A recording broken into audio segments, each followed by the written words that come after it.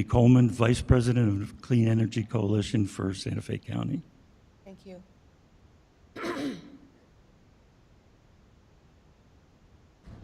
Joe Rowley. I'm a power industry consultant on behalf of the Clean Energy Coalition. Thank you.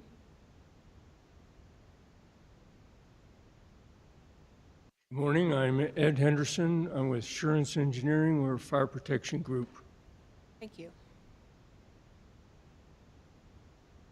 My name is Camilla Brom, and I'm representing myself. Thank you, Ms. Brom. My name is Brian Roeder. I'm here on behalf of the CEC and on behalf of Never Again Moss Landing. Thank you. I'm Robert Cordingley with 350 Santa Fe, and we have some witnesses who will be attending later. Thank you.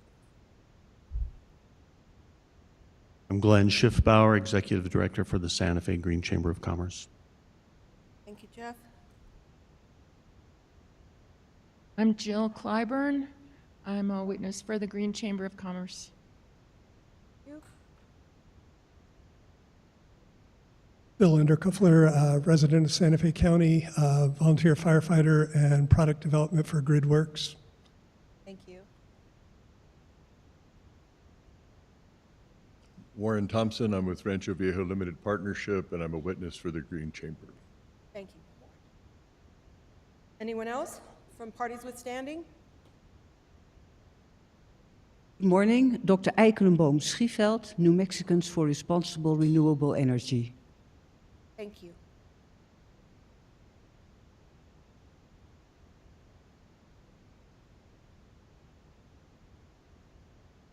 Next. Good morning, everyone. My name is Teresa Mendoza. I'm here with the San Marcos Association. Thank you. Next, I understand that we have Alexandra Ladd, who would like to say something before we actually start the hearings.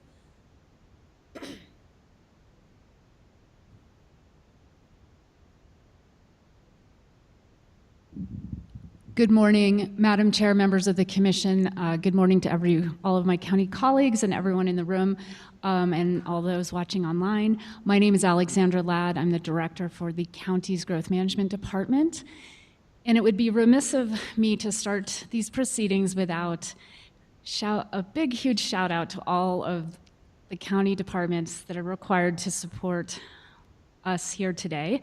Normally, the Growth Management Department is the lead on land use entitlement cases, and we do always appreciate the support we get, but today and tomorrow are quite new for all of us, and I just want to say, without IT support, without all of your liaisons or helping out in the conference rooms, we've got the county clerk here all day, we've got the sheriff's office, we have fire marshal team, we've got all of the county manager office staff, we've got all of the public information staff on hand, and we truly couldn't do this without everyone helping.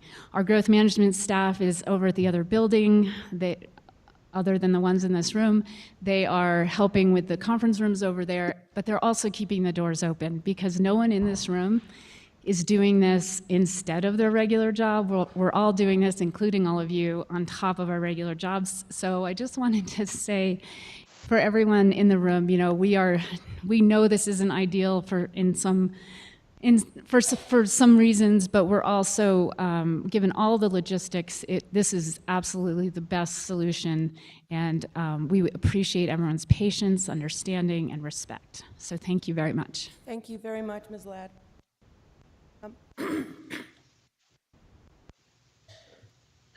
I would like to actually build on that one, and thank you very much for those statements. I am absolutely grateful for all the work that all of county staff has put into this, especially in the interest of this meeting and understanding that there are two very different perspectives on this particular project.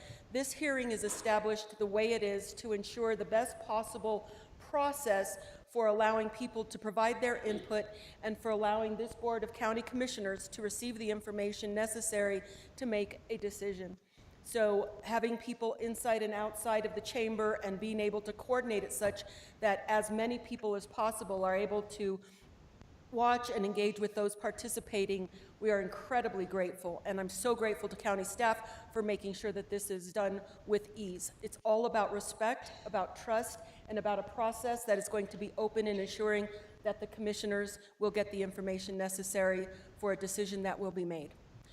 So I appreciate that. The next item in order is that we have a request for a communication regarding a memorandum from Roger Prusino. And I'd like to ask the attorney to explain this. It's the first decision that we'll make a decision on today, commissioners, with regard to the allowance of this memo and other items that have been presented to us prior to this meeting. Thank you, Chair Bustamante and members of the commission. You all have been asked, I think, to rule on a couple of items pre-hearing, and I'm not taking a position on the two other items concerning, the two other items being Mr. Schanauer and Ms. Eichenboom's request for the board to demand additional discovery or additional information from the applicant, and the applicant's request that that certain witnesses not be permitted to testify or excluded as offering irrelevant evidence. I'm not going to be making argument on those two items, and it's certainly the board's decision as to how it wants to address those items, whether it should enter into hear argument and enter into deliberations at the outset, or whether it wants to address those items as they come up today. However, this morning at the outset, I do know that there are 3 parties with standing who seek to make use of a January 31st, 2025 memorandum by Roger Prusino to the Planning Commission. And as the county's attorney, I have asserted the attorney-client communications privilege regarding that memorandum. The memorandum is clearly marked confidential and privileged, and it was inadvertently disclosed to the parties in response to an IPRA request. And the staff member who made that inadvertent disclosure, our records custodian, does not have the authority to bind the county and make a determination as to the privilege. I can assert the privilege, but ultimately you all are the ones who hold that privilege and can make a decision as to whether to waive it or assert it. And as the county attorney, I recommend that you all protect your right to receive confidential legal advice, and in that regard, I'm requesting that the board vote to issue an order prohibiting the parties with standing from making use of Roger's memorandum in today's proceedings and striking that order from the administrative record. And I stand for any questions, although I do understand that you all probably will want to hear a response from the parties with standing who seek to make use of that memorandum. Thank you. Thank you, Attorney Boyd. Okay, the other thing that I want to also make clear, we will be timed on what is presented. The commission will have full time for any questions, concerns, and issues. If the commission at this time would want to, at any point, ask to go into deliberation, we can have any conversation outlined in our meeting room next door. So right now, we can either have a discussion, we can make a motion, or if one wishes to ask that we go into deliberation to discuss this item, it's open to the commission to make that decision as we wish. And Commissioner Hughes? Well, I'd go ahead and make a motion that we maintain privilege and not allow the use of the memo throughout the meeting. I want to explain that all the issues raised in the memo are raised other places, and so it's not necessary, and it's more to protect our right to privileged information with our attorney. I'll make a motion to that effect. Thank you, Commissioner. Commissioner Hughes has made the motion to maintain the privilege of the commission. Do we have a second or further discussion? Further discussion, please. Further discussion? Just on the recommendation of Attorney Boyd, there are arguments to be made on both sides of this, so I would recommend hearing from the parties based on this before we actually vote on that. Further discussion? I think I would entertain brief commentary from the other parties. Okay. keeping it to less than a minute or something. I agree with Commissioner Green. Okay, so do we have a second on the motion? Hearing no second on the motion, we have a recommendation to have the parties wishing to speak in the interest of using the memo. Or against. Or against using the memo. What I will also remind everyone who speaks at the podium, all parties are allotted 60 minutes for their presentation or for cross-examination. Time during a cross-examination is counted in the 60-minute allowance. So for this purpose, and this is... I think this is a separate issue. Well, we can decide that. You can, So that's if we, right. If we want to, we can say this is part of that 60 minutes. I would like to hear from the board. Do we hear this outside of the 60 minutes? If we do, I ask that we don't do this very often during this meeting. We have very strict requirements for making sure that things move along, but I will ask, since this is a request from the commission to hear the cases, I will ask Manager Boyd, Attorney Boyd, please. Chair, yeah, this is a request coming from me, so I don't think it would be, it would make sense to not require the parties to use their time to respond to this request I'm making. So that would make sense. But certainly, I appreciate the sense that throughout today's, because of the limitation on time today, that there would be a need to limit the presentations on other issues and motions that the parties themselves have made. Very good. Okay, then we will take, who would like to speak to the use of the Roger Persino letter? Speak for or against this, and it would not be used towards your time. One? Anyone else? Okay, we have two people who would like to speak. If you'll please, three people. If you'll please approach the podium and in any order you'd like, but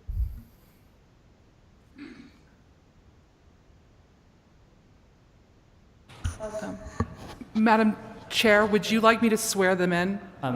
Yeah. yes, please.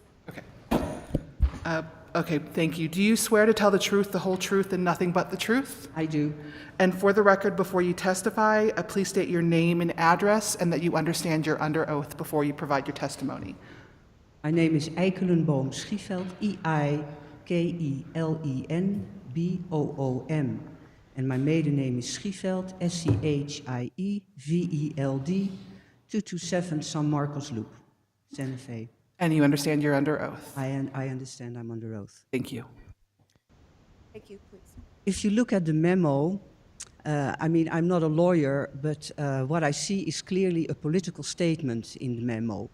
And I don't see anything about if you do something, then you can have repercussions in court for that, so don't do that. It's a political statement to influence the members of the planning committee.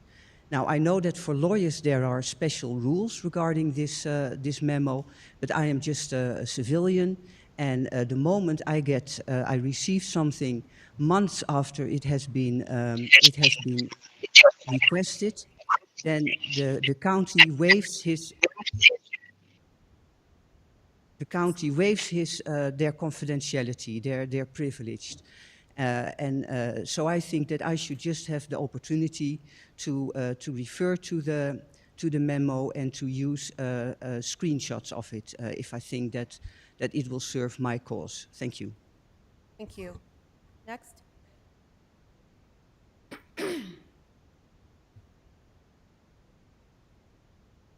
Will you please raise your right hand? Do you swear to tell the truth, the whole truth, and nothing but the truth? I do. And for the record, before you testify, please state your name, address, and that you're under oath for your testimony to be considered valid. Robert Allen Stranahan IV. My address is 4A Rancho Este, Santa Fe, New Mexico 87506. And you understand you're under oath? I do understand I'm under oath. Thank you. I just wanted to let the commission know that when the county disseminated that particular memo in response to an IPRA request, they waived any right to privilege for that document. That document has already been disseminated. People have already seen it. It's already been accessed.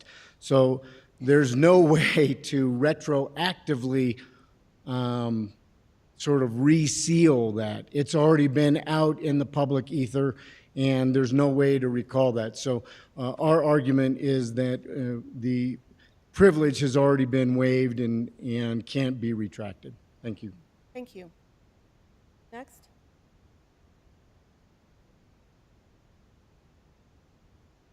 Hi, please raise your right hand. There you are. Do you swear to tell the truth, the whole truth, and nothing but the truth? I do. And thank you. And for the record, will you please state your name and address and that you're under oath in order for your testimony to be valid? My name's Ashley Schonauer. My address is 12 Mariano Road, Santa Fe, New Mexico, in El Dorado. And I understand that I'm under oath. Thank you. Okay. Good morning. Yes, the document that we're talking about was issued in response to an IPRA request that I made. The county attorney talks about the inability, the lack of authority of the county attorney's office or the records custodian who is in the county attorney's office to waive a privilege.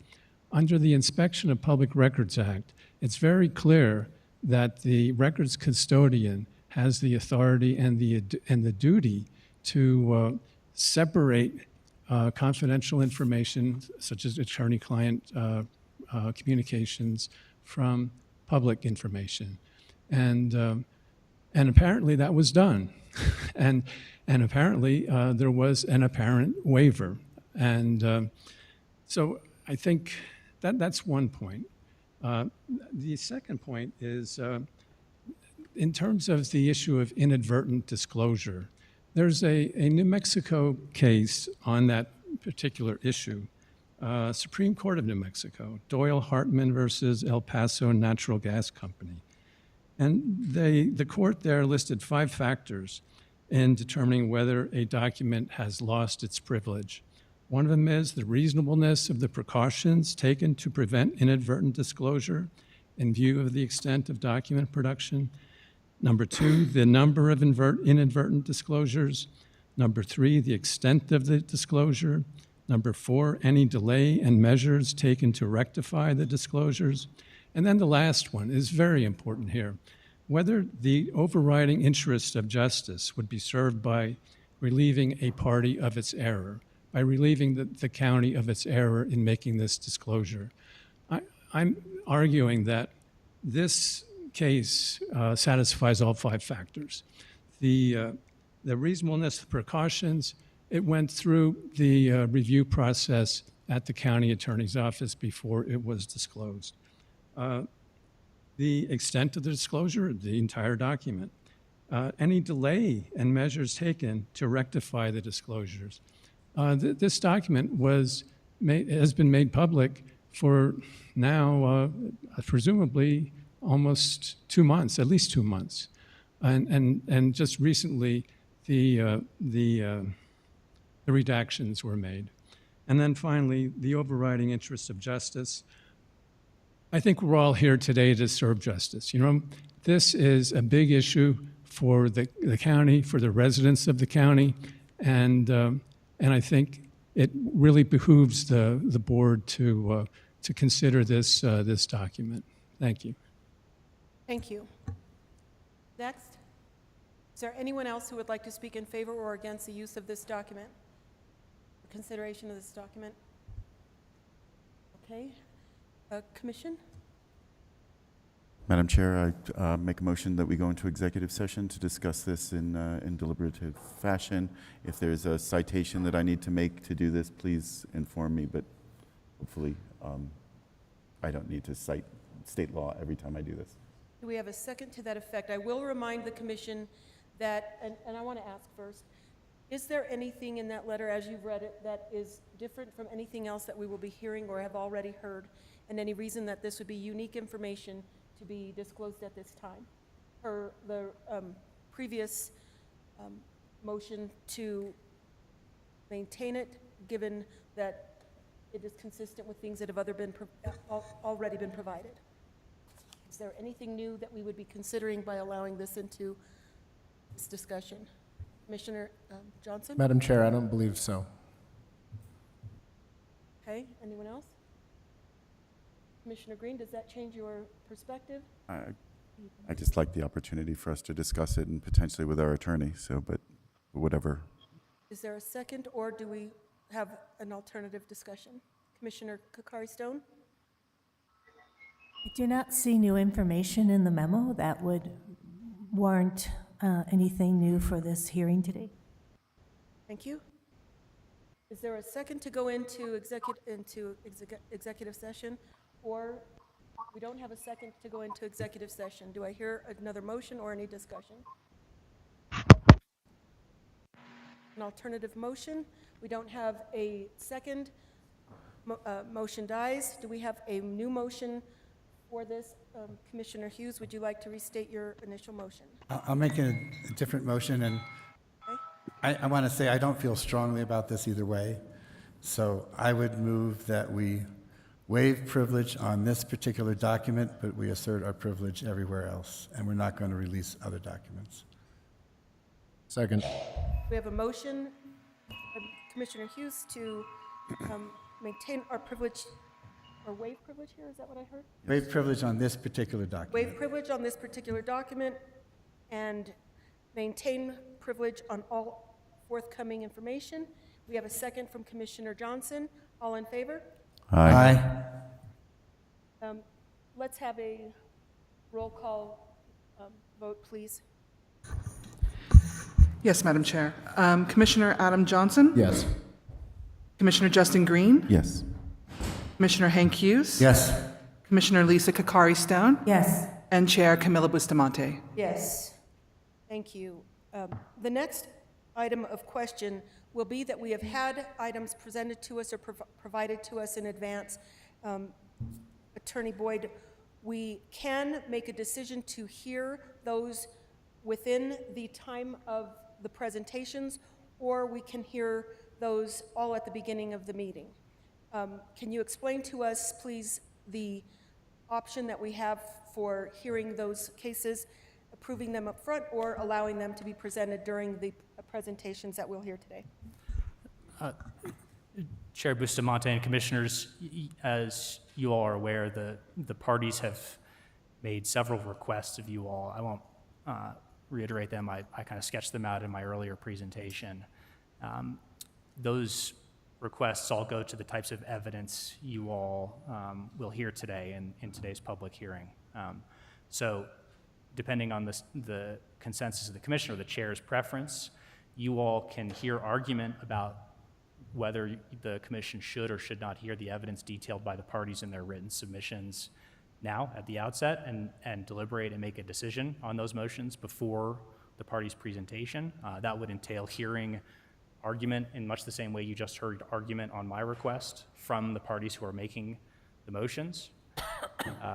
Alternatively, you can wait until the party in question is in their presentation. So, for example, I understand that the applicant is seeking an order from the Commission to prohibit the testimony of certain witnesses concerning the Moss Landing battery fire.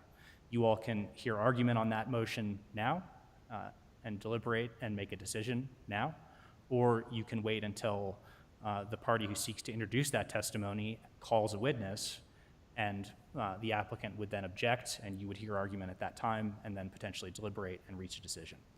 Those are the two paths you all face. Thank you, Attorney Boyd, and I understand that if we hear them now, the timing for the use of that information would not be placed against the time allowed for the presentations as they testify, and if we opt to hear them with their presentations, it will be counted against the time allotted.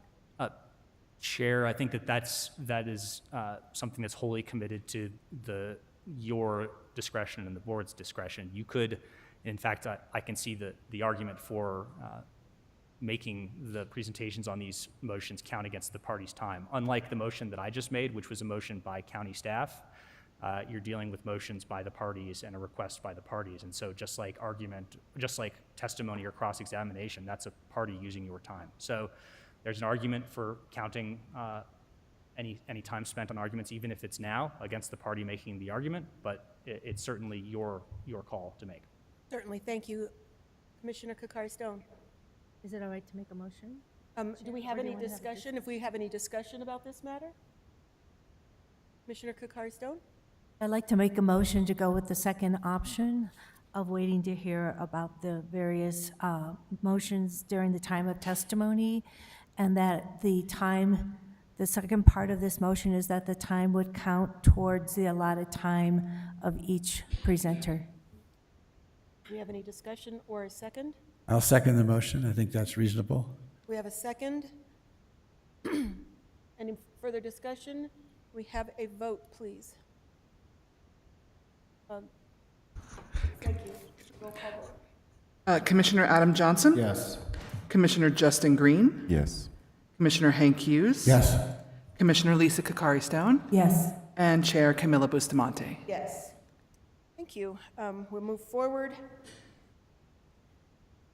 Let's see if we have, again, we have a 2-day public hearing. We're going to keep to our timing, so I think we've already shown our commitment to that. And we will start now by hearing from staff.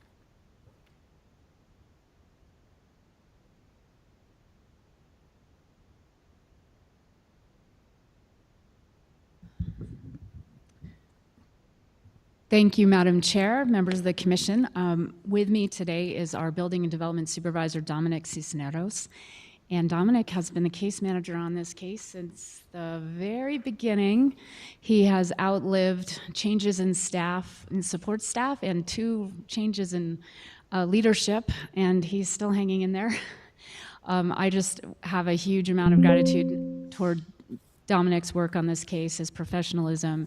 He learned how to edit the website so that he could be very prompt in uploading all of the documents from the public. He has spent hours and hours of his life responding to emails and phone calls, and so Dominic is our true expert on this case, and I'm deeply grateful for his work. With that said, I wanted to start, we do have some slides. They're coming up. I wanted to just do a very, very brief introduction. And one part of our presentation will be provided by our third-party expert, Atar Fire. Unfortunately, his flight got canceled, so he will not be here until later in the morning. So what we will do is we will do our part of the staff presentation, move on to the applicant's presentation, and then when the consultant gets here, we will pull up his slides to present to you. So if you could forward, do I have the thing? I probably have the thing. Okay.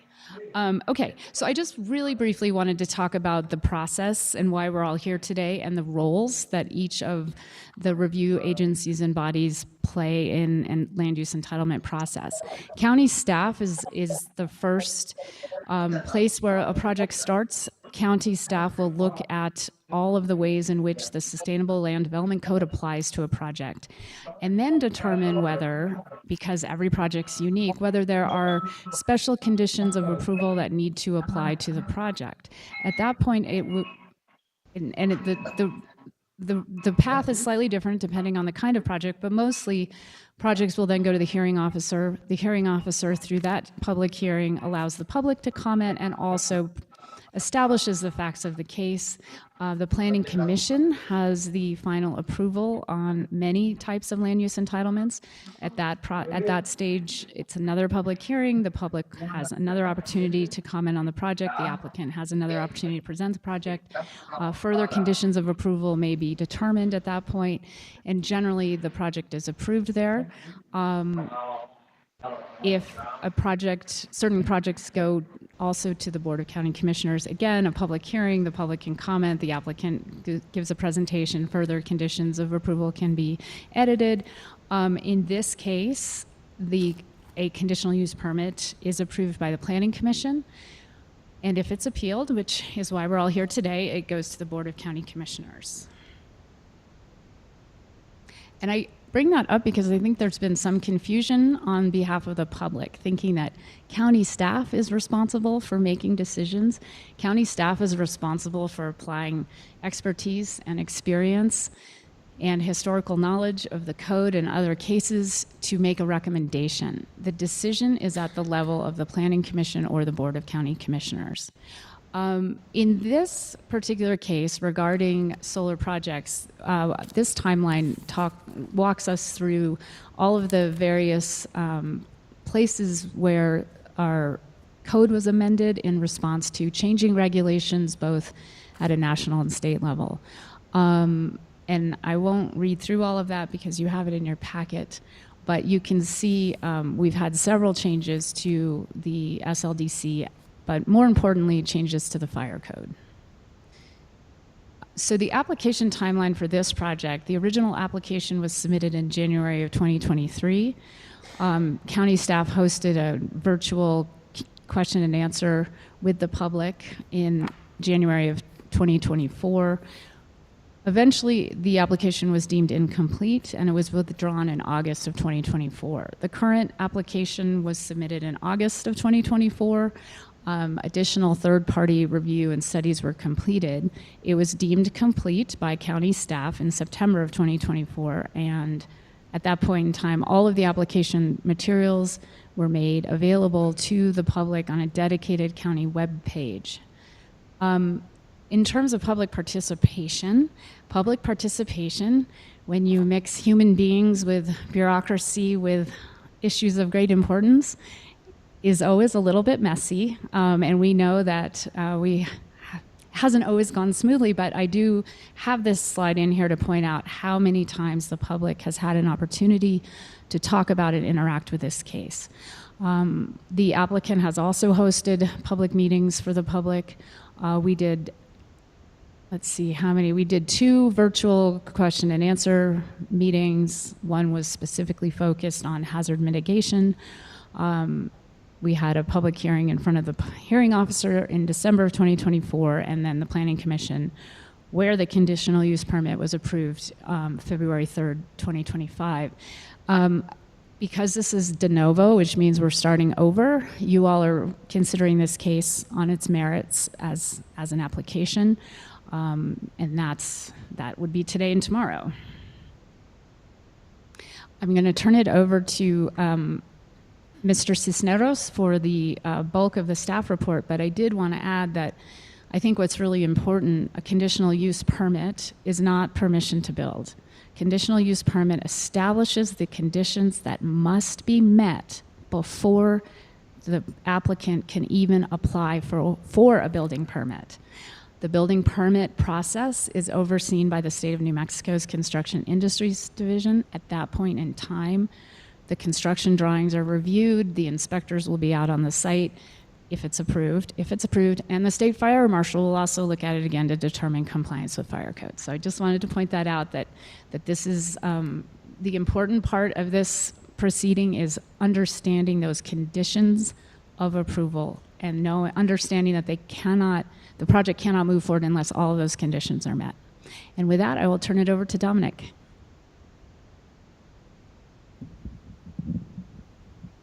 Good morning, Madam Chair, Commissioners.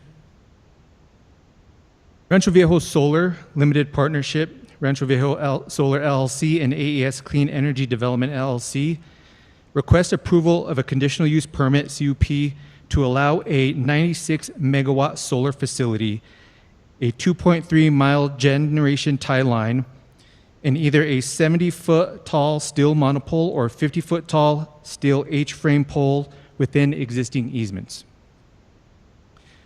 The location is a privately owned site zoned rural fringe, which encompasses 828 total acres, of which 684 will be developed.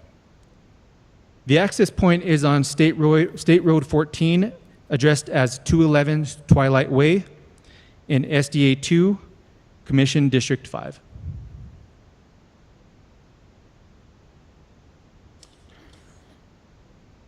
Our GIS division had provided us this map to indicate the location of the property and the parcel itself, and to give a type of description and distances to show exactly how far it is from the nearest residences.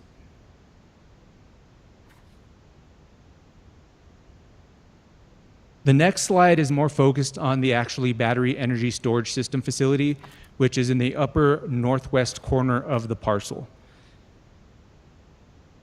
Just to give a little bit of description here, if we were to take a straight line from this chamber, the room we're in right now, directly to the intersection of West San Mateo and St. Francis, that's just over 2.02 miles.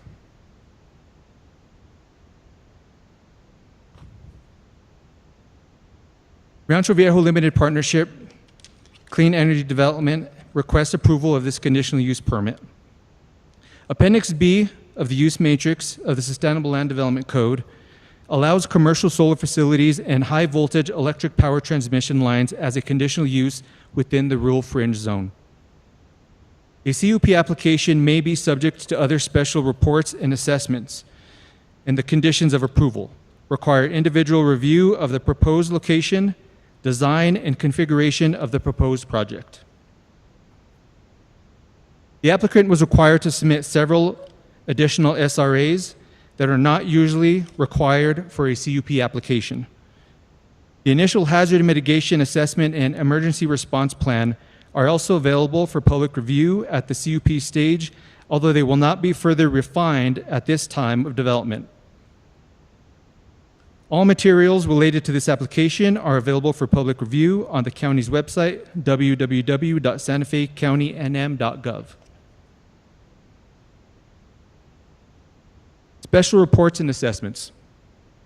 The applicant had provided an environmental impact report, adequate public facilities and service assessment, site threshold analysis, aquatic resources inventory report, biological survey report, Class 3 Cultural Resources Survey and Report, and State Historic Preservation Office concurrence letters, visual impact assessments, noise technical report, vegetation management and noxious weed control plan, geotechnical investigation report, preliminary hazard mitigation analysis, first responder mitigation guidelines, pre-incident plan, and a decommissioning plan.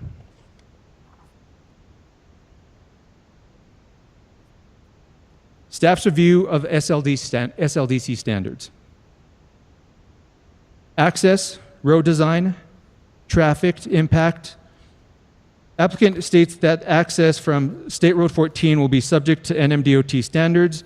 All interior roads will be met SLDC with the material standards. Site threshold analysis concludes that traffic impact is minimal and traffic impact analysis is not required per NMDOT. Water supply and water conservation.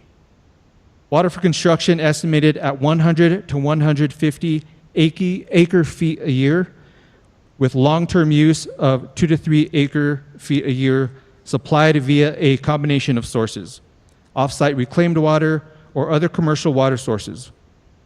Potable water at site for office use supplied via a 5,000-gallon tank with portable toilets used during construction and NMED-approved septic system installation for permanent use for the Operations Management Office. Landscaping and buffering. Given the nature of the facility, no new landscaping is proposed, which is allowable as per Chapter 7.6.8.6 in open lands characterized by an absence of significant natural vegetation. Fences and walls. An 8-foot-tall perimeter fence is proposed to enclose the developed area of the parcel, with screening on the section closest to residences. Lighting.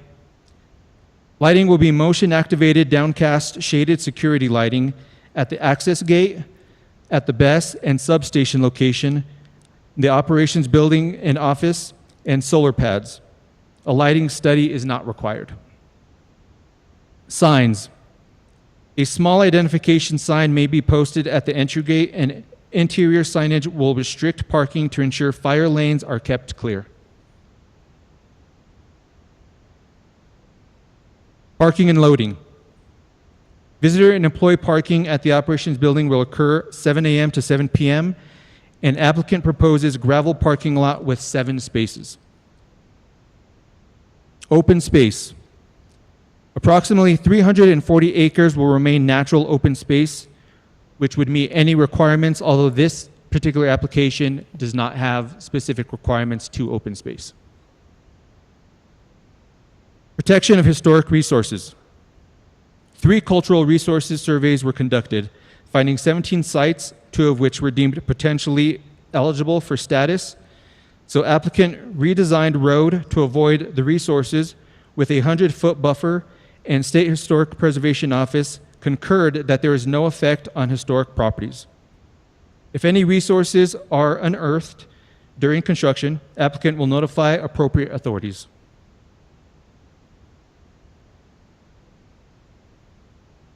Terrain management and flood control. During construction, SWIP, in accordance with NLI, will meet EPA standards. Applicant will use best practices to control runoff, reduce erosion, sediment, and turbidity. Includes using silt fences, straw wattles, as well as minimizing and removal of existing vegetation. A hydrological study indicated that there are no impacts on the 3 unnamed arroyos on properties.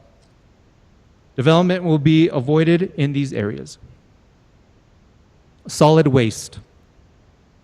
All waste generated during construction will be disposed of at a licensed solid waste facility.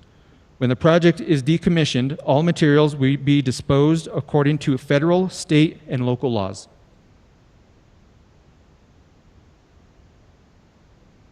Air quality and noise. Construction will result in localized emissions, which are regulated by NMED. Reasonable precautions are required to limit airborne dust and pollutants, including water, covering open-bodied trucks, establishing vehicle speed controls, installing wind control fences, minimizing truck idling time.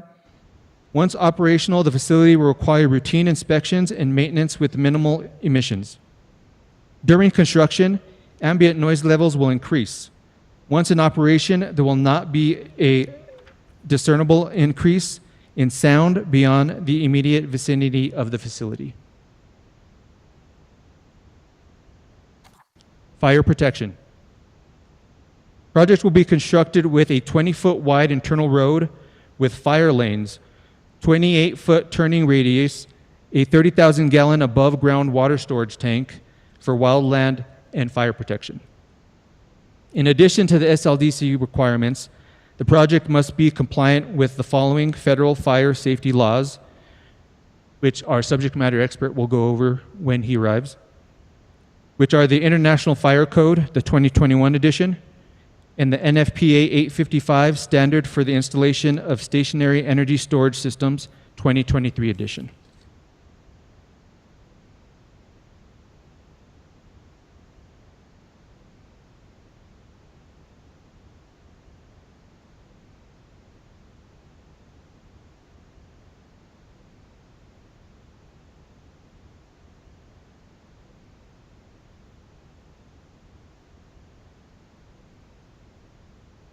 What is the CUP criteria?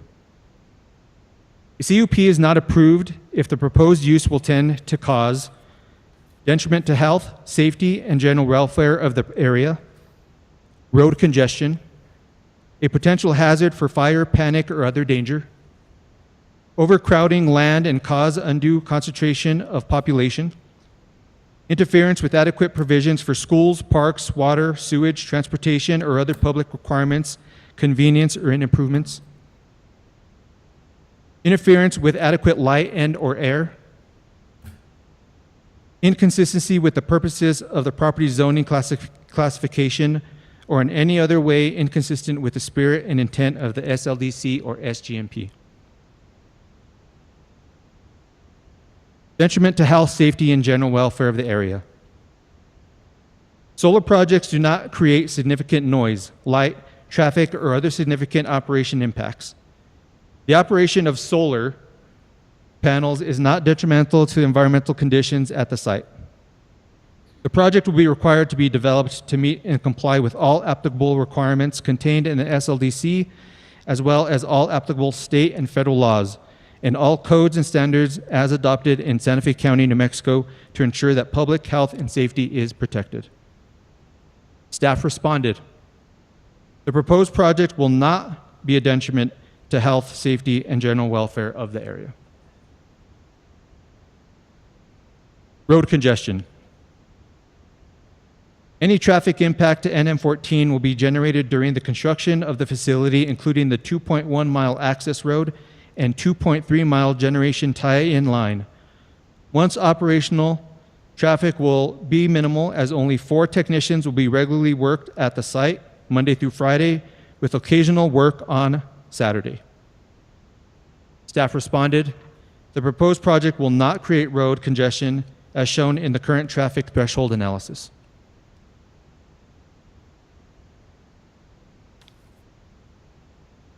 A potential hazard for fire, panic, or other danger. The project will comply with or exceed all applicable fire codes, including but not limited to International Fire Code 2021 edition, as adopted by 10.25.2 NMAC, and 2021 International Wildland Urban Interface Code, as amended Santa Fe County Ordinance 2023-6. Santa Fe County Ordinance 2023-6 and Ordinance 2023-9 as adopted by the Board of County Commissioners. National Fire Protection Association 855, NFPA 855, Standard for the Installation of Energy Storage Systems, 2023 edition. New Mexico Commercial Building Codes as adopted by 14.7.2 NMAC. New Mexico Commercial Building Code, which adopts by reference the 2009 International Building Code.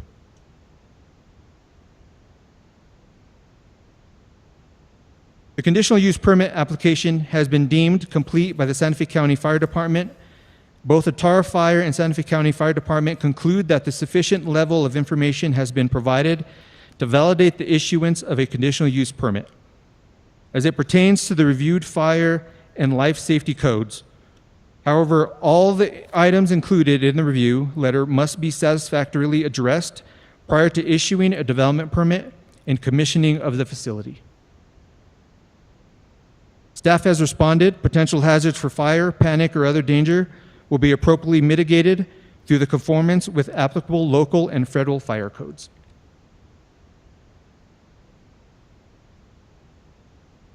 Overcrowding land and cause undue concentration of population. The project will not result in any population increases and meets the open space requirements of SLDC. If the property owner owns the surrounding parcels and is considering a transfer of development rights to preserve the agricultural uses of the area of perpetuity. And I could let the chair and the commissioners know that the property owner has applied and is in the process of those TDR certificates. Staff responded, the project will not overcrowd land or result in any concentration of population.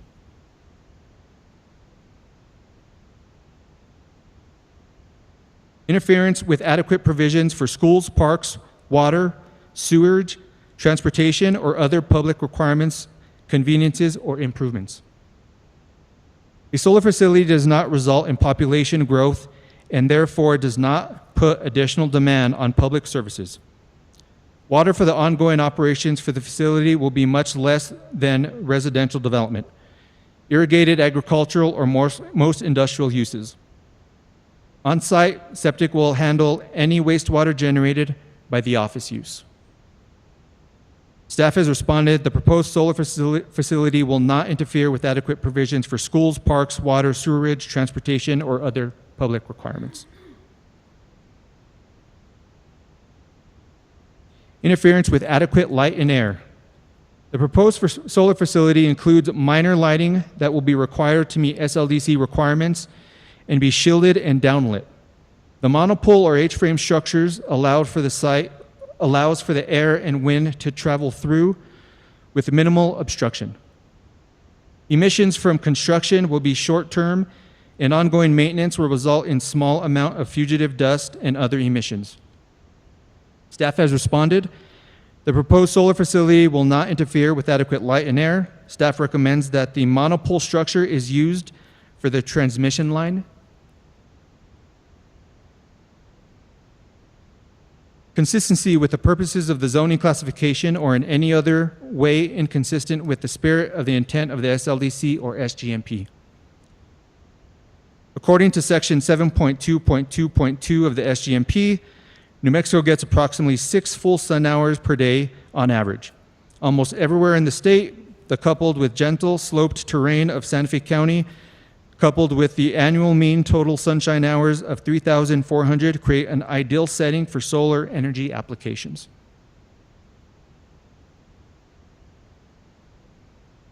Appendix B, the use matrix of the SLDC, allows commercial solar facilities as a conditional use within the rural fringe zone. Rural fringe zone accommodates primarily large lot residential, grazing, ecotourism, equestrian uses, and renewable resources-based activities. Solar facilities are not necessarily exclusive of these uses. The physical structure of the proposed project will be visually subordinate to the existing landscape. Staff's response: the proposed solar facility is consistent with the spirit and intent of the SLDC and SGMP.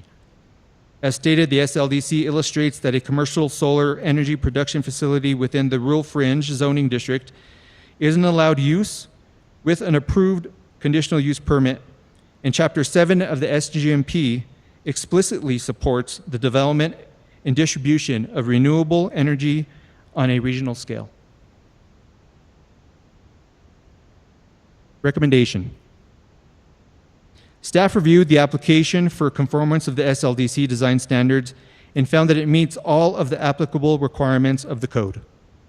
Staff reviewed the proposed use and determined that it meets the criteria to be approved for a conditional use permit. Staff recommends that if approved by the Board of County Commissioners, the project is subject to the following conditions. Madam Chair, may I enter these conditions into the record? Please, thank you, Mr. Cisneros. Condition 1, compliance with all reviewing agencies' requirements, including the 93 conditions imposed by Santa Fe County Fire Prevention. This must be done before commissioning of the facility. Condition 2, the drilling or use of an individual and or shared well for this use on the property is prohibited.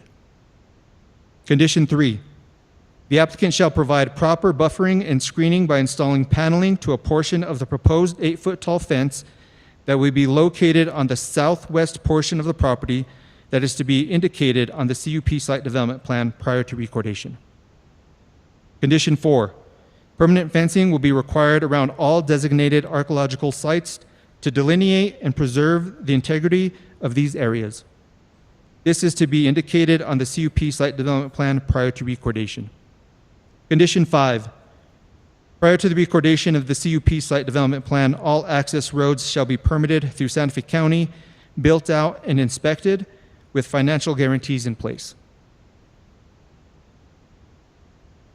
Condition 6, the CUP site development plan showing the site layout and any other conditions that may be imposed through the approval process shall be recorded at the expense of the applicant in the office of the county clerk in accordance with SLDC Chapter 4, Section 4.9.6.8. Condition 7, utilization of the 70-foot tall steel monopole will be required as they have less of a visual impact. The poles will be required to blend into the natural landscape and shall be non-reflective. Condition 8, a decommissioning bond will be required prior to the recordation of the CUP site development plan and must be in place for the time of the life of the project. Condition 9, the applicant will be required to apply for all applicable development permits after the CUP recordation. Condition 10, prior to recordation of the CUP site development plan, the applicant will be required to renew its access permit from NMDOT. Condition 11, the applicant will need to provide a minimum of 1 accessible parking space as per Table 7-9. This accessible parking space must be indicated on the CUP site development plan. Condition 12, applicant shall obtain an approved liquid waste permit from NMED prior to the submittal for a development permit.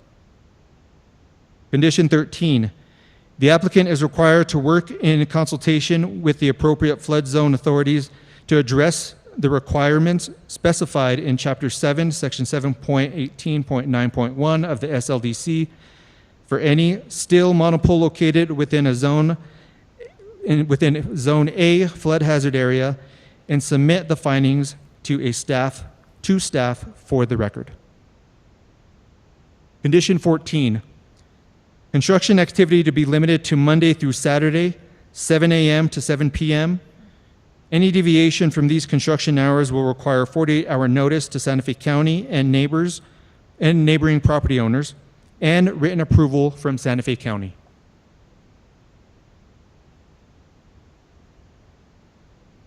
Condition 15, prior to operation, the applicant shall request and pass all required inspections and obtain a Santa Fe County business license. Condition 16, a detailed water budget is to be submitted for review and approved by Glorieta Geoscience and Santa Fe County Utilities Division prior to the recordation of the CUP. Condition 17, the applicant will be required to provide a smoke and plume model that will be reviewed and evaluated by Santa Fe County Fire Prevention and a subject matter expert reviewer. Applicant must satisfactorily address all review comments, and the model must be finalized and approved prior to the recordation of the CUP site development plan. I do want to indicate to Madam Chair and the Commissioners that the smoke and plume model has been completed, a draft has been completed, and is part of the exhibits. Santa Fe County shall be reimbursed by the applicant for the third-party reviews conducted by Tar Fire and Glorieta Geoscience pertaining to this submittal prior to the recordation of the CUP site development plan. Condition 19, per Santa Fe County fire prevention requirements, a 10-foot non-combustible defensible space will be required as part of an overall 30-foot defensible space around the perimeter of the proposed development, and to be illustrated on the recorded CUP site development plan. Condition 20, construction debris must be disposed of in a solid waste container and hauled off to an authorized landfill as needed for compliance with NMED regulations. Condition 21, applicant to conduct a 24-hour ambient noise study at the nearest sensitive receiver, which is located at the southwest corner property line, to collect ambient readings to evaluate the lowest 30-minute reading for daytime and nighttime. Noise study is to be reviewed and evaluated by Glorieta Geoscience.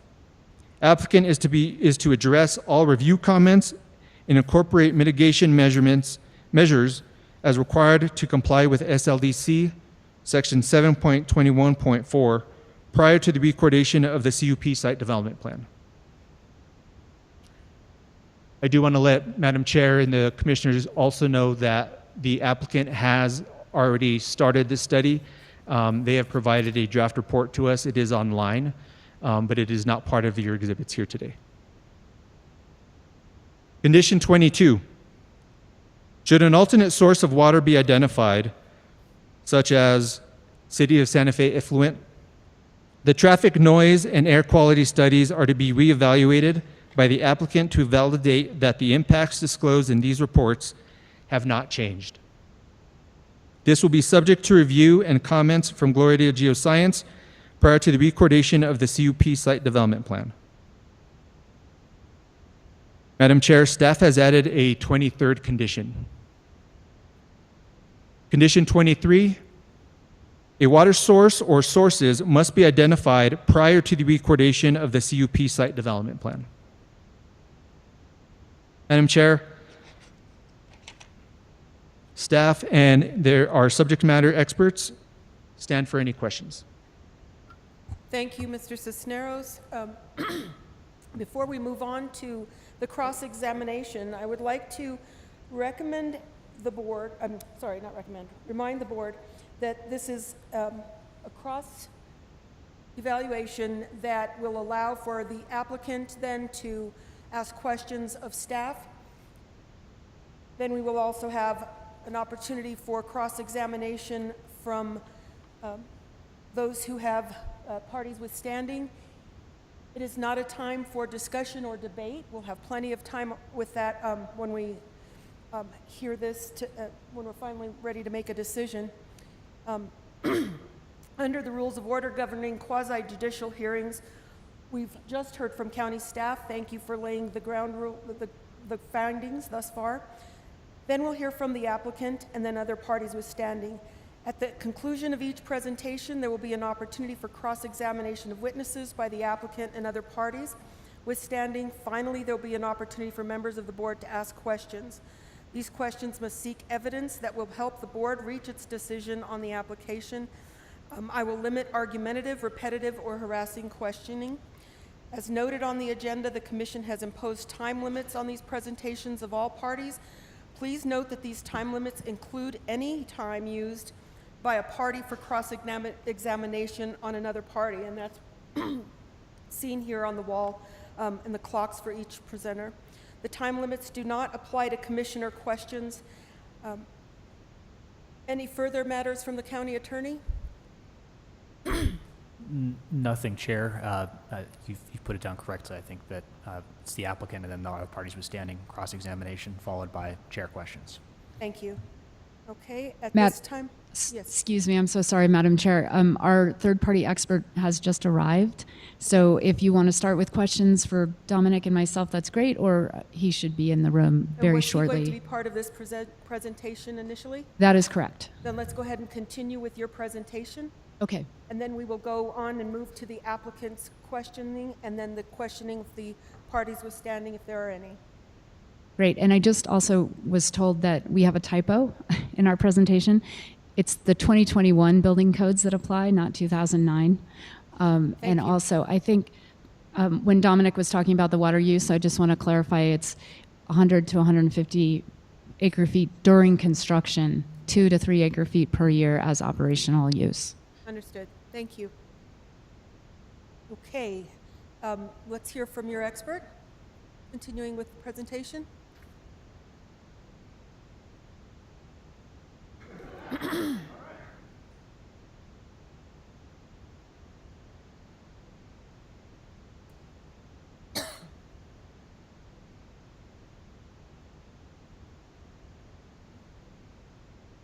If you'll please introduce yourself and be sworn in. Yes, hello. My name is Nicholas Bartlett. I'm with the Tar Fire. Will you please raise your right hand? Do you swear to tell the truth, the whole truth, and nothing but the truth? I do. And in addition to your name, can you also state your address and that you understand you're under oath in order for your testimony to be valid? 342 South Carr Street, Lakewood, Colorado, and I understand I'm on oath, under oath. Thank you. Thank you.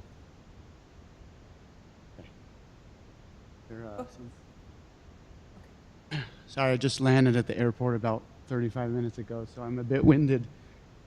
Take a stretch. You've been sitting for a Like while. every flight was canceled yesterday from Denver, so that's why I'm late. I apologize for that.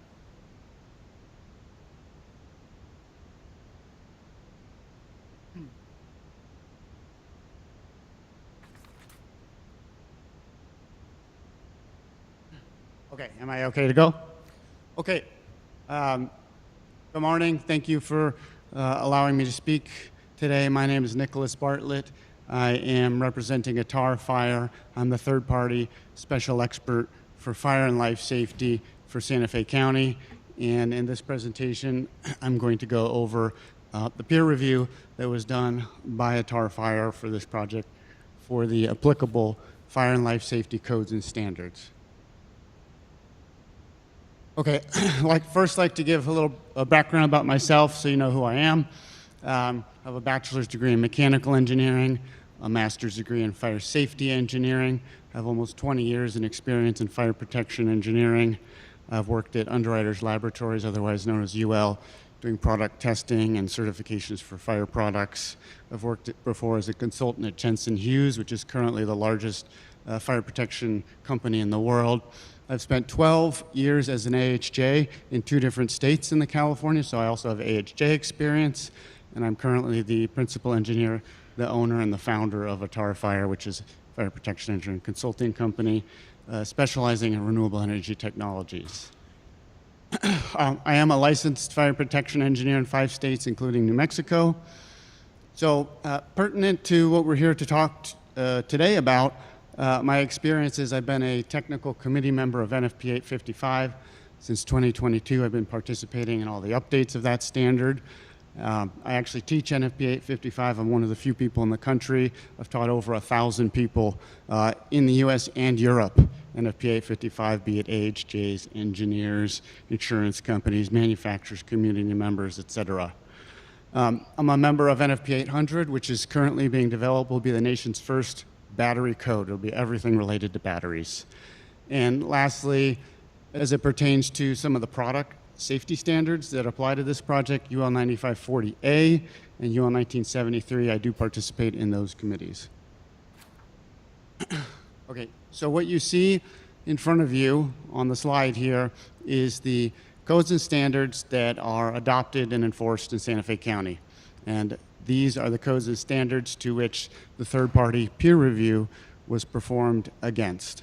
So the first is NFPA 855, which is the national standard for installation of stationary energy storage systems, particularly the 2023 edition, as well as the International Fire Code, the 2021 edition. The only thing I want to mention here is that I've done work in many states in the US, and most jurisdictions actually do not adopt the 2023 edition of NFPA 855. That is the latest and most current edition that exists.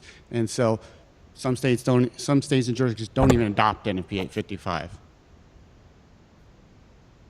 Okay, so the documents that were reviewed as part of this peer review were the hazard mitigation analysis by Kaufman engineers. That document is essentially a compendium of all the potential failure modes of the batteries and the mechanisms in place to prevent that, and if an incident would occur, what would happen. We reviewed the UL 9540A thermal runaway test data, the various product certifications. We reviewed the explosion control design, the modeling report, as well as the large-scale deflagration test that was done. We reviewed the site plans that have been developed, as well as the emergency response plan, which is preliminary, the pre-incident plan, which is for the fire department, as well as a couple weeks ago, the first iteration of a plume analysis, which was requested by Santa Fe County. So what I wanted to do on the next 3 or 4 slides is just provide a high level of some of the safety features that are included in these containers to give you an idea of where this sits, both relative to what is required and what is being provided, and just to better understand what the safety features actually are. So first of all, I want to talk about explosion control. So in my professional opinion, this is bottom line, the most important safety feature on any battery energy storage system project. Why? Because an explosion can injure people and first responders. And you may hear about some incidents that have happened where first responders might have been injured. Those did not have any explosion control systems. So this particular project, so we reviewed this in accordance with the codes and standards that we just referenced. So those codes and standards require 1 explosion control system, 1.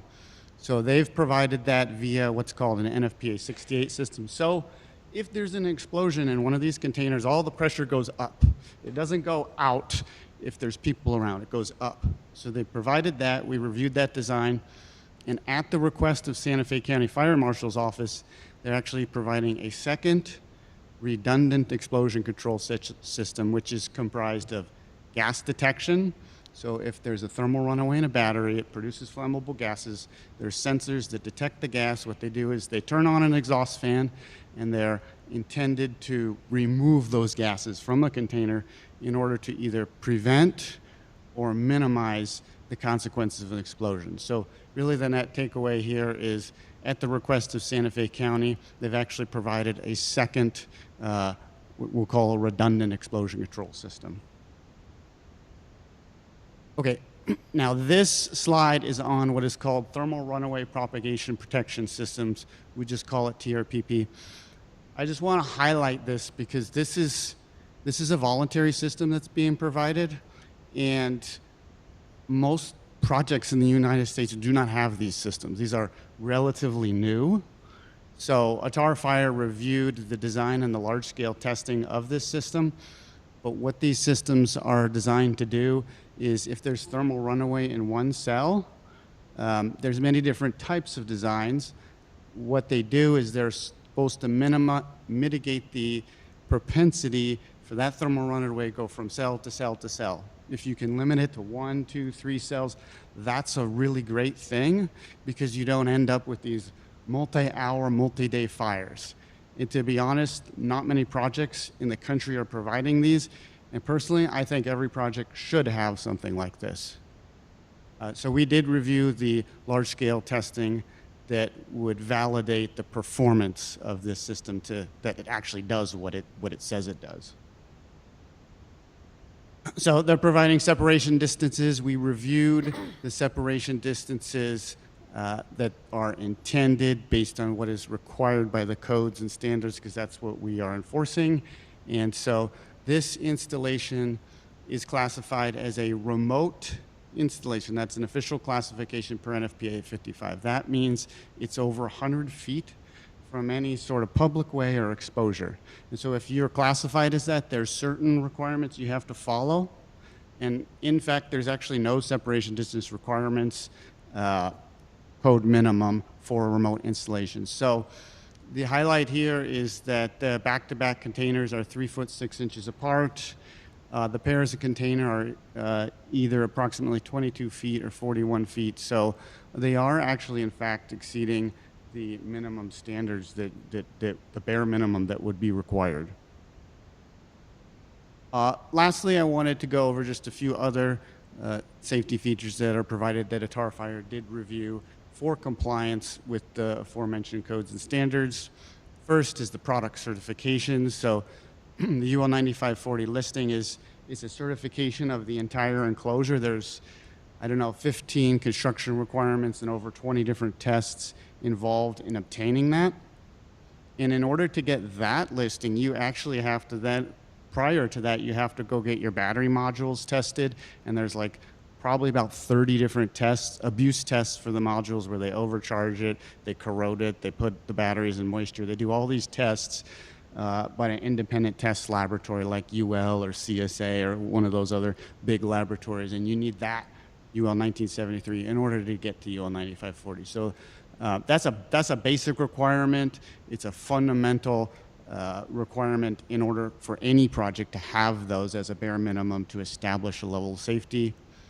They will be providing a fire alarm system, so each container, as I understand, will have its own fire panel, and then the site itself will have a fire panel. So what would happen is if there is a fire in a container, there's smoke detectors, they would activate, they would call the Santa Fe County Fire Department to respond.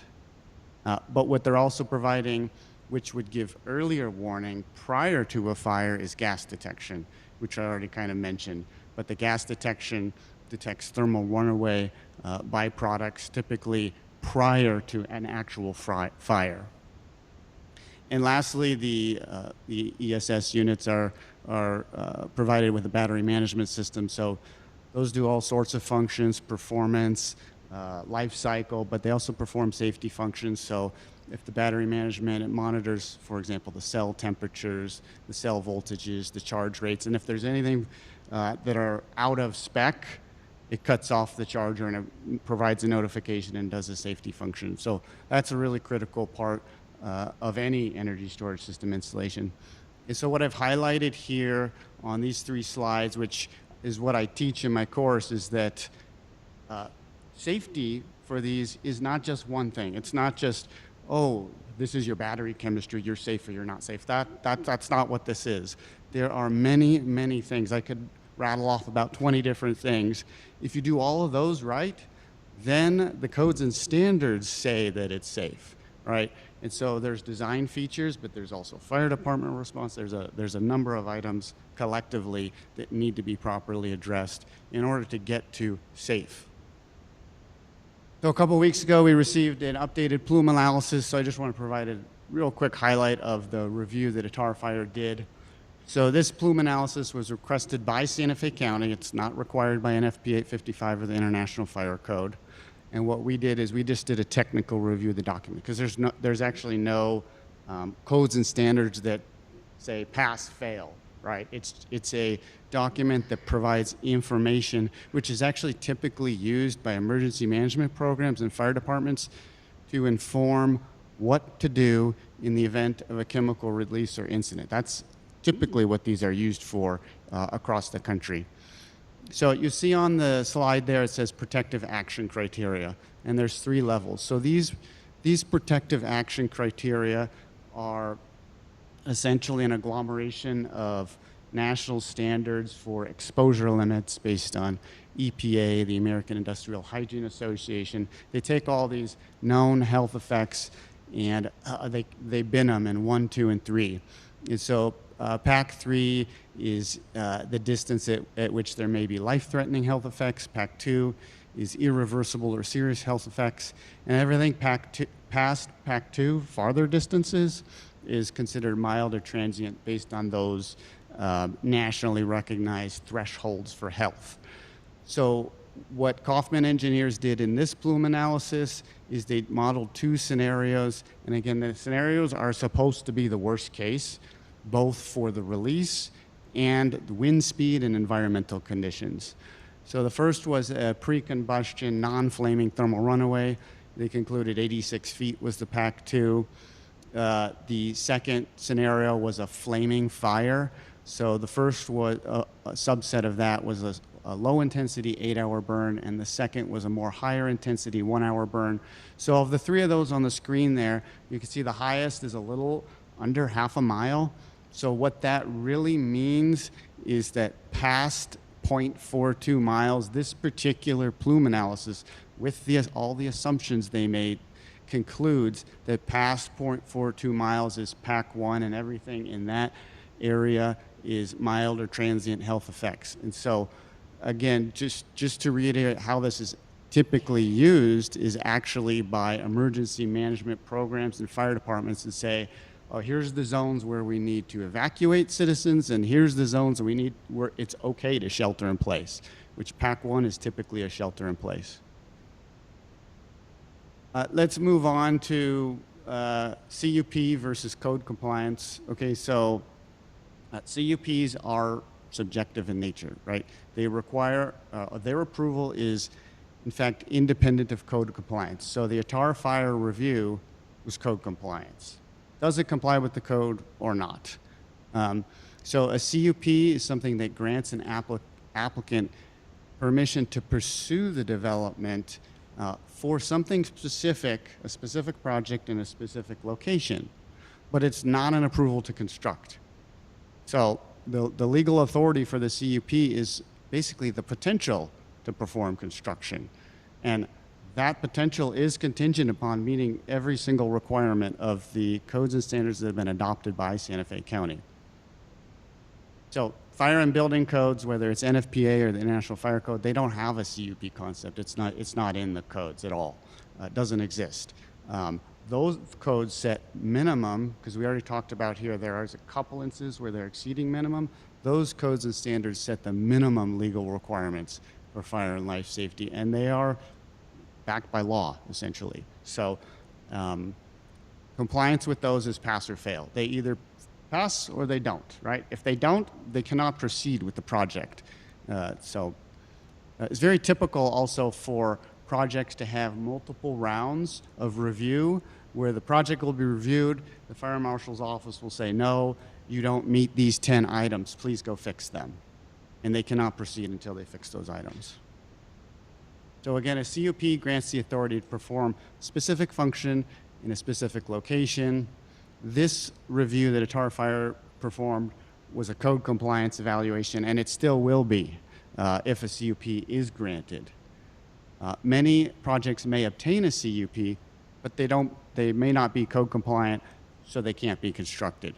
But on the other hand, not every project requires a CUP, but the Santa Fe County Fire Marshal's Office does have to review every single project for code compliance, because that's law. So there's a very distinct difference between the CUP and the code compliance, which I just wanted to emphasize, because the Attar Fire review is focused on code compliance.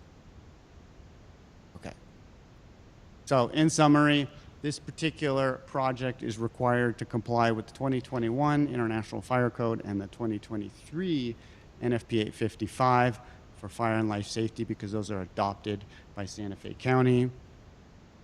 They are going to be providing, based on our initial review of the documents, several safety features that I've explained that are above and beyond what those two codes and standards actually require. That would be the thermal runaway propagation protection system and the redundant explosion control system, as well as the plume analysis. So if the conclusion is that a CUP is to be granted, there will be much more review to make sure that every single part of the project complies with those two codes and standards. There'll be drawings, submittals, more information. That is legally required. It's mandated, and the Santa Fe County Fire Department must enforce those. So at this stage, because this is a CUP process, our review concluded there is enough information at this time to proceed with the CUP. In the future, if it's granted, there'll be a lot more information that's required to make sure all of the requirements are satisfied. Thank you. Thank you. Any further statements from staff? Okay, hearing no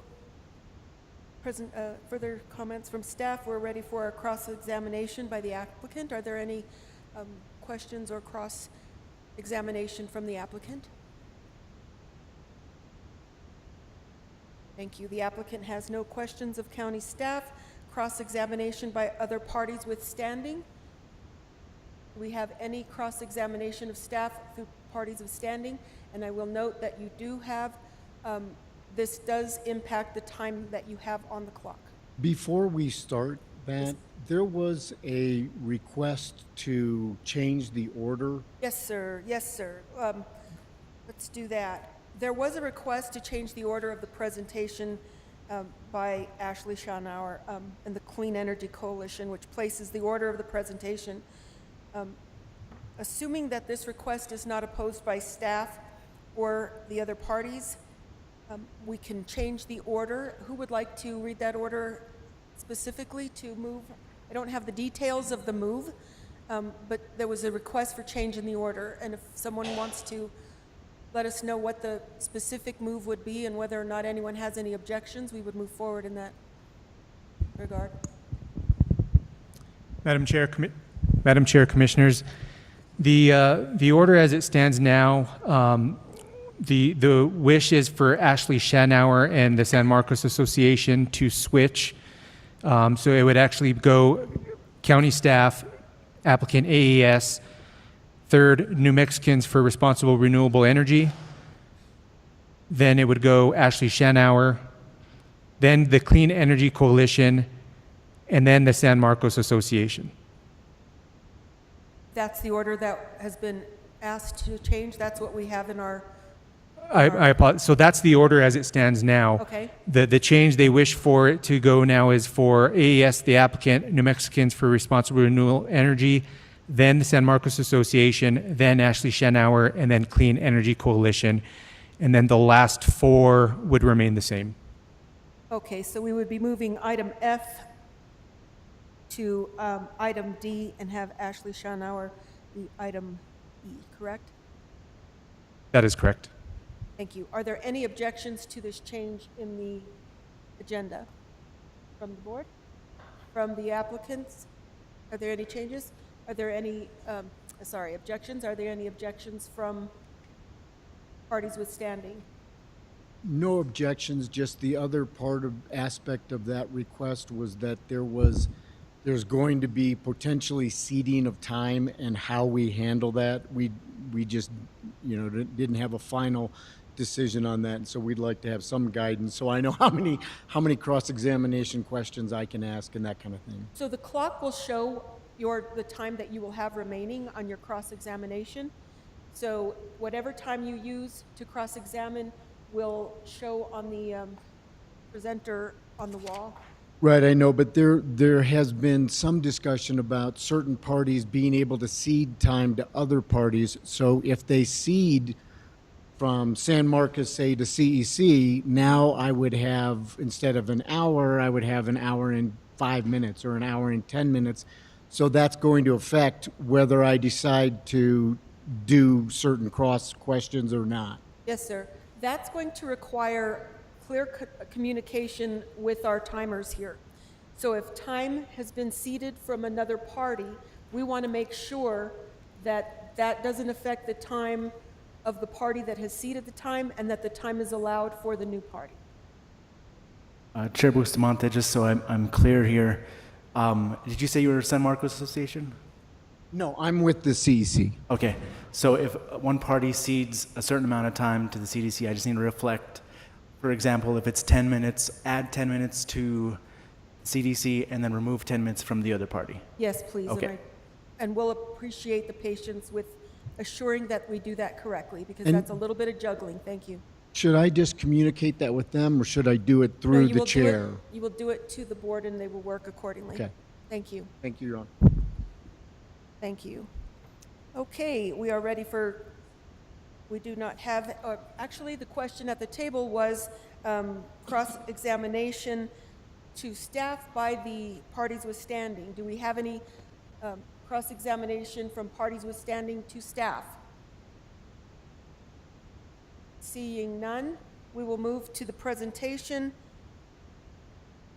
from the applicant. Sorry? No, not until everybody.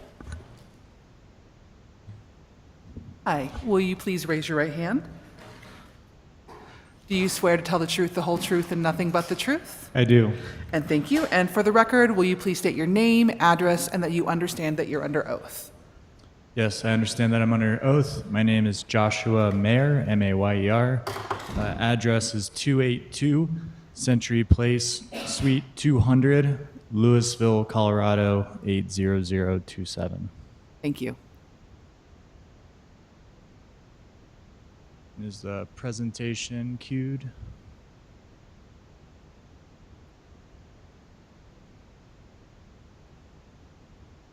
Is it possible to zoom in on one slide? You do presentation view. There's some details I just would like to make sure that folks can see as best as possible.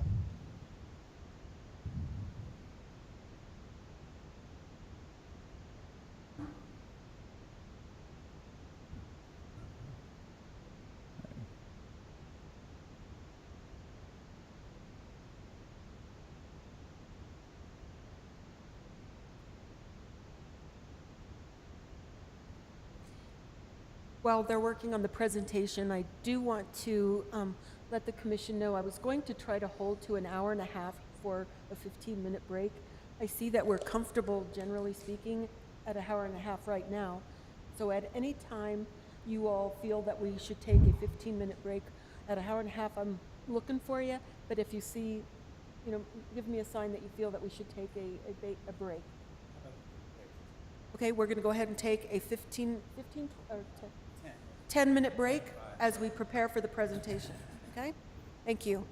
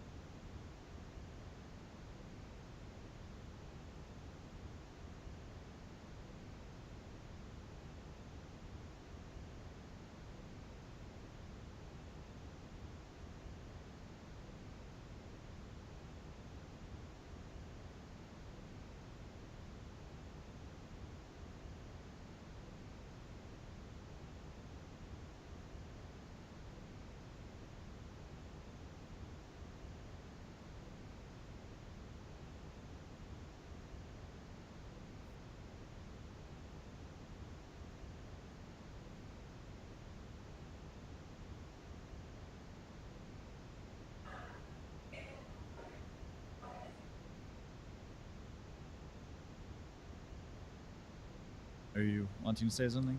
Yeah, well, we do have.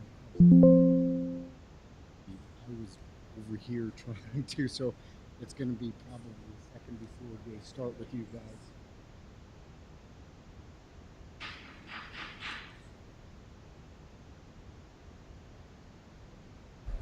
We're preparing to hear from the applicant. If we can all please be seated. I also want to remind people to make sure that your cell phones are off or on vibrate as we prepare to hear from the applicant. Madam Chair. Yes, sir. So CEC, one of the parties is standing, did have cross-examination questions of staff, and they didn't hear your last question of that. Okay. Let's go ahead and let's do the cross-examination from staff before the applicant starts their presentation. I'm going to ask everyone who comes to the podium to please state your name for the record, even if you've already introduced yourself. So we do have a question for staff. Who will be asking that question? Is Robert Allen Stranahan for CEC?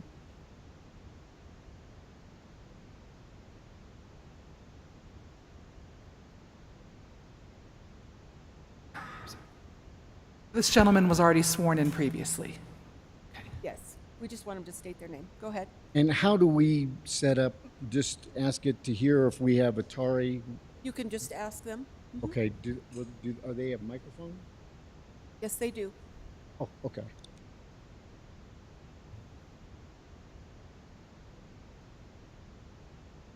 So just for our edification, what, Dominic, what is the most dangerous aspect of this project?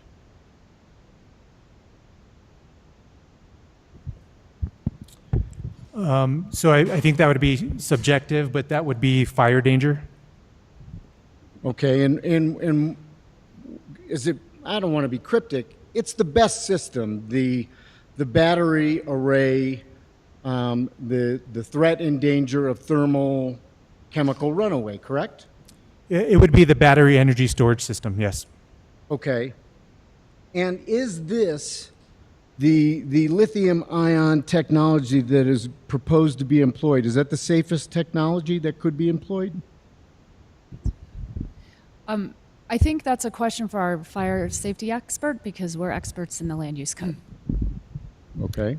Yeah, I can comment on what are the different chemistries I think you're referring to when you say the safest technology. So the safety of a lithium-ion battery chemistry is subjective based on the end use. So so there's about 6 chemistries. There's nickel, manganese, cobalt. There's nickel, manganese, cobalt, aluminum. There's lithium iron phosphate. Okay. Is there a technology that is safer than the technology that is being employed here? The codes and standards do not discuss chemistry, and they do not conclude that one chemistry is safer than So another. an LFP system would not be safer? Is that what you're saying? Well, what I'm saying is it's subjective. I think with the measures that have been put in place and meeting codes and standards, it is as safe as any other chemistry, and it meets the applicable codes and standards, which is a consensus standard, which is the agreed upon level of safety independent of chemistry. Okay, well, I'm just trying to find out if there's a safer technology than the technology being employed. We know that there is. LFP is considered a safer technology. I could certainly agree with you that there are other non-lithium ion chemistries that are safer. Flow batteries, yes, there are non-lithium ion technologies. Yes. And why isn't the tar fire recommending those safer technologies be employed?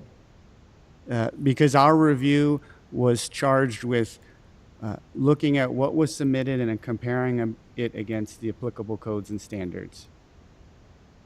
Okay, so the safety of the citizenry is obviously not what you're looking at. You're looking at, do they comply minimally? Yes. Okay. As one of the residents, I'd like more than that. This is a direct injection fire suppression system, correct? Yes.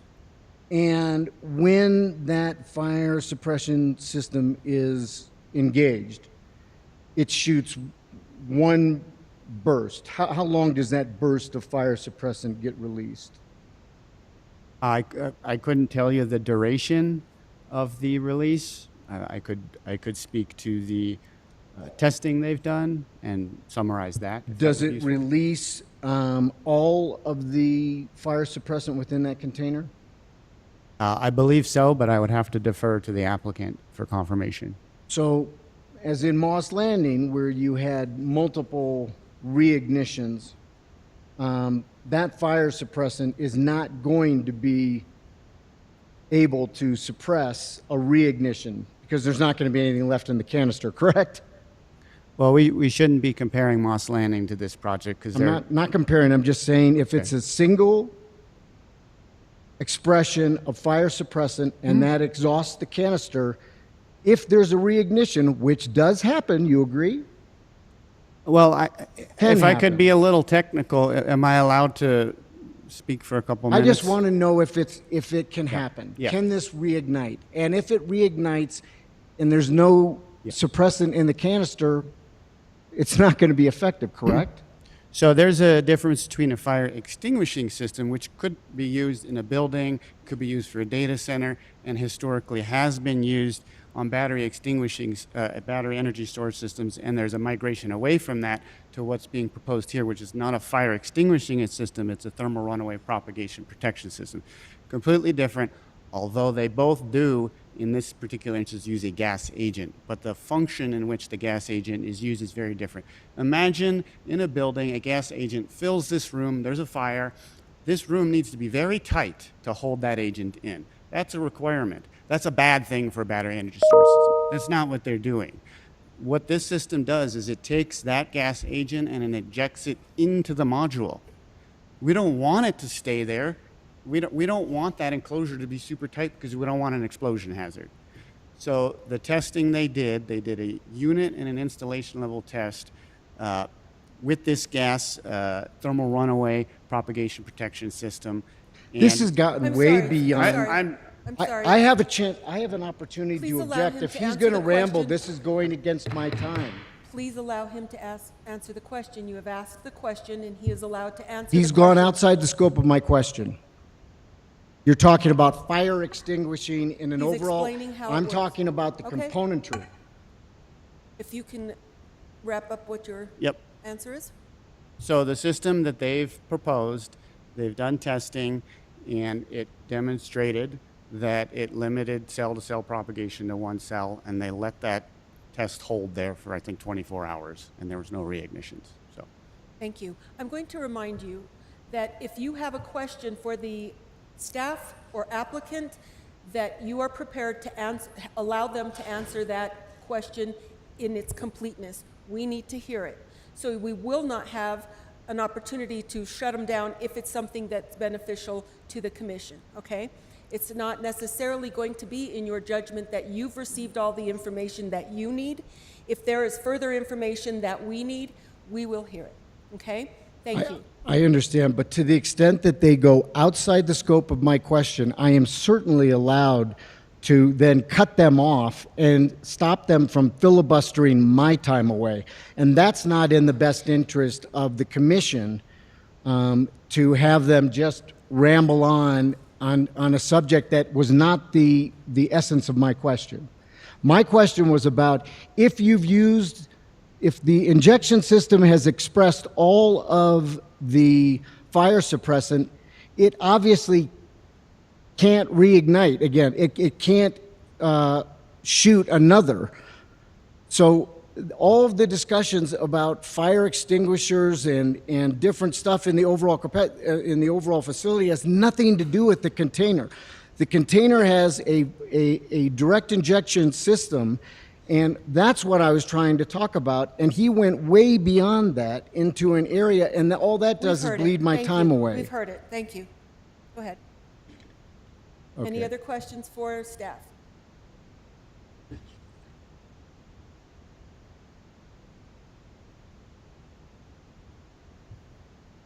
In your presentation, Dominic, you went through a number of different issues: landscaping, fencing, lighting, parking. No mention at all about the batteries or the BEST system, and the threat of thermal runaway fires, nor any discussion about Fluence or AES and their history of fires. They've had 3 fires in the last 6 years. Why isn't there a stronger focus in the staff's presentation about the risks? Because the risks are really the only reason there's opposition here. I'll answer that one. The land use code is not about battery storage systems. The land use code is in place to ensure that all applicable codes are met. In this case, it's the fire code, which is not part of the land use code. Right, but you changed your codes to allow the battery system to be employed in this project, correct? I do not believe that's correct, and I'm not sure what you're referring to. Okay, so you haven't changed any of your codes or regulations to allow battery storage as a component to this project? There was a code amendment that added language, added the word solar to what was listed in the definition, but it was only to bring it current with the state's Community Solar Act. Okay, without that change, you couldn't put this battery array in this project, correct? That's before my time, and I won't speculate. Okay, well, you're the expert, so if you hadn't changed the code, could you put a BEST system in this project? So Appendix B of the SLDC had not changed. That had always been an allowed use for the rural fringe zoning district. So there's nothing in your coding that changed to allow the battery system to be a part of this project? That is correct. Okay. No further questions. Thank you.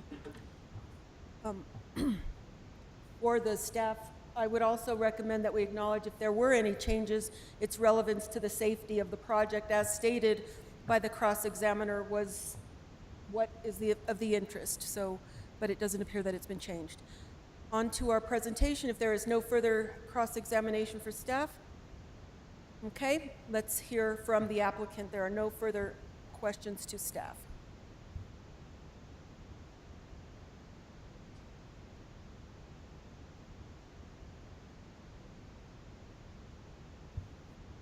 Right.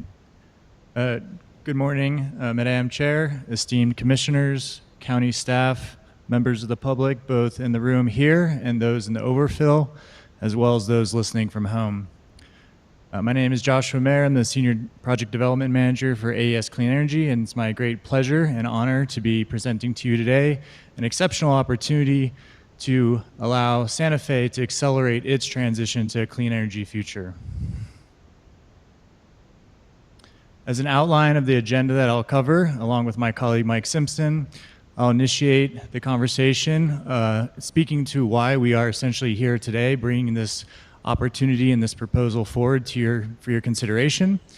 I'll also describe why AES Clean Energy is consistently one of the top industry leaders in this field and a trusted community member where we provide energy. We'll then review the specific project location as well as an overview of the technology and the components and the evolution of the design through community feedback.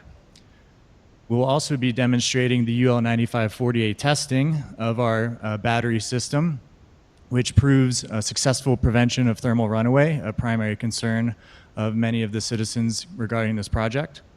We'll then summarize the extensive project diligence that this project has performed, both intentionally and in response to both conversations with the county, the fire department, and community concerns. We'll then cover the project timeline, for which we're hopeful to then bring this project online and feed power into the local grid, as well as summarize both the exceptional economic and environmental benefits, and finally, a review of how this project fits within the approval criteria. And while we also think it's worth mentioning that while the Planning Commission approved this 6-1, there was a recommendation of denial by the hearing officer, so we would like to revisit the reasons that were cited for that recommendation and to respectfully refute those. So why are we here today? I'm sure many of the folks in this room are very familiar with the graph on the left. This is depicting two things, both the overall concentration of carbon dioxide in the atmosphere as well as the rate of annual emissions. So what's noticeable to take account here is that annual carbon emissions have accelerated 7 times in just the last 70 years. We are starting to make some progress on bringing those down, and clean energy is a significant contributor to that, while overall carbon dioxide emissions are 1.5 times that which they were at pre-industrial levels. According to leading climate scientists, this is having substantial impacts around the globe, but also even locally. Just last month, I walked 60 miles along the Pecos Wilderness from Jicarilla Peak all the way to Tesuque, and frankly was quite concerned by the level of forest kill from beetle and pine and spruce beetle kill throughout such a beautiful wilderness so close. And that's actually something that I'm quite passionate about, and why I work in renewable energy is to diminish the impacts of climate change in such natural areas that we all prize. So policymakers globally and locally have obviously listened to the concerns of scientists. That's manifested itself through the UN Paris Accords in 2015, committing to countries taking actions to try and reduce CO2 levels to 350 parts per million, which is regarded as the level at which we could prevent the worst effects of climate change. New Mexico in 2019 passed the Energy Transition Act, which would commit the state to 50% renewables by 2030, a goal to which this project would like to contribute, as well as being 100% carbon-free resource by 2045. Mind you, that's only 20 years from now, so this is really a substantial milestone which is within reach, and every community should take part. And in fact, that's what Santa Fe, both at the city level through its 25-year plan, as well as the county, has made stated resolutions in support of. Resolution 2017-68 was a commitment by the county to also adhere to the goals of the Paris Accord, and 2374 also looking to adopt countywide climate action plans for implementation. The Sustainable Growth Management Plan also carves out an entire chapter describing support for renewable energy. And PNM, as the local public service utility providing power to many of the customers and the residents of this county, is the one that effectively at the end of the day needs to implement and manage this transition of the grid to clean energy resources. And so there's currently an open RFP for 29 to 32 resources, of which this project is participating. Actually, if I go back real quick, so all this means is that we are transitioning from thermal-based resources such as coal or natural gas-fired plants to solar and wind energy or geothermal as well. But in order to successfully complete that transition, there's one key technological component which needs to complement these facilities, and that is battery energy storage, which is already demonstrating its value in places like Texas to avoid brownouts and to respond to record power demand, as well as in California, as well as in Illinois, and even globally in places such as Australia and Germany. So this is becoming a part of the common thread of the energy transition. Now, AES is specifically one of the industry leaders in this sector. We have over 15 years of experience deploying battery energy storage technology, and we already carry the awesome responsibility at a global level of supplying power to more than 17 million households. We operate in 12 countries, and our substantial balance sheet demonstrates that we are a partner here for the long run, as our 4.5 decades of existence in the power generation sector already demonstrates.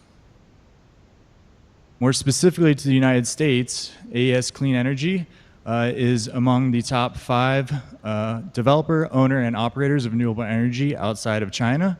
So we operate already over 5 gigawatts of solar. That's roughly the amount of solar energy to power more than 1 million households, more than 2 gigawatts of wind, and approaching 2 gigawatts already of deployed battery energy storage technology.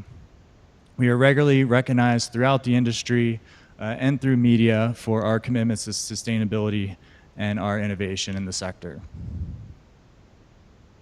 Now let's begin to talk specifically about the Rancho Viejo solar project, for which we are seeking your consideration of approval of a conditional use permit today. So if we begin to talk about why this location, there's several factors.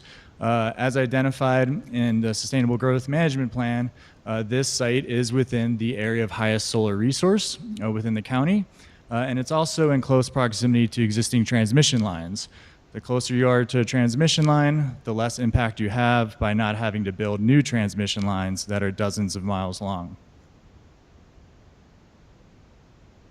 Some clarity around the overall parcel property boundary and the project itself. The overall parcel plat is much larger. It's about 828 acres. The study area for which we conducted our diligence is the red area, and the proposed fence boundary is the pink line, which represents about 680 acres. Within this entire area, there'd be about 340 acres left as open space. Also worth noting that of the 680 acres of the project, roughly about 280 acres of that would actually have suspended panels above the ground, as there's a significant open space amongst the array itself as well. This project is about 3 miles south of Santa Fe. It's 2 miles east of Highway 14. It's about 1.5 miles west of the spur, I think it's called the Camarado Loop, spur in El Dorado. The solar array is about 1/3 of a mile from the nearest residence in San Marcos. And very importantly, the battery energy system is a full 1.5 miles from both neighborhoods. And this project sits on a larger overall tract of land that exceeds 8,000 acres in size. And in really an unprecedented collaboration in my industry experience with the hosting landowner of this project, there's been an effort put forward to transfer the development rights off of more than 5,700 acres as perpetual conservation land as a easement around this project. I've worked previously in efforts on projects to have a 1-to-1 conservation offset. Achieving nearly 10-to-1 is simply unprecedented in the industry. If we look at the perspective of the project location to the nearest residence, you can see that very faintly on the horizon, that nearest residence does show up, but I think that 1/3 of a mile is considered quite a respectable offset from the proximity of this project to the nearest house. I think it's also important that while there's been a narrative that this project is inappropriately sited amongst dense residential development in the middle of all of that being an irresponsible siting of a project, I think it's worth comparison to other projects, battery energy storage, that have been approved in the state and that are moving forward in construction. So if we compare the 1.5-mile radius from our proposed 48 megawatt, 192 megawatt hour facility to the nearest residence 1.5 miles away, and then we then look at the Sun Lasso 150 megawatt, 600 megawatt hour project, so 3 times the size of what we're proposing here. This project is sited on Route 66 in western Albuquerque, and there's literally thousands of homes, businesses, interstates within the same radius of which this project has none.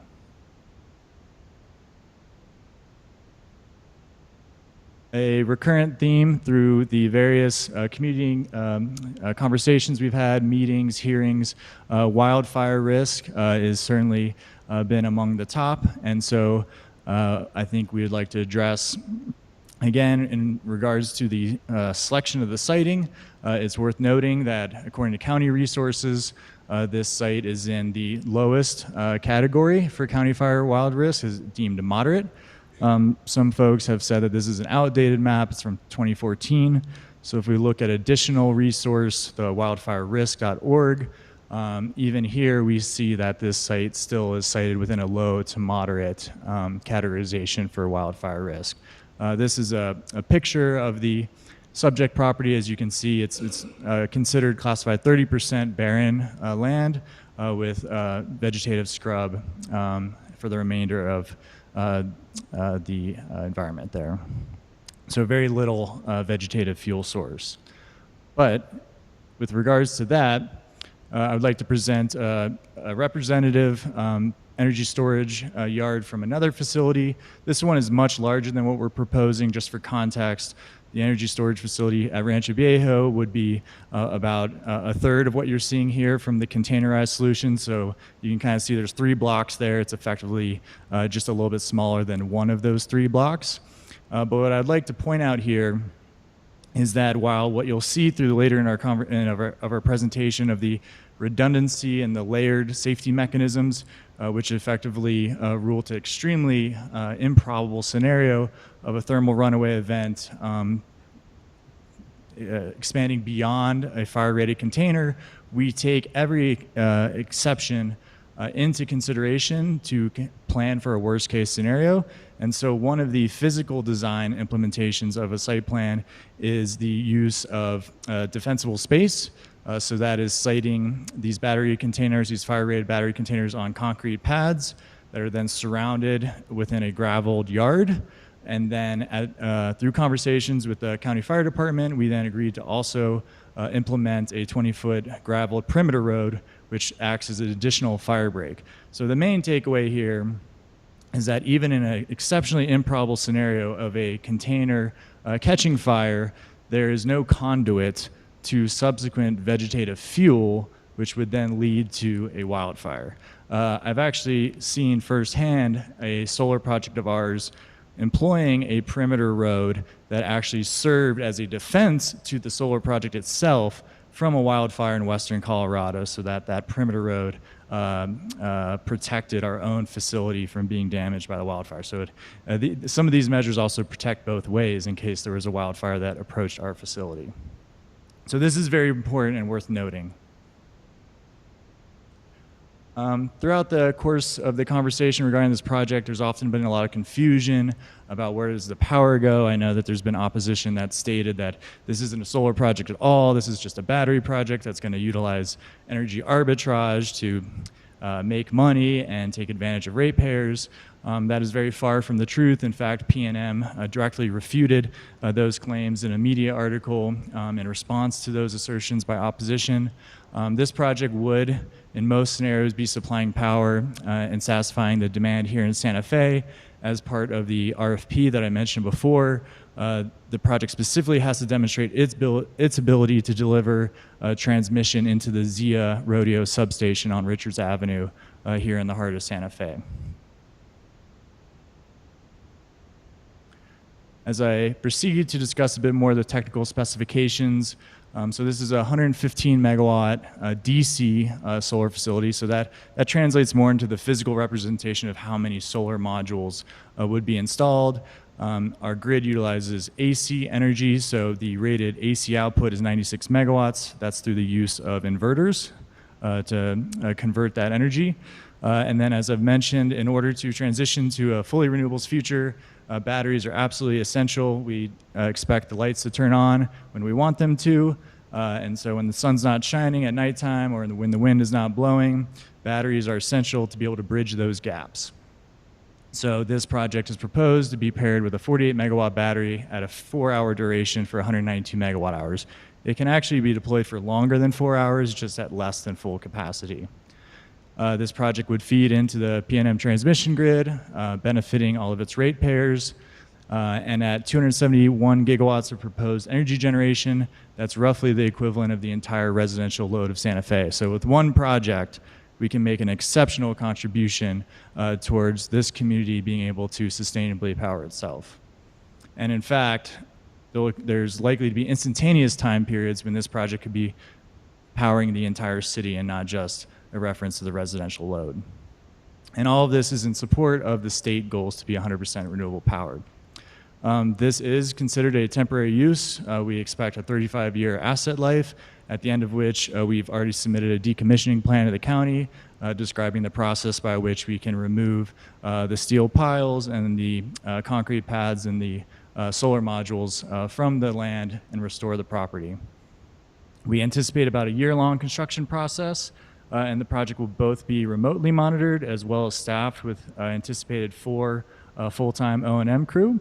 And of course, there'd be very limited site traffic with just 4 on-site personnel although that amount would be briefly higher during the one-year construction period. In comparison to overall developments of all sorts, solar energy development is a very low impact development that effectively is a net contributor to the local community with its generation of energy. So as our noise study demonstrates later in the presentation, there's very minimal noise during the operation of the plant. It's a very limited consumption of water and a negligible use of lighting. Through the engagement of through the process of engaging with the community and with the county, we've taken a significant amount of feedback into consideration and adjusted our site plan over time. So when we were first approaching the county in 2021 and having initial community meetings in 2022, we had a site plan in which the solar array actually extended about a mile further to the west and due north of the San Marcos community. Understandably, there was concern about viewshed impact from that community, so we reevaluated our study area to determine if we could condense the capacity and shift it fully east of the San Marcos community. We were able to achieve that, so there's now no viewshed impact to the north. We appreciate the community for their feedback there. We additionally have decreased the proposed panel height from a 2x portrait architecture that would have stood about 12 feet off the ground in full tilt to only 8 feet off the ground. In consultation with the fire department, we've implemented a full perimeter access road to facilitate first responder access throughout the entire array. At their guidance, we've also agreed to the implementation of a 30,000 gallon water storage tank. Water very specifically would not be used on an unlikely incident of a container experiencing a runaway, rather to be utilized for defensive posture to water down adjacent containers or adjacent vegetative areas. At the concern of the community about not having full-time personnel, as these facilities are in fact capable of being operated fully remotely, we've agreed to fully staff the site with 4 O&M personnel and to house them in a 1,400 square foot building that's located in the northeast. The next slide will demonstrate that. And we've proposed a monopole gen-tie in replacement of the original H-frame, which would reduce the total number of poles along the 2.3 mile route from 33 to 23 to reduce visual impact. So just zooming in on the northeast corner, this is where you have additional infrastructure outside of just the solar arrays that populate the rest of the project. So if you look in the northeast corner, that is our approximately 1 acre substation that takes the site voltage from 34.5 kV up to 115 to feed into the Zia Valencia 115 kV line 2 miles to the east. To the west in the rectangle there, that is where the battery energy system would be sited. It's about 2.5 acres. Just adjacent to that would be the 30,000 gallon water tank, as well as signage indicating not to block that fire lane for first responders. Just south of the substation is where we would have our O&M building, also in close proximity to the energy storage. And we would have a 5,000 gallon tank as well for their service needs and a septic and leach field for their use. It's 2025. At this point, I think solar panels are quite ubiquitous in many of our communities, so I won't spend much time on it. Clearly, we find solar panels on many of our residential rooftops, on commercial buildings, and in facilities across the state and the country. But as I stated, these would be about 8 feet off the ground under full tilt. In the early morning or late evening, we are employing trackers. So actually in the mid part of the day, the panels are laying flat, horizontal with the ground, at which point they're less than 6 feet, about 5.5. The overall ground disturbance is in many ways limited to the piles being driven about 22 feet in between each, and aisles that are about 15 feet apart. So you have open space between each pile, or between each solar row. And we're very proud at this time to be currently specifying our design with a New Mexico-based tracker manufacturer, which we would aim to employ in this project. At this point, I'd like to invite my colleague Mike Simpson to the podium here to discuss more details about our energy storage system and its safety features. Thank you. Sir, you'll need to be sworn in. Mike Simpson, 282 Century Place, Suite 2000, Louisville, Colorado, 80027. I understand I'm under oath. Well, do you swear to tell the truth, the whole truth, Yes, and nothing but the I do. truth? All right. Thank you. Thank you very much for the opportunity to speak with you. My name is Mike Simpson. I'm one of the engineers at AES, and I'd like to talk to you a little bit about the battery energy storage system. I've been working with lithium-ion in a professional capacity for the last 20 years, and I'm very proud to be talking about what we're doing here today. The process that we use as an owner-operator is really first to ensure safety of our communities and the neighbors of our plants, and then optimize the availability or really the uptime of these systems, because that's how we maximize revenue. That's how we minimize the overall cost of the electricity that we serve to our communities. We're providing a conservative view. I think that's been talked about a bit today. Everything we show about the technology will be representative of what we have today, but we're constantly improving the product. And we want to reduce noise, extend the lifetime of components, really ensuring that we stay compatible with current codes and standards as they evolve. And again, we're proud to say that we currently are today. We're going to talk about a lot of risks too. Many of these are, we don't really believe to have an actual probability of occurrence, but just like Mr. Bartlett said, the weighting, the tolerance, and even the likelihood of these scenarios is quite subjective.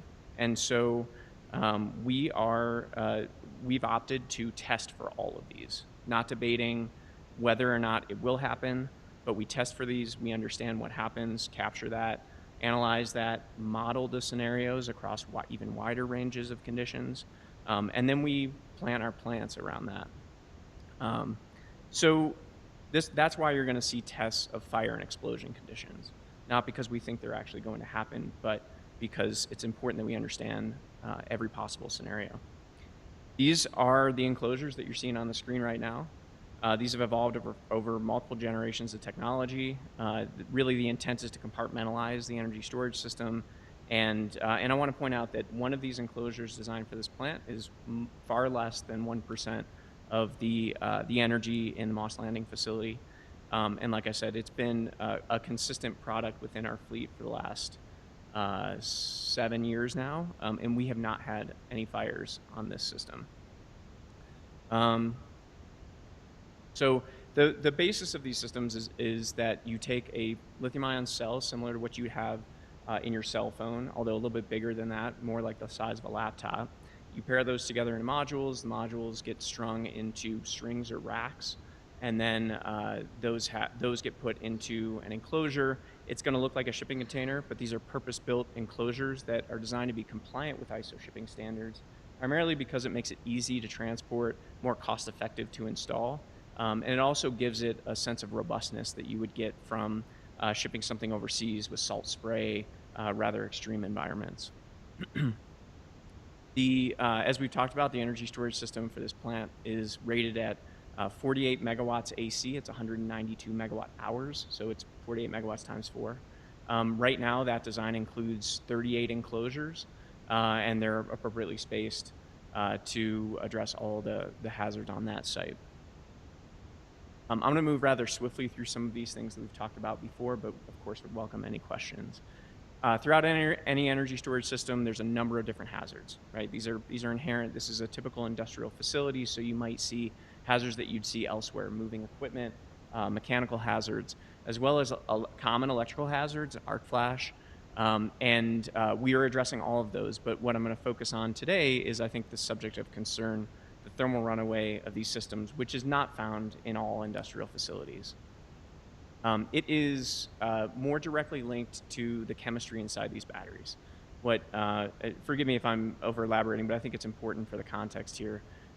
What we found is that if a battery overheats, what can happen is that the electrolyte, a very small amount of liquid, not really a spillable amount, but that amount of chemical can start a reaction. It can decompose, and as it decomposes in that reaction, it actually releases more heat. It's exothermic. So that means that the heat that caused the reaction can cause more reaction, and that spins out of control. That's what's called thermal runaway. We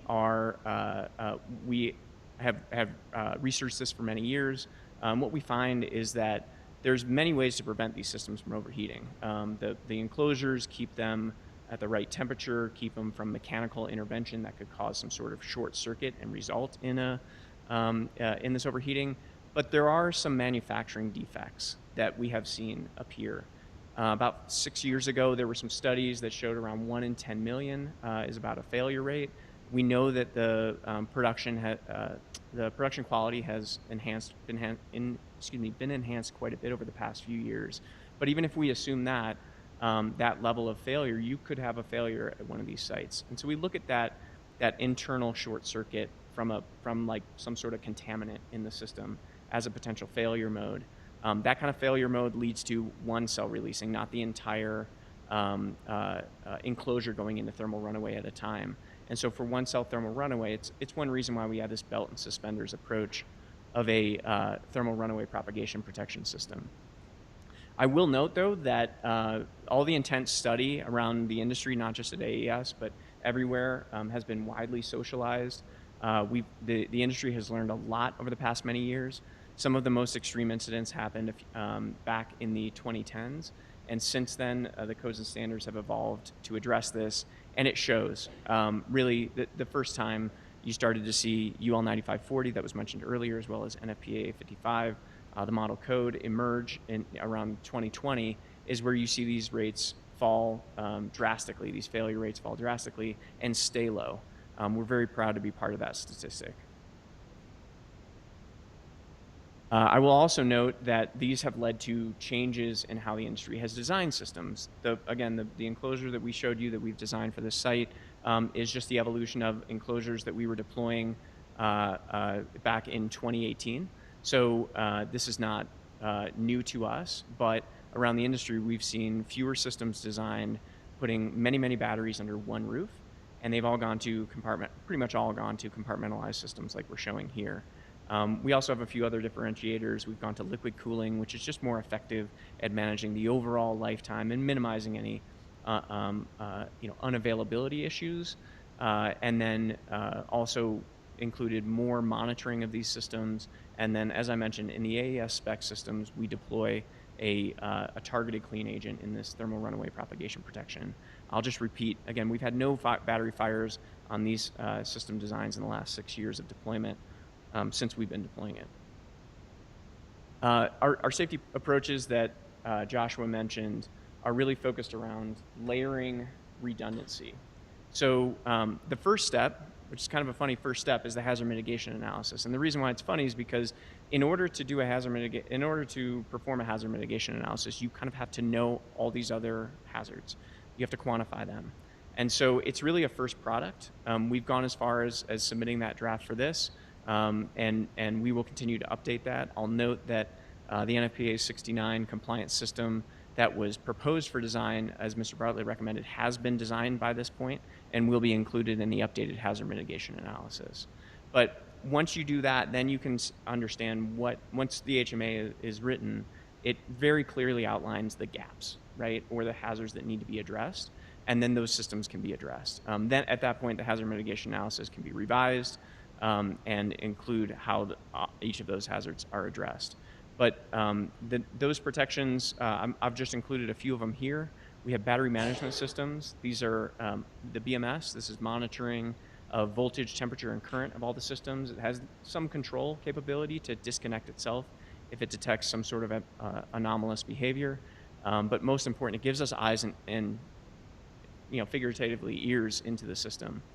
We have emergency shutdown capabilities. So if the controls of the system or a human monitor detects some sort of anomalous behavior, we can shut down that system and go investigate. We have flammable gas detection. So if there is any gas released, we know about that, and we detect that at much lower limits, but we actually will alarm, shut down, and evacuate those systems at 10% of the lower explosive limit. So 1/10 of the amount that could even create some sort of deflagration or explosion, we are acting at that stage. We have fire detection and alarm systems. We have, again, the direct injection of the fire suppressant or the TRPP. Exhaust ventilation, I already talked about. Deflagration venting, which is a different kind of venting. That's really a pressure relief valve. So every system were to fail, and you still have some sort of pressure release due to ignition of a flammable gas. There's a pressure relief valve in the top of these enclosures that directs that pressure upwards instead of creating a potentially more hazardous environment, rupturing the sides of the enclosure or releasing it out where personnel or other assets might be. And then with all that, we engage in first responder training. We've been engaging with the fire department here for many years. We'll continue to do so, and all that gets built into our emergency response plan. I'm not going to go into depth on UL 9540A because I think Mr. Bartlett covered it. But just to clarify, UL 9540A is a test standard. It's not a pass-fail criteria. The only pass-fail is whether or not you succeed in collecting the data needed to be analyzed by a fire protection engineer. Of course, we've done all this testing multiple times on these systems, and we're happy to be reporting that publicly through this project. Just quickly, I'm going to run through some of the passive safety elements. And when I talk about passive safety, these are things that don't require power. They don't require active monitoring. These are just inherent capabilities, like you would find maybe a crumple zone on a car being passive safety. You don't have to do anything for it to be there. So this at the cell and module level, we talked about UL 1642 in 1973. We of course also engage in factory QA, quality assurance and quality control with our suppliers to ensure that we're getting quality systems long before they even hit the site, before we have to mitigate any hazards. And then the battery management systems are monitoring those for us.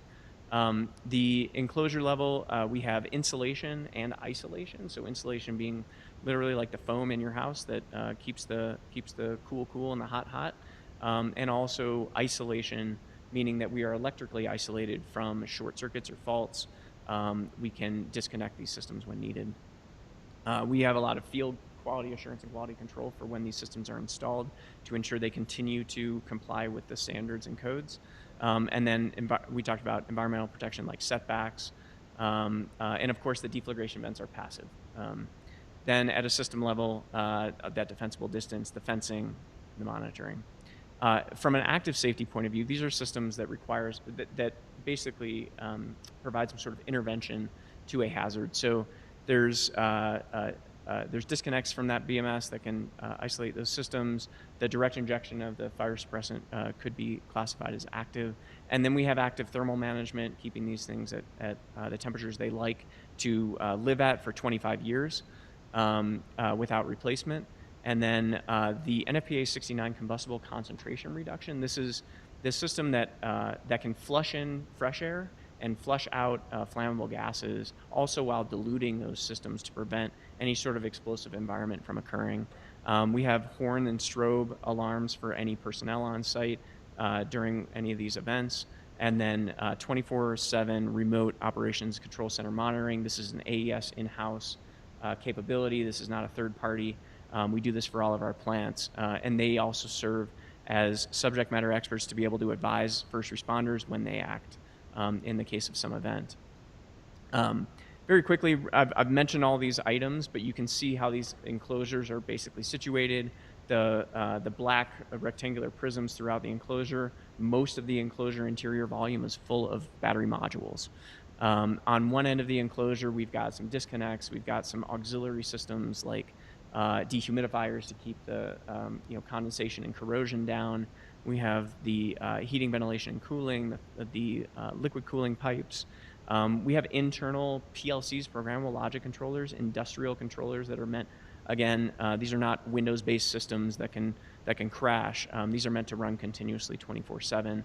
And when anything is in an abnormal state, that is alarmed through our site control and data acquisition system to that remote operations center. I want to quickly illustrate how this thermal runaway propagation protection system works through a short video. This is a video that we collected during our test. We did in addition to testing that we had received from our suppliers, our battery suppliers. The thermal runaway propagation protection system is basically a cylinder of fire suppressant along with a network of tubes that goes throughout the enclosure. It runs over every single battery module, and every single tube has multiple perforations in it. Each perforation is covered with basically a plastic sleeve. So it's sealed under normal conditions, but if there's a thermal runaway event, that plastic melts very quickly. It exposes the perforation directly over the fire. And when smoke is either one of two situations can trigger this. Either you have 2 smoke alarms go that will trigger fire suppressant, or you have heat detected in a module that is above a certain threshold. Either one will trigger the basically opening of a valve, release that fire suppressant into the entire network of tubes. So wherever there's a fire and that perforation is exposed, the fire suppressant runs out into that and basically floods that cell. And so again, it's not an extinguishing system for a large-scale fire, but what we've shown is that it does drastically reduce the heat. It doesn't extinguish that fire, but that fire continues, and then it cools the neighboring cells so that the fire doesn't go beyond one cell. We have, again, tested this extensively. That testing includes monitoring of those systems until they reach ambient temperature again. So at that point, with no elevated temperature, there's no further risk of spread of fire that was mentioned earlier. And that's how this system works. Is it possible to show the video? Do I just click again? A couple of minutes. And I'll talk through it. I mean, essentially, you're really not going to see a whole lot here. Apologies for the marketing material, but we'll get through that quickly. These are some of our previous systems that we've installed in the past few years.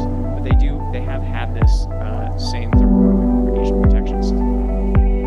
So every enclosure has its own fire alarm control panel, FACP, that can be linked to a site panel that can be visible at all times to first responders. And again, all of those systems are monitored 24/7 by our teams.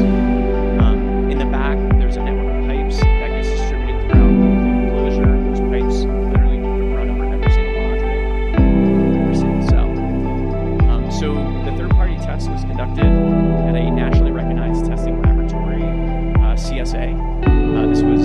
They were the ones hosting the test, but we did collect this data. And what you see in the video is flame out for a few seconds, and then the smoke detectors trigger the release of the suppressant. The suppressant floods that cell, and after about 30 more seconds, that fire finishes. You're going to see the camera change views. It's not some sort of there's a flash of light, but it's really just the camera changing into night mode here, into infrared mode rather, because there's no more light inside that system. Camera, and then all you see on the outside of the enclosure image is basically one puff of smoke. At that point, we expect that the flammable gases have been combusted, but they're not really. They don't present the same hazard as if they were continuing to flood out of the system. And then we monitored that system. In this case, it took 6 hours to return to ambient, and the test was completed per the standard.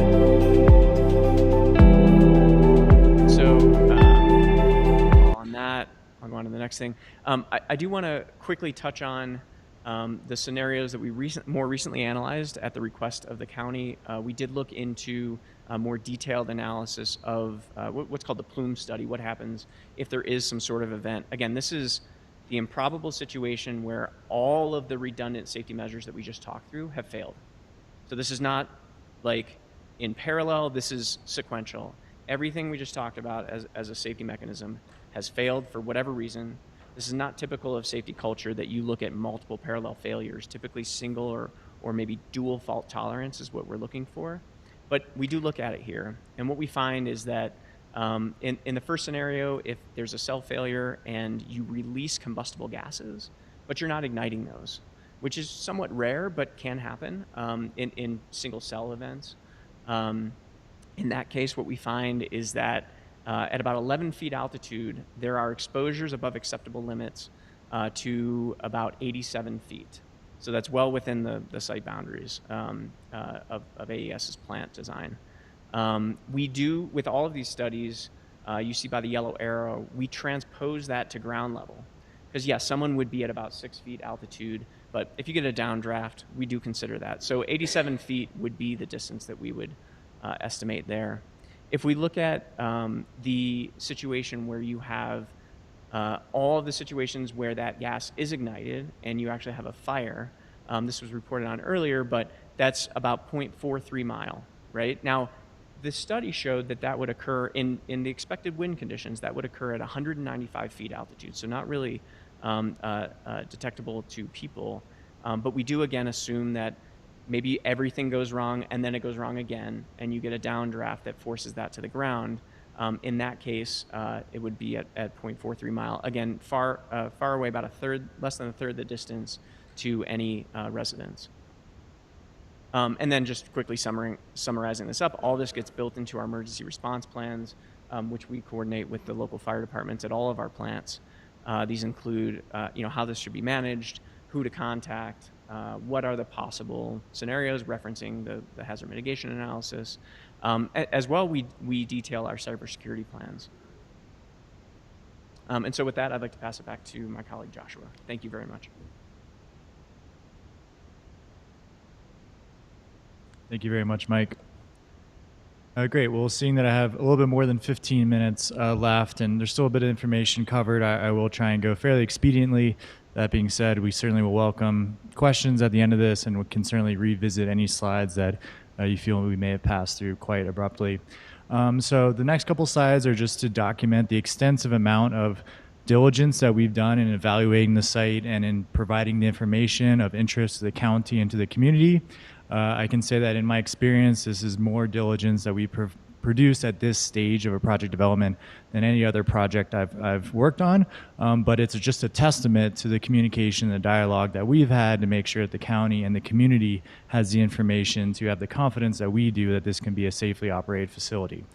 So we fully have performed a whole host of environmental studies listed here that have already been mentioned in prior presentations, but we've also included appraisal of the solar impact study.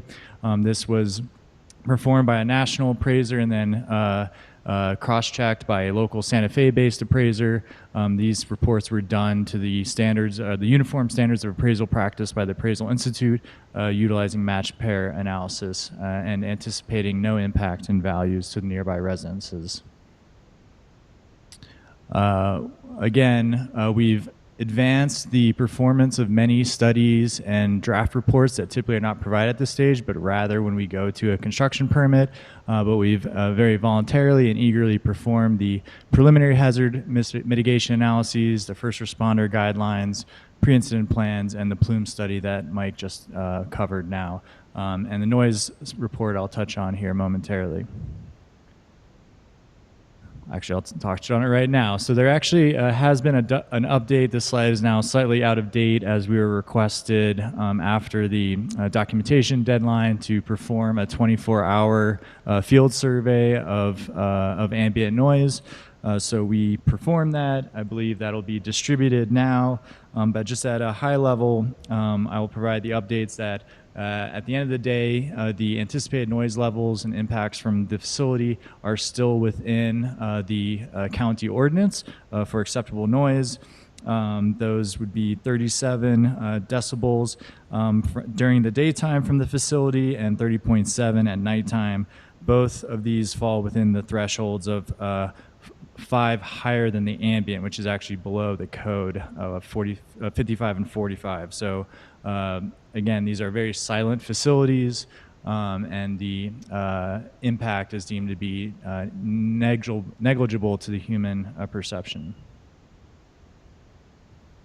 We'll just revisit the visual simulation. There was certainly concerns about view sheds. This is looking at the view from Highway 14. So in order to protect the scenic byway, the facility is sited at a distance that, again, is very difficult to discern. You may see a faint blue line on the horizon, but the overall characteristic of the view is unaltered. From El Dorado, it's extensively or exceptionally difficult to view the site, being more than 1.5 miles to even 2 miles away. There's also some shrubbery located near the neighborhood that disrupts the view. You might be able to see the Gentai 2 miles long in certain northern locations of the neighborhood. All in all, I think there's maybe 20 properties on the extreme perimeter of the neighborhood that may be able to see the facility approximately 1.5 to 2 miles away. And then in full transparency, we're also sharing the visual simulation from the nearest residence.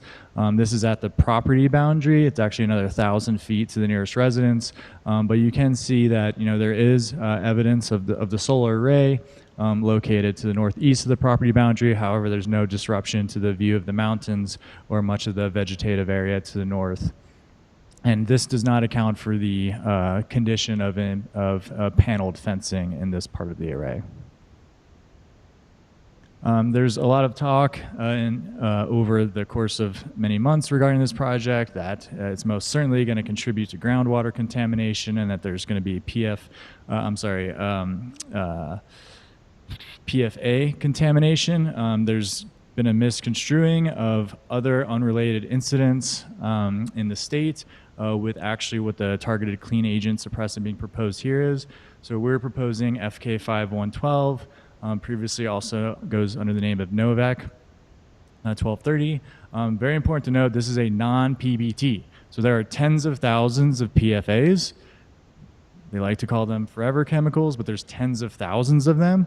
This is one of those tens of thousands, and there's a category of non-PBT, meaning it's not persistent, it's not bioaccumulative, and it's not toxic. This is an EPA-approved fire suppressant that is largely employed in libraries, data centers, hospitals, could even be in this building somewhere. So it's very commonly utilized. It's housed in a container within the best enclosure. There's ingress protection, so there's no manner for this to leak outside of the container. And given that it's applied directly at the cell level, this is not a flooded application, and it's vaporized upon contact. And lastly, with there being no guidance to provide water on an affected container, there's literally no medium for groundwater contamination in the worst case event of a thermal runaway in a scenario like this. So this is not a PFA that has often been confused with AFFs, aqueous film forming foams utilized in other fire suppression that has led to contamination in unrelated non-solar projects in the state that have been confused in the media with a risk that this project does not actually pose. Water use, this has also been updated based on some guidance with an exchange with the third-party reviewer, but the overall point that I'd like to express here is that there's a significant effort to utilize reclaimed water. The majority of the water for the project will be deployed during the construction phase as dust mitigation mechanism. This would be estimated to be 100 to 150 acre feet over that 12-month period. That's roughly the equivalent of the low-level use of a golf course or of about 480 homes. So that's about 20th the size or the anticipated use of the El Dorado neighborhood.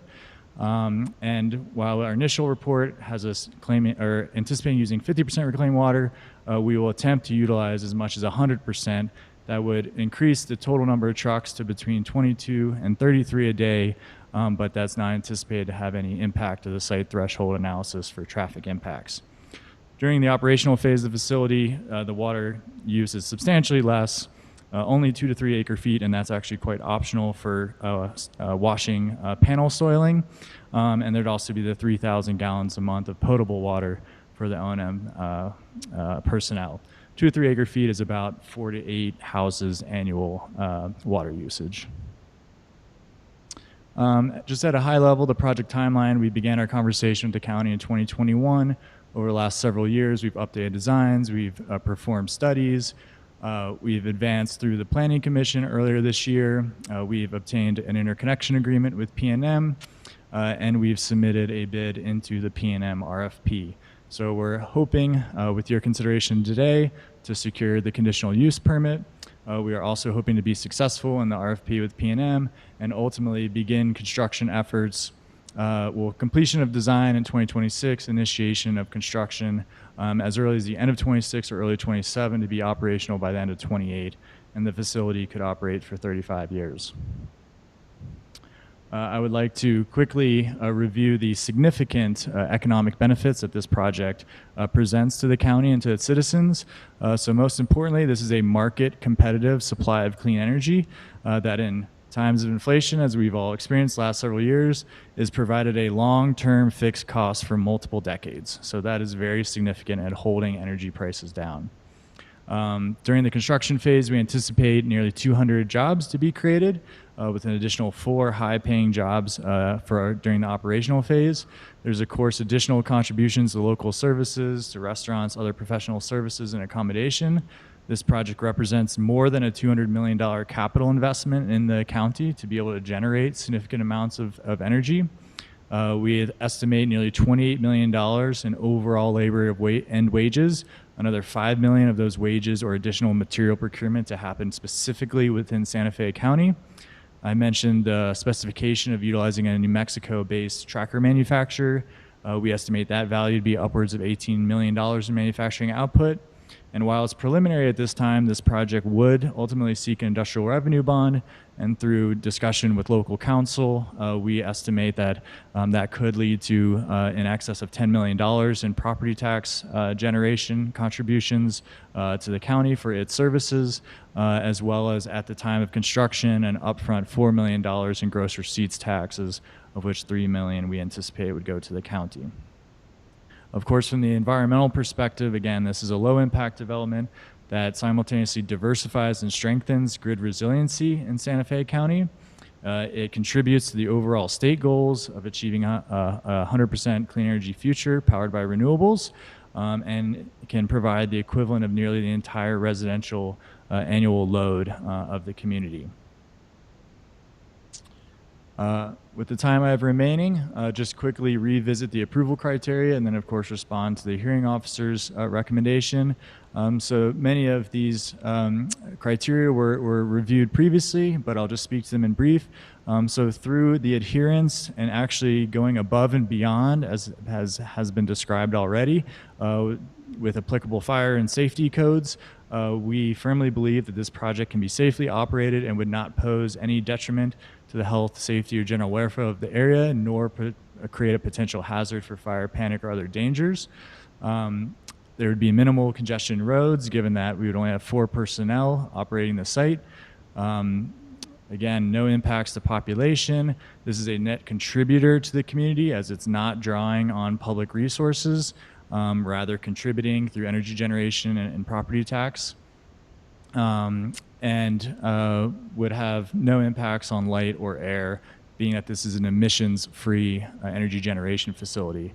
And as is stated in the rural fringe zoning, renewable resource-based activities are of an appropriate zoning use as classified. So I would, of course, like to just quickly address the conclusions that the hearing officer made so that we have that on the record for your consideration. One of these, or the first one that was cited, was the project is too big and too close to communities, given that this project can actually provide the equivalent of the residential load of the community and not even the entire annual use of the community. I would say that it's not too big. If anything, it may even be too small. The battery is 1.5 miles from the nearest residence, so I think that is very appropriately cited, especially in light of the results of the plume study that we provided. And the solar is a full 1/3 of a mile away from the nearest residence, with only 20 homes within a mile. Regarding concerns of battery safety and prior incidents, again, it's worth noting that many of the incidents that have made the news predated current fire safety codes and standards, specifically NFPA 855 and UL 9540, which you've already heard quite a bit about. But this project will adhere to all of those latest standards and, in fact, exceed many of them. There was the mention that the ability for the county to manage a potential BESS incident without a proper hazmat team, that was cited, yet both the county fire department and the independent consultant did conclude that sufficient level of information has been provided to validate the issuance of a COP at this time. And I believe the city of Santa Fe has a hazmat team that can respond in 24 minutes based on our pre-incident plan. There was a citation that this is a proposed system that's older and a lesser safe type of technology. That is also untrue. This is our latest generation. We've been deploying this type of infrastructure, or this type of architecture, for more than 6 years with no incidents to date. And this will continue to be the latest generation of that, but it's being designed also to the latest standards of NFPA and UL. I already addressed the concern about PFAs, but it was misconstrued in this finding. Again, there was the conflation of aqueous film-forming foams from other unrelated incidents, not solar projects. That is not at all comparable to FK5112, which is a non-PBT clean agent that we're proposing. And as water is not a recommended use in the case of a thermal vent, there's no medium for groundwater contamination. This is largely a solid-state facility. You have 3 minutes. Thank you. Potential for wildfire we've already addressed through the significant redundancy of safety features in the system, as well as the physical design aspects, ensuring defensible space, void of vegetation to serve as a conduit, and siting it in the lowest area of fire risk. There has been no evidence that I've seen to date of any home insurance being affected by proximity to a solar and a battery project. Climate change, however, is leading in many areas to that effort. So if anything, this is helping combat that. And we performed the property appraisal as well from an independent appraisers. Lastly, there was unfortunately some outdated, inaccurate information that the hearing officer cited from the draft first responder mitigation guidelines. Those had been updated, and the language that she had cited had actually been removed more than 2 months, or about 2 months prior to the hearing, but apparently that did not make it to her. So it was irrelevant cited language that no longer had a basis, but the updated included the mention of the direct injection clean agent fire suppression system. Very notable. So I'll conclude going back to the actions that have been taken at the global and local levels with the message that came from Antonio Guterres, the Secretary General of the UN, just at the new year. So we're currently in a string of the 10 hottest years on record, all in a row. And so there is significant concern that action needs to be taken now.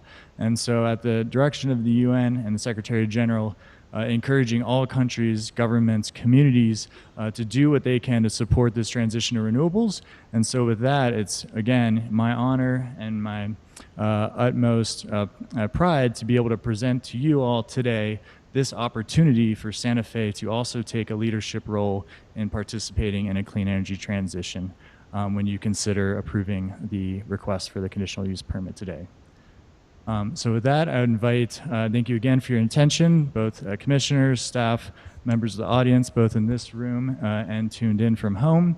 As the sun sets on the horizon, Rancho Viejo Solar, if approved and built, will be able to keep the lights on for Santa Fe well into the night. So with that, I invite any questions that the audience or the commissioners may have for us. Thank you for your time and attention. Thank you. Okay. We have cross-examination by other parties withstanding. And we will, again, the time for the questions and the answers will work against the time. But if I can ask the applicant to promptly return to the podium to answer the questions unless microphones have been made available. Are there microphones there? No. So you will need to return to the podium quickly to answer any questions. Madam Chair, yes, the applicant has been provided a microphone. Very good. Thank you very much. So the applicant will not have to get up and answer the question. Okay, questions for the applicant? Yes, sir. Please state your name. Robert Allen Stranahan IV for CEC, and I've already been sworn in. I have a couple of questions for you. The first one is, are you going to be using Fluence as a... If you can please speak into the microphone. Oh, sorry. And I understand the hard part there, I do. Are you going to be using Fluence on this project? No, sir. This is an AES specified design.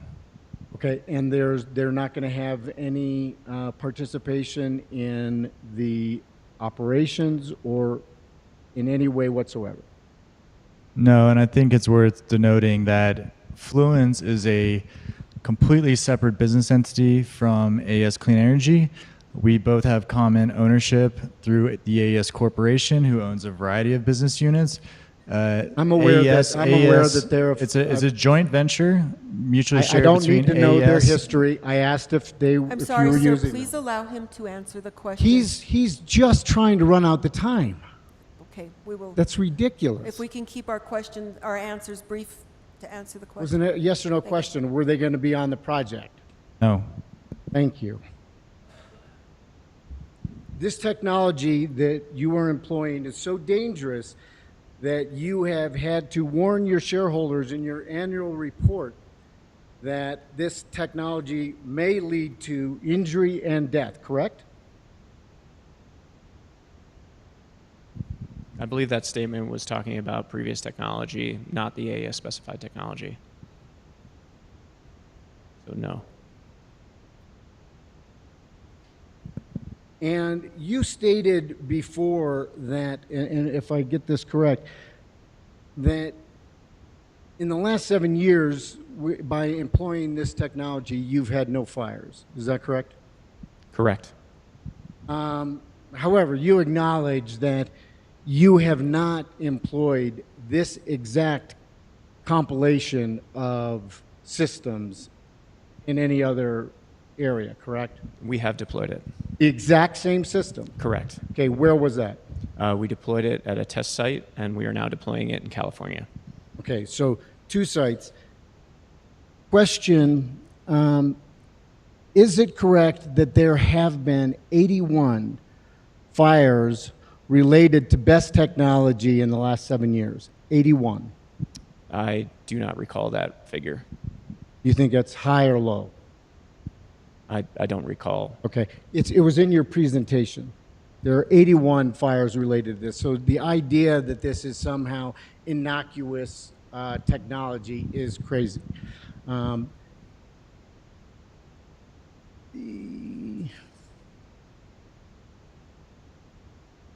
that's all the questions I have. Thank you. Thank you. Any other parties withstanding? Questions? Please state your name.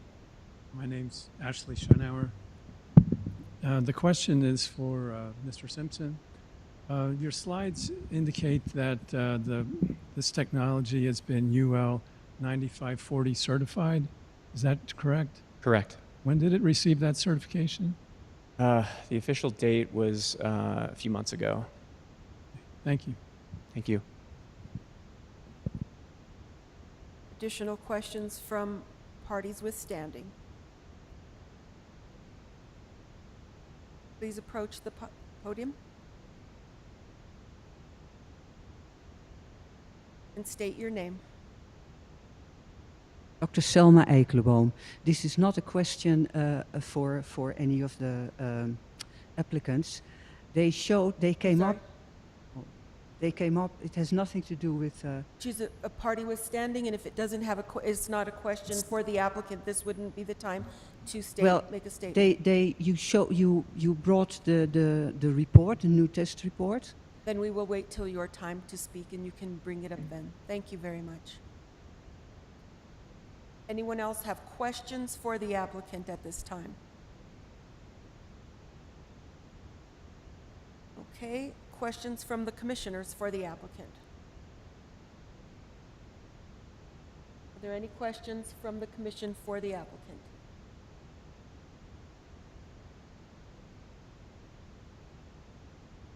Whatever time you want, yes. Yes, and we do have a question for the staff as well, and we can use that as well. Okay. So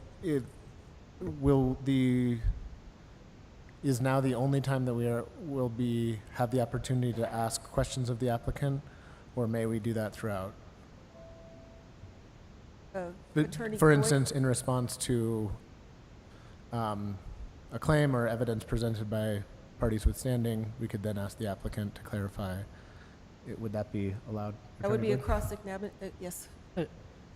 Chair and Commissioner Johnson, I believe that it's your prerogative to decide how the manner of questioning of the parties proceeds as the commission. If you all want to ask questions of the parties as they present, that's fine. If you want to ask your questions at the end of the day, that's fine. But I think that it's, for purposes of economizing on time, there are pros and cons to either approach in terms of you might have repeat questions throughout the day if you go as the presentations unfold, but then you might forget and retread previous matters if you're asking questions of someone who's presented 4 hours ago, for example. So Yes. it's up to you to decide amongst yourselves, and you could deliberate on that as well if you want to do that.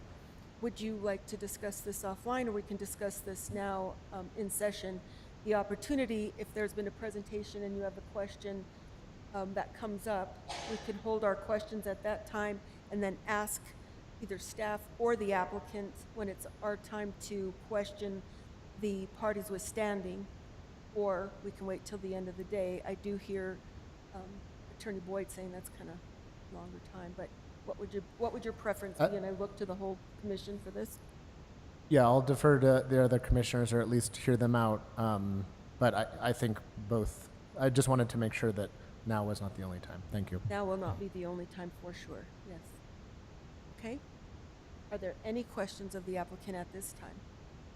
Go ahead, Commissioner Johnson. Okay, so I do have one.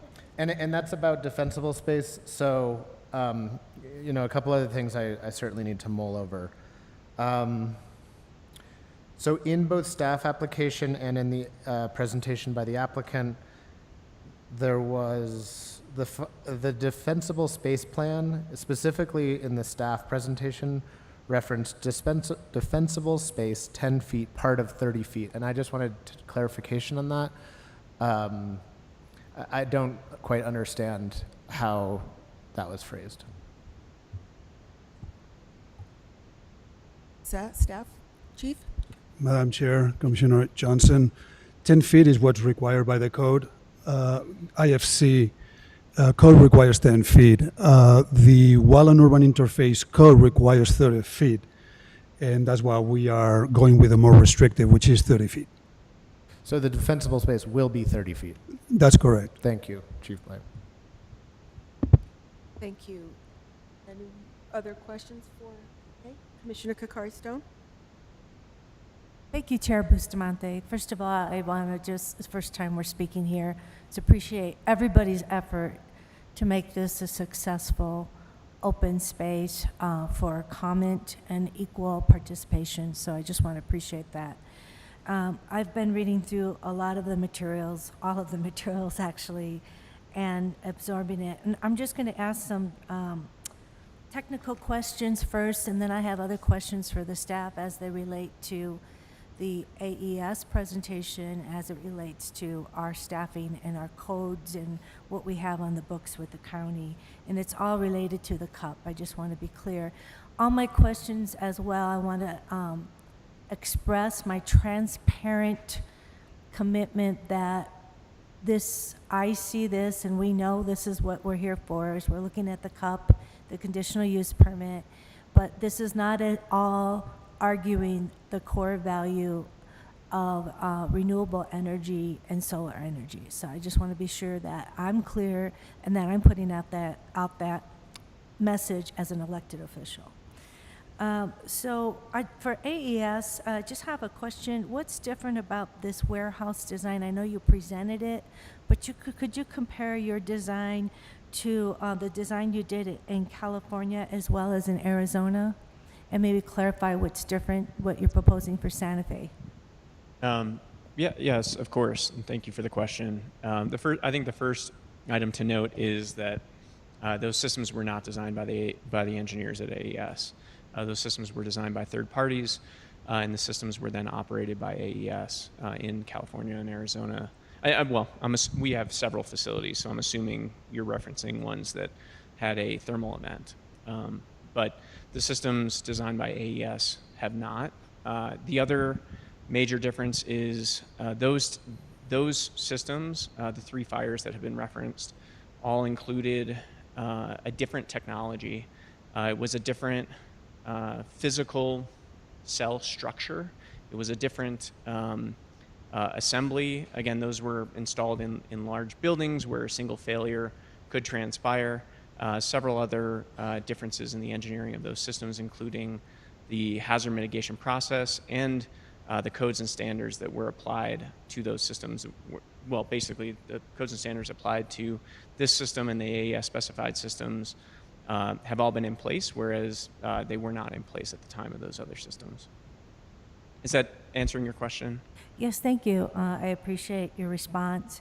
And do codes of standards that are applied, have you applied various practices that are different based on the locality of codes by states or counties?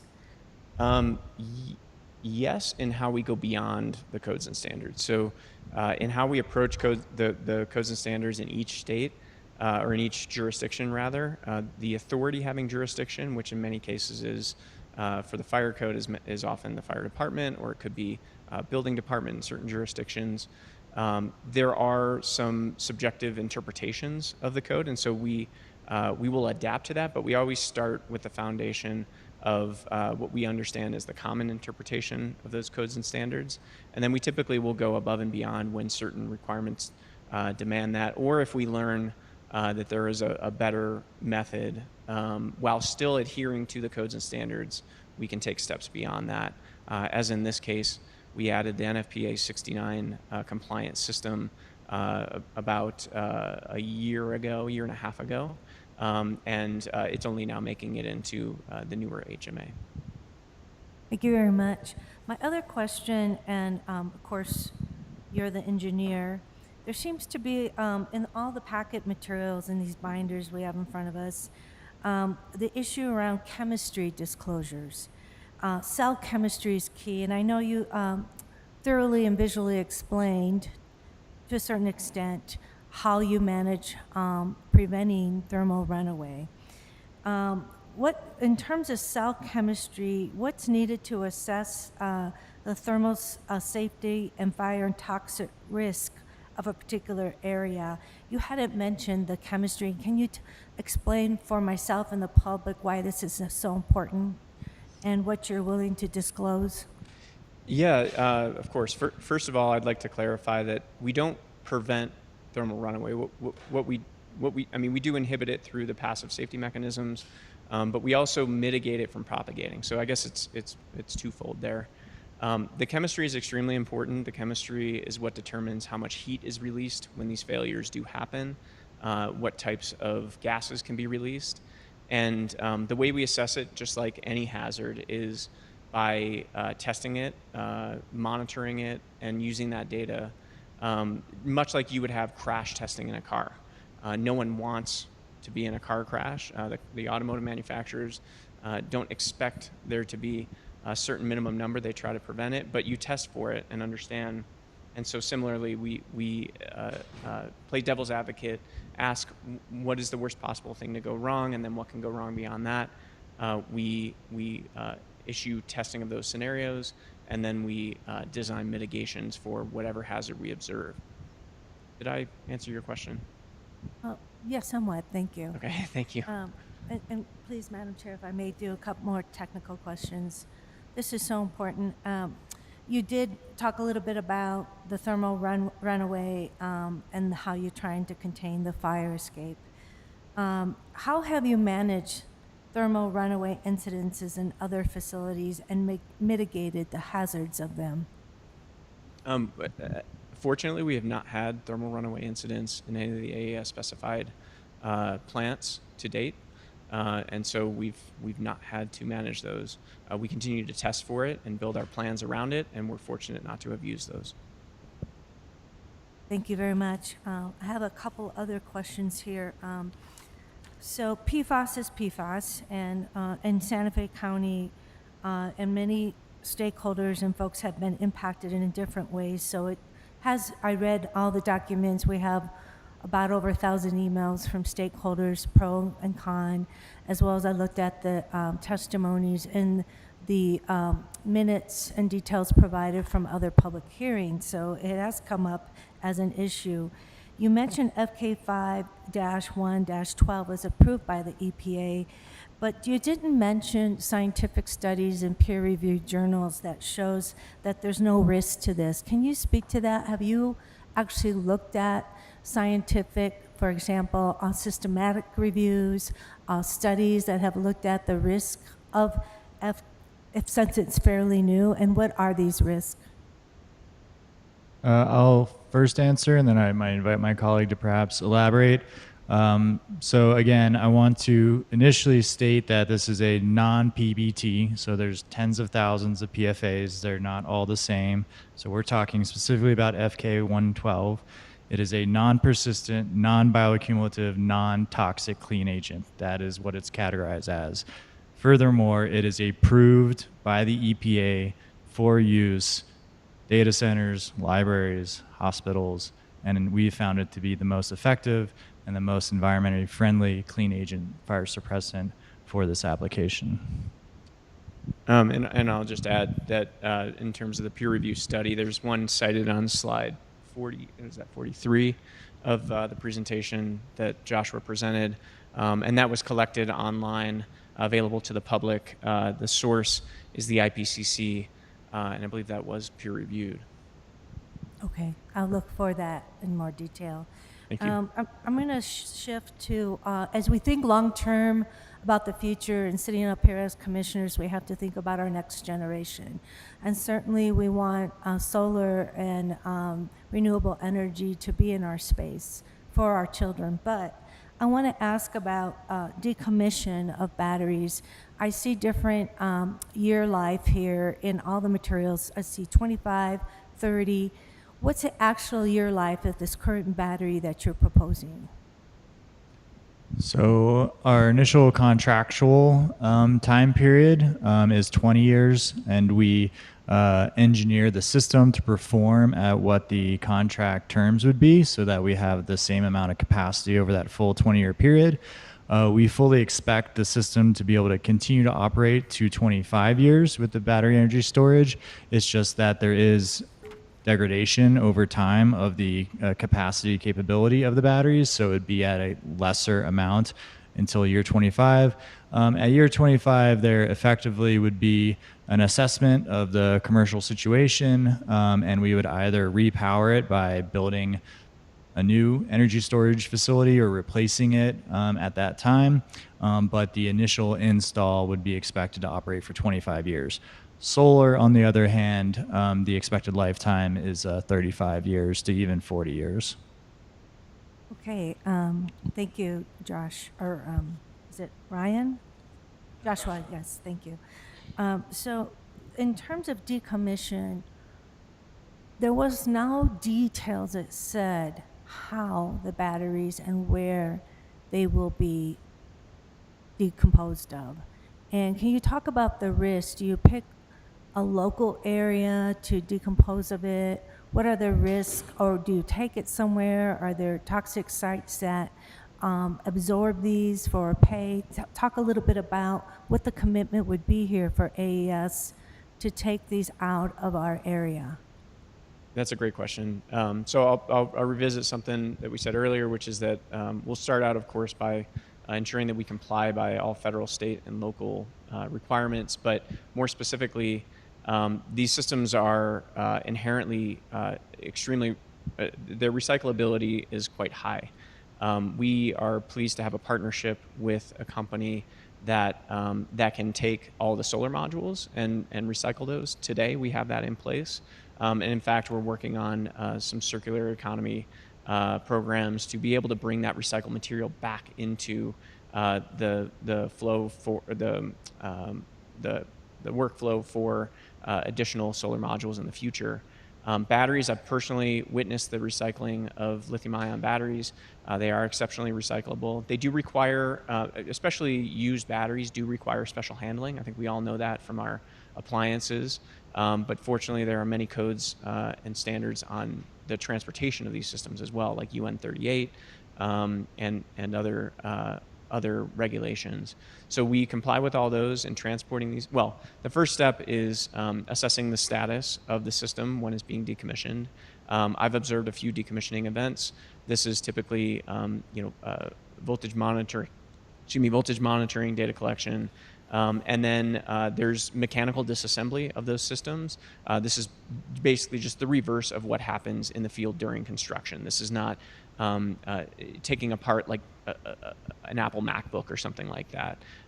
It's just doing the exact reverse of what did happen during construction, and then transporting those systems under those regulations to the recycling facilities.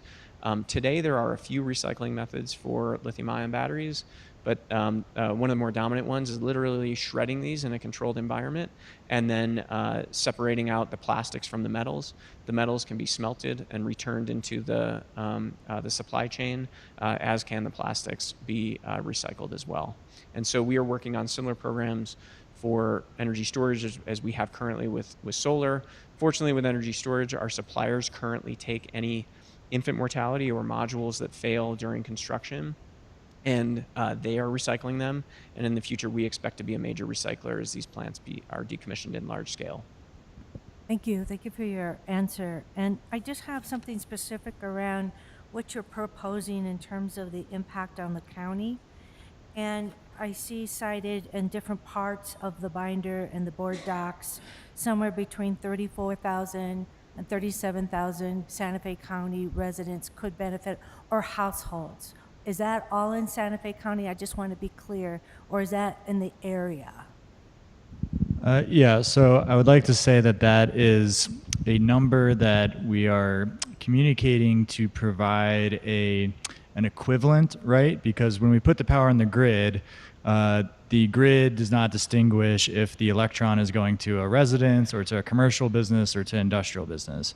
So because, especially for folks outside of the energy industry, we try and communicate in terms that make 96 megawatts mean something, or the 271 gigawatt hours mean something. We felt that the most appropriate parallel was to represent that in the estimate of, based on average numbers, how many homes could be powered with the output of the facility. So the equivalent is about the 34,000 annual total energy usage from a household. Of course, the facility operates during certain times and has a certain amount of battery capacity, so it can be providing power to all sorts of commercial, industrial, residential uses. But if we quantify the total amount, that's what it's roughly equivalent to. So hopefully that answers your question. Okay, thank you. And if we stuck with oranges and oranges in terms of equivalent, so that'd be about 21% of Santa Fe County residents, because we currently have about 158,000 residents in the county. So we're looking at this project impacting or possibly benefiting, but it has to also include businesses and other commercial, possibly at the amount of 34,000. And so those are households. So my understanding was there was like 56,000 households in the whole county. So it goes towards a pretty significant amount of the overall residential population. But again, it's going to be utilized by the entire community as it's sourced from the grid. Okay, thank you.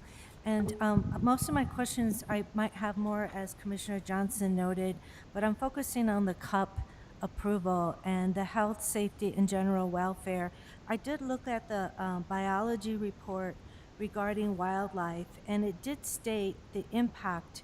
According to the report, there's a large-scale habitat and wildlife impact in the area, and I could pull it up, but you seem to, in your presentation, sort of overshadowed those findings in terms of the owl, in terms of our other habitat there, in terms of the impact on the land. If you're going to be clearing like 700, thousands of acres, that's going to impact. It mentioned that there should not be building between March and October during bird migration season, during different other seasons.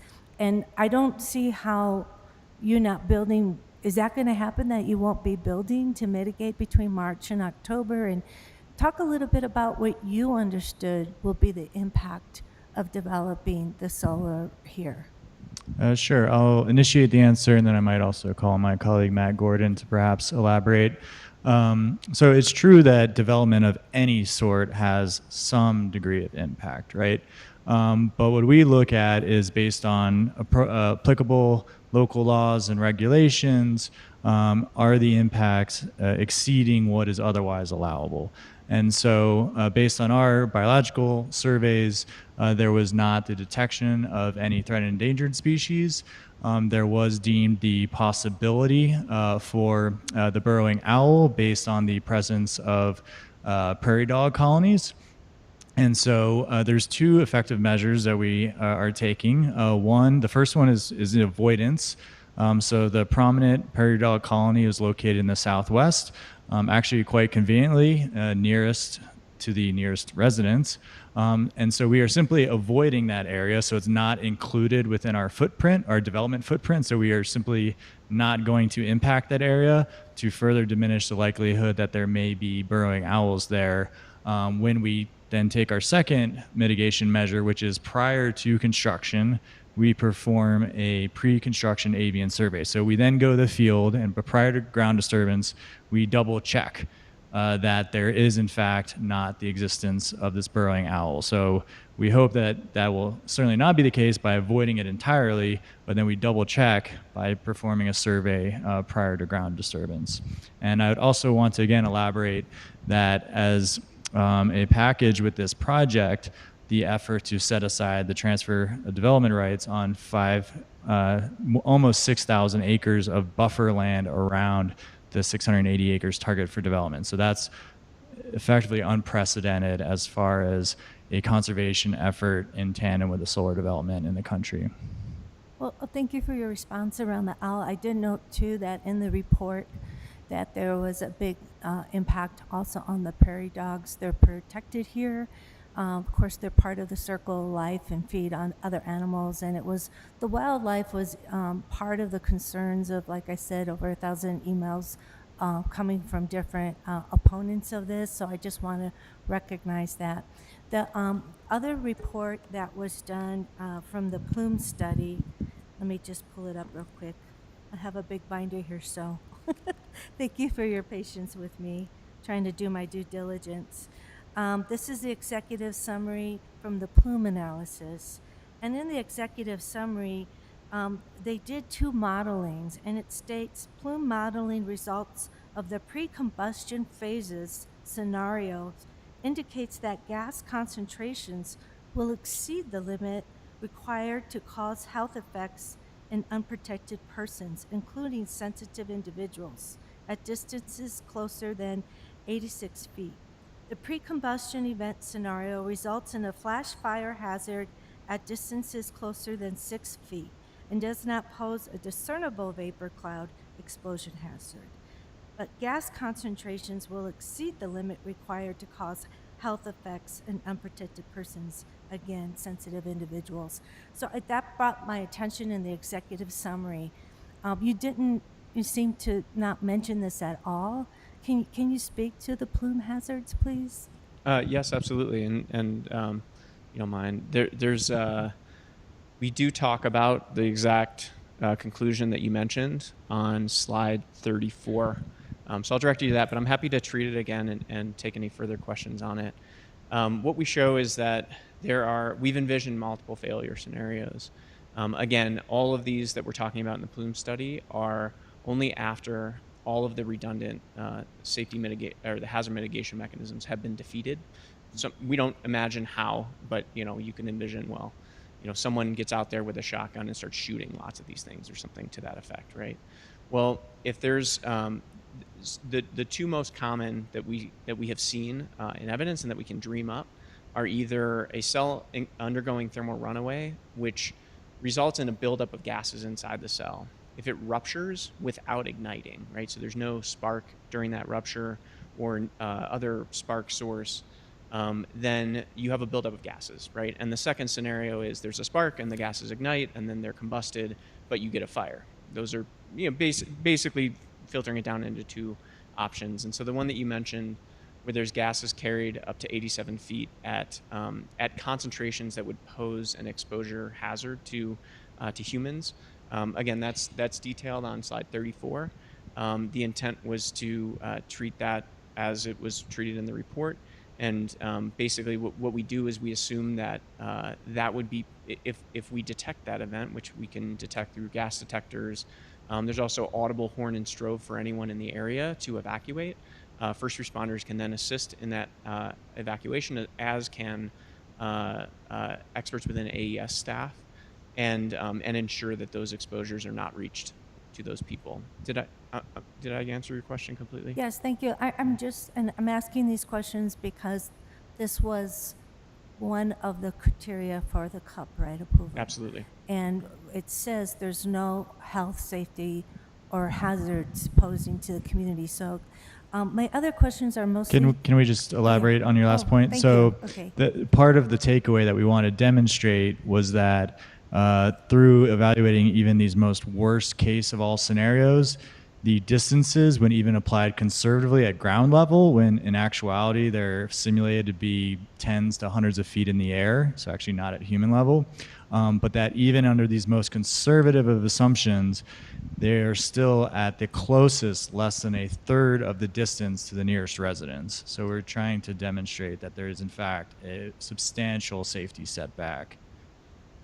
I'd also like to indicate that these sites are not attended sites. That's another difference between the original large buildings of enclosures that required people to be inside operating them. These are all systems that are effectively unattended, remotely monitored, but available 24/7 for live response.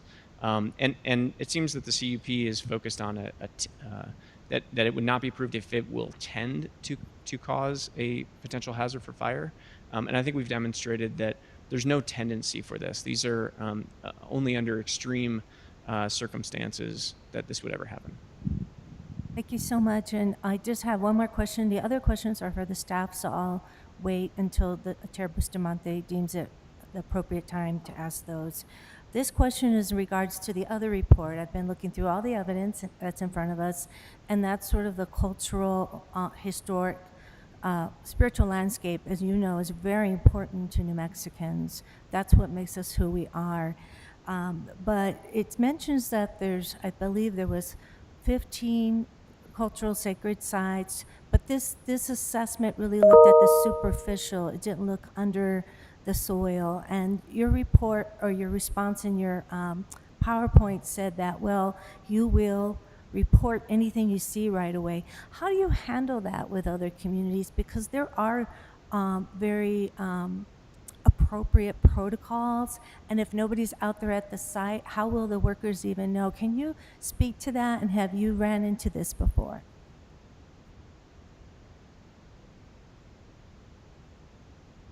And I'll invite my colleagues to add to this, but we are very familiar with the requirements locally as well. In pretty much all of our sites, we have something similar. Maybe a good analogy might be we are a large developer and owner and operator of plants on Hawaii as well, in which obviously it's different, but there are some similarities between some of the cultural requirements. We do bring in third-party experts in these types of scenarios and ensure that we're adhering to this. Ultimately, we are occupying these sites for decades, and it's important to our success as a company to be directly in line with our community stakeholders, abiding by all of these requirements.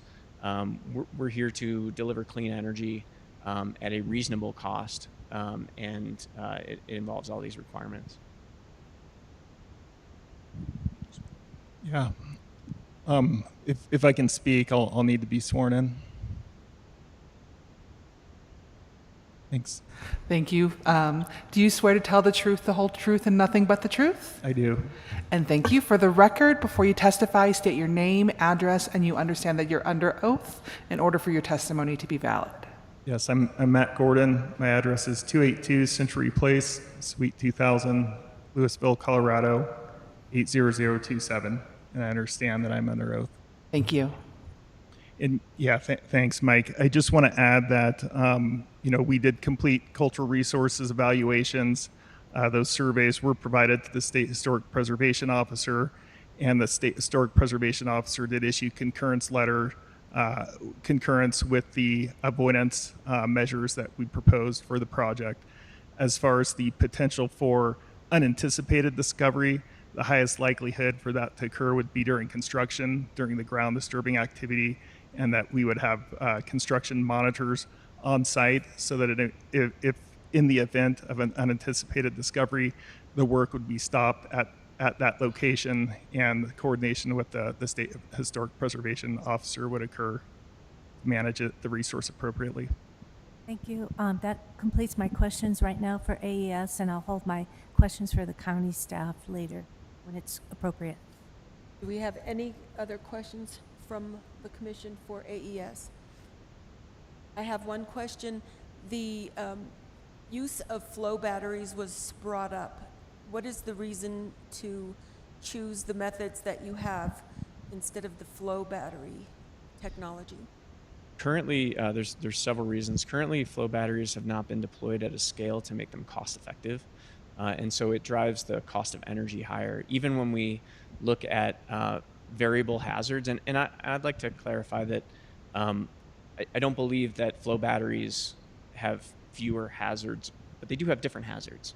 One common hazard of flow batteries is that many of them, not all of them, but many of them will consistently emit hydrogen. That's a hazard you can mitigate, but we've also learned that we can mitigate successfully the hazards of lithium-ion batteries. And so even when we take these systems and we design them in a robust way, just like you would take a car, which is not inherently safe, but you would build it with the crumple zones that we mentioned earlier and automated driving and driver assist, capabilities, airbags. We add in these redundant measures to energy storage systems as well. Those all cost money, but we're finding that is a very cost-effective, very sustainable, and it's a much more mature approach because we're doing it at a scale that is many orders of magnitude greater than flow batteries. We have a great deal of experience with these, so we can state these claims with confidence based on actual experience. And with flow batteries, we're not at that level of maturity yet, or what some people might call a technology readiness level. It's much lower. Thank you. That's all the questioning that I have. If there are no further questions for AES, Commissioner Kokari-Stone has questions for staff. First, I just want to thank the team and for your presentation, and I know a lot of work has gone in the last year, especially in what you've been doing. So I'll just start with, again, with what's before us is the core questions. Have conditions been met for the conditional use for the CUP? And I want to go back to, you mentioned that the Sustainable Development Codes Ordinance number 202-205 was passed, and it includes the definition of community solar. What I didn't see in this was the definition of commercial mass solar projects. Is that anywhere, because I know it's not in our current hard copy of the codes, but is that anywhere online? Has a commercial code been passed, the definitions and specificity been included like it has been for community solar? Madam Chair, Commissioner Kokari-Stone. So ordinance number 2022-05 does have commercial solar energy production facility defined in there as well as a renewable energy production facility that uses sunlight to generate and may store energy for sale or profit. Thank you so much. And I do see that. Thank you. But I saw in Appendix A, it references there's more detail around community solar facility, but I don't see much detail in our Sustainable Development Codes around commercial solar. Is that something the county has been working on? And is there anything else in our Sustainable Development Codes that is modernized, that aligns with the regulations, the technology, because it was built on land use, right, but not on solar? And my question is, what is and is not in our Sustainable Development Codes that would be adequate guidelines to respond to a mass commercial solar development?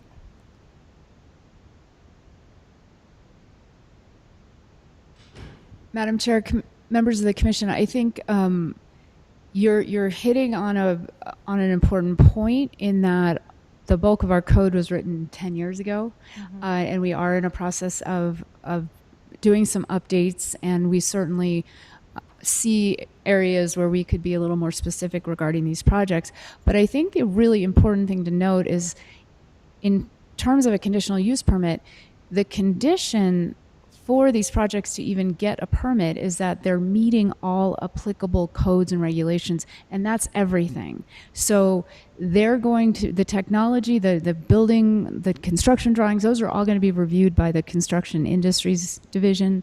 All of the fire code, all of the other safety codes are applied by other regulating entities. So our job as the Land Use Department is to make sure that all of those other codes and regulations are, that the project's compliant with all of those. Right. So thank you so much. And I understand that. But again, in looking at what we have, my question is, what do you think needs to be as we move forward to happen with the county, to have more comprehensive codes that are modernized, that align with the conditions that we're speaking of that are very complex for these commercial and community solar developments? Madam Chair, members of the Commission, I would say that the number of studies that this project, that were not specifically required under the code, but that this project has complied with in addition to what's specified, is probably appropriate for these kinds of projects. So, you know, right now we're kind of negotiating this extra work, this extra step, because it seems to be the way we can determine that our code is being met. An example that I would point you to, and I'm not an expert in this area, so obviously we need to do more research and spend some more time on this, but there's a whole section about wireless communications towers that was added, or it wasn't added, it was written into the code, but it's that's sort of an example of technology that where language was added later or made more specific later to address an emerging technology. It's not emerging anymore. So, you know, so that's kind of how I would imagine we would move forward, which is not really changing anything, but just being more specific to call it out a little bit clearer. Thank you. And you're the experts. I just wanted to ask, I saw state law, New Mexico state law cited throughout all the evidence. And would you say there is, in fact, no dedicated state law or zoning code that uniquely regulates large-scale lithium-ion storage systems in New Mexico from the state of New Mexico, or is there? Or even administrative codes or statutes? Chair and Commissioner Kakari-Stone, I believe that there has been discussion of the Community Solar Act, but to the extent that you're looking for something germane to this specific type of facility, I guess the distinction we're talking about here is something neighborhood scale versus something commercial. Certainly we can develop that research for you and provide it to you, but I don't think that any legal staff here is prepared to say yes or no whether there's something in the entirety of New Mexico statutes annotated or the New Mexico Administrative Code that touches on this. So to our knowledge right now, there's no guidelines from the state of New Mexico that establishes BESS specific safety standards, which is why we're here. The onus is on the county. And I guess I just want to ask, if we don't have specific sustainable development codes that really guide the activities, and the regulatory activities are really on us, it seems like we sort of, the December hearing in which the CUP was denied actually cites that Santa Fe County, we're not up to date with our guidelines, regulatory codes, and standards that really is readily available to deem a CUP for this size of project. That's what I read. I'm just going back to the evidence, and I don't know if the staff have any response to that or any clarifications.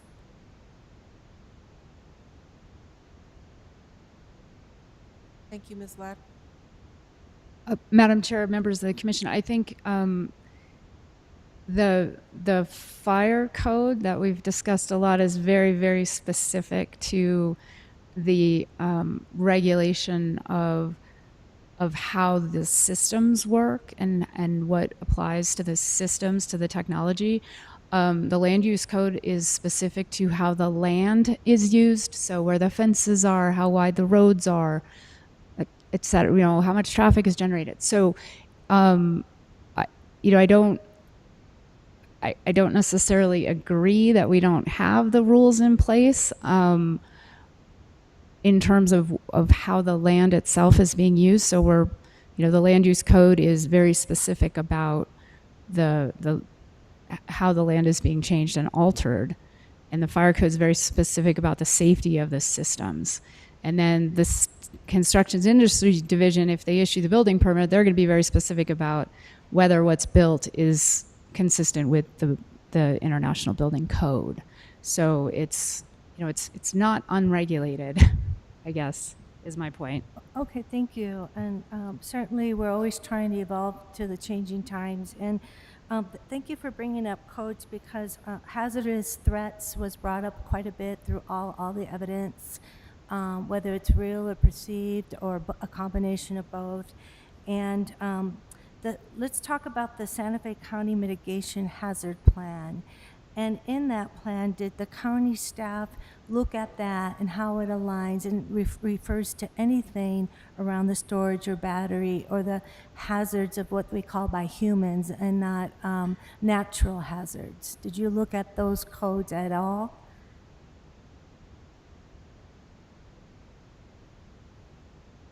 Madam Chair, Commissioner Kekariston, I am not part of that plan.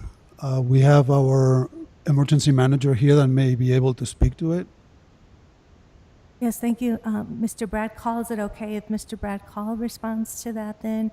So the question is there a reference at all to the storage of batteries and the hazards in our new and approved June 2025 Santa Fe County Hazardous Mitigation Plan?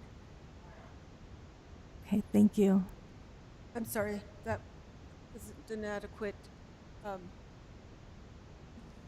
If we can please make sure that we come to the microphone when we're going to answer, I think we'll register this as a no, ma'am.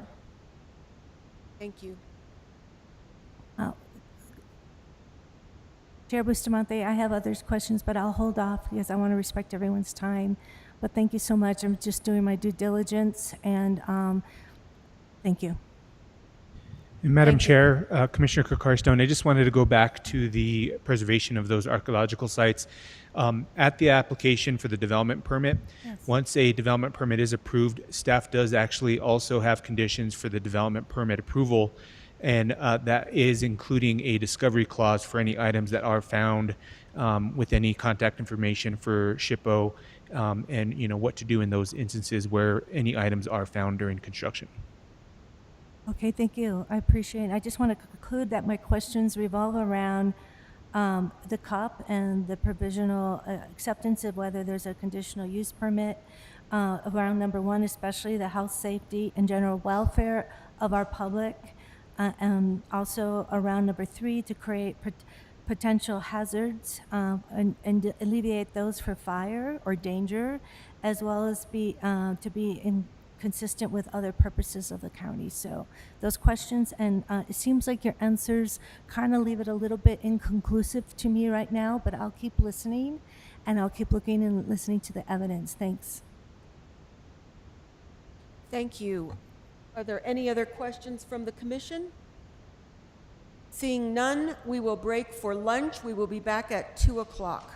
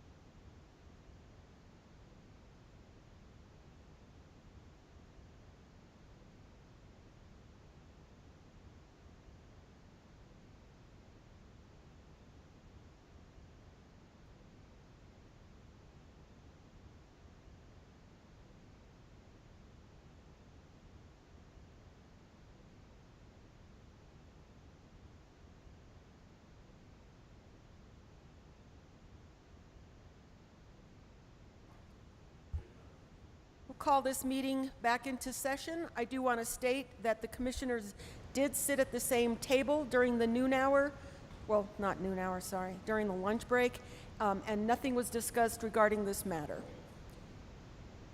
We will start with our presentations by the parties, and we are starting with New Mexicans for responsible renewable energy. And we'll remember to state your name when you come to the podium. If you have not been sworn in, please make sure that you're sworn in. And we don't have a microphone at the podium, so we need to make sure that you're able to be heard.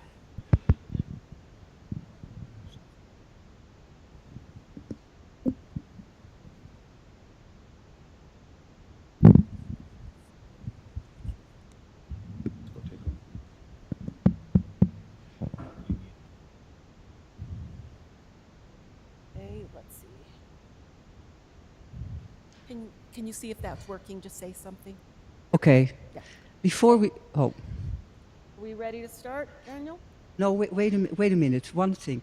I went up to the podium unannounced, but the problem is Friday at 3 o'clock we all received the third noise report. And through the weekend, I did my best to look at it. Sorry, that would be part of the testimony. So No. This would actually affect your time. Okay, anything that you have to present to us is under the umbrella of the time that's been allotted in this meeting. Okay. Okay, so if we can go ahead and say our name, and if you've already been sworn in, you can say so. Oh God. Okay, my name is Dr. Eikelenboom Schieveld, and I have been sworn in, so I know I'm still under oath. I wanted to point out that Friday at 3 o'clock we all received the third noise report, and I studied it again. I studied it during the weekend, and I made a short presentation. And I didn't know what AES was going to do with it, but both the county and AES brought it up. And I would like to react to that because it's an important item, but I don't want to spend my 60 minutes on it. And I think because the report came way after the deadline, I think I should be entitled to have like 4 minutes to react, so 4 extra minutes to react on the report. I ask for the opinion of the board to extend 4 minutes, having that we just received this now. She's asking for an extension of 4 minutes to her time, given that we just received this and she wants to comment on this. 4 minutes extended to the time. If there is no objection to this, I would. I'll make the motion to extend you 4 minutes. So. Okay. Is that amenable to the other parties? Second. Okay. I don't know that we needed a vote on it. No, we didn't need a vote. That's okay. All right. You will have 4 additional minutes, and your time is starting now. Thank you. I've been studying this project for about 3 years now almost 3 years. And since I'm only allowed 1 hour to make my case, I will have to hurry through the slides. And I want to bring your attention to a subject that has hardly been getting any notice, and that's the solar farm fires. Here you can see some examples of that.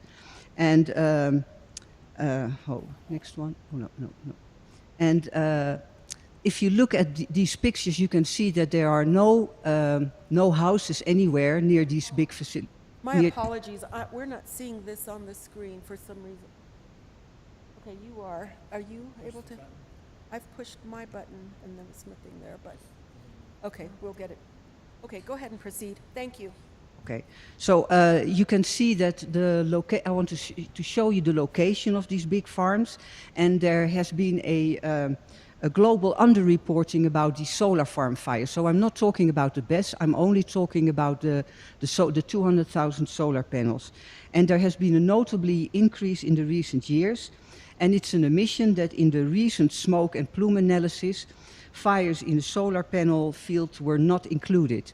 And the main causes of these fires are electrical component failures like DC isolators, connectors inverters, poor installation, and installation and maintenance can ignite a small fire, which can spread under dry conditions like we have here in Santa Fe. And 25% are caused by the solar panels themselves. And these are serious fires, difficult to extinguish, and spread beyond the area. And solar farms in vegetated, wild-prone areas are at risk, both from and to wildfires. Here are some examples. In October 27-24, 17,000 solar panels and 38 acres on the farm were on fire, and the wind was terrible up there. And another one is February 2025 in Australia, where the inverters caught fire and set the whole thing on fire.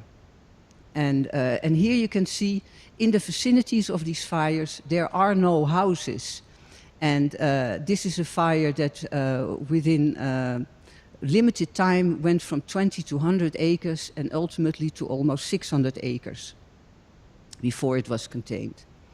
And even kijken. This was one of the reasons for the hearing officer to object against this project. And she said it was too big and too close to communities. Now, for AES, that's probably not a problem, because the BESS was 1.5 miles, and the solar, and my house is the nearest, I have to say, is very close to the solar arrays, and 20 homes are within 1 mile, and these houses are at danger, and not only, they are at direct danger, and also the houses further away. Now, we got a message from P&M a couple of months ago, and they said clearly you live in a high fire risk area. So AES can say, oh no, there's no problem, it's very low risk. P&M is obviously not of that opinion.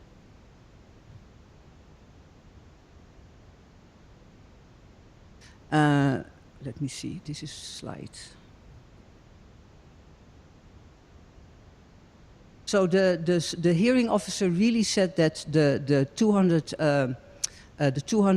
panels were a risk factor, and I want to point out that there was a meeting in the Board of County Commissioners in 2023 where the fire department held a presentation about the Insurance Service Office ratings, and they are depending on the quality and the amount of people. I'm sorry to call it quality, but the equipment, the number of people they have at the fire department.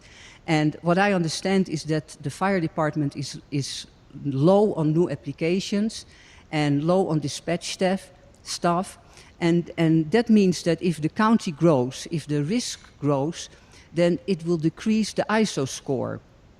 And that's important because if that score decreases, there will be problems with getting coverage for housing, and especially with the record-setting wildfires we have here. And now they want to put a high hybrid installation far from water resources, and the 30,000-gallon water tank that AES proposes to put there, it will be empty very quickly. And what happens if there's a fire in, for instance, the solar field or in the vicinity there, that will threaten both the BESS and the houses? Which one would get priority?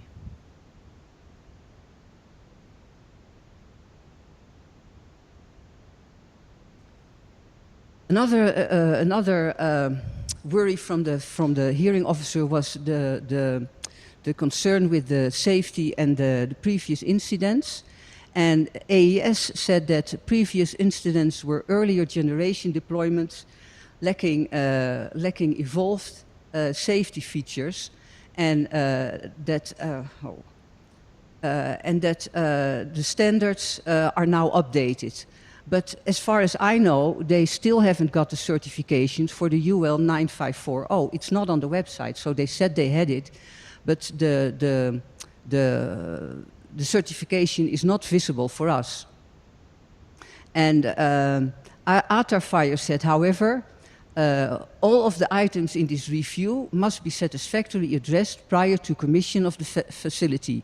We are not sure there will not be any more issues since not all the documentations we need to give a complete review are available. And I think we are entitled to all the review and all the documents. And in another meeting, in another minute of meetings, I found that Schaefer mentioned the lack of capacity at the fire marshal department, as well as growth management, to inspect properties. And the compromise struck was that these houses and these properties had to do self-certification. Now, our fear is that if AES is left to do self-certification, then we are not very sure that this will take the right course, that it will be okay. Another AES mentioned that already, that the hearing officer said the proposed system is older, less safe type of technology. And AES said that this was the latest technology and it was UL 954 tested. But in the ATAR fire review, it said a draft copy of the UL 954 listing report has been reviewed. Certification is not complete. Completion of this project is contingent upon successful UL 9540 certification. So where is that certification? This is a slide that you've all seen as well. And it says here, no battery fires in over 6 years of AES specs with the BESS operation. So that meant, as I understood it, that in facilities where they had these advanced specs BESS, that there were no fires. And I'm talking about 6 years. But I wonder, why didn't they put those new technologies in Arizona, in Chandler, in Escondido? Because those were a few years ago, so within the 6 years. If this technology is so safe, why didn't they put it in there? And then the potential for wildfire, which was a problem for the hearing officer. AES says the UL 954A is an installation level test, did not result in propagation of a thermal runaway event from the failure of a single cell. No flaming or flying debris was observed outside the enclosure. Well, that needs some clarification. The UL 954A test has 4 levels: cell, module, unit, and installation. And at the cell level and the module level, AES had thermal runaway, had fire, it did expand to other cells. It was just on the unit and the installation level that wasn't. And that means that we have to be depending on the fire mitigation equipment they have, or on the battery management system they have. And those systems are known to fail. So that means that their technology is not as safe as it is. And there are a lot of companies, if they do the 95408 testing, they make it, the cell level is okay, the module level is okay, unit level is okay. And if you have one of those 3, if they succeed, then you don't have to do an installation test. AES failed. They had to do the installation test because the first 3, they failed. And even the installation test was not really successful because they had to, if you can, oh yeah, I don't, do you see it on your screen? Or no, only here? Yeah. Sorry? Okay. So here you can see that the redactions in this case are overwhelming. And here is, at installation level, they had to redact it because it was too high. It's only supposed to be 120 degrees. And they were at 670. So even at the installation level, they did not met the requirements. Now, they showed us the glamorous video test, but I mean, it's fine, but I would like to see, what were the written results? Because when they did one of those tests earlier for this application, they blacked out, they redacted a whole lot of interesting information that you can see at the cell level. They had problems at the module level, at the unit level they have problems. So this video testing doesn't mean anything. I would like to see those reports. And here again, this is what P&M sent us a few weeks ago. You live in a high fire risk area. And that was one of the worries of the hearing officers as well, that that there is this potential for wildfire. And AES shows you this to show you how barren the land is where we are. 30% according to them is barren. Well, it doesn't look so barren now. And this was a few weeks ago. And if you look at it now, it's like a jungle. But this will dry out. And why on heaven's name would you put a 2.3 line tie-in line that P&M wants to switch off because it's so dangerous, that they have this emergency power shut-off, because these power lines are dangerous in this vicinity. So why would you do that? And I would like to point out a warning from County Manager Schaefer in July 25, 2023, that with unusual hot temperatures, frequent lightning, strong gusty downburst winds, everyone should be cautioned with outdoor flames, and it doesn't take much to start a brush fire. And we've had several in recent days and weeks, and they can get out of control quite rapidly. So I think the worries of the hearing officer and our worries are really not exaggerated. Okay, now we get to the difficult part. This is the noise study. This company, CSWCA, I will call them AES now, did now 3 studies. And it looks very difficult, but it's not. If you just bear with me, I can explain this to you. What's important is the ambient noise. The ambient noise is the day-to-day noise that we have around us. The point is that the ambient noise plus the noise from any operations should not exceed the number of the ambient noise plus 5 decibel. I'll keep it simple. Now, they made a report based on ANSI, and ANSI is the documentation that you use as companies to do estimations about noise. And they said, this is in the report, the noise report, the ANSI document organizes land use within 6 categories. Based on an analysis of the areas surrounding the project, the noise at the property line of most interest would be represented by ANSI category 5. Quiet suburban residential areas with an ambient daytime noise level of approximately 48 decibel and an ambient nighttime noise level of approximately 42 decibel. Now, if we look at the chart that goes with it, quiet residential suburban, daytime level 45, they say 48, it says 45, why would you say take 48? And the nighttime level, 39, and they say 42. The point is, AES is going to make the ambient noise as high as possible, because that's the most beneficial for them. So this was their first report. And then they reported how well this would comply with the regulations. Here you can see the background noise. We saw that just 48 decibel. Now, the daytime, the permitted noise level in Santa Fe is the ambient plus 5. The daytime is 48. We add 5, then we get 53. And the actual noise, that's what they have here, is 48.3. No problem. We are complying.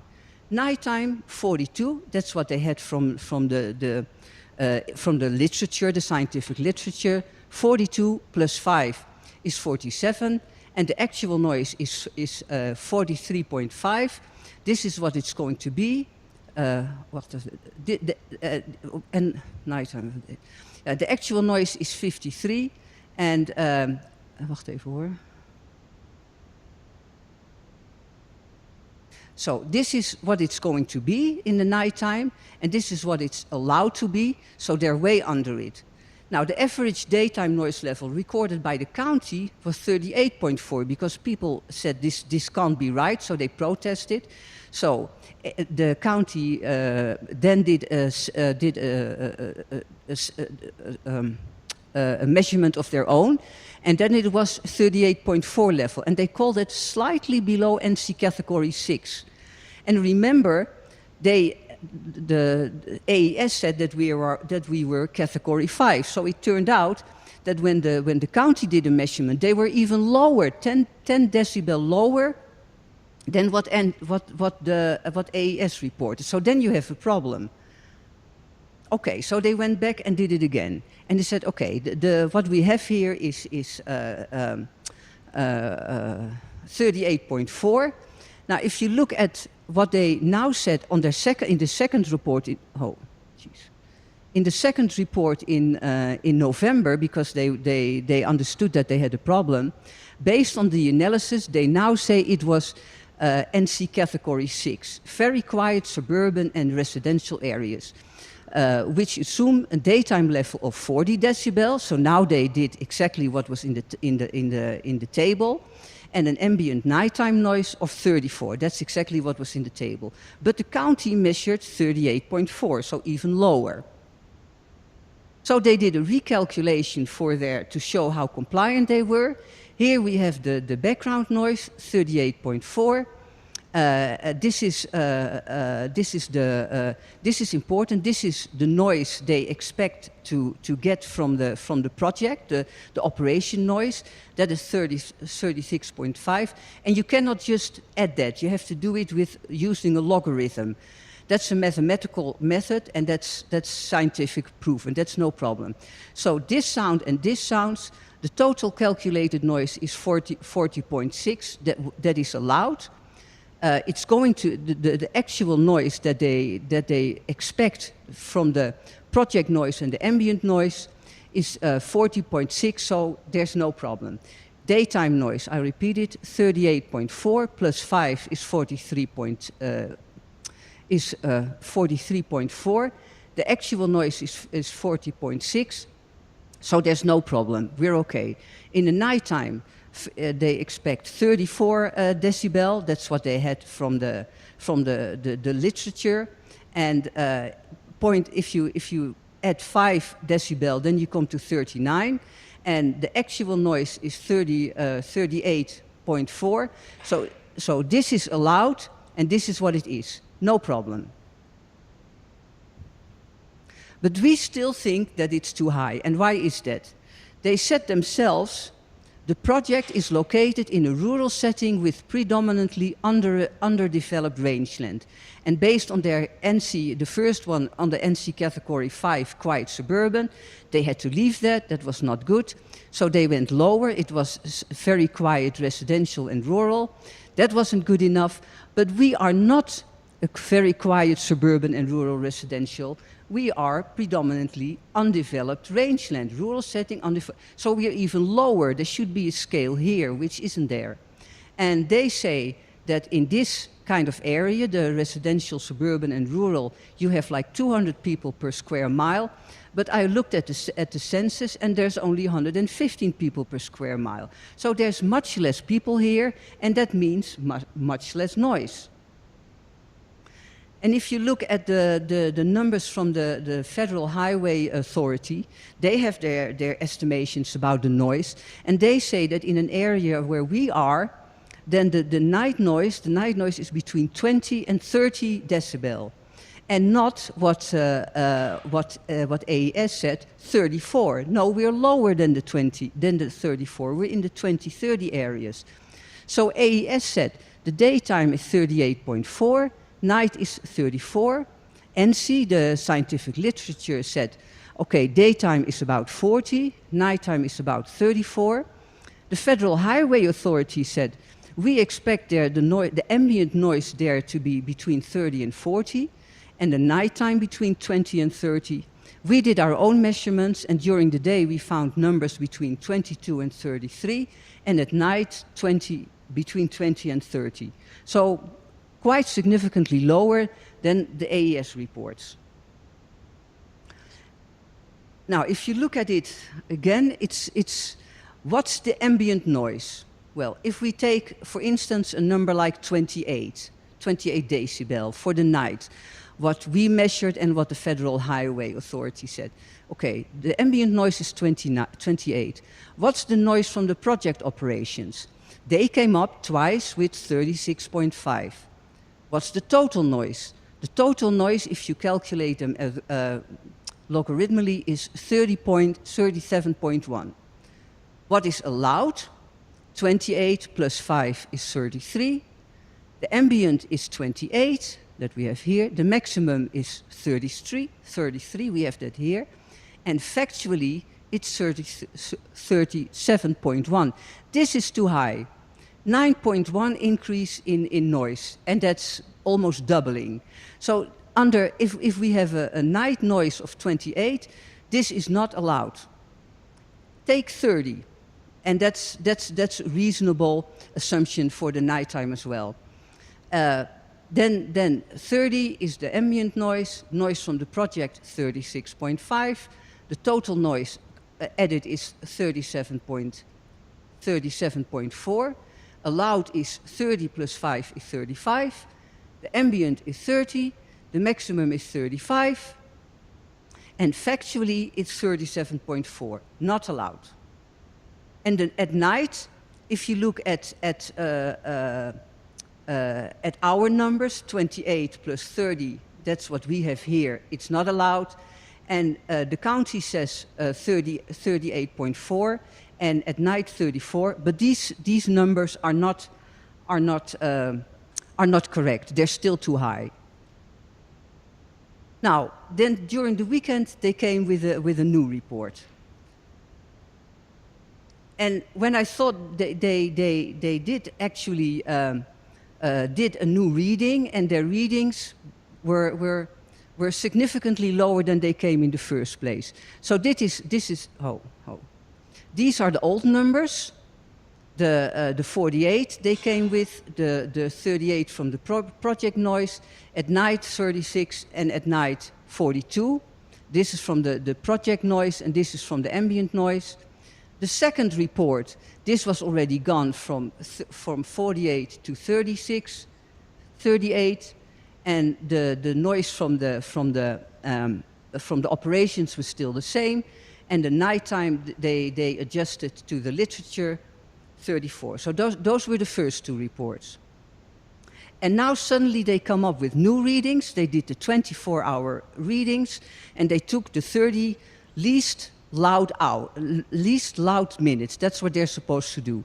And they come up with 32.4. That's about what I predicted.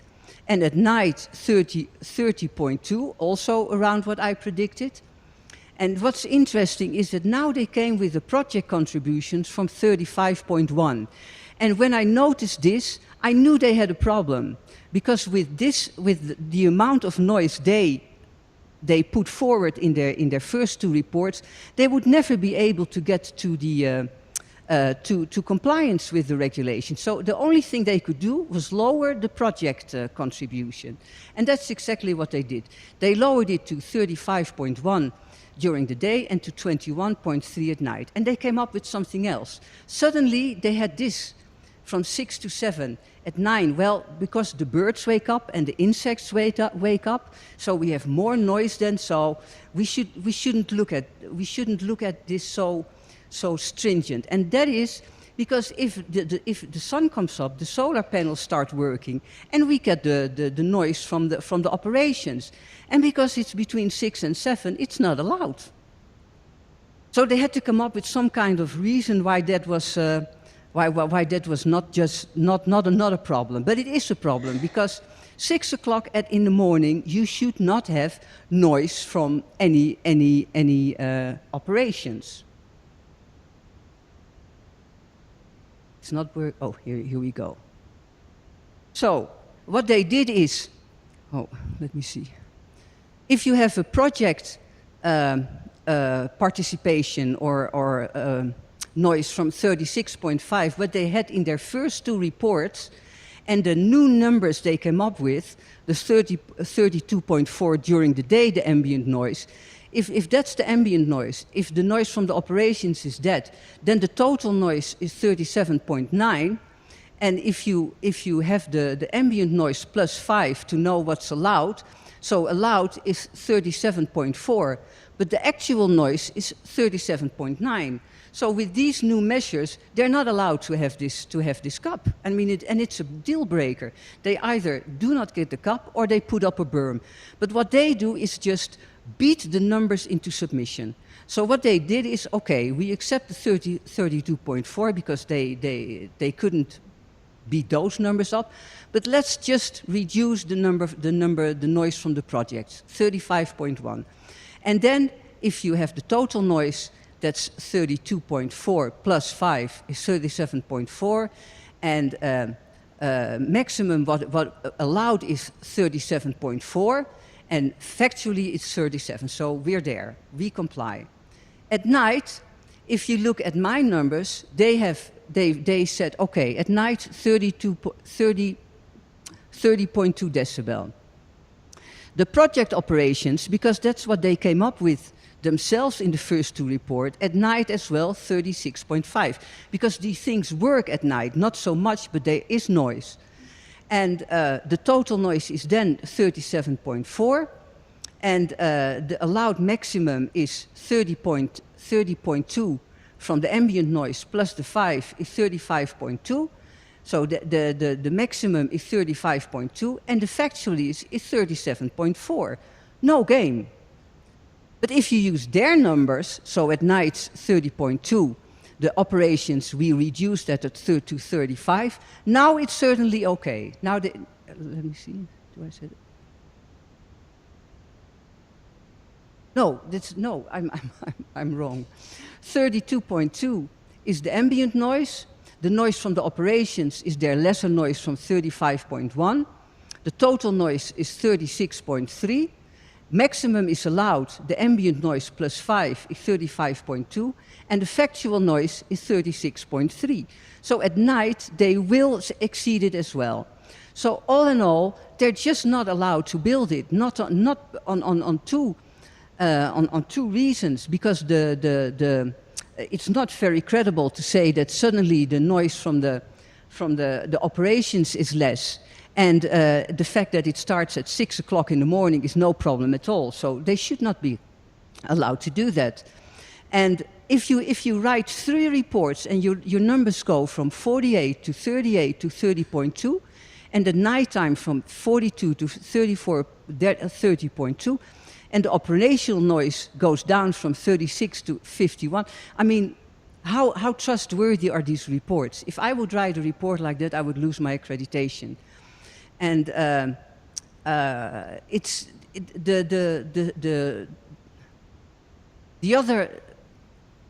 was this company that looked at what Glorieta had done, and they said, guys, you do have to have a 24-hour meeting. And they said, you have to take the lowest 30 minutes reading, and that's it. We're not going to say from 6 till 7, well, you know, let's just count that out, because it doesn't fit us. You either do it according to the rules or you don't. So, and the rules are very simple. They will not be able to comply only unless they really come with uncredible numbers and try to fool us all. Now, what happened with the county, I just want to show you how important it is that you as county commissioner make up your own mind and do not listen too much to the people who advise you. Because when this all started and the numbers became clear, Penny Ellis Green, the woman before Alexandra led, promised one of our residents, we have requested that AES respond to this and make sure that submittal is correct. Errors and discrepancies will need to be addressed. A noise study has been requested. And then Yatsi says, wouldn't the base levels be included in AES assessment of the area? I don't see us needing an expert unless the levels they have in their report seem out of range. And the level in their report was 48. I think that's quite out of range. And then Yatsi said, okay, we are going to take a reading near the house. I feel the number used is correct, the 48 number is correct, and we will see the actual numbers are a little higher. The actual numbers are way lower. So Yatsi has no idea what's going on there. So then they came up with, okay, it's 38. And then when I noticed there was a report, I started asking about the report. Can I please see it? I mean, it's public record. I want to know how it was done. Hundreds of documents through open records request.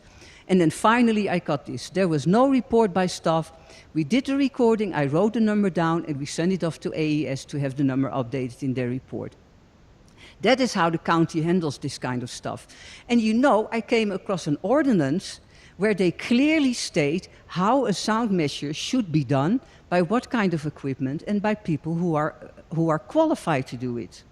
So why this took such a strange road is not clear. And now, okay, let's skip this. And I want to show you, this is the correspondence. When I didn't get response from the county, I tried to contact Abby Guthrie, the scientist from Glorieta, myself. And she didn't respond, and I got a very angry email from Mr. Prusino that I was not allowed to do that. And if you see this correspondence, you get an idea why he didn't want me to do that. Because Abby said to the county, however, I just want to make it clear that I'm by no means a specialist in many of the topics. I guess that I'm still unclear about what the exact scope is and how it seems like it seems like the county is unclear on that as well. This is the person who has to do a second or a third review on the environmental impact report. And then Jordan reacts with, well, reports like this are always full of assumptions. We just need to verify the assumptions make sense. That is not a way to go about with something that's so important, that has such implications for the people. And then Alexander said, well, Glorieta is going to do a review, and if they determine that the ambient sound assumptions were not correct, we will ensure that that updated information is used. Now, Glorieta did a review, and these are the only pages where noise was mentioned. Noise, vibrations, excessive fighting, to traffic, nothing about the ambient noise and the demands from the SLDC. Okay, now it's going to be painful. This is a different subject. When I started looking into this case, and one of the first hours with Henk that I went to, Henk said, like, well, there's coming all kinds of projects our way, and we have to make very sure that this goes ahead because it's very important. We can't have big industrial complexes in our area, and that's District 5. Now, let's see how Mr. Hughes prepared himself. On June 26, 2023, he put forward a resolution, and the resolution says, large-scale renewable energy projects will have effect on the landscape and have the potential to negatively impact neighboring properties. We have to encourage renewable energy in a way that is safe and minimize any negative impacts, and a consistent, well thought of process for the approval of new large solar scale projects, energy projects, provided safeguards for the community, and recommend a consistent process for the review and approval of large-scale renewable energy projects. Include an analysis of the advantages and disadvantages of including large-scale renewable energy projects as development of countrywide impact, DCI. Completely okay, nothing wrong with. And then he talked to Manager Schaefer.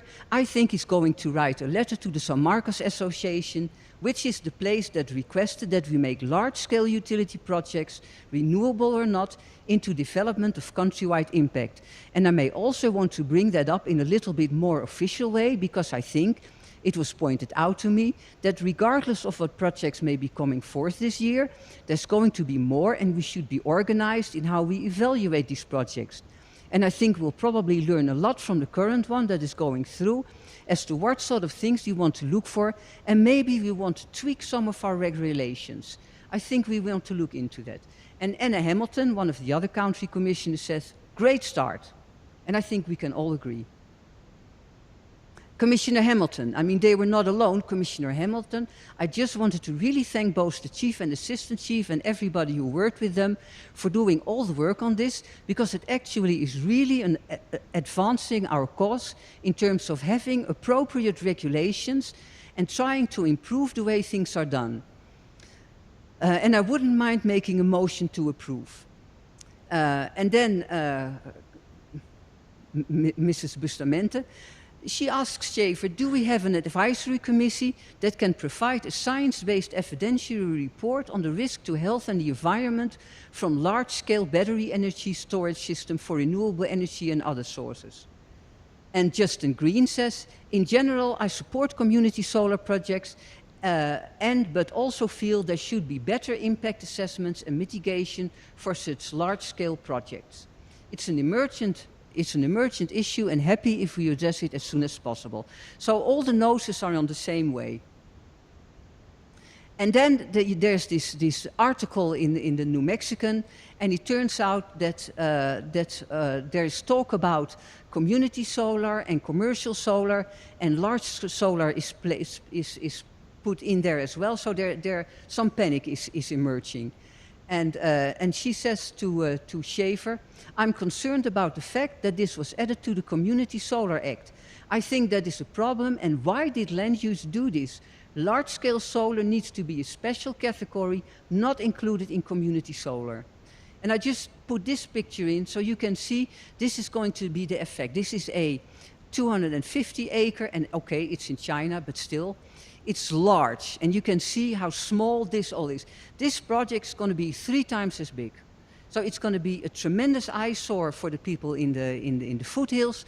It's going to be the business cards for Santa Fe if you come down the I-25 or the N14.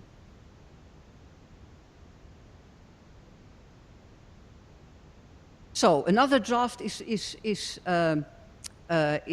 proposed in a couple of weeks later. Of months. This was June and this is September. The file name is more than 5 megawatt large-scale solar resolution draft. And it was proposed by Mr. Hughes and Mrs. Hamilton.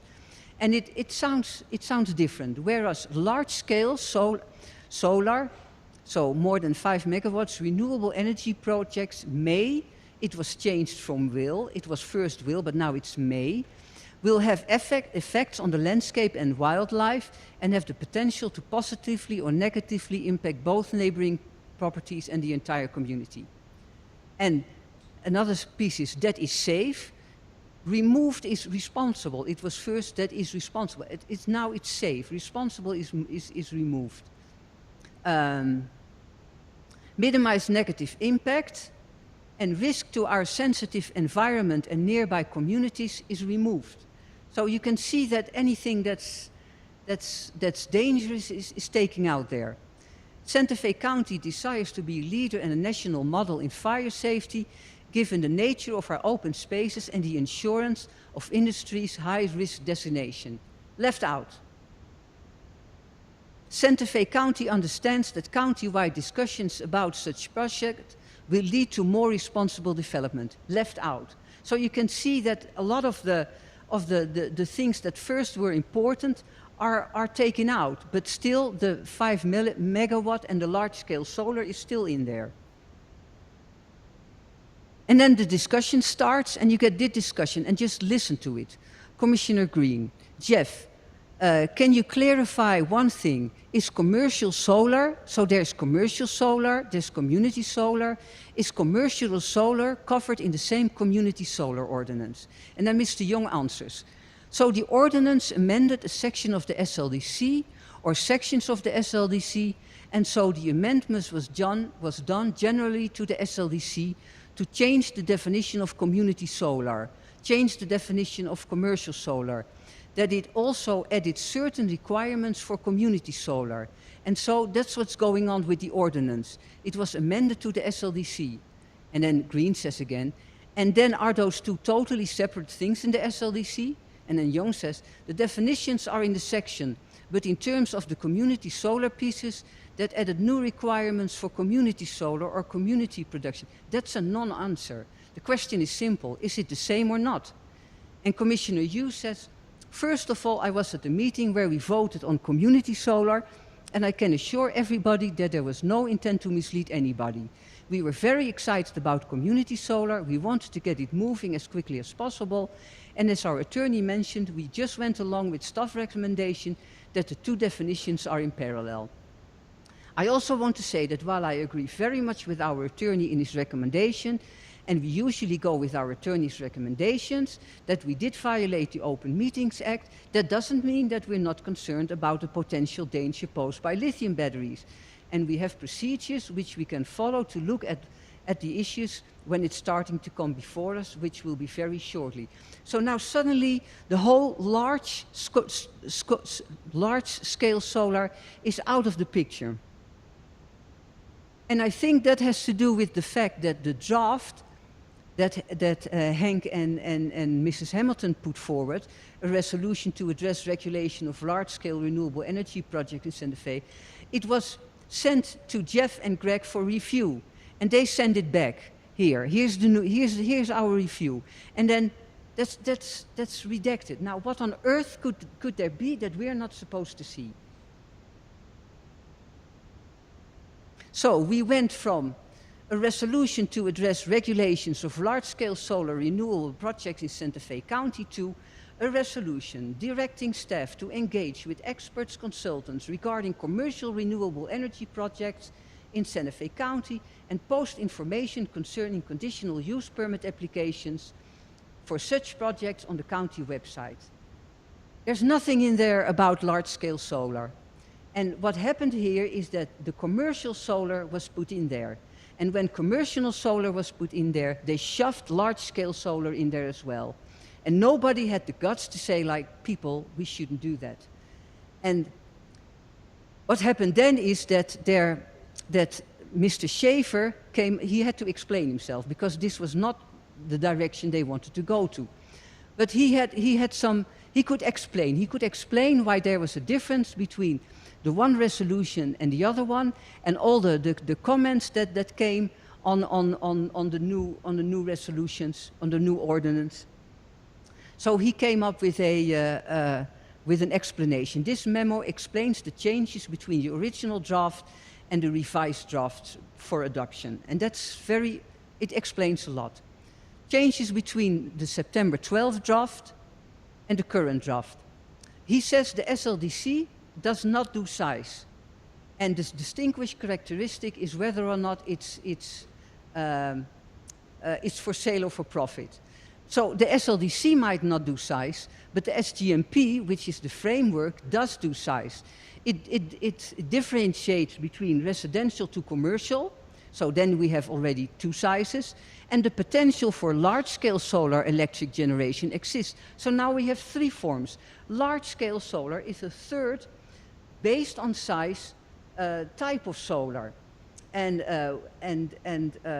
it says also, the SMGP, that impact on the few historic and archaeological resizes would have to be considered in future development proposal in order to preserve the integrity of the landscape. So the SLDC, the SGMC clearly says, okay, we can do large-scale solar, but be very careful where you place it, and ensure that potential land use compatibilities and environmental conflicts are taken into consideration in the locations of utility uses like power lines and substations and solar and wind power generation sites. So they clearly state that they have a priority in getting renewable energy, but also in preserving the landscape and make sure where you place it. So it's not only about money, it's also about preserving the typically atmosphere of Santa Fe. And then he comes with the second reason why things are changed. And Schaefer compares it with large-scale wind energy. And he says, the SLDC says, the large-scale wind energy meets size criterion.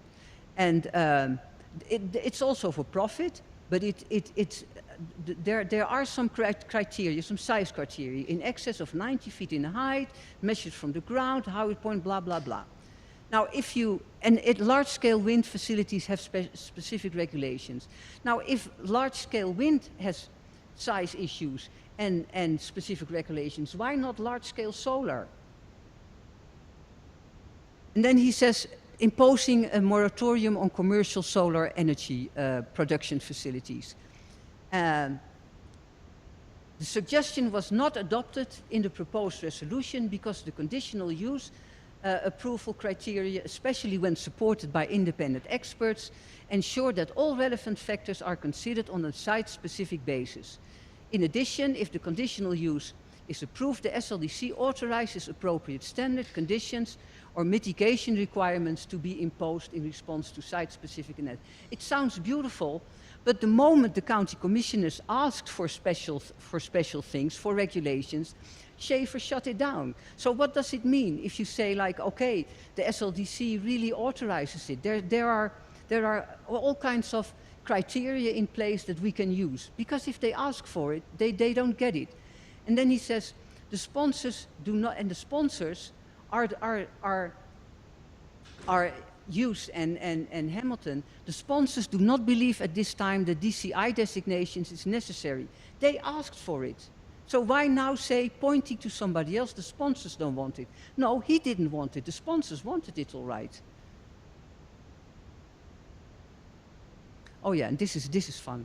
Our opinion on this recommendation is also guided by the Sustainable Growth Management Plan commitment to renewable energy and energy efficiency, as well as the reality that the impacts of the status quo dependency on fossil fuel are countrywide and worldwide. Creating additional hurdles to the necessary transition to renewable energy would be inconsistent with that commitment and reality. No, it's not us who are putting up the hurdles. The county is putting up hurdles against the Linnea proposal that's 3 times as big as this. And they don't need a 2.3 Gentile line, but they have to fulfill all kinds of criteria that the county doesn't put on AES. So who is obstructing here? And then we come to this, to the famous email from Schaefer to Dennis Kurtz from the SMI, from the San Marcos Association. Now, in a presentation we had for the community, one of the questions that was made was, why are commercial solar facilities not addressed at the same level of detail as community solar? And that's the $1 million question. And the answer was that in a letter dated July 24, 2023 for Manager Schaefer, it was stated that the Board of County Commissioners wishes to have large-scale solar with BESS as a conditional use permit. This was evident by the adoption of the SLDC in 2016 and the corresponding use matrix giving large-scale solar use by a CUP. It's not in there. In the letter, there's nothing mentioned about that. But we'll just put it out there for the people to read and say, guys, that's why we don't do this. It's not in the letter. But even more, I don't think that the Board of County Commissioners wished for large-scale solar as a conditional use permit. So what I did is, I asked Hughes, did you or any other county commissioner in the company of County Manager Schaefer ever decided you wanted large-scale solar to be eligible for a CUP? And the answer was, no conversation on that particular issue came up. And then he says, renewable energy projects of any size are eligible to apply for a CUP. We did not discuss changing that. And this is worrisome, because it means that Schaefer is just making things up, and Mr. Hughes thinks that there is some kind of regulation that allows renewable projects of any size to be applicable for a CUP, which is not true. So there's a regulation he mentions that doesn't exist.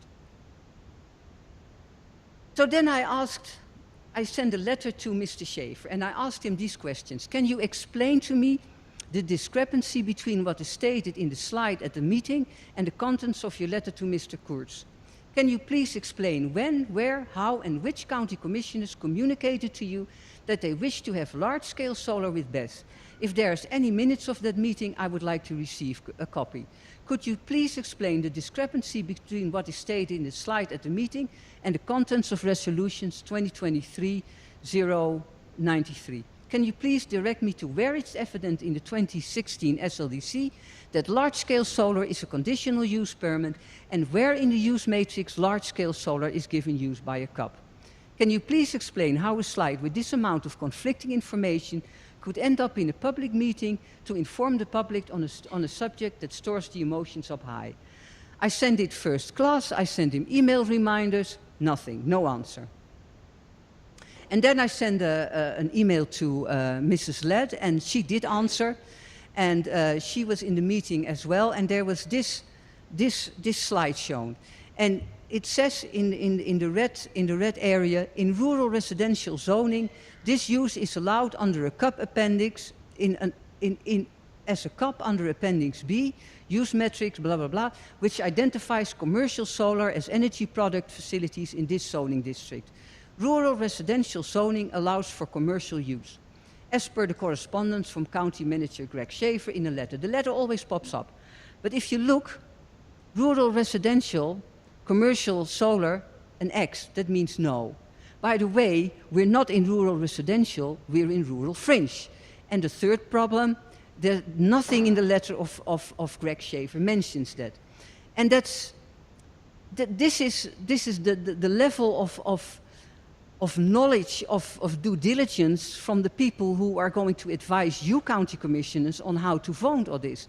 And during that meeting she made and I'm sorry, but you said it and I loved it, she said, I would rather face this project than a coal plant. And that, I mean, she apologized profoundly, and I understand it, but it's not something you can unsay, certainly not in this case. And the county would not permit a coal plant in this location, and neither should they permit large-scale solar.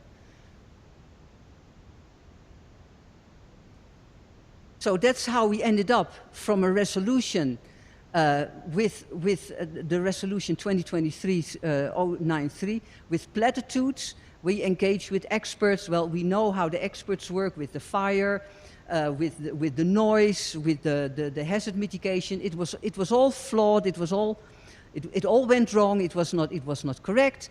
So, but we have experts looking at this. We're going to set up a website. We have the safeguards. Renewable are potentially allowed, cannot be detrimental or inconsistent. All fake. And without what the county commissioner specifically requested, recognition of this being large scale, in need of special category, with the potential to negatively impact landscape, wildlife and communities, and providing meaningful safeguards for the community. That was all taken out. Now, is the 10 minutes, is that with the 4 minutes extra or not? Well, this is what it was all about with the confidentiality. This was an email that Mr. Prusino sent 2 days before the meeting of the planning committee, and it was about that we can within the SLDC use matrix under the heading of utilities, there are 2 separate uses, one titled gas or electric and in the other commercial energy production facility. We can conclude, therefore, that when adopting the SLDC, the County Board of County Commissioners affirmatively elected to treat solar facilities differently than other types of energy production. There's no record to explain why the BCC made that decision. They might have felt that solar facilities are not as visually disruptive, or that solar facilities do not present the same risk hazards as similar fossil fuels. Or maybe they just wanted to promote the adoption of use of solar energy productions as a matter of public policy. Now let's look at that. In 2016, the solar use was just going to be exploding. Here they made the decision to write the new SLDC. They could not seriously set at that level, okay, we know exactly where we're going with solar, and this is how we're going to do it. So it's pure speculation to think what they were planning. And it's funny that Mr. Schaefer was one of the persons who signed it, but he never said anything about what the county commissioners thought when they signed the SLDC. And then about that it's not going to be visually disruptive. This is from the visual impact report provided by AES, and they had 2 categories were applicable to our situations, either moderate or high. And the landscape would appear to be substantially or severely altered. Project would introduce form, line, color, texture, or scale not common in the landscape and would be visual, prominent, moderate, strong contrast. So prominent, moderate, or strong contrast. The The project would attract or demand attention. So if it's moderate, it would attract, and if it's high, it would demand. Project would begin, moderate, or dominate the visual setting. So don't tell me this is not going to affect our visual joy in what we see. And about the risk, between 2011 and mid-2025, there were 96 battery energy storage failures worldwide, and from 2019 to mid-2025, 35 other energy storage failure incidents. So it's not as safe as they try to make it look. Well, this we already discussed. And then, yeah, this is funny. Smothering the discussion. I think they had some plan in influencing the planning committee, and they had several arguments. So the first is it was all chosen by the then Board of County Commissioners, and then you come up with argument that smother the discussion. And he said ultimately the BBC reasoning is not germane. They made the affirmative choice to distinguish between solar energy production facilities. They incorporated that distinction in the SLDC. That distinction is binding on all parties and tasking with interpreting and enforcing the SLDC. So we're not going to talk about it. This is how we're going to do it. And then they point out, okay, this is not so interesting, the whole. I have other stuff. Okay, this is interesting. What happened is, I think they tried to manipulate the planning committee. There was a staff recommendation that they wanted to reappoint Eric Abu for District 4 and reappoint Ruben Mendoza on District 5. And then on January 17, Prusino tried to remove Ruben Mendoza from the planning committee because his wife signed a simple petition 2 years ago on his behalf against this project. He was not involved in any action or expression of his opinion in those 2 years. He was highly qualified to be a member with 40 years career in city management, investment banking, and as a financial advisor in public finance to cities and counties in the Southwest, including Santa Fe County. His colleagues on the planning committee agreed he could stay on. Staff recommended his reappointment. But when Prusino could not get to reappoint him, when Prusino could not get to recluse himself, Hughes decided not to reappoint Mr. Mendoza because he thought he had a conflict of interest.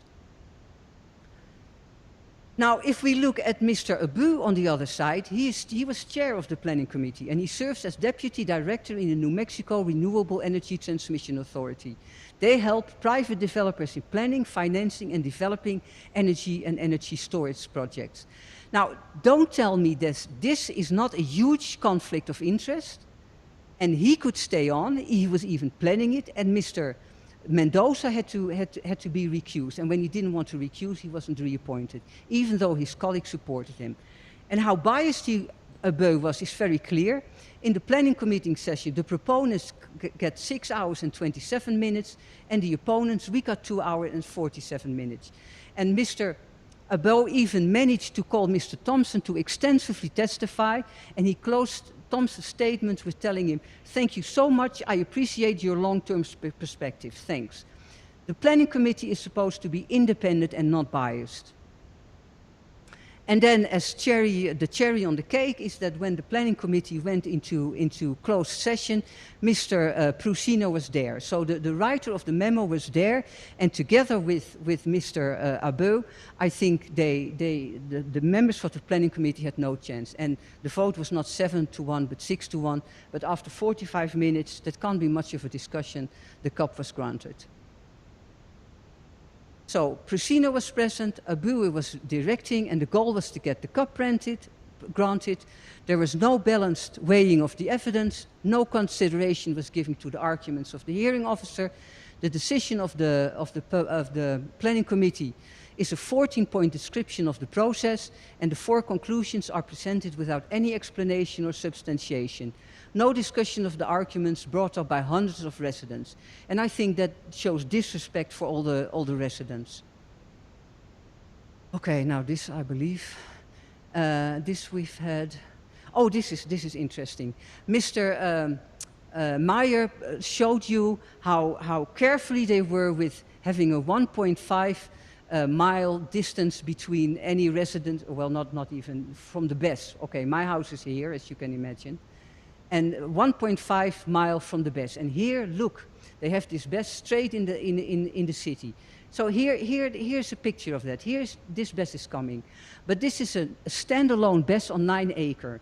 And the fire department of Santa Fe is well prepared. It's one of the best in the country. They have a hazmat, they have everything. And if you compare that to the Turquoise Trail Fire Department, who has shortage of people, shortage of equipment, they have to rely on a 30,000 gallon tank with water. This is not the correct representation. This is not the same. And this is for the 350. They showed in the last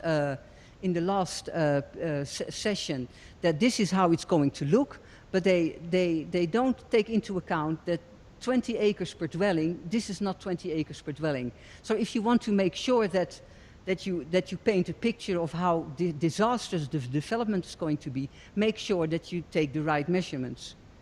Let me see. And what I miss in the environmental groups that are here, I mean, you can say that this is our choice. It's going to be bleak or this. But how about the people who are suffering from getting the lithium out of the ground? And we're all responsible for this. Look what happens in their backyard. But as long as I don't have to go into the pit, I don't care where they get it from. Another thing I quickly want to point to you is that this project, 11 years after the opening, it was supposed to go to 2039. They had to close it because it was obsolete. And here the Sierra Club strongly was in favor of closing it. And now they are in favor of putting up a big one here. So they agree that not every renewable energy project is created equal, but you have to look very careful about what the circumstances are where you put it. And if you look at this project, the Linea project, here we have, this is where we are, we have 1 dwelling per 20 acres, and where the Linea project that is 3 times as large, as much acreage, photovoltaic and BES. This project... You're running, I just wanted to let you know you have... Yeah, okay, thank you. This will serve the climate goals for the county and New Mexico better than AES, and here they have 1 dwelling per 160 acres, so there's quite a difference. Okay, that's it. I can go on about the appraisal study, that's not, but you can read it for yourself, it's very clear. Thank you. Are there any parties withstanding who would like to cross-examine Ms. El-Kilenboom? Any parties withstanding who would like to cross-examine today? Okay, not seeing any. Questions from the commissioners? Commissioner Hughes. I just want to respond to what you said. And by the way, I heard everything because I was listening on the on the microphone while I was downstairs. I'm glad you went through our development of all that stuff. I think that shows how much concerned I was about the project. Also, I was a sort of a new commissioner, so I took a lot of advice from Greg. But I was very happy with what we ended up. We were going to be able to hire consultants, as we have here, to evaluate the project. I also was glad that we were able to update the fire code to the latest thing, which everyone responded to, the latest fire code. I just want to say that. Also, in terms of reappointing Mr. Mendoza, I'm sorry I couldn't reappoint him because he was so close to expressing a concern ahead of time. I appointed someone else who actually voted the same way, and so I don't think it changed the vote on the county commission. But I was sorry to lose him from the county commission. And that's it. Thank you, Commissioner Hughes. Any other questions from the commission for Ms. El-Kilenboom? Eikelenboom. Can I shortly react to what Mr. Hughes said? Unless it has relevance to the proceedings? Yeah, well, yeah, just one remark. He said about the fire codes. Appendix G is not accepted, while the AES doesn't have to abide by Appendix G from the fire code, and Linnea has to, and that's, so I'm not so happy about that. That's Thank it. you. Any questions? Commissioner Johnson?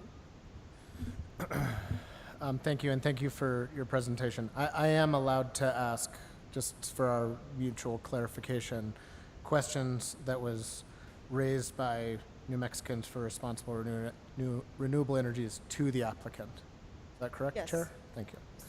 So, in the presentation, the certification for UL 9540 was brought up, and another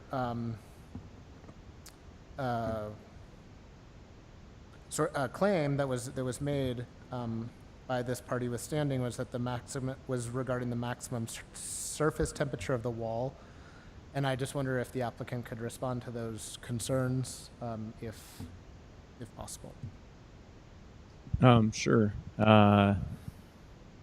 The temperatures, not recalling exactly which of the 4 reports that specific temperature came from, but the temperatures recorded are relevant to the criteria for whether or not the next sequence in testing occurs. So the numbers provided were the numbers in the reports. I don't dispute that.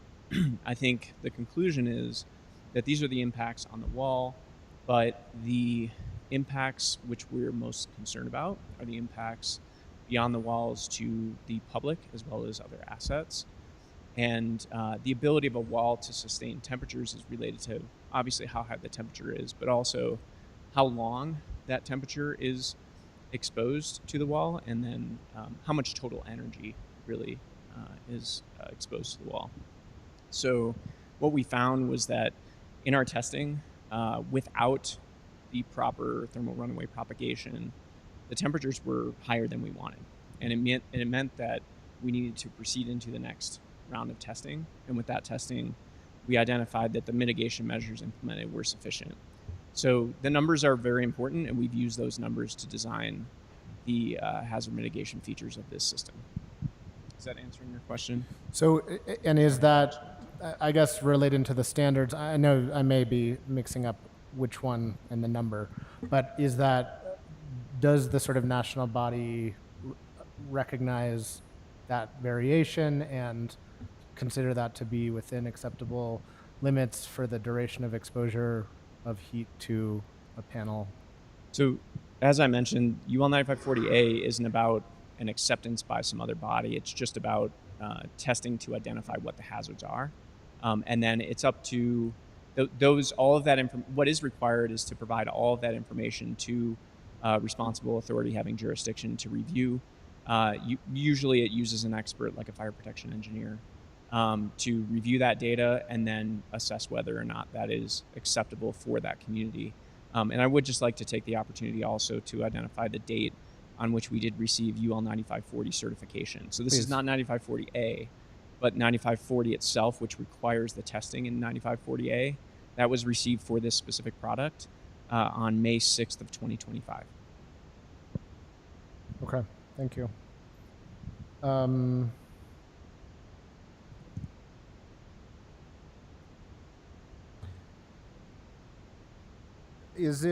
So this is a question for the fire department. I guess I'd like to hear, the party makes a claim about the fire department being underprepared for this and the decrease in the ISO score.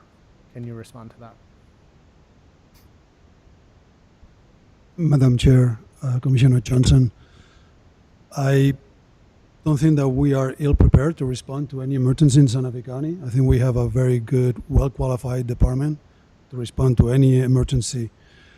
As far as ISO, ISO is basically takes fire department equipment and personnel and training, water capability or water amounts or capacity, public education.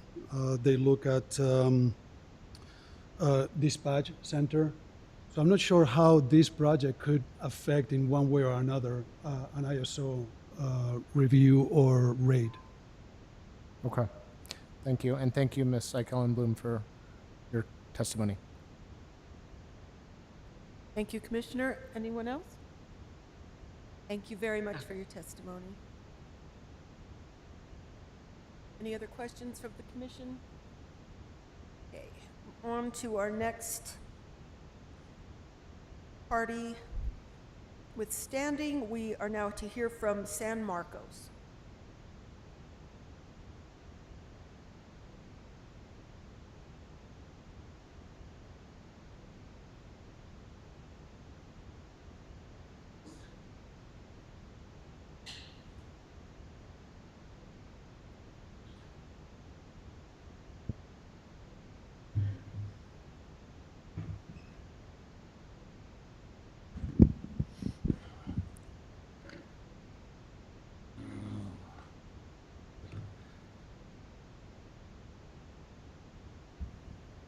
Please raise your right hand. Do you swear to tell the truth and the whole truth and nothing but the truth? I do. For the record, before you testify, please state your name, address, and that you are under oath for your testimony to be considered valid. My name Dennis Kurtz, Kurtz. I live at 42 San Marcos Road West in Santa Fe, 87508, and I am under oath. Thank you. Let's see if I can get this.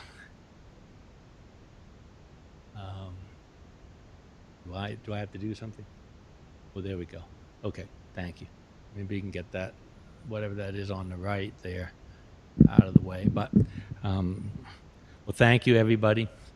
I know this is a long experience. It's only like 1% over for you, and but I really appreciate you taking the time and listening to all the people in the community. I have a solution though for you, actually, in a few minutes. We could end this real quickly because I have the solution. But nevertheless, I'm Dennis Kurtz. I'm president of the San Marcos Association, and the San Marcos Association is a group that's been around since the mid-1980s. Currently, the SLDC was adopted in 2016, and they codified a concept called registered organization to promote community input, and so we're a registered organization now. But since the mid-1980s, we've been advocating for this area that you see on the map here, which includes, there's a little thingy here, up in here where the solar project would be located. And it's really important that to understand, a lot of things have the word San Marcos in them. We're this group that looks over this whole area. We work with the people in Cerrillos, we work with the people in Madrid, we work with the people in Rancho Alegre, all these different areas. And we're not a single issue organization. This solar project is just one thing out of the many, many things that we look at and that we work at. We work on traffic safety. I know some of you know me, and you know we worked on traffic safety. We were working with the county on the nuisance abatement ordinance in order to get that passed and in place, and to get those hearings started. We've since the mid-1980s and up until today, we're still working, dealing with the gold mine at the end of Gold Mine Road. So we do lots of different things, and this solar project is just one of them. But because we do lots of different things, we look at things in a much bigger way. I've been in your position in my former life, not as a commissioner, but as, working with school boards and so forth. It's really tempting in this situation to get focused on the one thing that's in front of you. In this case, just this project. This project to us is like an indicator light. There's a much, much bigger picture. And I'm going to invite you to think about that bigger picture during my testimony, as opposed to lots of nitty-gritty data points, because that's really where we're coming from. How this whole project is handled is going to send a message to the community about county governance, county management, about how the county the public welfare is maintained and how it's thought about, how the SLDC is interpreted, And those are important big picture things, even though this is the item right before us. In terms of the big picture, the San Marcos Association, we also call ourselves SMA because there's so much San Marcos around. We're trying to brand ourselves a little bit.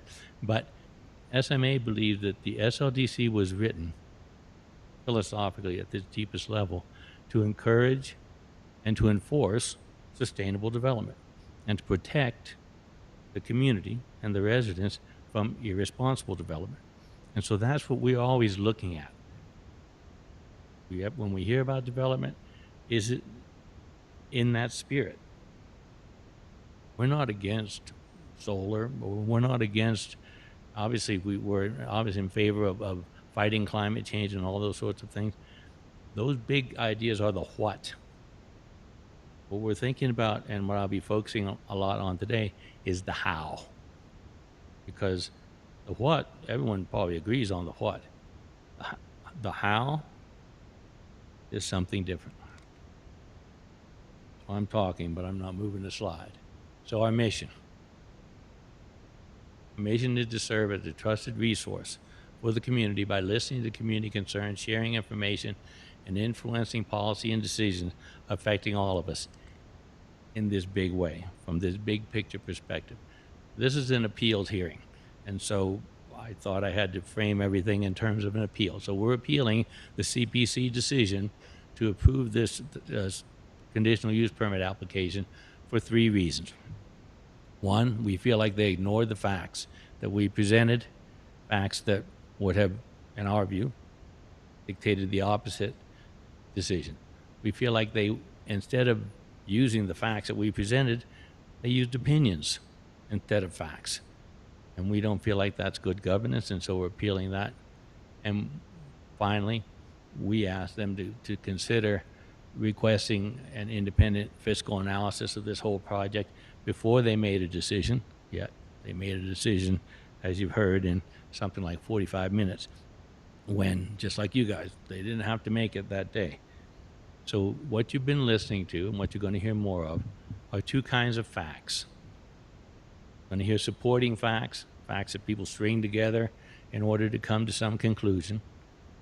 But it's important, I'm a scientist, that conclusion is not a fact. It's just an opinion. It might be based on facts, but it's just an opinion.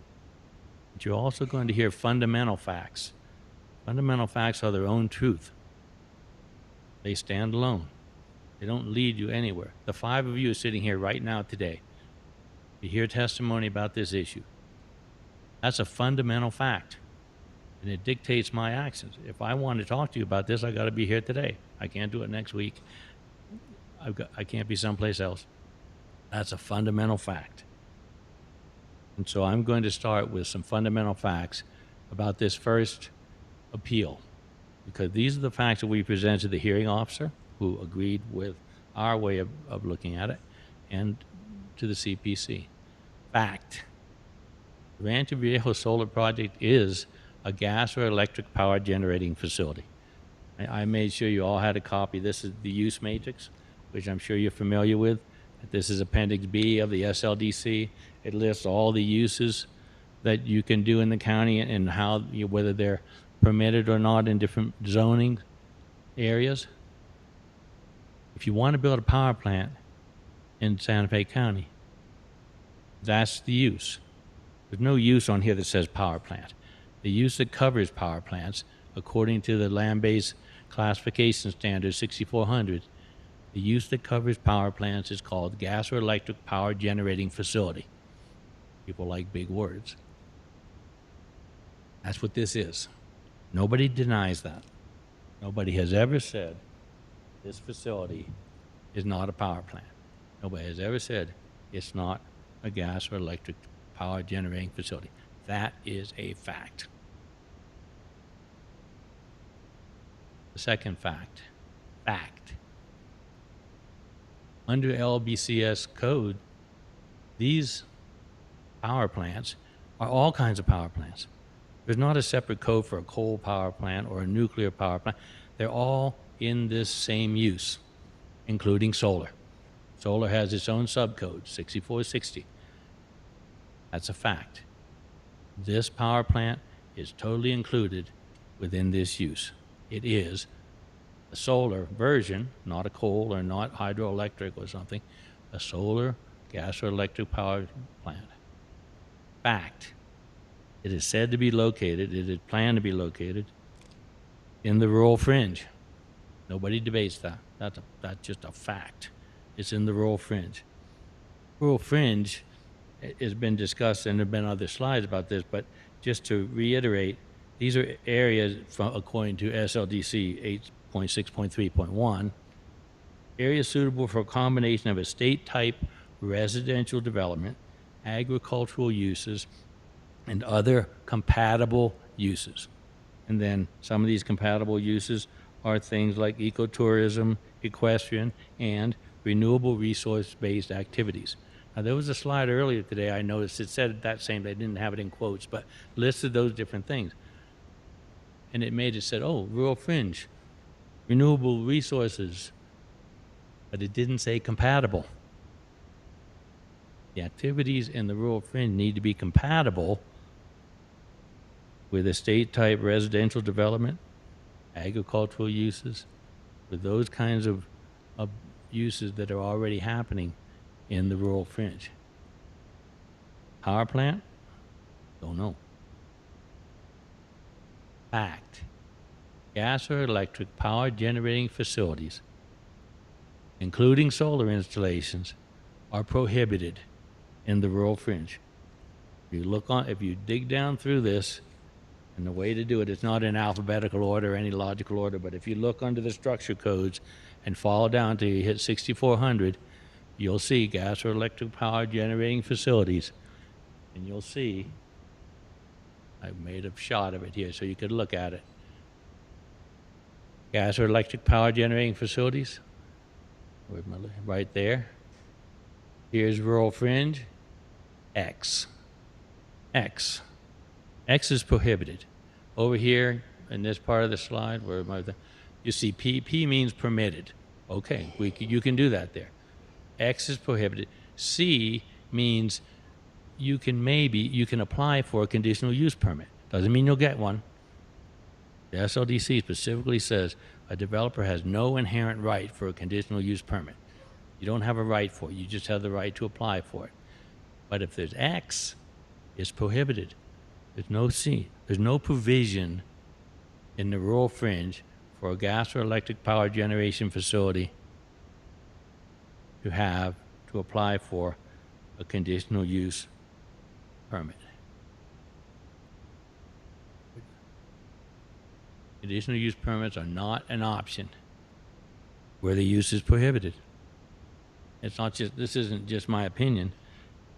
SLDC 4.9.6.2 says, quote, only those uses that are enumerated as conditional uses in a zoning district as set forth in the use matrix, this thing, may be authorized by the planning committee. The planning commission ignored these facts.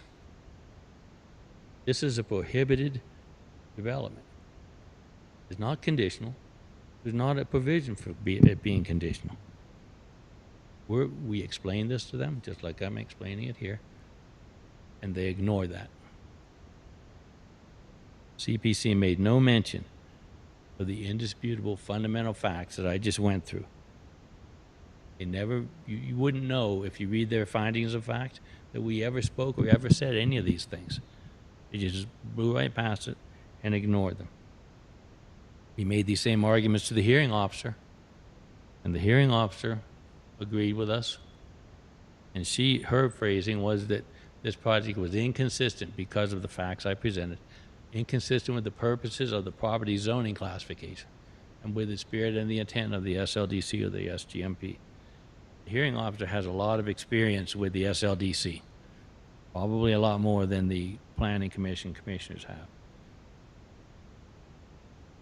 So we're appealing this decision to ignore the facts, fundamental facts, just like you're sitting here, because it was incorrect, it was wrong, and it did not serve the public good.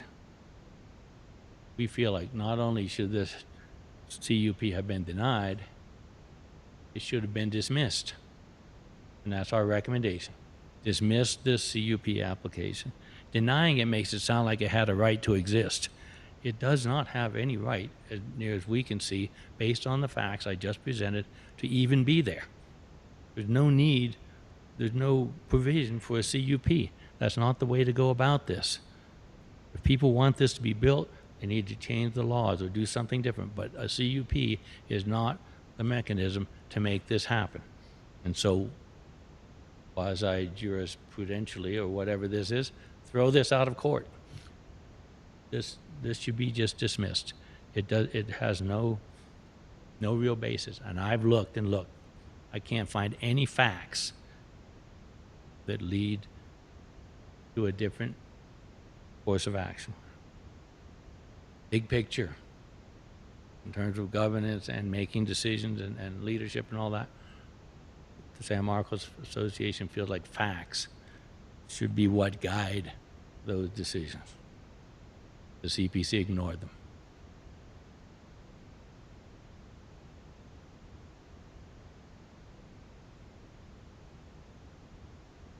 Number two, fact. The CPC not only ignored the facts I just presented, they used opinions to make their decision. As far as we're concerned, opinions, they might be nice opinions, they might be opinions you like, all that, but they don't override facts. The CPC went with opinions, and as pointed out in just a few minutes after days of testimony, went and made their decision. So we're appealing that as being incorrect. We think it was wrong. We don't think it in any way served the public good.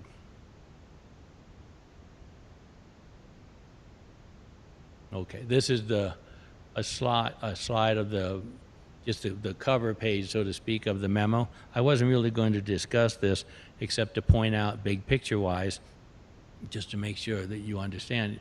You know, I'm named in this memo.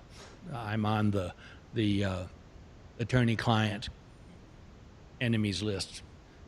San Marcos Association is named in this memo, and this was written just 3 days before the hearing for the CPC, and they provided them with a whole bunch of opinions, which are clearly labeled in this memo as opinions by the author of the memo. The San Marcos Association was never given a chance to rebut them. I'll do a little bit of that today, but that's not really the point. The point is, you guys run the show. Is this how it's supposed to happen? I get it. If you go into your executive session and you have legal questions, yeah, you have attorneys for that. But for an attorney to just write this memo without you even asking for it, or the County Planning Commission, that's a debatable proposition.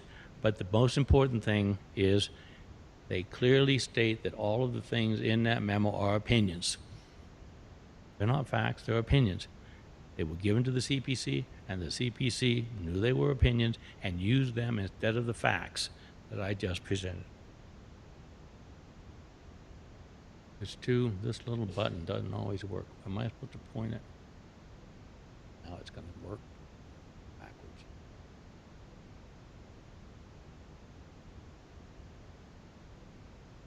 Dead in the water here. I'm going to keep talking. How do I go back? This is...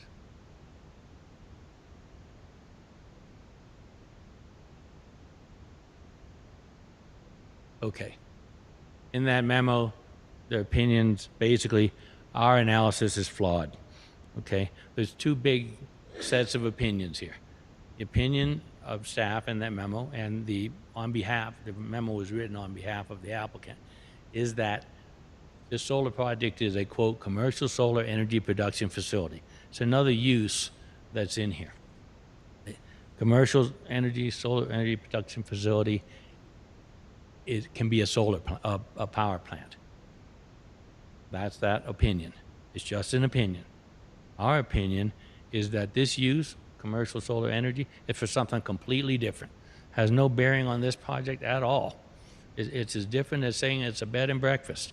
It's a different thing. It has nice words in it, commercial and solar and all that, but it's different. And we made that opinion. We expressed it all to the hearing officer. The hearing officer agreed. So it's not a flawed or fanciful or frivolous opinion in our view. But those are the two things. I'm not going to argue staff's side. They can argue that for themselves. But I'm going to argue our side a little bit here, if I can get this to move. Okay, staff opinion. This is really important. It may well be that the solar facility at issue is both a gas or electric power generating facility and a commercial solar energy production facility. The latter category appeared to be a subset of the former. This is a really dangerous assertion. Our view is that the people who wrote, the framers of the SLDC, wrote this document so that these things were mutually exclusive. You don't, otherwise developers could game the system. They could dig around in the use matrix and say, oh, I want to be, oh, this one's easier to get approved. Well, let's do that one. There is either this or you're that. You're not both. The idea, and if in the end this all goes in such a way that that statement is true, that a use can be both, I don't know what the ramifications are going to be in the future for future development. It won't even be solar. It'll be something else where some developer says, oh, we're not this, we're going to be that. No, we feel like they're two separate things. This is a power plant, prohibited. Commercial solar energy production facility is something completely different. It was never intended to be a 96 million watt power plant. Commercial. Commercial is defined in the SLDC as for sale or profit. I think my sixth graders I used to teach could come up with that. I'm going to get back to that. But in the SGMP, the philosophical document that underlies this, there's a whole section on renewable infrastructure. And in it, it says there should be infrastructure. Infrastructure is not just pipelines and roads and stuff. It's a legal infrastructure. It's a financial infrastructure. It's an educational infrastructure. It should be an infrastructure that allows residential and commercial property owners to be able to make renewable energy improvements in an accessible and affordable manner. I got solar on my house to run my washing machine and my vacuum cleaner and stuff, but I have a home business and I want more solar for that home business. How do I get that? There's a distinct difference between commercial solar for that part of my business and residential solar for my house. The SGMP envisioned that. They, in effect, defined it here in this section. And so it was intended to be compatible of so-called neighborhood scale. And 5 years ago, even recently, the county basically agreed with that. In Exhibit 15, an email between the county communications director and a reporter states that the commercial solar facility is, quote, intended to benefit one or more business users and is typically located on the roof or on the ground next to the intended user, end quote.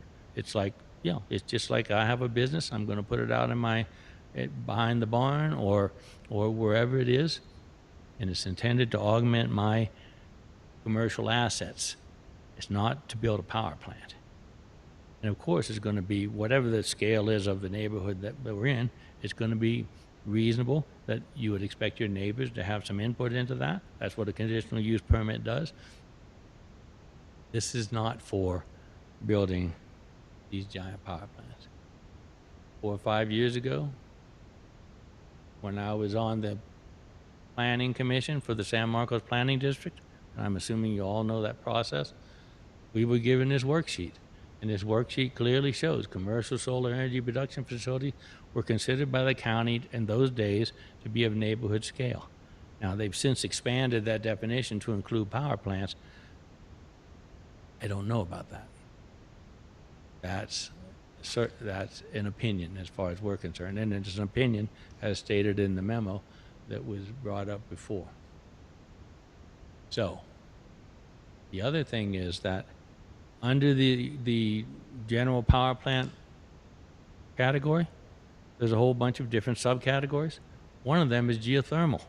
If you look on this list, right underneath commercial solar energy production facility is geothermal facility. They pulled that one out. Back when the SLDC was written, they said, no, we want geothermal power plants to be their own separate line, separate from all the other kinds. And they used the 6450 for the geothermal power plant. It's right there. They didn't say commercial geothermal power plant, they just said geothermal power plant. They could have done the same thing with solar, but they didn't. Why not? But that's not what they meant.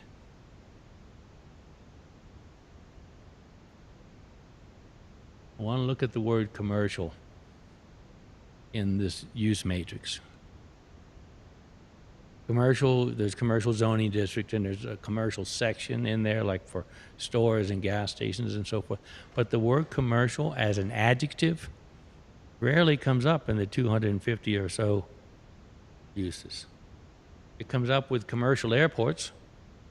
Well, what other kinds of airports are there? Well, there are private airports. Jeffrey Epstein had a private airfield out in his place down in the prairie there. Commercial greenhouses.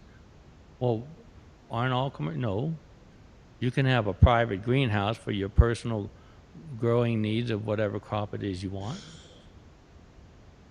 Commercial dog breeding, commercial horse breeding. Commercial is used as an adjective only a few places in this use matrix to distinguish between things that are for profit or sale and things that are not. Things that are private, residential, military, governmental, whatever they might be. So commercial solar is something different? No. Commercial solar, that energy production was meant for existing businesses to augment their assets by adding some solar panels to their roof or out there by the side of the building or whatnot, of a scale similar to but distinct from residential. Commercial, in this sense, is non-residential. To exist, to improve existing commercial properties. That all follows logically from the SGMP. Nothing in the definition, nothing in the revised definition of commercial solar, nothing contradicts that. It makes perfect sense from a logical standpoint.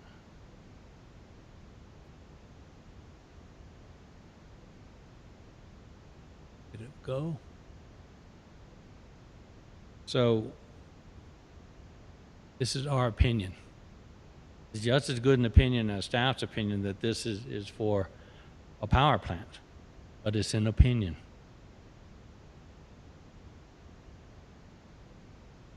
I want you to think, though, about one more thing. If you take staff's logic that this is what it's for, commercial solar energy production facility is why you can build this out there when it's a power plant that otherwise is prohibited, but it's okay because it's commercial. Let's just imagine that I represent a church, and the people in the congregation believe from the powers up above that they have been directed and ordered to fight climate change.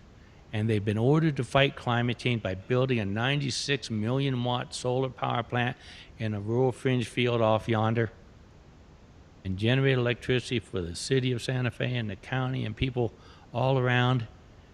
And they've been directed to do that and give it away for free. Not going to earn a penny in 35 years. Going to pay all the taxes, all the fees, all the insurance, all the construction, everything. Not going to earn 1 cent. Well, then it's not commercial solar. You can't do that. It's prohibited. Is that what the people who wrote the SLDC meant? That you could only build a solar power plant if it was for money? If that's what they meant, Well, that's what in effect, you all will be saying if you approve this, because that doesn't make any sense. In the memo, the secret private memo, it says specifically things like there's no record of what the county people were thinking. It's not germane as to what they meant when they wrote the SLDC. SMA totally disagrees. From preschoolers to the Pope, it matters what your intentions were. We don't think that the intentions of the framers of the SLDC was to say you can only build a solar power plant out here if it's for money, which is the logical conclusion from it being okay. That's the get around from a prohibited power plant to this commercial power plant. So we're recommending dismissing the CUP on that basis. Fact. This project has not been the subject of an independent fiscal analysis that's been made available to the public. Heard all kinds of numbers from the applicant, and I'm not ever going to say that they're making them up or something. They've done their work, but the public deserved an independent fiscal analysis. Way back at the beginning, these arguments that we've been saying, this big picture view, we've had this since before this was even a conditional use permit application. Back before then, we wrote, and you saw some of the back and forth, and you've got all the letters. We suggested that it be, that not it, but projects like this, because we knew there would be more, and there are more all around here in this county and next door in other counties, that they be considered developments of countywide impact, DCIs. Looked at it, it was seriously considered, I think, but it didn't ever happen. One of the reasons it didn't happen, at least in the letter we received from the county, was that making projects like this, a DCI would create hurdles to development. Well, some people's hurdles are other people's guardrails. And the DCI process was codified to protect the public. One of the hurdles that would have been put in place per the SLDC would have been a fiscal analysis. It would have been required had this project or projects like this been DCIs. Now, I'm not a financial person, but whenever I've had to make a big decision, buying a house or a car or investment decisions or this or that, and most people, you do some kind of financial analysis. Maybe we're not as good as others, but mine aren't as good as others, but we do something.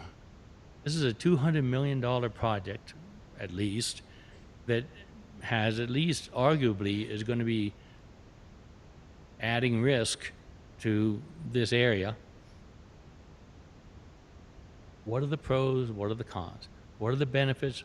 What are the opposite of benefits?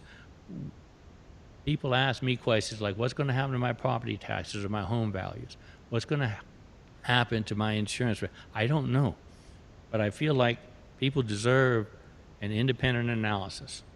We feel like, SMA feels like that. Talked about industrial revenue bonds. I don't, IRBs. Exactly what is that? Are the county residents going to be on the hook somehow for $200 million of no, I don't know. Maybe they're a wonderful thing. Maybe they have probably everything, just like everything. They have pluses and minuses. What happens if the applicant today decides in 10 years to sell this, or they get bought? Those are all kinds of questions that we feel like the public has a right to know. We brought them to the CPC, Planning Commission, and they didn't answer them. What happens to the county's credit rating? The county's credit rating, of course, is the cost of money, the cost for the county to borrow money. It's just something that, again, I'm not an expert on, but it seemed like it would be a prudent approach to look at this and include some kind of assessment of the factors that could be applicable to the county's credit rating. We talked a lot about habitat, or some, you'll hear more, I'm sure. adverse visual impacts. You know, this is a place driven by tourism. You'll be able to see this from Aspen Vista. You walk out in Aspen Vista and look out through that view. This will be right there. You'll be able to see it. Does that matter? Is that something that matters with the credit rating? What if there are lawsuits, if there is, God forbid, some kind of fire? What, you know, all these kind of things? I don't know. Perhaps these are non-issues. Is the industrial revenue bond going to impact us well or badly? Don't know. But the public deserves to know.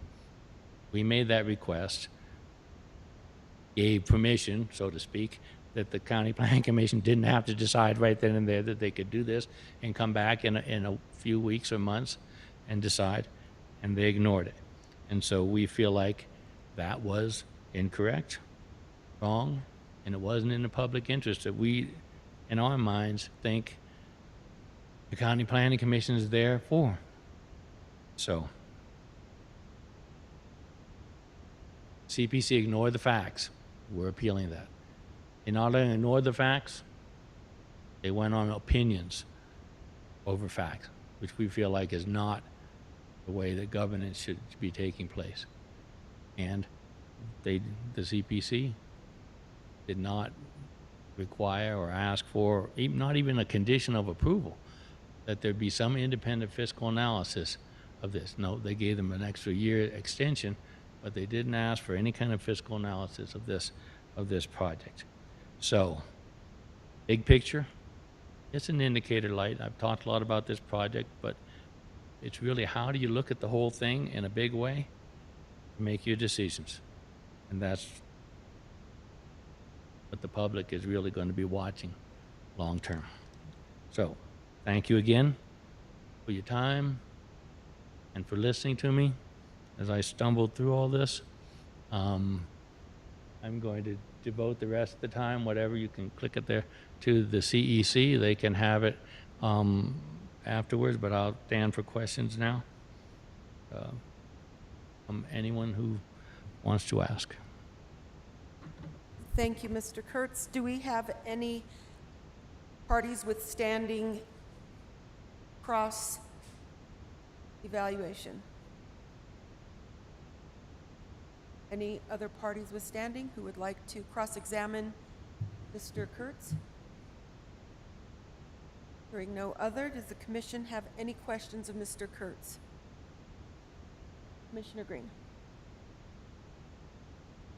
Thank you, Madam Chair. Thank you for the presentation. I want to just sort of follow on what your questions were and just to get some clarification from our staff here about the process between whether this should have been a CUP or the other processes. And so it's not necessarily cross-examination of you, but there might be some participation. At what point did these determinations, and how does that determination happen? Is that an administration decision? Is there a board that, is there, like, how does this go? Was this a prior administrator who made those decisions, and at what point did that route decision get made?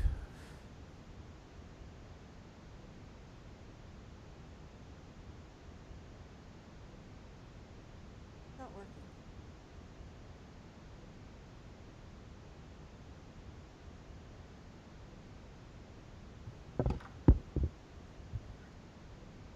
How about, yes? Yes. No.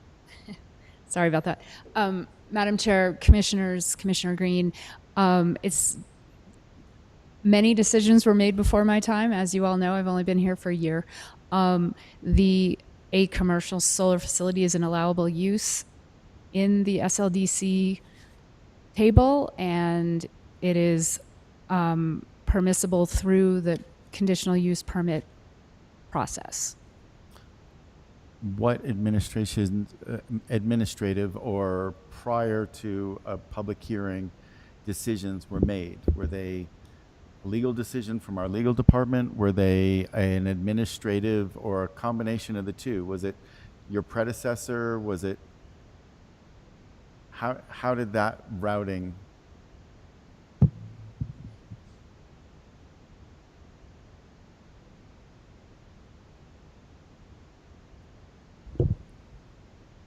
Madam Chair, Commissioner Green.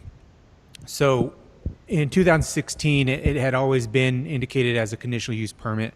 The community solar use is a permit by right. Therefore, the commercial solar use is more restrictive, demands more requirements and conditions for the approval.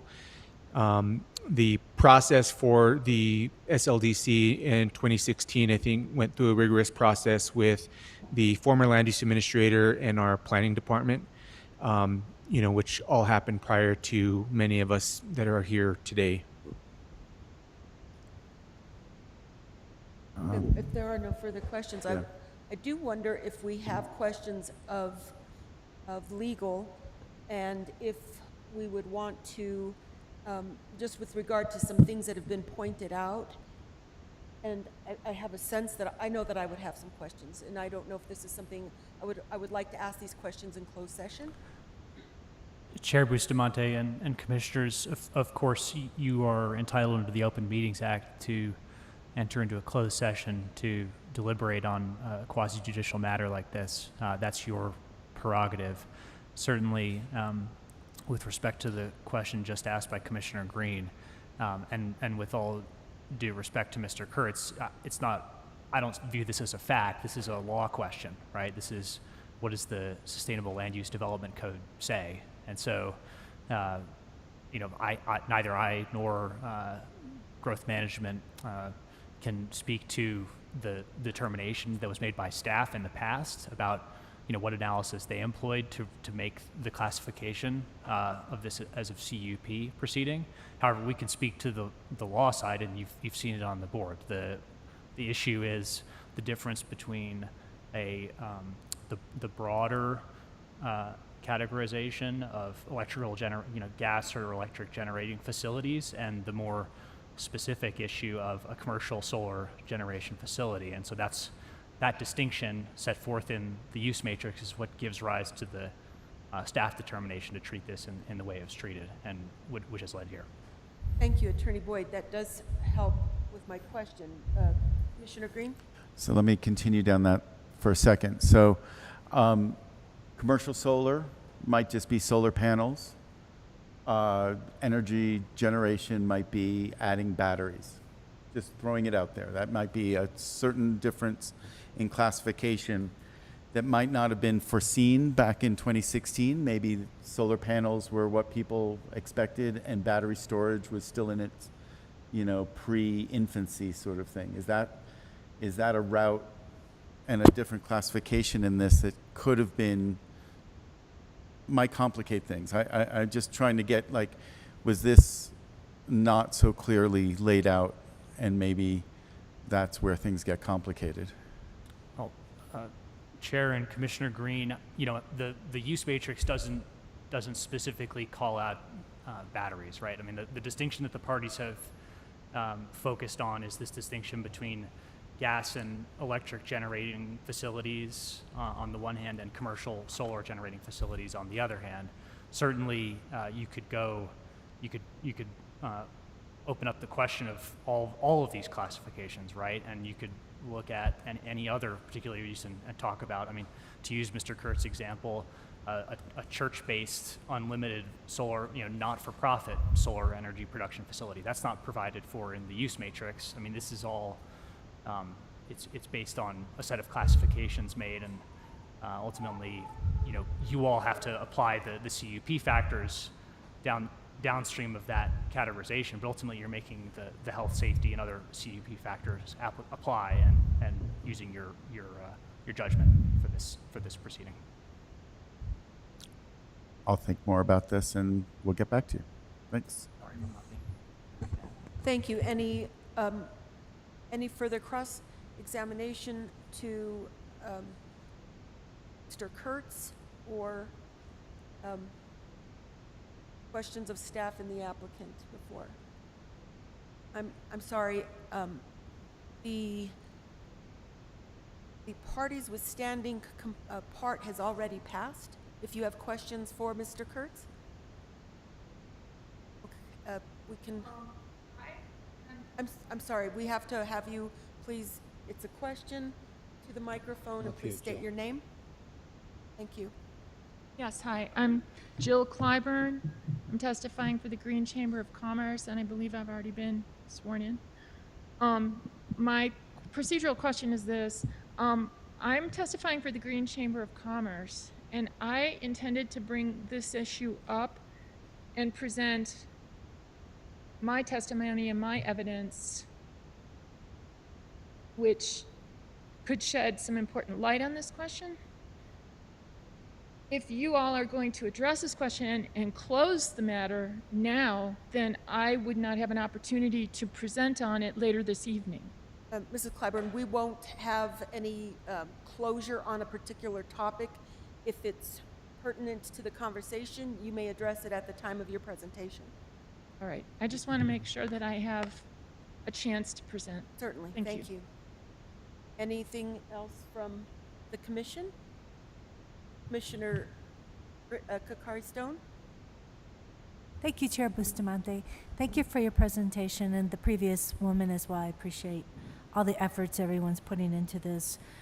For the sake of being redundant, I just want to clarify and ask the staff here, when making a decision around the commercial solar energy production facility, in fact, the area that this is being proposed to be at is considered in the rural fringe? Okay, so how does the staff interpret that the rural fringe is not allowed, according to this evidence and presentation here, that it even went forth to be considered? Because I'm looking at the matrix and it's an X.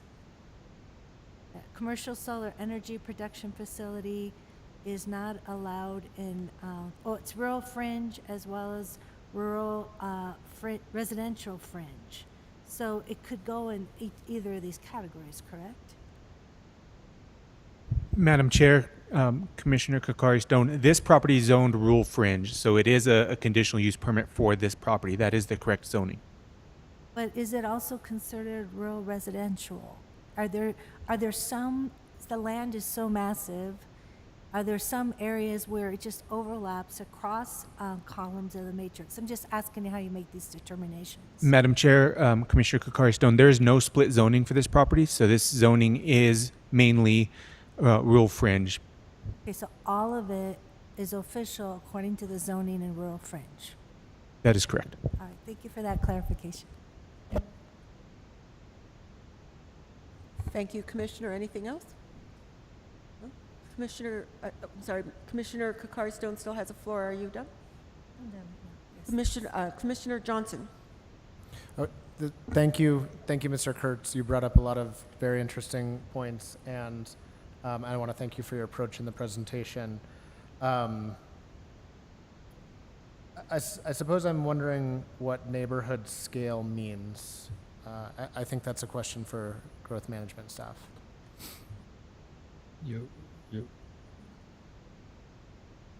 So in his presentation, Mr. Kurtz referenced the Appendix A having a specific call out for neighborhood scale.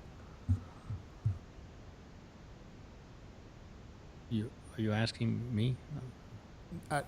No, I'm sort of seeking clarification because I don't have all the documents. Commissioner Johnson, would it help? Is this an answer that we would get from growth management? Yes, and I am directing this towards growth management. Madam Chair, Commissioner Johnson, do you mean Exhibit B? I guess I'm confused where you're where you're coming from. I don't have let me get the presentation. Madam Chair, Commissioner Johnson, are you referring to community scale? So I'm going to refer to, maybe I'm going to reframe my question. So I'm looking at slide 18 of Mr. Kurtz's presentation. If that could be brought up, that'd be helpful. And Madam Chair, Commissioner Johnson, I don't believe neighborhood scale is an official term in the SLDC. I think it's been used, a lot of these terms, to be honest, have been used a little bit interchangeably over time. And I think that's part of what's leading to some of the confusion about the early sort of process for these projects. So I don't know what to say because it's not a real appreciate term. that because these terms, commercial can't capture everything. In fact, Mr. Kurtz makes this point in his presentation, and as Attorney Boyd has pointed out, there are ways to interpret this. It would be impossible and too prolix to capture every single, right? So this is, as he says, a matter of interpretation. This is a question for Mr. Kurt. Was this sort of what you contend is a classification error brought forth to the Planning Commission, and how did they respond, if so? They ignored it. I did not receive a single question about this element of my presentation. So they did not ask any question about this. And like I said, we feel like they ignored these things. And if I may, as far as neighborhood scale, that's a term kind of like common sense. It's used, people sort of know it when they see it, but it doesn't have a legal definition. So that is part of your contention, that they used opinions as opposed to facts? Oh, that is, as far as we're concerned, that is a fact, because they ignored the facts, and they were given this memo and told how to think about my testimony. That's what the memo basically says, is this is how you treat the San Marcos Association testimony in 3 days. So we feel, and that memo says clearly these are opinions of staff. So our feeling is, yeah, they took the opinions of staff over the facts that we presented. And, there are, and we don't feel like that's a good way to govern. And that's really our point. Okay, thank you, Mr. Kurtz. Thank you, Commissioner Johnson, Mr. Kurtz. Anyone else? Commissioner Kokar-Stone? Thank you, Chair Bustamante. This is a question more for the staff. Could you describe a little bit more from your opinion on the process of authority and decision-making as you go through these requests and applications, in terms of how staff is trained to make decisions? You make it as a team? Is it made through a process of hierarchy of approvals within yourselves? Because some of these presentations are bringing evidence to light, which is the truth around governance, is there's always latitude and authority and frontline discretion around jobs. And it's just bringing to question decision-making along the way, not that it's wrong or right, but going back to codes and how things are interpreted. So maybe you can just describe in this process, to what latitude has there been authority in decision-making, and how nubious has it been?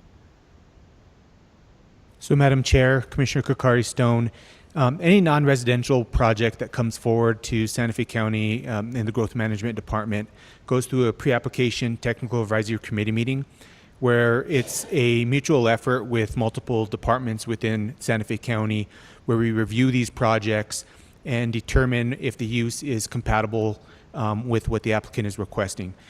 We then issue a follow-up letter and describe any type of requirements, studies, reports, and assessments that are required at that time. And so typically that's how that determination in that process works. And if I could add to that a little bit, once staff has evaluated the project and the application, there's a lot of back and forth with the applicant. You need to do this, fix that, add this, and then at some point, once staff determines that the application is complete, then it goes into the packet, goes in front of the hearing officer.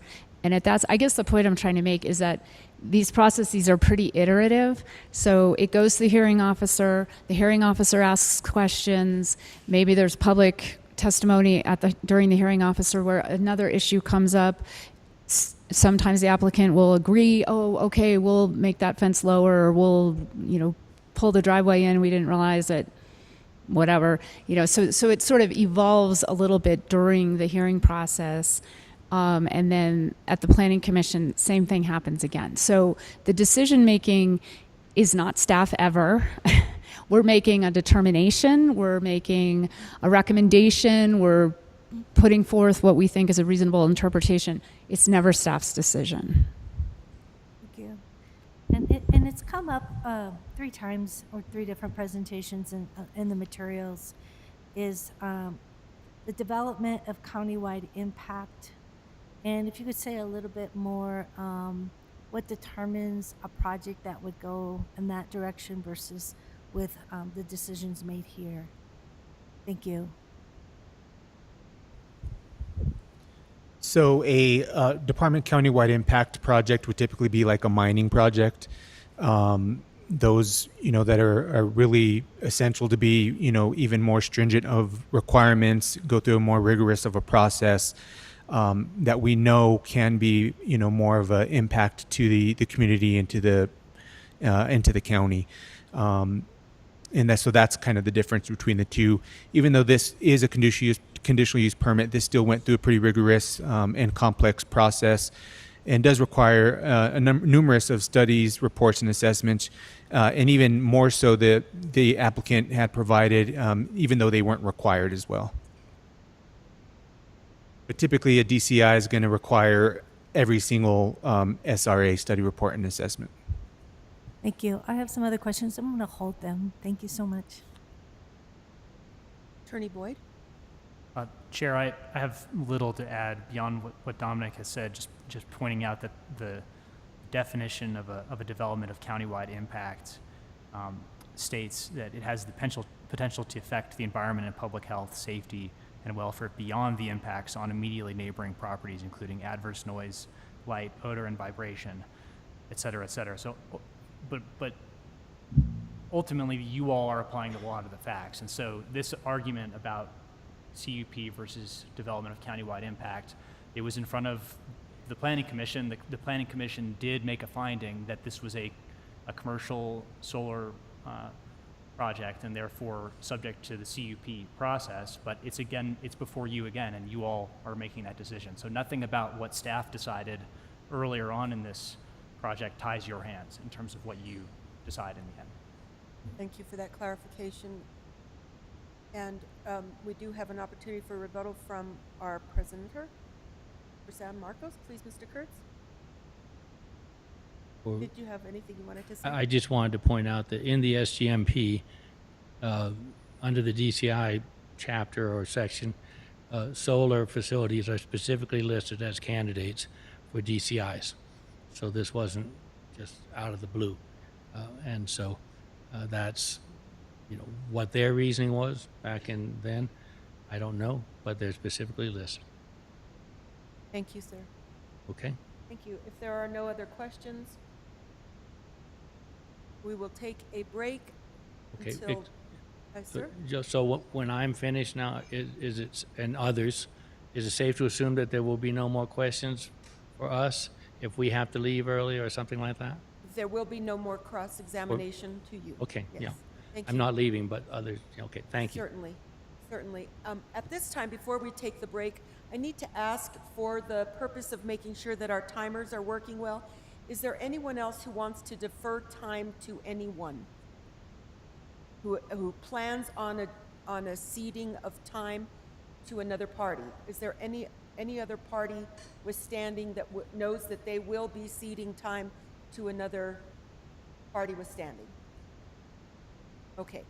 All right, we will take a break and we will be back in 10 minutes.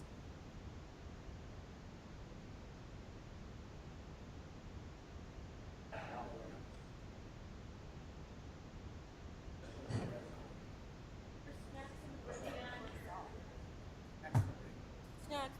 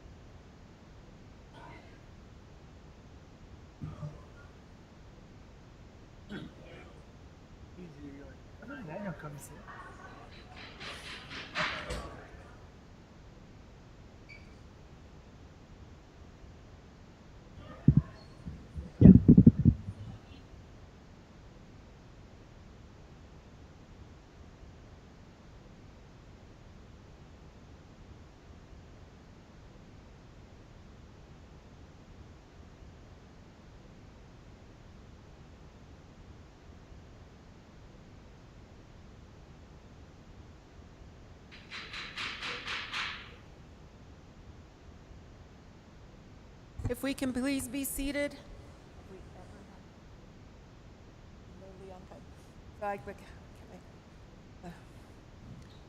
Okay. We are reconvening our meeting, and our next party withstanding is Ashley Schonauer. Mr. Schonauer. That'll clean up here in a second. And please state your name for the record. I know that I've just said it, but. Yeah, good afternoon. My name's Ashley Schonauer, and I'm testifying and representing myself in this hearing. And you've been sworn in. Oh, yes, I think I was sworn earlier today, Yes. but I'm still under oath. I recognize that. Yes. Okay.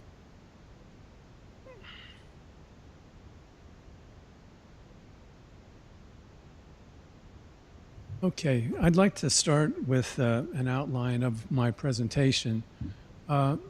This is an appeal. I mean, this is an appeal of the Planning Commission's order. And so the first point that I'm making is that the Planning Commission's order fails the requirements of the SLDC. And then I go into the hearing officer's findings that resulting from the December hearings. And then I deal with the application and the Planning Commission's order failing the SLDC criteria for a CUP, and with a number of issues there relating to the criteria, detrimental to the health, safety, and general welfare, and potential hazard for fire, panic, or other danger.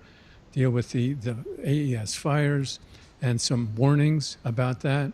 And then I deal with some water and traffic issues that have just come up really since the December hearings. Then the other one is that this project's inconsistent with the county's Sustainable Growth Management Plan. And then more particularly, I deal with some actual legal issues because I am a lawyer. And I deal with how the application and the order violate the SLDC's permitting requirements. And then get into due process violations that are related to this proceeding and the way it's been structured. And then finally, deal with this claim that the project is needed to transition New Mexico to carbon-free generation resources. I question that.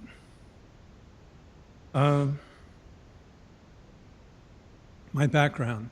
Why am I doing this on my own? Why am I representing myself? Why aren't I a part of CEC or any of the other organizations that are dealing with this? And the reason is that I have a unique background. I practiced public utility law and environmental law since 1980. That was 42 years until I retired in 2022. I worked for the state PRC from 2005 to 2022, initially litigating cases in front of the commission, and then I became a hearing examiner and became chief hearing examiner the last 3 years of my work there. And as a hearing examiner, I conducted quasi-judicial proceedings, the same kinds of proceedings that you folks are dealing with today. I heard evidence in favor and in opposition to projects, utility procurements, and siting of power plants, and I made recommendations to the commission on those issues. I was not an advocate in those. I was an advocate as a staff attorney, but not an advocate as a hearing examiner. And that's very important for everyone to realize there needs to be a separation between advocacy and decision-making, between advocacy and advisory functions that staff has been performing for the commission. And I'll get into that in more detail. So the first issue, the Planning Commission's order fails the requirements of the SLDC. It makes no findings of fact. No findings of fact. That's amazing, isn't it? The hearing officer spent pages on findings of fact, and the Planning Commission's order makes no findings of fact. That violates Section 4.3.2 of the SLDC. And the decision violates the SLDC criteria for a CUP. It violates permitting requirements in county ordinance and SLDC requirements. And it approves the CUP with 19 permit conditions to be, well, now I think it's 22 permit conditions, some of which must be addressed by the BCC and before a CUP is approved as required by the SLDC. Those have to be addressed by you folks before you approve the CUP. That's what Section 6.3.10.2 requires. The hearing officer's findings of fact, these were not addressed by the Planning Commission. This was a very important one. The consequences of a fire from the project could be catastrophic because of its proximity to the surrounding communities of El Dorado, Rancho San Marcos, and Rancho Viejo, an area with an estimated 10,000 homes and approximately 25,000 residents. She also found that it would be the most hazardous commercial or industrial facility in Santa Fe County, the most hazardous. At the hearing, when asked if there was any commercial or industrial facility in the county that posed a comparable degree of hazard as the proposed project, staff responded that it was not aware of any past, present, or future projects that posed such hazard as the proposed project. Mr. Schonauer, if I may just remind you, if we can pause this for a second. We've heard testimony, and what we're hearing today are the facts as provided to us. So I don't know that we want to spend a lot of time unless it's something that's going to bring further consideration for the BCC, but to assure that we're making those considerations, but to discuss activities that have happened prior under different conditions may or may not be relevant. So I hope that when those are brought before us, it's not so much as what happened in previous hearings as to what we need to know to make this decision. And I'll leave that up to you and how you determine whether or not that's happened. Well, with all due respect, I think there's been a misunderstanding, a fundamental misunderstanding of what this case is about. I think staff has told you that this is a de novo hearing. We're starting from scratch. That's not the case. The SLDC provides that this is an appeal of the Planning Commission's decision. And that Planning Commission's decision should have been informed by what the hearing officer determined. So that is a very fundamental issue here. All the parties, including myself, filed letters of intent which identified the issues that we believe should be addressed in this appeal. And in that regard, these are some of the issues that the Planning Commission ignored the hearing officer's findings of fact. We think that's very relevant. Thank you. And that's why I'm going through this. I understand that. And that's fine. That'll work. So my point is the Planning Commission should have been looking at these issues, should have been making findings, contrary findings to what the hearing officer found. And the Planning Commission ignored what the hearing officer did. And so I think it's important for this commission to understand what it was that the hearing officer did. Okay, proceed with your time. Okay, thank you. So yes, the hearing officer made a number of other findings. The first two are what I thought were the most important ones, the most significant ones. But she goes on to talk about, the size of the project and how close it is to the residential communities. She talks about the project system being less safe than safer forms to which the industry is evolving. That's an important finding. She talks about the issue of remote monitoring. That's an important issue. And I'll get into that. And the fact that the county does not have a hazardous material team. She also dealt with the first responder mitigation guidelines, the warnings that were identified there, and the fire suppressant with the PFAS materials, and that the project could have a negative impact on home values and access to home insurance.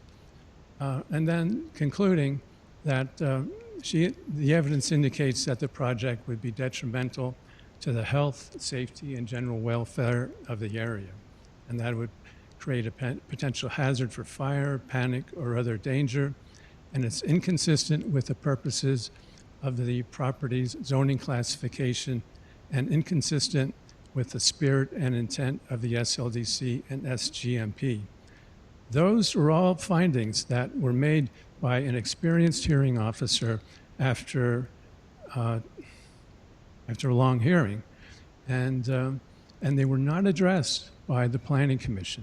They should have been addressed by the Planning Commission, and that's one reason why the Planning Commission's order should be reversed and this application denied.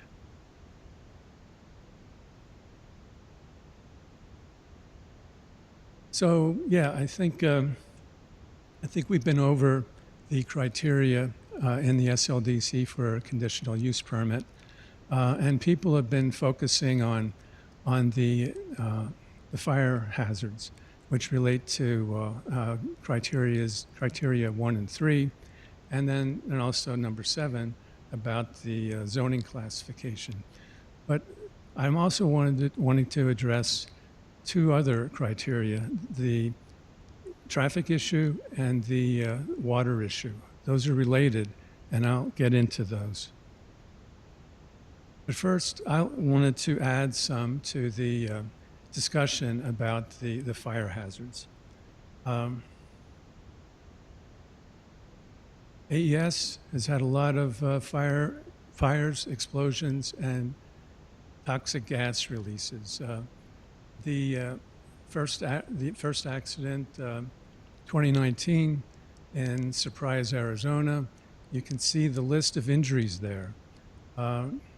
Traumatic brain injury, spine damage, eye injury, broken ribs, broken scapula. Another person, traumatic brain injury, collapsed lung, broken ribs, broken leg. That's important. 3 years later in Chandler, Arizona, the fire started on April 18 and was considered extinguished on May 1. No reported injuries, but the nearest freeway was closed, and the city of Chandler notified nearby businesses to evacuate. AES and Fluence Energy, that one of their subsidiaries, had collaborated to build and operate the facility. Last September in Escondido, California, evacuations were ordered for 500 businesses, school closures, and shelter-in-place recommendations for residents. It was built by AES for San Diego Gas and Electric, and Fluence, again, as the AES subsidiary, provided long-term maintenance and service. Then just in January of this year, we have the huge fire in Moss Landing, California. Evacuations, road closures, plumes of toxic smoke. And I think we're learning more recently that also contaminants of heavy metals have been found in soils around in the area of the facility. So yeah, here we go. They closed, in this case, it closed US Highway 1, 1,500 evacuations, smoke plume, residents not evacuating were advised to stay indoors, keep windows and doors closed, turn off ventilation systems, and limit outdoor exposure. Heavy metals were discovered in nearby soil samples, and it reignited on February 18. And Fluence was the engineering contractor for the project.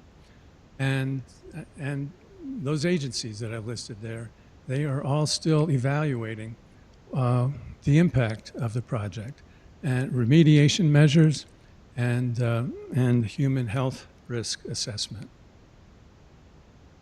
These are the county officials in Monterey County talking about that accident. Supervisor Glenn Church, there's no way to sugarcoat it. This is a disaster, is what it is. It's a major incident. All the resources in the county and our neighboring jurisdictions have been deployed to assist with this incident. And Glenn Church again. I was personally assured, and I know other county officials too, that this was not going to happen, that there were safety protocols in place. Well, obviously that failed. And I think that just shows the nature that no one knows what we're really dealing with in this technology. And lawsuits. Now, residents and businesses are suing for damages as a result of that accident. And at least 4 lawsuits that I've read about with more than 300 residents and businesses are plaintiffs. And before I go away from there, I think you might remember that on June 17, I asked for a motion to compel discovery regarding damages that were related to AES accidents, and the board said, no, you can't do that. We don't allow discovery, but you can make a request for the board, the BCC, to ask for that information at the hearing. Well, I filed a motion later to follow up on that, asking the board to ask to require that information to be supplied by AES, and that motion has not been ruled on. But the result is we don't have any, the result right now is we don't have any information about the extent of the damages that resulted from those fires and accidents. Now this is an interesting slide. This is an interesting event. February 25 of this year, there was a AES project went before the county commissioners of Moffat County in Colorado, and it was denied. There were 2 pieces to that. One piece, the first piece, was to change the zoning in the area from agriculture to heavy industrial. Heavy industrial, okay? That's what we're talking about here. That's what they were talking about in Moffat County, heavy industrial. Here, we're talking about it as something else, something that's really beneficial and should be considered consistent with the uses in a rural fringe area. But in Moffat County, they said, no, we're not going to do that. The second one was then the application for the conditional use permit, and that was denied. One other interesting matter is that during that hearing, an AES representative was asked how AES has responded to fires in the past. And the AES representative said that the AES has had 8 equipment failures at AES facilities in the last 2 years that resulted in fires. That's not what we're hearing today. But that's what they said. And in that case, there were a lot of residents concerned about the project, and their concerns were about fires, emergency response times, equipment failure, water, construction, traffic noise, and reclamation. Okay, given all this, with the impacts of a the fire, an accident, the Planning Commission order does not require any insurance. The Planning Commission order requires a decommissioning bond, but does not specify an amount. AES says it will provide a $7.6 million decommissioning bond, but that bond assumes that the plant will be decommissioned at the end of its normal operating life. It does not provide any kind of assurance that funds will be available at the end of an accident that ends the project in that way. It only estimates, included in that $7.6 million estimate for decommissioning costs, is $500,000 for battery and container removals and $850,000 for site restoration. Anyone who thinks that that is enough to deal with the remediation of a plant after there's been a big fire, that's not going to work. That is not enough money to deal with it. Then, who is Rancho Viejo Solar LLC? As the application says that Rancho Viejo Solar LLC will own and operate the facility. But who are the members and investors? Does it have financial resources to compensate victims of any accidents? Is its role to isolate the upstream entities, such as AES and Rancho Viejo Limited Partnership, from liabilities resulting from accidents? That was another of the questions that I wanted to get discovery about, and that my motion to you folks asked that you require AES to provide information about, and that information has not been provided.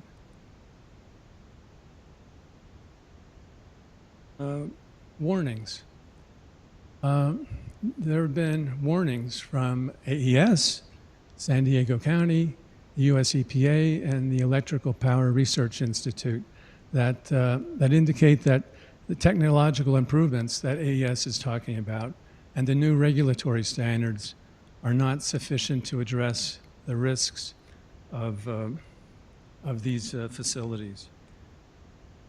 This was, I think, mentioned earlier today. This is a warning in AES's annual reports that first was inserted in an annual report after the fires in Arizona, and it's still there.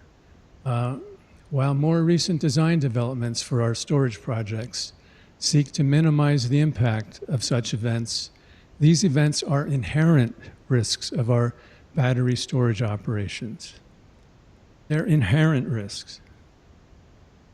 The hazards described above, along with other safety hazards associated with our operations, can cause significant personal injury or loss of life, severe damage to and destruction of property, plant, and equipment, contamination of or damage to the environment, and suspension of operations.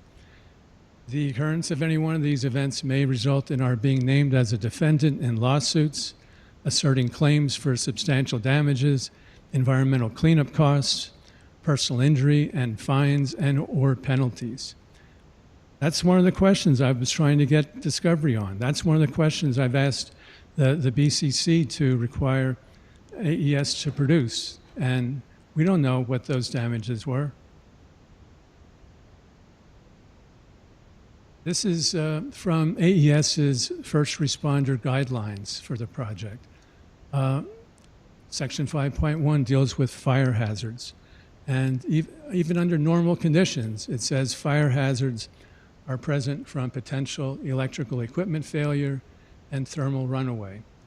And then under abnormal conditions, thermal runaway can result in ejection of gas, shrapnel, and other particulates, violent cell venting, and extremely high temperatures. Under abnormal conditions, batteries may be subject to the production of off-gases to include but not limited to hydrogen, hydrogen fluoride, hydrogen chloride, carbon monoxide, methane, ethane, and ethylene gases, which may result in smoke, fire, and or explosion. These warnings are contained in the revised responder guidelines that that AES was saying that the hearing examiner missed. They were in there on October 10. There was a section in that in these guidelines that addressed the, I guess maybe the potential reduction of risk associated with the direct injection system, that direct injection fire suppression system. But this is still in there. They're still saying this. This is still a warning for first responders. San Diego County, they enacted new guidelines in December of 2024. They had 3 best fires in 13 months. AES is saying, no, best fires aren't happening anymore. San Diego County, they've been happening in San Diego County. From September 23 to September 24, they had 3 fires. And they had established some guidelines in December of 2024, while NFPA standards and Underwriters Laboratory guidelines provide some safety measures, they do not fully account for the specific hazards of lithium-ion batteries. As a result, local authorities must consider additional safety protocols, including plume modeling for toxic gas dispersion and expanded setbacks from property lines to ensure firefighting operations and minimize exposure to toxic fumes. AES has conducted a plume modeling study and submitted like 3 weeks ago. And there's not been time for anyone to review it. But one of the things it does not address in particular is heavy metals. It addresses toxic gases. It does not address particulates, including any heavy metals. And that is one of the problems in Moss Landing. The US EPA, this is their regional administrator for the Pacific Southwest. This is a news release that the EPA issued after after they reached a settlement with a company regarding one of those San Diego fires. And the regional administrator said that calling a technology green energy does not mean that there are no environmental impacts. This is an issue of growing concern. I am alarmed by the incidents and impacts of utility-grade battery fires on first responders, specifically the professional firefighters who are exposed to horrible toxic conditions when batteries catch fire. This settlement action is a step in the right direction, but the broader battery storage fire issue requires additional attention and EPA enforcement. This is a result of an Electric Power Research Institute report that was done in 2024. EPRI has a database, maintains a database of accidents involving BESS facilities, and examined the root causes of 26 of the 81 incidents in the database. Those 26 were the only ones for which they could find enough information to be able to assign a root cause. Developers of these projects normally try to keep their information confidential, proprietary, and one of the questions I asked was trying to get information on in discovery was, what were the causes of the AES fires that I was talking about earlier? There's nothing in there about what those causes were.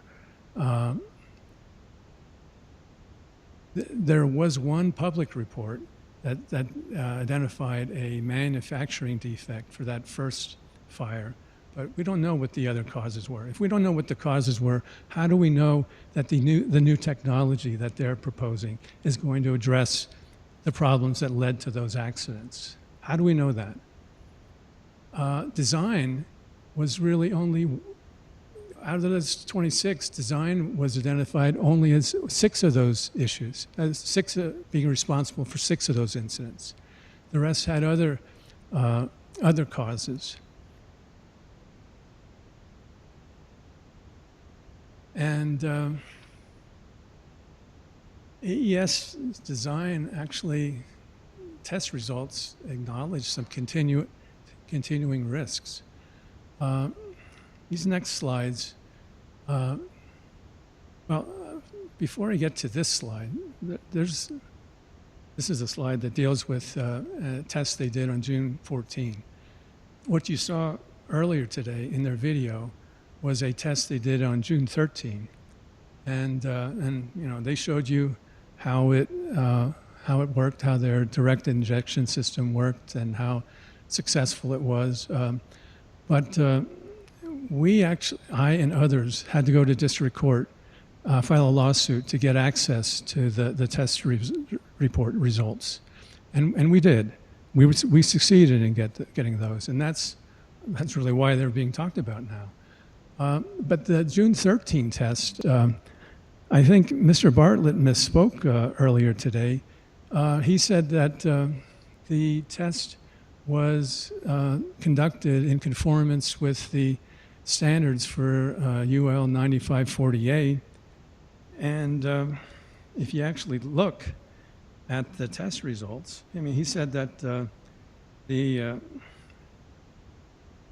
test passed the results by having the test last for 6 hours, that the fire was suppressed within 6 hours and did not reignite. Well, the requirements of UL 9540A, as is stated in this test report, indicate that the requirements of UL 9540A require a 24-hour observation period, which did not occur.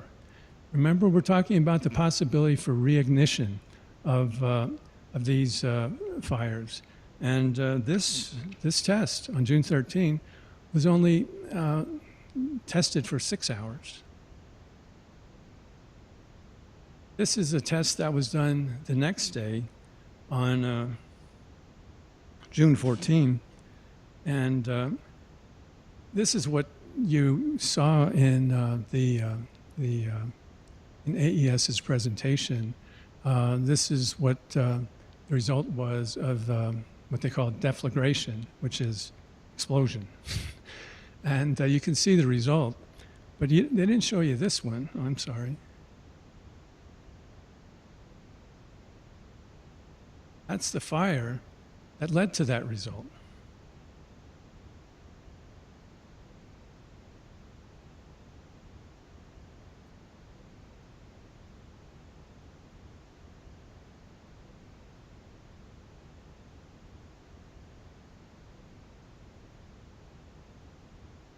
Water and traffic issues. There are, two additional criteria that I'm identifying that had not been addressed before because we didn't know anything about them before. At least not prior to. We didn't know about them in December. We didn't know about them at the January hearing in front of the Planning Commission.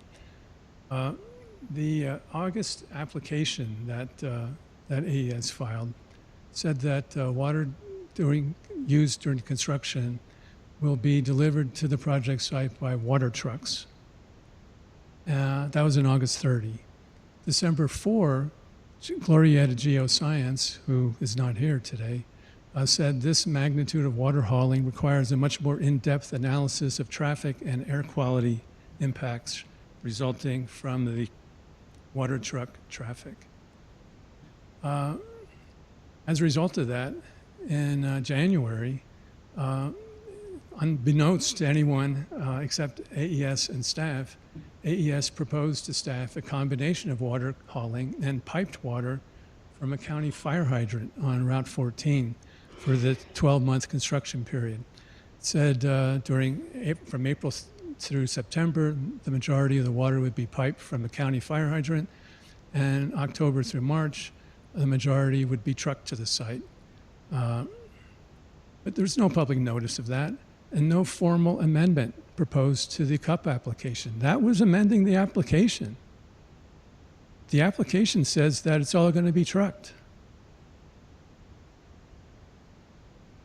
And we have an ordinance, county ordinance, which says to ensure proper operation of fire hydrants, no water shall be drawn through any fire hydrant for any other purpose than fire protection, except as provided by a special permit issued by Santa Fe County Utility. And then in a January 29, 2025 report, after AES made that proposal to staff, Glorietta Geoscience recommended some permit conditions that were, requiring a number of things, lease agreement, state engineer permit, county utilities department letter stating that the system has the capacity and capability to provide that much water, and a NMED groundwater discharge permit if reclaimed water is piped directly to the project.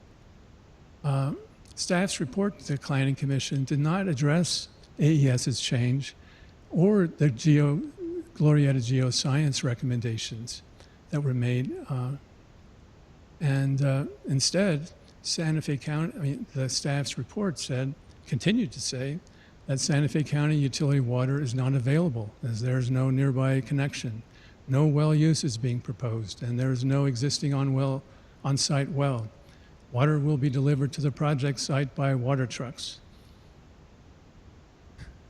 Staff didn't inform the Planning Commission of that change, of the change that was proposed by AES, and it didn't mention the permit or include any permit conditions recommended by Glorietta Geoscience. So we have some violations here.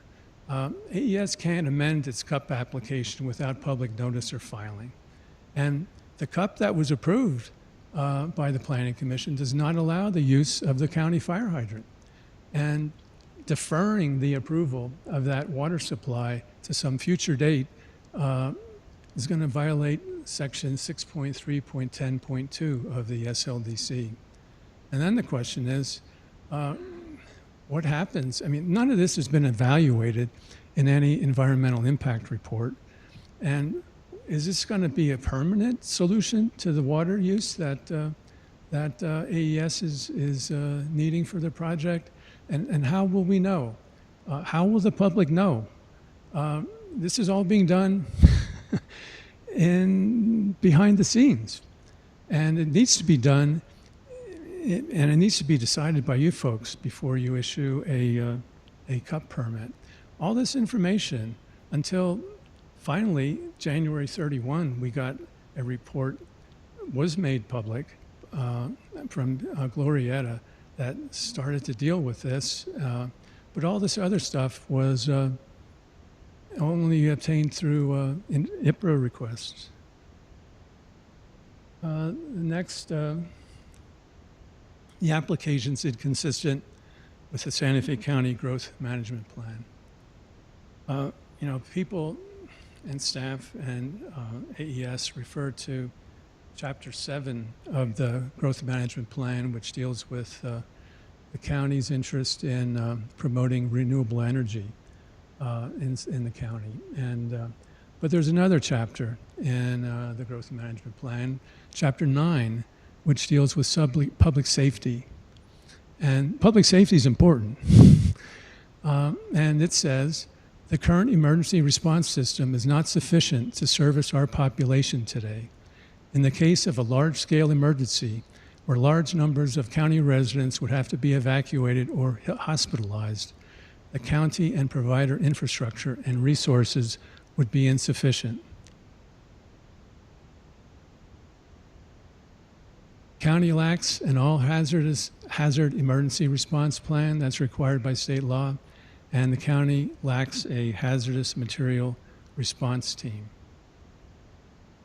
Violations of permitting requirements. I'm going to talk about the SLDC, county ordinance, another specific county ordinance, and NFPA 855.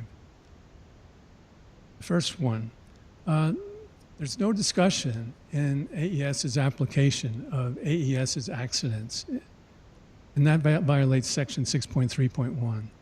The section 6.3.1 requires environmental impact reports to identify and discuss significant environmental impacts that may result from the project.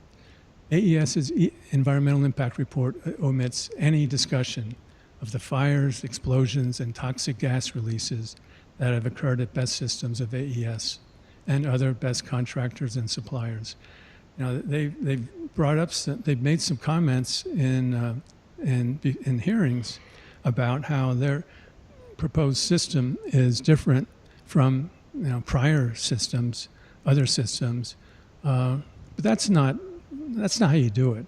You're supposed to have an analysis of that in the environmental impact report, and as I've said before, there's no description of, AES never describes what the problems were with those other with the facilities that were involved in those other accidents. How can anyone really be sure that the problems that affected those other accidents will not affect these? It's not all related to this. It's not necessarily related to design. We don't know, but that EPRI report that I talked about said that design isn't really the major factor in the root cause of accidents. So that's a problem.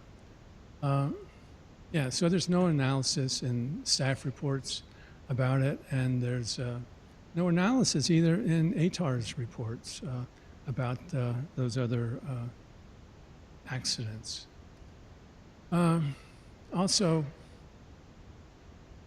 AES violated the pre-application review requirement of the SLDC. It's in section 4.4.2. It requires a pre-application review by the county's Technical Advisory Committee, or TAC for short, for CUP applications. It did not seek a TAC review for the August 2024 CUP application. It relied on a TAC review that it did in November 2021 for its previous application. But in the meantime, the county adopted updated permitting requirements in December 2023. So AES's reliance on the November 2021 TAC review avoided the incorporation of updated permitting requirements, such as consideration of project and site-specific issues. And staff allowed that. Staff instead, in August of 2024, did apply those updated permitting requirements to another facility that's being proposed here in Allegheny County, Santa Fe County, the Linea application. That those updated requirements are being applied to that project, but not to this project here. And this is really one of the requirements that is required for Linea that's not required for AES. There's an Annex G to the 2023 edition of NFPA 855, and it's titled Guide for Suppression and Safety of Lithium-Ion Battery Energy Storage Systems. And its purpose, as it says, is to help stakeholders, designers, and authorities having jurisdiction understand and implement minimum safety requirements through a permitting and inspection process to ensure efficiency, transparency, and safety in their local communities. Annex G is stated as not being mandatory. It's being advisory. But why would the company and the county not insist that this guide be required? Or are you just looking, and I think we've heard it earlier, that ATAR is saying we're just looking at what the codes require, the minimum, We're not looking at things like this. And the county is not requiring this for AES although it's requiring it for Linea. As a result, the hazard mitigation analysis that AES prepared does not address project and site-specific issues.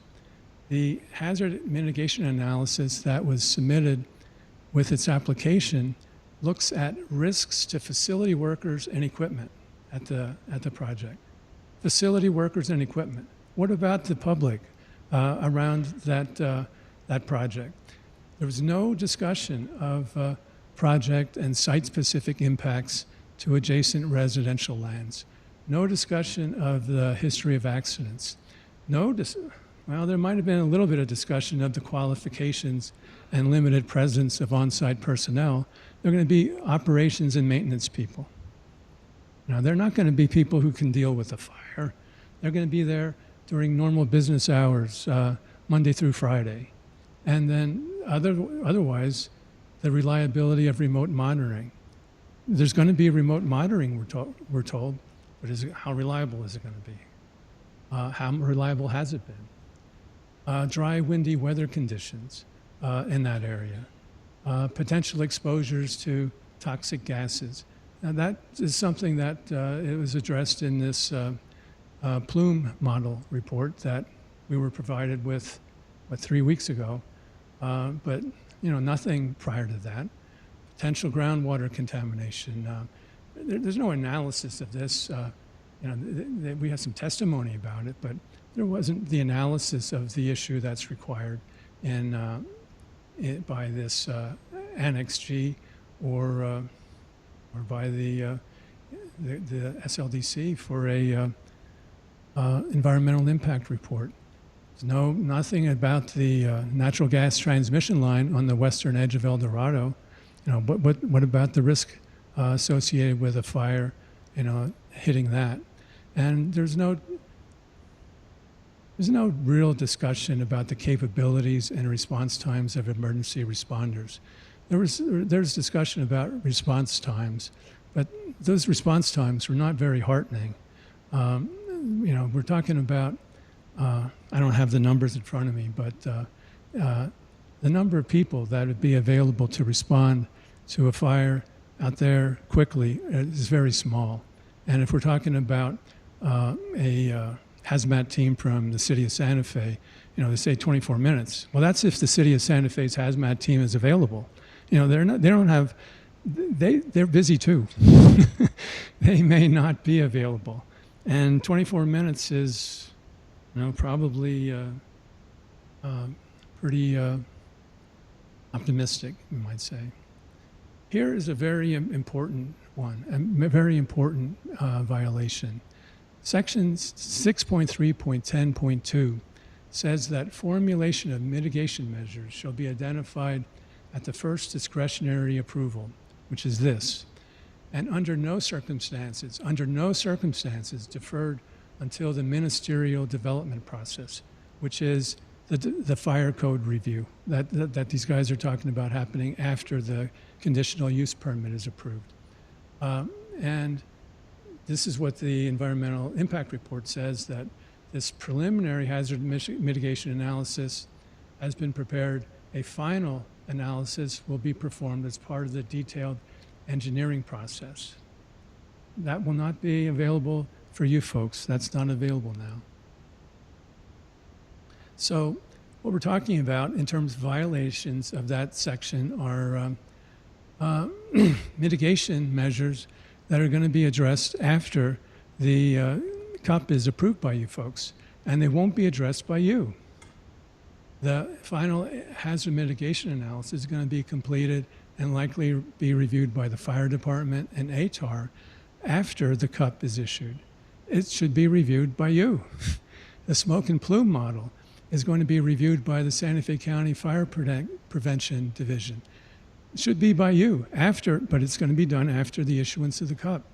The water supply and truck traffic issues that I mentioned, they're going to be resolved after the conditional use permit is issued and by the county water utilities division, not by you.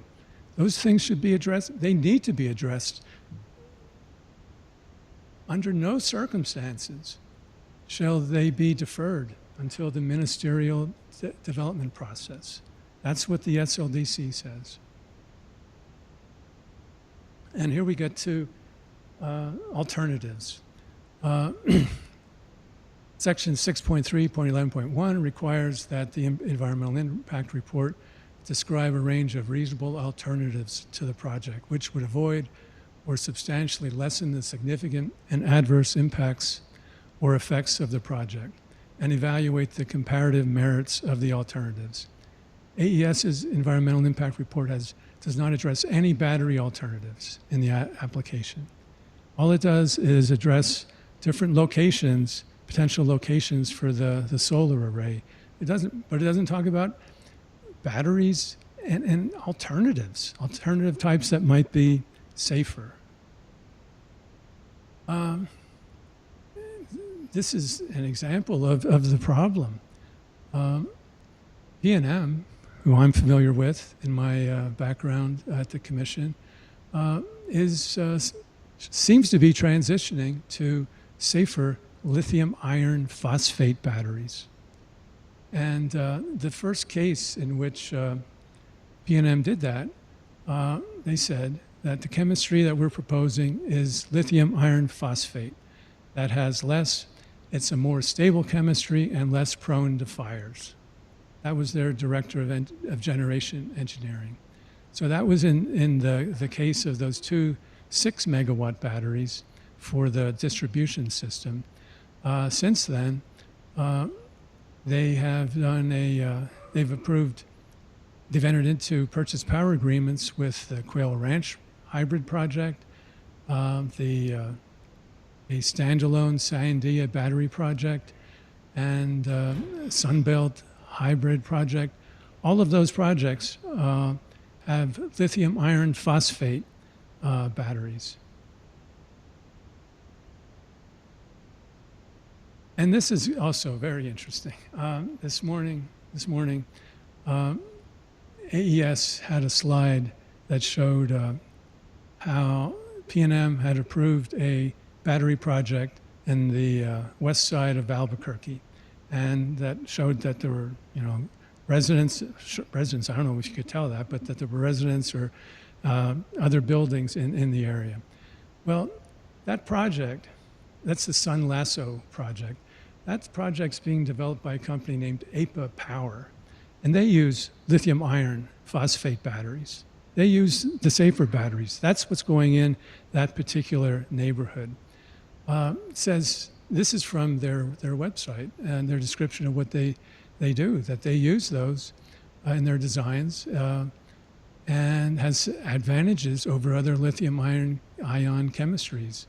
And they are known for their low cost and improved safety compared to other lithium ion chemistries, and are environmentally friendly, as they do not contain toxic materials like cobalt and can be recycled upon reaching the system's end of life. That's the system that AES was pointing to. And this is also interesting. This was from the hearing before the Planning Commission in February. One of Mr. Bartlett's colleagues testified there, and he described the difference. He was asked, he said that he was asked by Commissioner Pava why they, well, the issue came up. And his answer is Mr. LaBerge, who is the colleague of Mr. Bartlett, said lithium iron phosphate is one of the 6 of the family. It is similar in many respects. It's the calm, cool Aunt Mabel who never gets excited. Other battery types are the wild Uncle Frank, who is always excited. So there's a range of potential to go into thermal runaway and the effects thereof, depending on which type of battery chemistry is in use. And this is a portion of the a complaint that was filed in regard to the Moss Landing project. And one of their allegations is that lithium, nickel, manganese, cobalt oxide batteries are more prone to thermal instability than newer alternatives like lithium ion phosphate because they are safer. Most energy storage projects around the world have been transitioning to LFP batteries. And Fluence, one of AES's subsidiaries, recently opened a battery manufacturing plant in Tennessee. And it's manufacturing lithium iron phosphate batteries. So as in the near term, we anticipate that lithium iron phosphate batteries will continue to dominate the energy storage landscape. Key advancements are emerging in cell and enclosure density, life cycle, and overall performance, enhancing the robustness and efficiency of LFP. That's what Fluence said. And this is where the question from Commissioner Pava at the February 4th hearing asked why AES chose its proposed battery chemistry, while PNM has recently chosen LFP chemistry. And Mr. Simpson said, so we look at total costs, build up all of the capital costs, all of the operating costs, amortized over those 25 years, and then we make that comparison. And this is the one that we found most cost effective for New Mexico. Cost effective, not the safest, the most cost effective. Due process violations. This is an issue that I went into some length at in the filing that I made on May the 2nd. It deals with problems in this proceeding in which county staff has acted as both an advocate and a decision maker in the same case. You can't do that. The commingling of functions like that in public and private roles. The public roles, when they show up here and they make recommendations to you, and the private roles when they, file confidential materials and for you, and participate in in executive session discussions privately, apart from the public. That's not allowed, and that's essentially what was discussed in the Kerr-McGee case that I cite in those materials, and similar decisions in California, Iowa, Nebraska, and Pennsylvania. And the restrictions on discovery and cross-examination have prevented opposing parties like me from obtaining relevant evidence. Finally, this project is not needed to transition New Mexico to carbon-free generation resources. When you're talking about transitioning to carbon-free generation resources, what you start to look at is the New Mexico's renewable energy requirements. And you can see in this slide what the requirements are. They go from 20% in 2020 and then incrementally up to 100% by 2045 and 80% by 2040. And the PRC recently estimated that although they were supposed to be, they needed to be, at a minimum at 40% by 2025, they were estimating that PNM would be at 73.3% in 2025. So they're already passed, they already satisfied the requirement for 2030. PNM has plans to achieve this transition. They have an integrated resource plan that identifies how they plan to do it. And they're making progress in it. They're already exceeding the requirements of the renewable portfolio standard. It's just a general comment, is that decarbonization is accomplished with the plan to retire fossil fuel plants. That's how you get rid of carbon. You retire plants. You don't get rid of carbon by building renewable plants. You replace what you've retired with renewable plants, but the focus is on retiring the fossil fuel plants. And this is what PNM is looking at in terms of its siting. Under the Energy Transition Act, when they closed the San Juan generating station, which I was involved in that case, they were required to locate some facilities up in San Juan County to replace the tax base and employment that was being lost up there. And P&M has some transmission line limitations. And so what P&M does is it looks to locate plants in areas where transmission capacity is being freed up. So that's what they've been doing. They've been locating facilities in the Four Corners area, and they've been locating facilities in Bernalillo County. And coming up in 2030 and 2031, there are two plants that are going to, additional plants are going to be retired. And the other thing is they site close to where there's increasing customer demand. And we all know that Facebook is really building down there in Los Lunas. And Intel, which I think used to be P&M's biggest customer, has been expanding their manufacturing facility. Although they've been reducing workforce, they still have an expanded facility.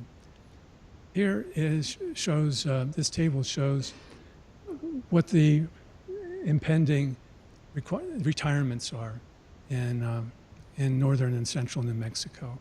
The Reeves plant is scheduled to close in 2030. That Reeves plant is located right in the middle of Albuquerque. And likely that's going to be replaced by something in the Albuquerque area.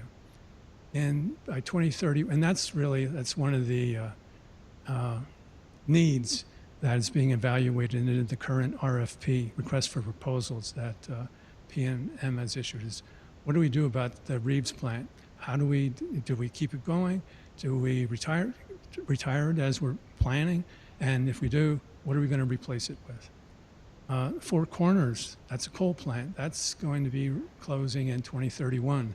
That's another issue that is will be discussed and analyzed in this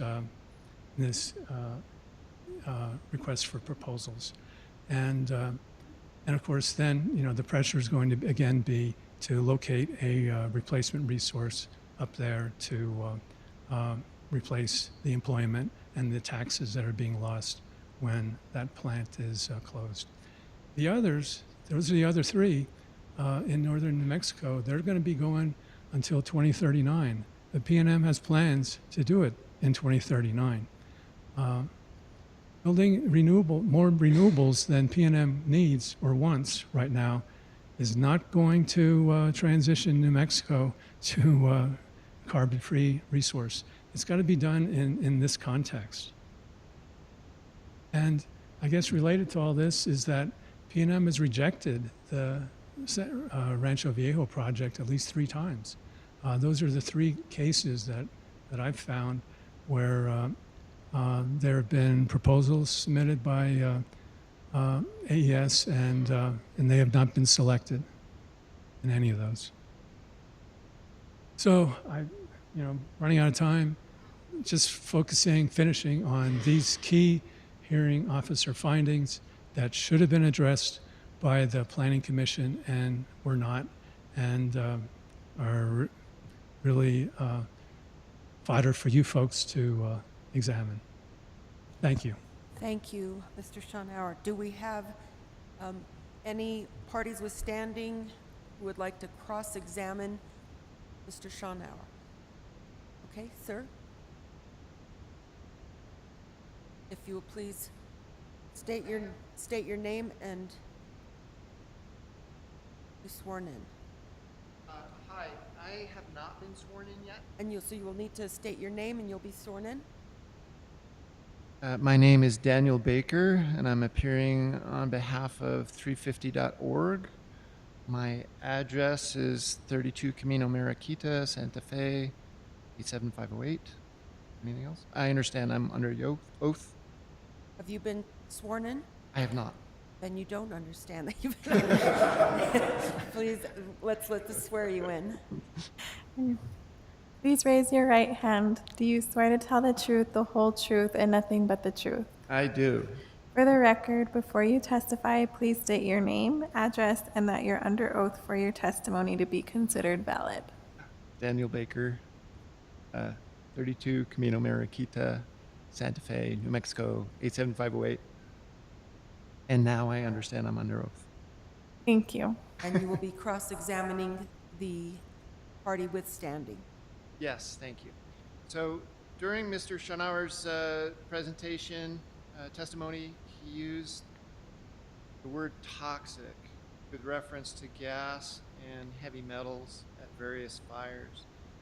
And I have a question just to ask whether you have submitted any materials and documentation as evidence support the use of the word toxic when referring to the emissions to air, ground, or groundwater from any UL 9540 certified best container fire. This is kind of a yes or no answer. Mr. Schonauer, have you? If you can please go to the microphone.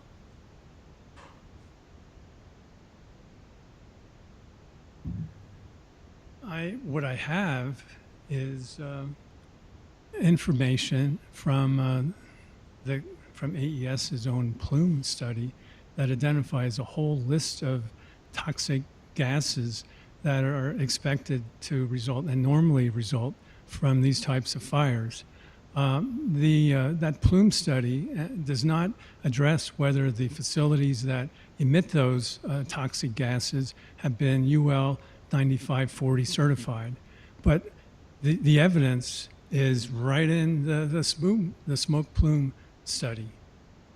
I mean, I could pull it out and read you the list of toxic chemicals, the toxic gases that were included in there. I asked whether or not. I'm sorry, if you can please approach the clarification of the question.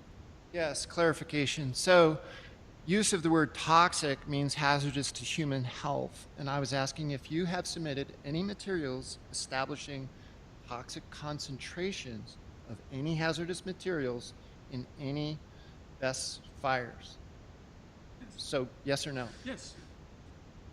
Can you tell them what document that is? I have news reports that indicate that in Monterey County, we have all those agencies that I mentioned. They're all examining the extent to which there were concentrations of heavy metals, in particular, in soil nearby, and also have those similar news reports that deal with the issue of toxic gases that are still being evaluated. That the results of those, the monitoring is still being evaluated. It's a long process to determine the extent of contamination that results from an accident like that.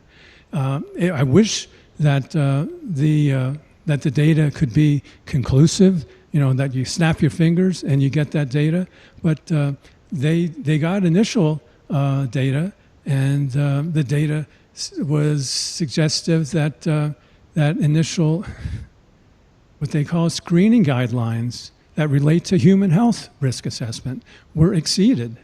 And because that data showed that, they're now doing further evaluations, further studies, further plans to examine the results of the data they've collected and to do more analysis of soil data. Additional question? Madam Chair, if I may, just a little clarification. First of all, that was not an answer to the question, and it was not yes or no, because Moss Landing was not a UL 9540 certified installation. So that's all I have. Thank you. I think what I'll add to that is UL 9540 does not guarantee that an accident won't happen. It does not guarantee that an accident won't happen. 9540 tests and certifications are done on essentially pristine conditions.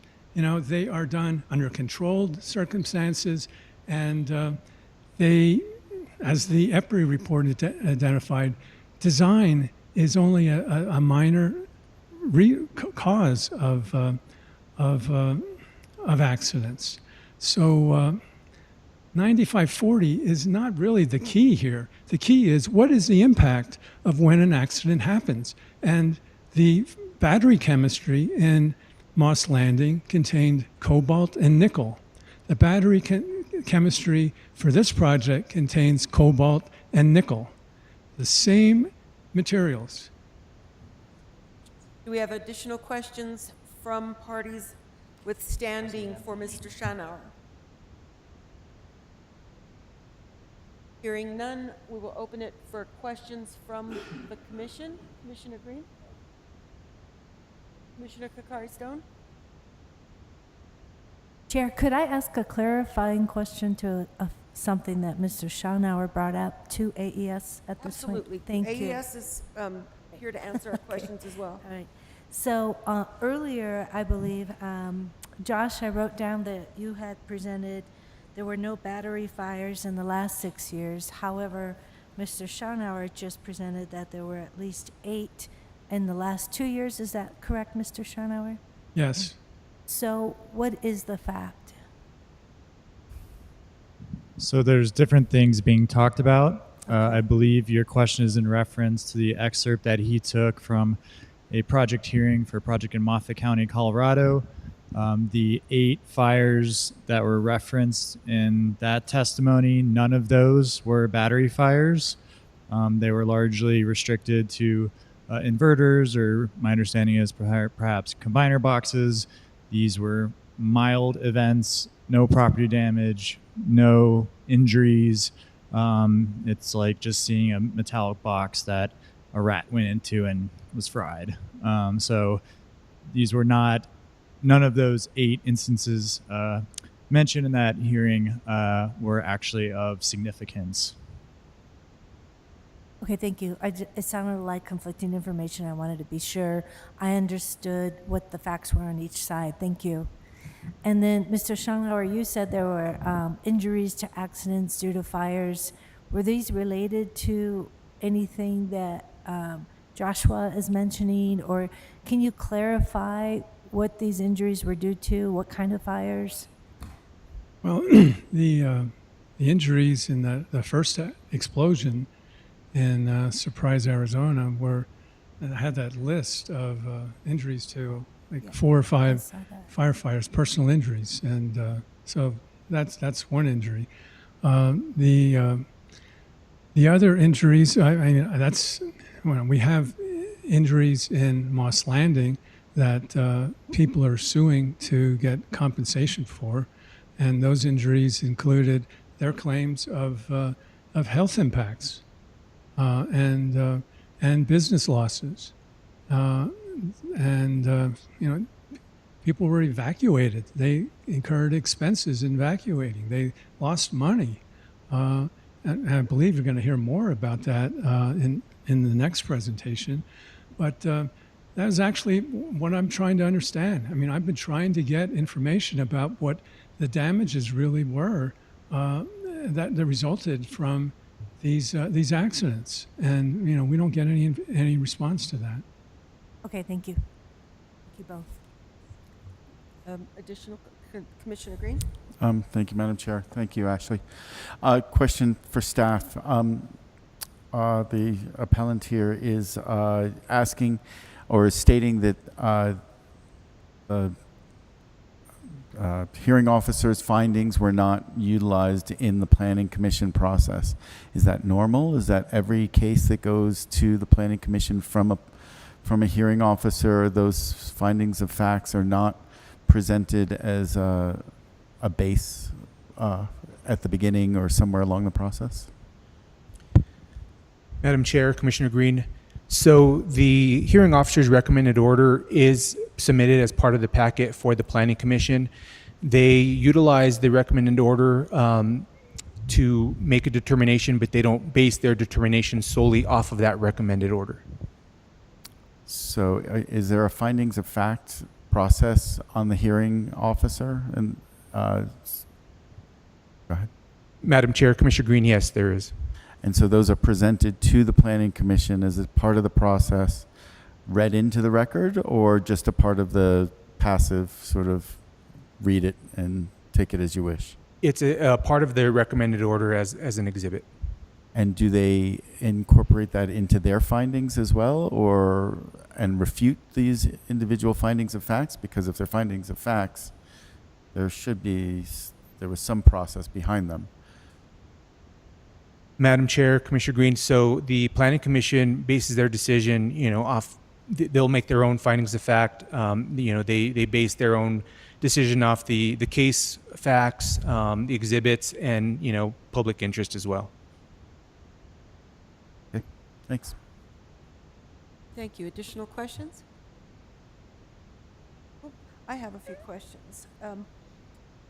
My first question, Glorietta Geoscience, has the water, there was a concern that was stated with regard to water transportation. Have those concerns been addressed?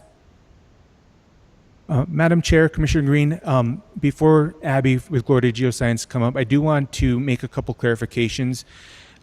We have recently received a letter from utilities saying that they are not ready, willing, and able to provide potable water for the construction of the project.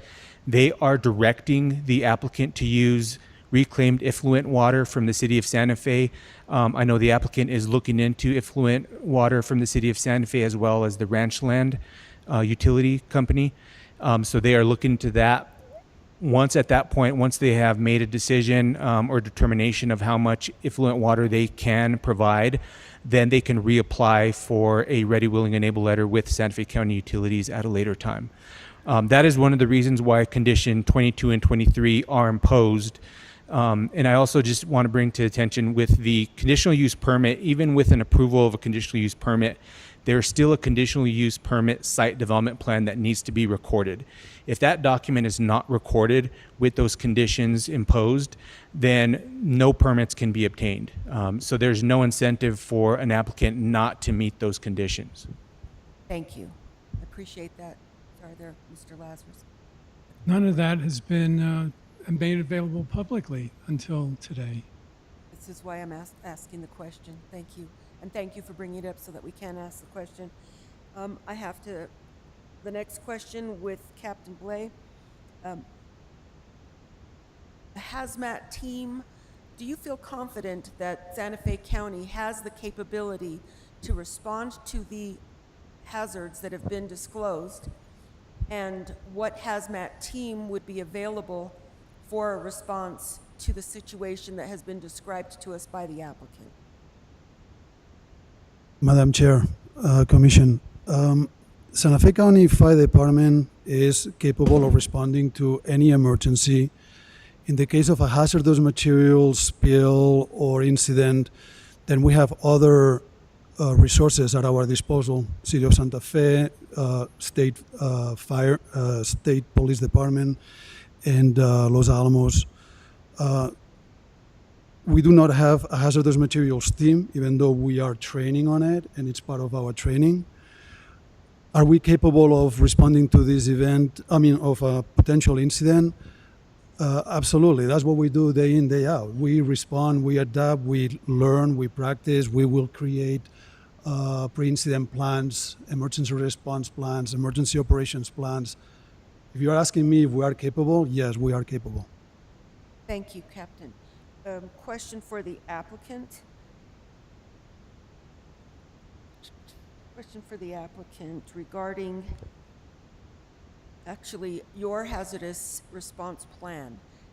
Internal to your processes, do you have a plan that would be provided and available to the county hazardous response team?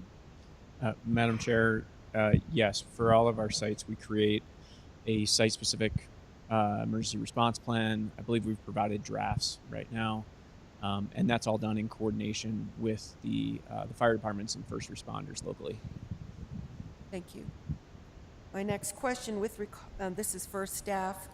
Just to answer the question, Ms. Ladd, there was a statement that staff has not analyzed or did not provide an analysis of the hearing officers and the county's third party. And we did hear an answer as to how it is integrated into the packets that have come before you.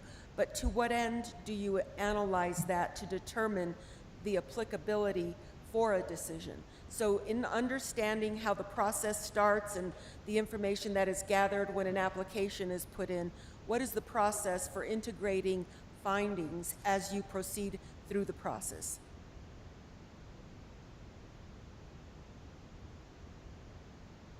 Madam Chair, members of the Commission, staff's role is to ensure that the findings of fact capture the hearing officer's recommendation accurately and include all of the points. The hearing officer writes the findings of fact themselves, which is a little bit different than the Planning Commission. It is because staff is not in the decision-making seat here. The information is provided to the Planning Commission, and it is up to the Planning Commission's discretion which parts of that recommendation they agree with, don't agree with, and at that point they may, and sometimes they agree with everything and it moves through the Planning Commission more or less on the same lines, but then maybe they will create a new condition of approval or a new some other requirement based on what the hearing officer has said. Sometimes that happens too. So it's not staff's role to do that. It's up to the Planning Commission. Thank you very much. And this question is for Mr. Bartlett. Understanding your expertise in batteries, the hazards associated with them, and the examples that were provided to us for safer batteries, what would be your analysis on the batteries that are being proposed for use and the picture that has been provided to us with regard to the potential for hazard? Well, my role here is to assess code compliance, and NFPA 855 and the International Fire Code are national consensus standards developed by hundreds of different perspectives and stakeholders, and nationwide those provide the generally accepted criteria for what is safe. Now, everybody's personal opinion of safe is different. So my analysis has only been in accordance with, does this project meet those requirements or does it not meet those requirements? And so I have to be objective in nature. I mean, this is not an opinion of mine. There are still items that need to be addressed, and the Fire Marshal's office is legally required to ensure that everything in those consensus standards is adhered to. So I hope that answers your question. It does. Thank you, Mr. Bartlett. And for the applicant, what is the reason for not using the lithium phosphate battery? Thank you, Madam Chair. There's several reasons. And I think Mr. Schanauer covered a few of them, but there is several publicly available documents describing the hazards with all kinds of different energy storage technologies. Lithium iron phosphate is not unique. It also inherently poses fire and explosion risks, but can also be appropriately mitigated through a lot of the same mechanisms that can be used for the nickel, manganese, cobalt varieties. What we found is, yes, there's cost effectiveness, as Mr. Schanauer said. What I want to add to that is that before cost effectiveness ever comes into play, we first mandate an acceptable level of hazard mitigation. That's not a judgment, it's not a spectrum. As Mr. Bartlett just said, it's a relatively objective assessment against these consensus standards. And we require that for our plants, no matter what we deploy. We do have plants where we have deployed lithium iron phosphate, and we have plants where we have deployed nickel, manganese, cobalt-based lithium ion chemistries, both in accordance with these standards. And only then do we optimize for cost. Once we get to that stage, we say both of these can be compliant with the standards. What we find is that in comparison, the advantages of nickel, manganese, cobalt is that it degrades much less over the lifetime. which means we have to buy fewer batteries to deliver the same service to the community, and that saves a lot of money. The batteries are the most expensive part of these plants. I hope that answers the question, but I'm happy to elaborate. That answers my question, thank you. And then my last question, does PNM still reject this plan? The RFP is still under process. Thank you. Thank you. Anything that you would like to reply to Mr. Schanauer? Well, I just want to emphasize that the codes that ATAR and AES and staff are talking about are minimum requirements. Minimum requirements. There are best practices that exceed those minimum requirements. San Diego County has adopted best practices that exceed those minimum requirements.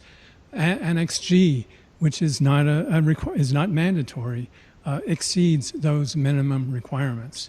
And so the question is, why would Santa Fe County not want to try and adopt require the adoption of the best practices? Why would Santa Fe County want to just settle for the minimum requirements? Thank you. Question for the applicant. Does AES meet or exceed the requirements of the regulations that stand? I would argue that we are exceeding those requirements, and we've demonstrated through some of the additional hazard mitigation measures like the thermal runaway propagation protection system. We have added belt and suspenders type approaches to these, ensuring that we have both compliance with NFPA 68 and 69, where either or was required at the time of submittal, and we're constantly going above and beyond testing. I think another example is there was a bit of a misrepresentation Mr. Schanauer had of the testing, and this is relevant to the point here, where he mentioned a deflagration picture as a fire, but it was actually different. And it made me realize we should identify that deflagration testing is not required. We have done that for the last several years. We continue to do that. UL 9540A testing is required. That test happened about a week later. And then following that test, we did the full large-scale fire test, which again was not required by codes or standards at the time. So 2 out of 3 tests went above and beyond, and I would argue that as we look forward, we're continuing to test, working with some of the independent research agencies to develop a new test protocol to identify what the exposure level limits of some of these heavy metals that Mr. Schanauer identified could actually be there, because currently there's no conclusive evidence. Thank you. Thank you. Mr. Schanauer? Just one more point. The AES and staff are talking, and ATAR are talking about AES proposing measures that exceed the requirements of the code. But on the other hand, ATAR has been very clear that if AES satisfies the requirements of the code, they're going to get a permit. They're legally entitled to a permit. So if somewhere down the line between today and the time that this thing gets approved by the fire department in the future, AES could change its mind and say, oh, you know what, maybe we don't need these things. They're not required by the code. And what would happen then? They would still be entitled to the permit, because the code, the only thing, these extra additional requirements are not required by the CUP. And so the only thing that's really going to be at issue going down the road is the minimums. Thank you, Mr. Schanauer. Appreciate that. Commissioner Green. Thank you. Question for Nicholas. At any time, did staff ask, are there any best practices or recommendations you would improve upon? Well, it's actually for you, but it's, I'll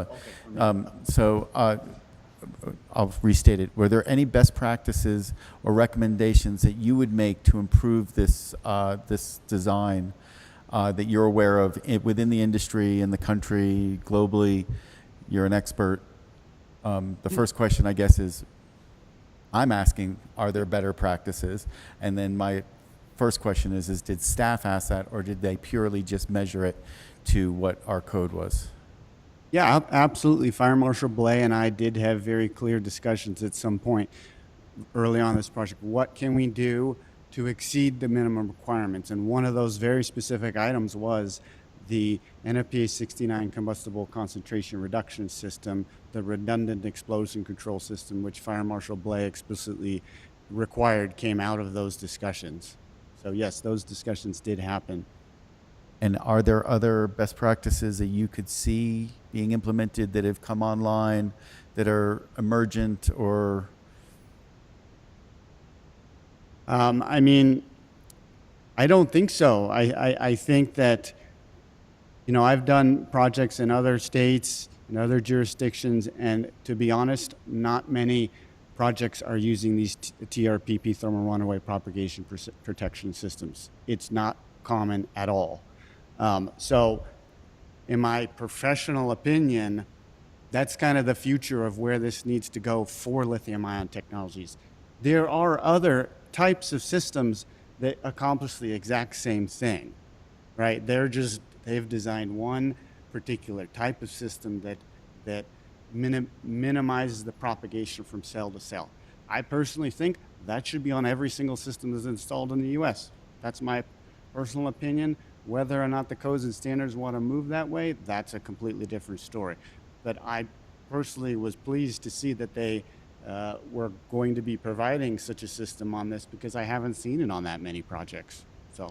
And then the San Diego project that it was referred to by Mr. Schanauer, are there aspects of that could be implemented in this that you would recommend, or you think those are apples and oranges?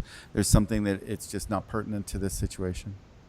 I haven't read that San Diego report for a long time. I know they had a third-party consultant come up with a whole report, which they actually ended up repealing and then deferring to the fire chief of the district. So as it pertains to other measures, I mean, they've planned a fire alarm cabinet in every single container. They have a site-wide fire panel. They're going to be required to do training for the fire department. It's required by NFPA 855, on-site fire department training. I would recommend that that's not only the fire department, that is the emergency managers, that is the sheriffs, that's everybody that could conceivably respond to an incident if there ever was one to occur. I would recommend that. So like including responding like City of Santa Fe, because if the emergency hazmat is, yeah, sure. Okay. Absolutely, and that should be done annually because shifts change. You need to do every single shift. This is something that is required, and it should be an ongoing thing for the life of the system. Okay, thank you. I just have one point to add to go that. ahead. One item that the San Diego County guidelines establish is a requirement that hazard mitigation analyses examine more than one type of failure. And they require that the mitigation analysis examine multiple failure problems. And so the types of analyses that satisfy the code only address one. San Diego County goes further and requires a more extensive analysis. Thank you, Mr. Schanauer. Commissioner Hughes? Yeah, this is just for staff. I want to confirm that any conditional uses you put on the project have to be complied with before you issue the conditional use permit. Madam Chair, Commissioner Hughes, yes, that is correct. So every condition that is recommended by staff and therefore approved by the BCC or Planning Commission, those conditions go on the CUP site development plan. And if they're to be done prior to the recordation, we ensure that that's done prior to recordation, such as finding alternate water source and identifying those other reviews to be done by the third-party reviewers. We ensure that those are done prior to the recordation and prior to any type of development permit being issued. That CUP site development plan has to be filed into the clerk's office and recorded. Right, and our conditions that you've recommended are that it comply with all the fire recommendations in our code, our current fire code. That is correct. Okay. Thank you, Mr. Cisneros. Mr. Schanauer? But those issues don't come back to you. before the conditional use permit is issued. You issue the conditional use permit, and then others, examine whether some of these conditions have been satisfied. Section 6.3.10.2 of the SLDC says it's your job. You cannot, under any circumstances, defer significant issues like that for someone other than you. Understood. Thank you. Any other questions? Hearing none, we will have another, one more, and then we will be breaking for dinner. So let's hear from Camilla Brom.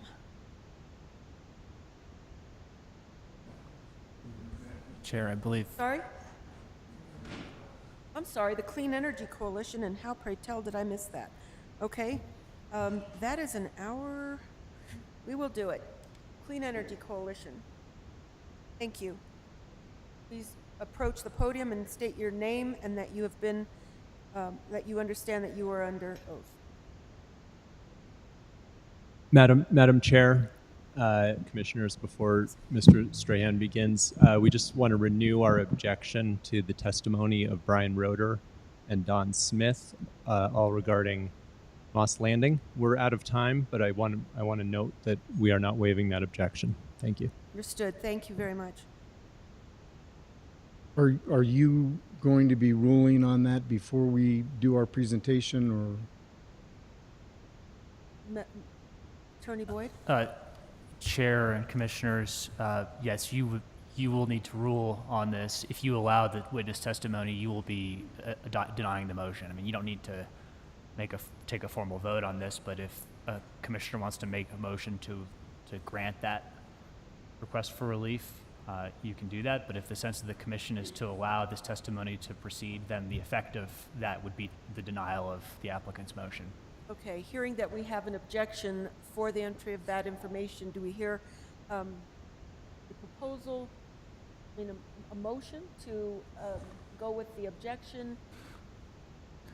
Madam, I would propose that we deny the objection and hear from the people they want to interview, any witnesses, but I don't know what other people feel. I second that. We have a motion from Commissioner Hughes to not go with the objection, a second from Commissioner Johnson. We have a roll call vote, please. Commissioner. Sorry, we can't take statements from the floor. Not here. Go ahead. Was I called? Yes. Yes. Commissioner Adam Johnson? Yes. Commissioner Justin Green? Yes. Commissioner Hank Hughes? Yes. Commissioner Lisa Kokari Stone? Yes. And Chair Camilla Bustamante? Yes. Okay, can you please ask your question to someone to see if this is something, this would be out of line with the meeting. Thank you. Go ahead.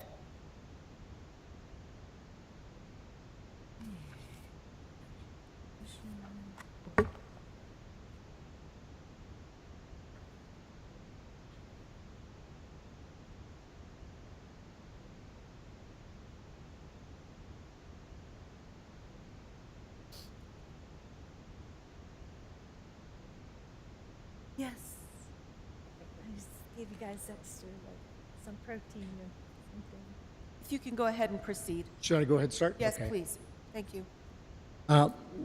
My name is Robert Stranahan. I'm counsel for CC, and I have been placed under oath prior to this to give you a little background on myself and how I came to represent CEC. My background is I've had a lot of government and production experience. I was counsel for Governor Johnson for his second term. I was the chief counsel for the land office for almost a decade and have operated as a judge, a hearing officer, and a commissioner. And so I've certainly understand your plight. I'd like to thank all of you for going through all of this. I know this has been a long day, and I know it's difficult. This is pretty dry material. I appreciate the county's participation as well as the public members. We kind of have what is a classic conundrum here.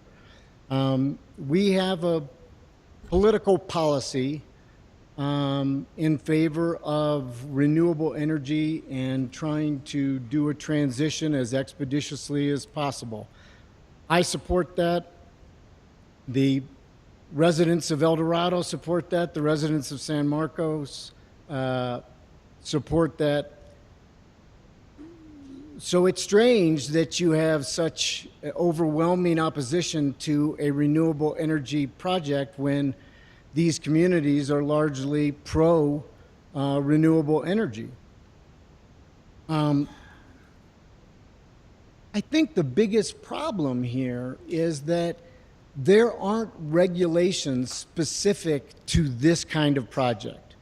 We have found a way to put a round peg in a square hole, or however you, square peg in a round hole. And so we're using regulations to site this facility that really weren't meant for this facility or the BESS battery array that goes with it. A lot of the jurisdictions that have dealt with fires that are a result of BESS technology have actually changed and begun to promulgate rules and regulations specifically for these systems. And they're doing that because these systems are, by definition, inherently dangerous. AES has said that in their statements. The county has said it. Everybody acknowledges this technology is dangerous. And it's also not contestable that there are safer types of technology. Now, they're not as efficient. They don't have as large a capacity, so they're not as effective, and they cost more. And there's the rub, they cost more. As a resident of this county, I don't want our decisions made purely on cost. I want to put in safeguards or guardrails that can protect the community, and at least cite these types of dangerous projects under regulations that are specifically designed and tailored for that purpose. And unfortunately, that's not, what has happened. The county, and I've really enjoyed working with the county. They're great people. I think they've lost their way as far as what their role is in this. The county's role is, and always should be, protect the constituency. So their job should be not to advocate for this. We all love green energy. We all advocate for it. But in this case, they need to be the scrutinizer. They need to be the party that is saying, okay, thanks for meeting the minimum requirements. We're going to ask more of you. That's what we want our government to do, to protect us. And I think in this case, the county not only changed their regulations to even allow this battery array to be permitted, they have gone through at each case where there has been some pushback. They've basically found a way around. I don't think we should be working through a myriad of workarounds. The county should develop a specific regulation for BESS systems and a specific regulation for utility scale solar projects. That's what we're dealing with. That's what we should have. And the community of Santa Fe, of El Dorado, of San Marcos, all deserve that. We have a number of different areas that we're going to provide testimony. The first area that we're going to provide testimony is through Joseph Rowley, who's a chemical engineer He's a PE with decades of solar power siting experience. He worked for Sempra, U.S. Gas and Power. He will give us a historical perspective on BESS industry, the technology, where it's been, where it's going, and what's the most responsible way to regulate it. Ed Henderson is a PE from Assurance Engineering. He's licensed and practices in fire protection engineering throughout the Southwest.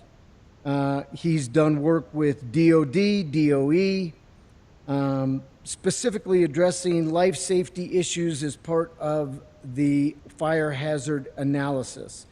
He will talk about wildfire protection, expected fire within and around BESS facilities. We have Don Smith, who is a professor emeritus of microbiology and environmental toxicology at the University of California, Santa Cruz. Mr. Smith will present testimony on human and environmental exposure to toxic metals released in thermal runaway from lithium-ion batteries. Brian Roeder is a resident of Monterey and was specifically affected by the Moss Landing BESS fire. And he's going to give us a perspective on what it's like to live through one of those fires. What went well, what went poorly, how much information they were given, how much information they still haven't been given. And I think that's an important aspect. Finally, we will have Lee Zoloff, who is a resident of El Dorado in Santa Fe County. He's an executive and president of Clean Energy Coalition for Santa Fe County. And Mr. Zoloff will provide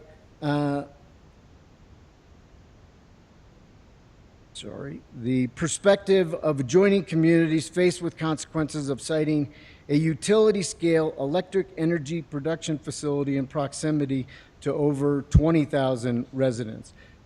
So that's sort of where we're going to go down the line.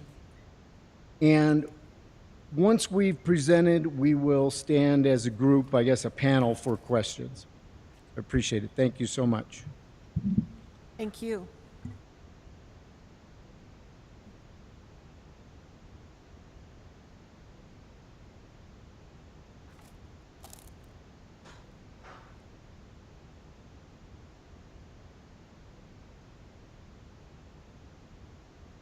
Please raise your right hand. Do you swear to tell the truth, the whole truth, and nothing but the truth? I do. For the record, before you testify, please state your name, address, and that you are under oath for your testimony to be considered valid. My name is Joe Rowley. My address is 2739 Richland Ridge Road, Escondido, San Diego County, California. And I do understand I'm under oath. Thank you. So again, my name is Joe Rowley. I'm a energy industry consultant. I was formerly for many years the director and then vice president of project development at Sempra U.S. Gas and Power. I was personally responsible for the development of most of their assets, all large-scale natural gas, wind, solar, including BESS projects. After I retired, I went into consulting, and I primarily consult on BESS projects. I also teach a lecture twice a year on BESS siting at Cal State University, San Marcos. So pretty familiar territory for me. One thing I need to correct, Bob Stranahan mentioned my engineering background. I'm a registered mechanical engineer. I have a degree in chemical engineering.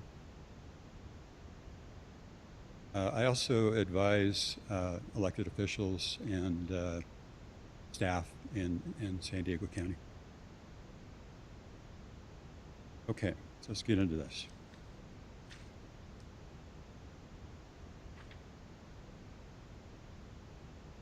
First off, the BESS industry did not exist prior to 2011.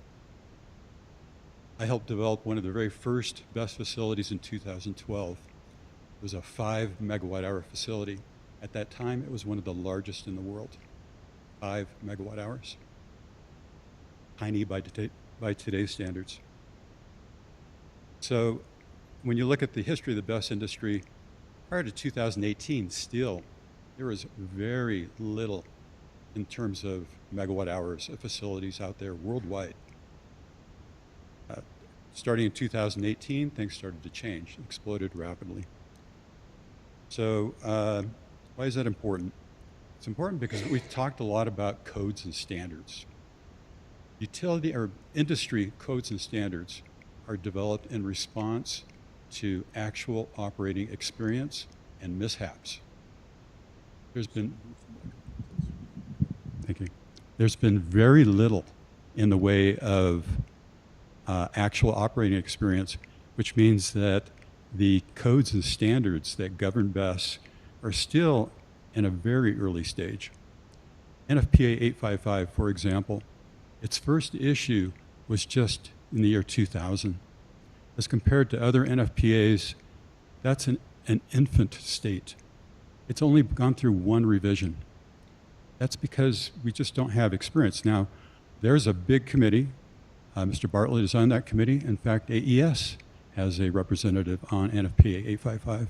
So there's a diverse group on NFPA 855, and as all NFPAs, over time, as the industry gains experience, that code will get revised every couple of years. They'll make it better. If, for example, direct injection of NOVEC pans out, maybe that will become something that's mentioned directly in NFPA 855. We don't know at this point. What we do know is that given the nascent state of these codes and standards, it's an environment where we really need to tread cautiously when we're citing. And I'm speaking from the perspective of a developer. We have to acknowledge where the technology is, what its risks are, and then cite the facilities appropriately. So, is there a clicker here? There it is.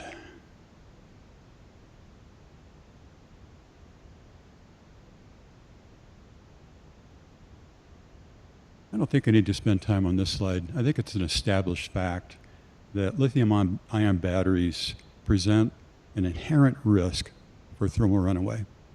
And the conversion of the battery material to a toxic plume is an undisputed fact. That's just the way it is. Thermal runaway cannot be stopped by fire suppression.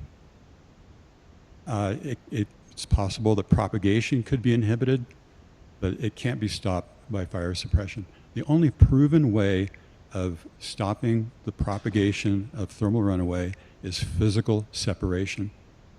If you look at the insurance industry, AIG, the insurance giant, they put out a bulletin on this, and they said 10 feet minimum. 10 feet minimum is what the space you need between containers in order to prevent propagation. Now, UL 9540A testing might allow something much closer than that. But AIG says, no way. We understand that that UL 9540A says you could put them closer. We disagree. There's too much risk. You need to separate, separate, separate. Those last 3 words are a quote from their bulletin.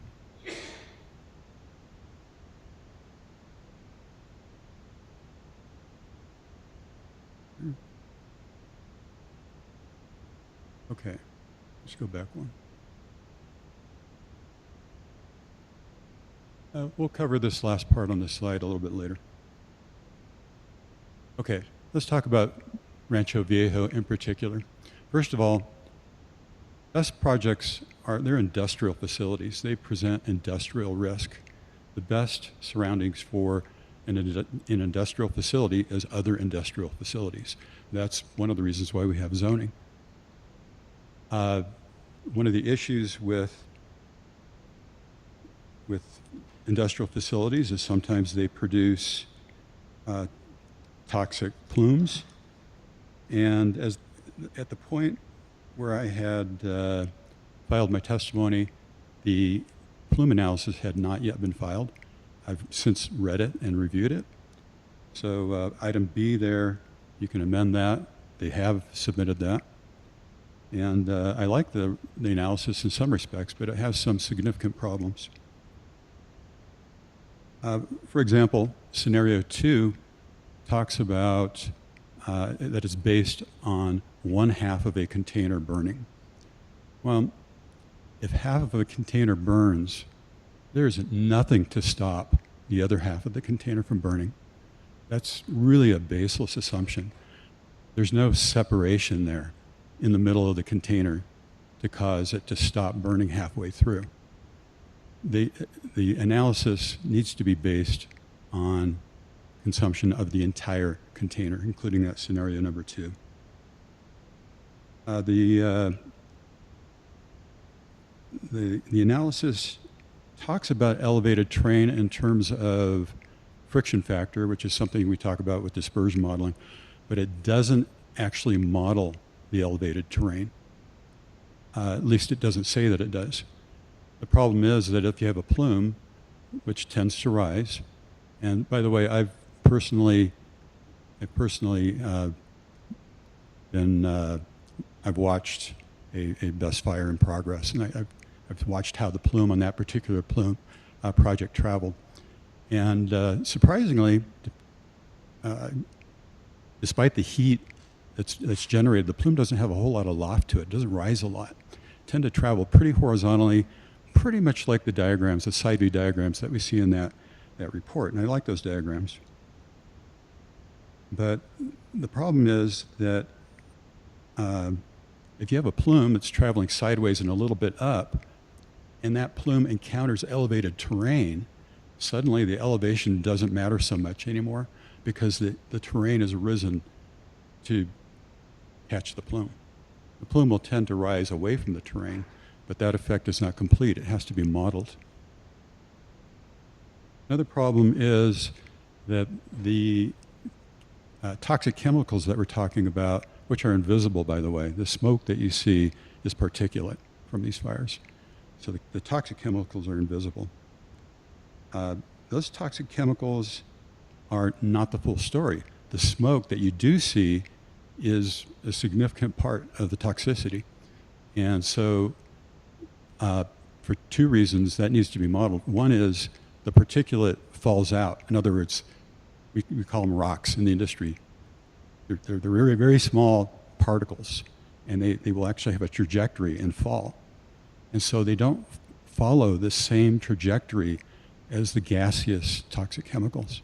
They tend to fall out in closer proximity. That needs to be modeled.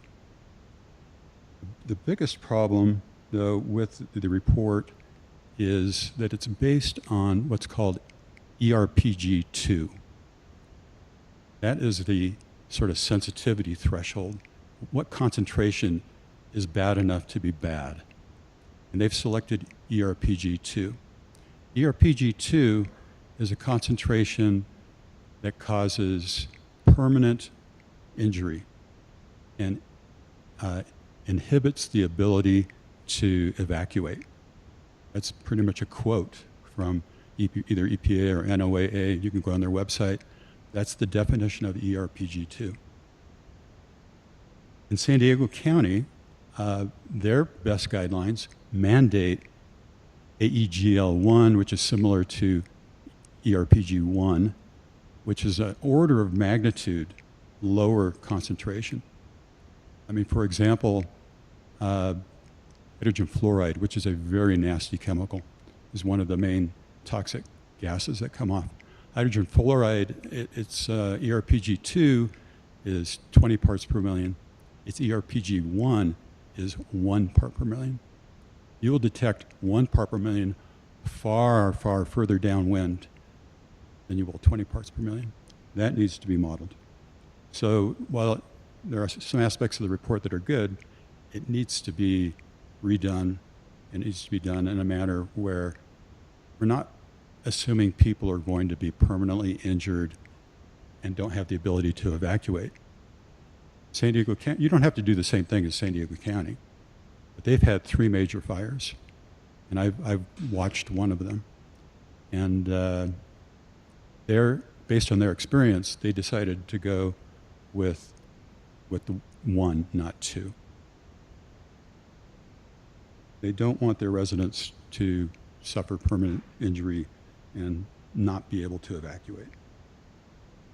Okay, let's move on.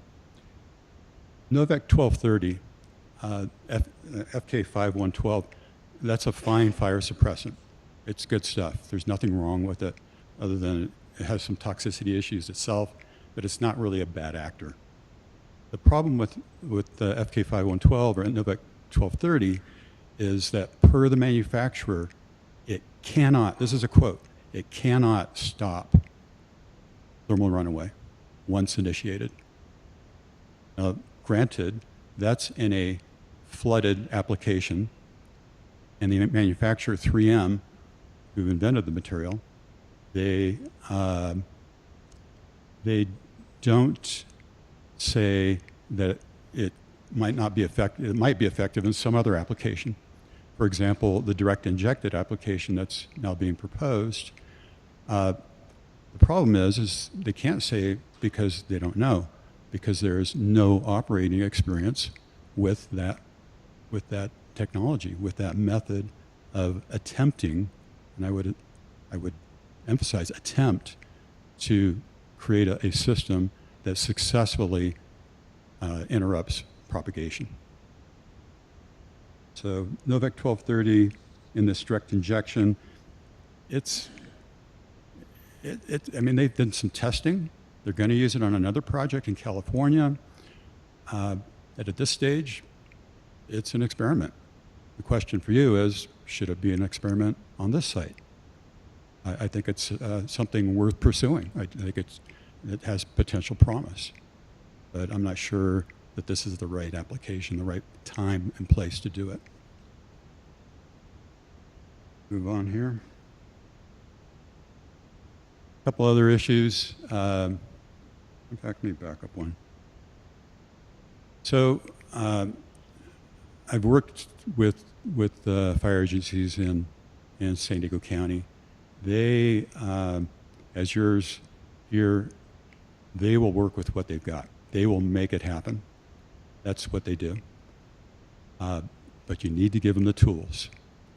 This site does not have firefighting infrastructure.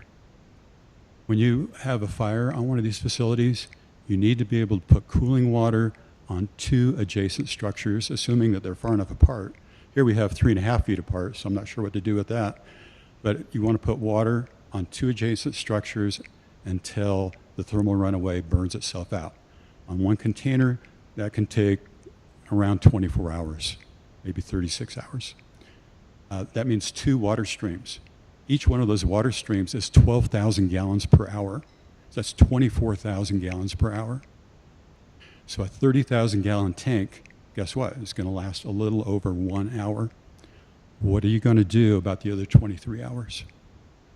If that water stream goes away, then those adjoining containers will start to experience that heat radiation, and you're going to get propagation. They have to be cooled. You need that water. So either you need a very large tank, or this project needs a water line. I don't see any way around it. Okay, now we'll move on. There's no retention basin. Early projects didn't have retention basins. We didn't really recognize the full extent of the risk here. We do now. So when you produce 900,000 gallons of water from cooling these adjacent containers, those water streams are going to intersect with the toxic plume to some extent. When that happens, they will dissolve some of the invisible toxic chemicals, and they will entrain some of the particulate. So that stuff will end up in the water. So you have to have the ability to sequester that water and test it and either treat it or determine that it's okay, it's been diluted enough. General dilution is kind of the answer. At least you hope that it's been diluted enough. that you can simply release it. In this particular case, it's just the worst luck I can imagine. The identified environmentally sensitive area is immediately downhill of the best site. So when the water goes on those adjacent containers and it runs off, it's going to go directly into that environmentally sensitive area. I don't know the nature of that area, so I can't tell you what those impacts might be, but there's no retention basin in order to capture that water to solve that problem. There's been talk about LFP batteries versus NMC. My understanding is this project proposes NCA batteries. That's nickel, cadmium, aluminum oxide. Of the three, the most common are NMC. They're kind of in the middle of the road in terms of thermal runaway. Their threshold temperature is around 210 degrees centigrade, something like that. LFP, their threshold is higher, so it's hot. It's more difficult to get them into thermal runaway. It's more like 270.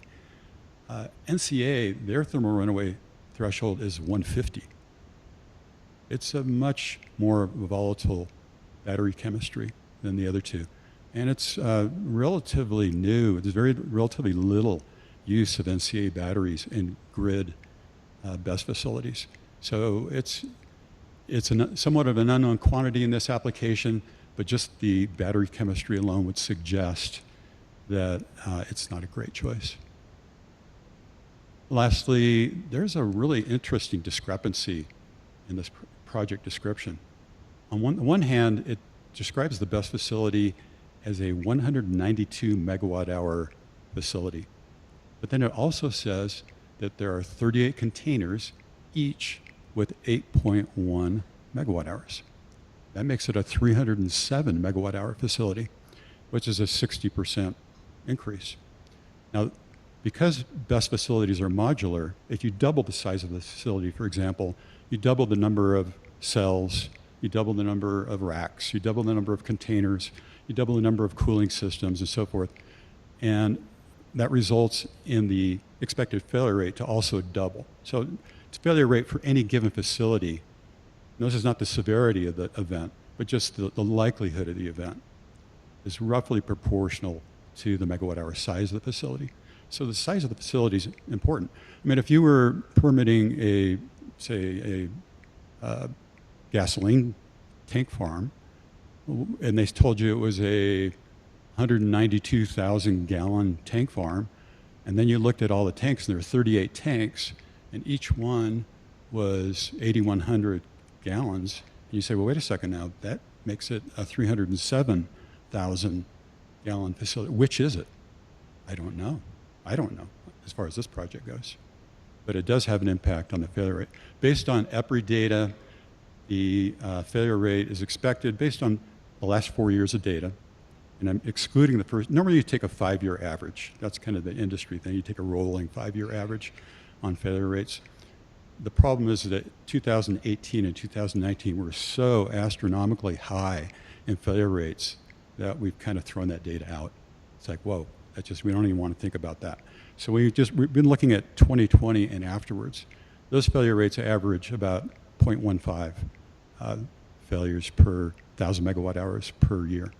Apply that number to this project, that's over its life around 100%. It's anywhere between, depending on the size, 86 to 138% chance of a fire at this facility. So you can pretty much count on the facility is going to have a fire. So you need the water, but you need to analyze the plume, because that's kind of the non-starter.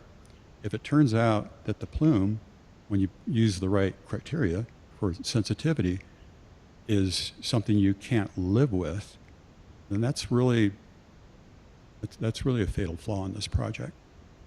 So just got a couple of pictures real quick, and I will conclude.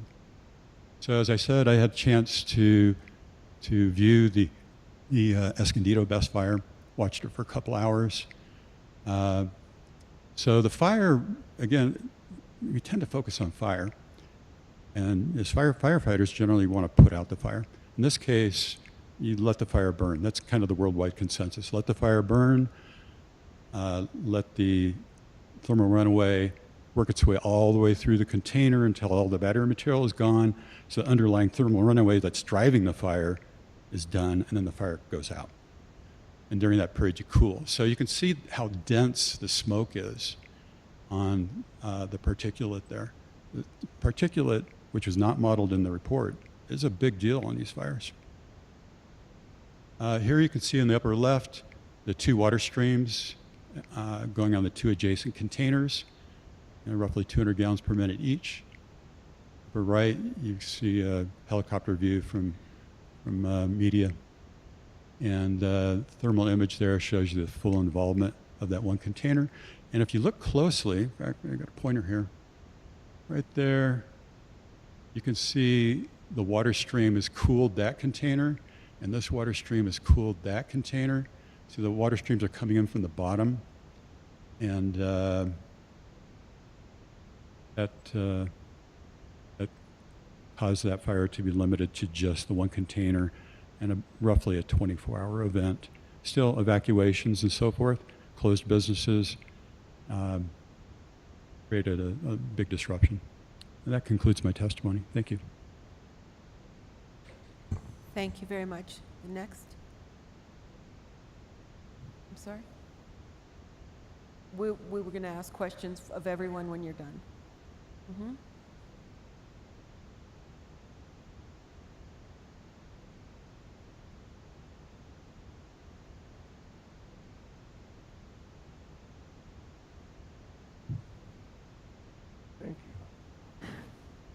Please raise your right hand. You swear to tell the truth, the whole truth, and nothing but the truth. I do. For the record, before you testify, please state your name, address, and that you're under oath for your testimony to be considered valid. My name is Ed Henderson. I represent Assurance Engineering. My address is 7319 Golden Glow Way, Northeast, Albuquerque, New Mexico. I understand I'm under oath. Thank you. What we've heard today is a compilation of concerns. But before I get into that, I'd like to just introduce myself a little bit more. My firm was established to address fire hazard assessments. Our client base is the Department of Energy, the Department of Defense. I've worked with utilities throughout the Southwest while they were going through deregulation and considering renewables as a way to maintain their client base and offset global warming and other things. What I wanted to address today has very little to do with the solar field. I spent 18 years in the solar industry, and it's very, very stable. When I was involved with the industry, utilities generally would tell us, we need you to have 25 years of experience before we can even consider this as a generating source. That was 40 years ago. So now the solar industry is in pretty good shape. I'm not going to talk about solar, but I am going to talk about the battery systems that are an integral part of transmission of that energy to some other location. What I'm going to focus on is the consequences of the BESS systems as an ignition source. And that ignition source can be within the BESS system or adjacent to the BESS system. The other thing, more or less the last thing I'm going to talk about, is what does a firefighter do when he has to engage a fire that is really an electrical chemical reaction? It's not a conventional fire. So in this first slide, what this is all taken from are commissioned reports that AES asked and received from an engineering firm, Kaufman Engineering. Kaufman Engineering provided a hazard mitigation analysis about a year ago, and I'd encourage that to be refreshed. More recently, just the middle of last month, Kaufman provided a plume analysis, and I have to say it was one of the more detailed, informative pieces of engineering that I've had the pleasure to review. Let's get back to where we started with Kaufman. A year ago, they had identified that thermal runaway was the #1 issue with this BESS system. That included a review on their part of testing that was done by UL. So that was the UL standard that's been referenced a number of times, 9540A. And 9540A tested the individual cell, it tested a compilation of cells, and then a configuration as the BESS. And what they found was the individual cell will go into thermal runaway. The combination of cells, when they're put together, will cascade, meaning that one cell affects the adjacent cell and causes that to continue to combust. So thermal runaway was confirmed. There was no question about it. Underwriter Laboratory is an independent testing organization. They really don't have a dog in the fight. So then the question is, if you have a fire, what can you do about it? And what's been proposed is we're going to use a clean agent system called NOVEC. And that's what my colleague, Mr. Raleigh, just spoke about. Unfortunately, NOVEC works best to eliminate oxygen. But this is an electrical chemical reaction. Doesn't need oxygen. So what you can do, what that clean agent will do, is reduce the temperature somewhat, but it doesn't interfere with that reaction. That exact process has been studied by the University of Maryland, by Worcester Polytechnic, both renowned fire protection schools. So what should we do with this gas?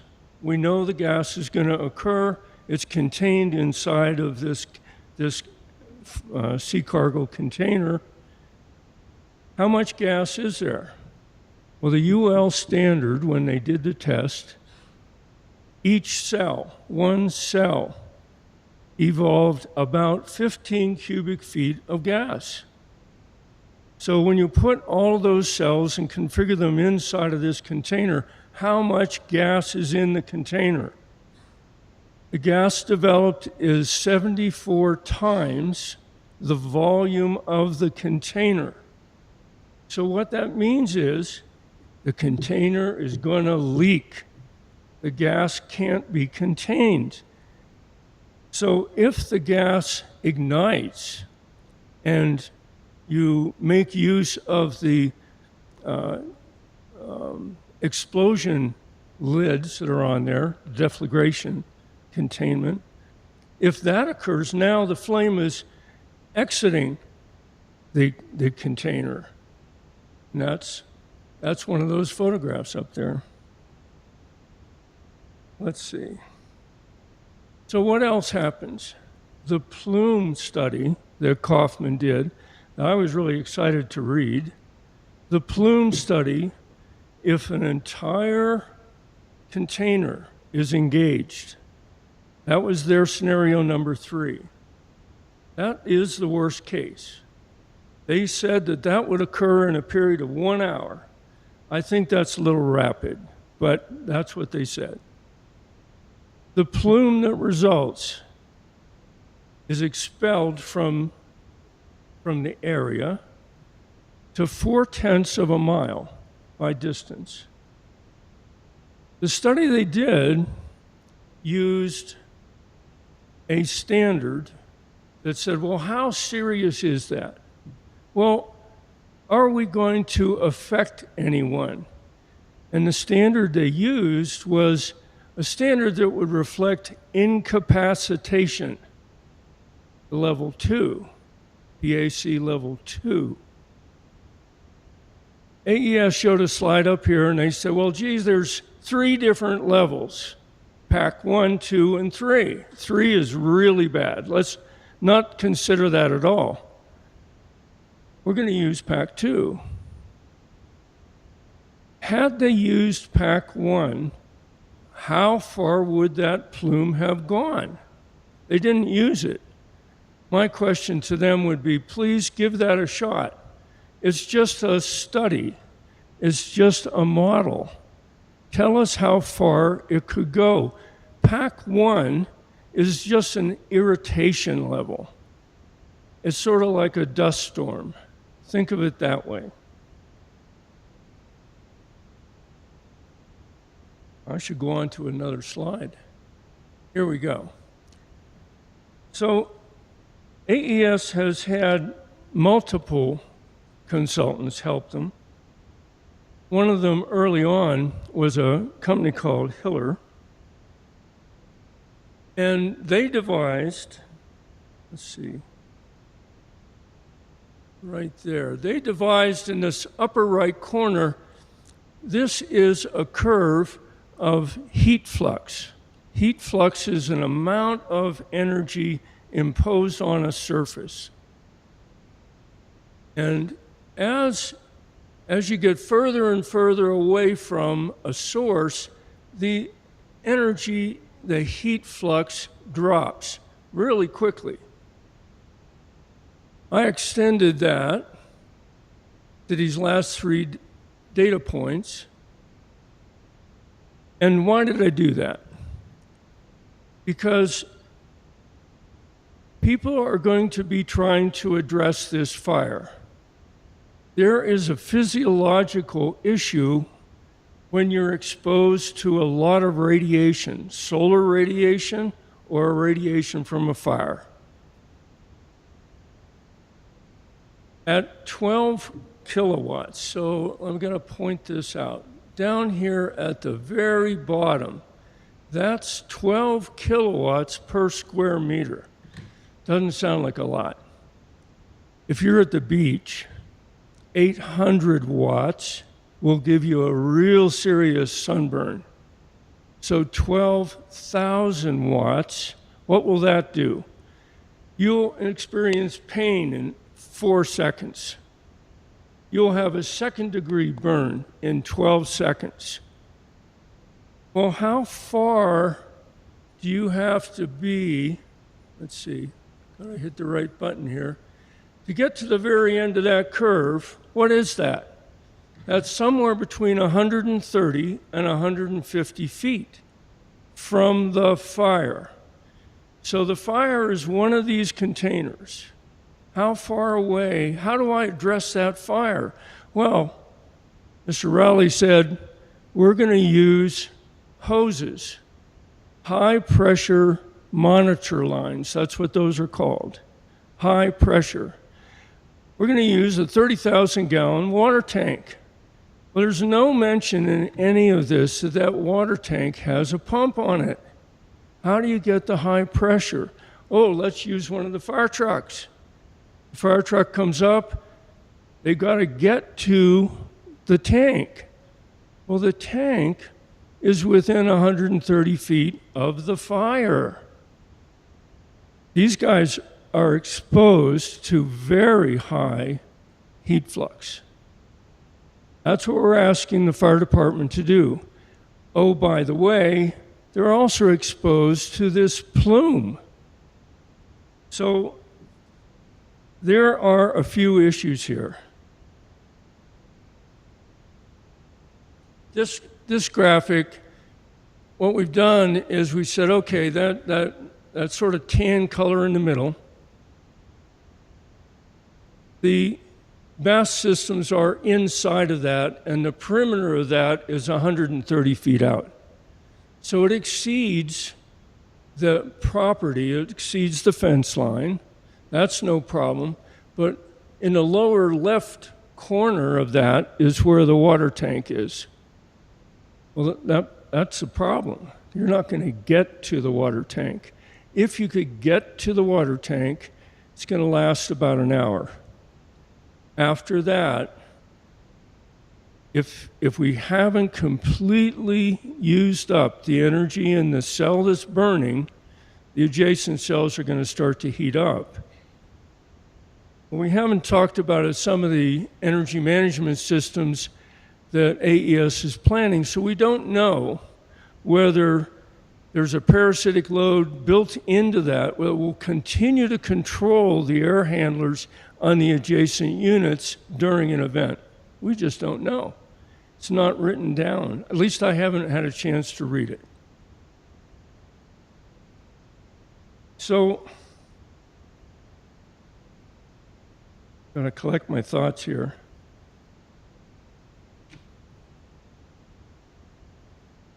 So what we're talking about is there is a high likelihood of a fire. And when there's a fire, there is a chance that there's going to be some significant heat flux imposed in the adjacent area. So what's the issue with that? Does the heat flux, other than the physiologic things that are going to be imposed on the firefighters, what does that heat flux do? Anything in the near vicinity will experience the same kind of heat flux. What we have is a high desert condition. So we have grasses and piñons and all kinds of things that have a known ignition temperature of about 300 degrees. If they're close enough to that, the heat flux will contribute to them getting dried out and ready to ignite. All they need at that point is a spark, and they will light up. So there is an opportunity here for a wildfire initiated by the BESS. There's a corollary to that. The BESS could be operating and everything's just fine, and there's a lightning strike. And so we have a wildfire that consumes this same space. When the BESS heats up enough, or if its systems fail to keep it cold, it will go into thermal runaway outside. I'm being called off. They used to have a big hook to do this. Okay, let's just get to some conclusions. We've got to do this quickly. What we're trying to identify here is there's really not so much an issue with the solar, but there might be an issue with the BESS. The codes and standards that we've been talking about are consensus codes, meaning this is the best that we understand. This is an evolving technology. So as an evolving technology, you should expect changes. This does not have 25 years of operating experience. That was the utility's position for decades. That has changed. The studies that we've had a chance to review, I would gauge them as technically superficial. They are not sufficiently detailed at this stage. These are more or less 30% design documents. These are not yet for construction. Because of that, we can't ask detailed questions. So just be aware of that. That's the conclusion of my comments. I'd be happy to take any questions. Thank you. We'll hear questions after everyone from the Clean Energy Coalition has spoken. Next.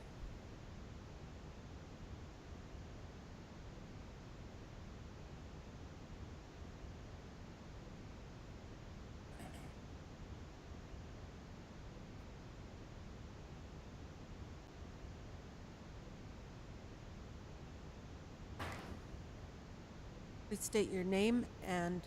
Okay, I understand that I'm under oath. My name is Brian Roeder. I understand that I'm under oath. Please raise your right hand. Do you swear to tell the truth, the whole truth, and nothing but the truth? I do. For the record, before you testify, please state your name, address, and that you're under oath for your testimony to be considered valid. My name is Brian Roeder. My address is 3017 Forest Way in Pebble Beach, California. And you understand you're under oath? I do. Thank you. Thank you. Thank you for allowing me to speak today. I deeply appreciate it. I'll be speaking to share my understanding of what happened.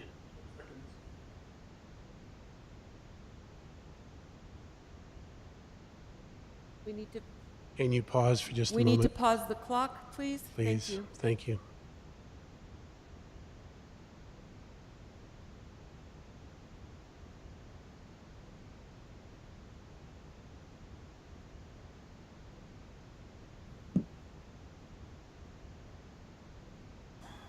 All right.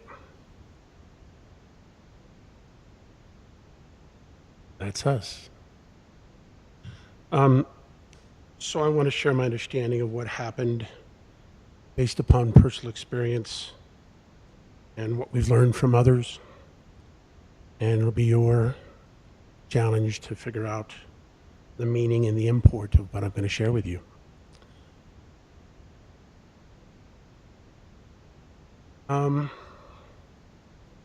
So a little bit about me.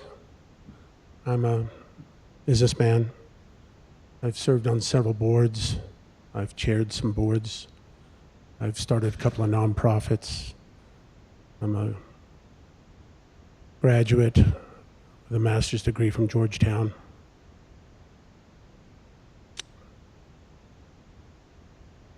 I would like to see us successfully move to a carbon neutral future. However, I'm here to tell you today that these batteries are incredibly dangerous.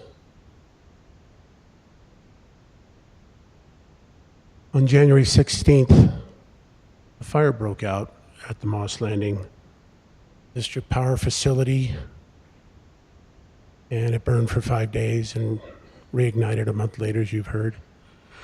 We stepped out on our balcony and looked 8 miles to the west and saw it burning. The smokestacks that remained from the prior facility there, the power facility, are 500 feet high.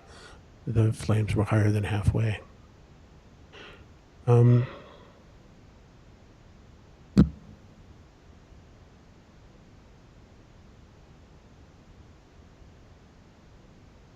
We started Never Again Moss Landing as a community effort to understand what had happened, what it meant for us as residents. It's almost 7 months and we've learned a great deal. There were upwards of 5 million battery cells in that building. Think of AA batteries or their equivalent. Somewhere between 50 and 70% burned. Here's what we can tell: they released about 5,000 tons of nickel, cobalt, manganese, lithium. Those materials were vaporized because of the temperatures at which thermal runaway occurs. That means that they became nanoparticles that can pierce the blood vessel walls and go into one's soft tissues and organs and remain there.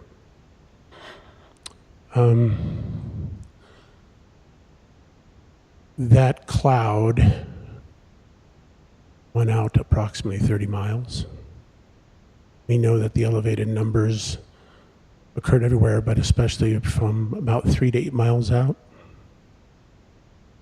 We know that because working with an environmental hygienist, I did testing, 124 tests throughout the community, the largest testing that's ever been done as a result of a fire like this. And what we found was that there were elevations up to 1,000 times what we would have expected in the environment. And that was validated by a San Jose State professor who took a totally separate set of tests from what's called the Elkhorn Slough shown there, a birthplace to many species that populate the Monterey Bay and elsewhere, otters included. So we know that. We did the testing properly. No one else did that testing. The community didn't, the county, the state. They did testing, but they were in very limited locations using methodologies that weren't designed for this fire. Our tests were surface wipes. We've asked the authorities to explain how their initial report made by the EPA that all this material was destroyed can be reconciled with what we learned. The EPA came out 5 days after the fire. They said that I think it's called hydrogen fluoride had been destroyed, an incredibly toxic substance. It's used to move the charge between the anode and the cathode in those batteries. You can't destroy that stuff. It can be neutralized, but though the conditions to neutralize the hydrofluorine were not present. So I'm not sure why the EPA said that was destroyed. That's still the story that hasn't been retracted. The particulate matter that the EPA measured for from ground stations was 2.5 microns and larger. The temperature of a thermal runaway, it's known, vaporizes those metals into smaller particles than that. If you're not testing for them, you're not going to find them. The EPA continued to say that there were no elevations in particulate matter because they weren't measuring for what came out. And state authorities continue to point to that, as does the company that managed and operated that facility. In short, I was expecting the company to do what they could to cover their liabilities. I didn't expect that state and federal authorities would fail to help our community.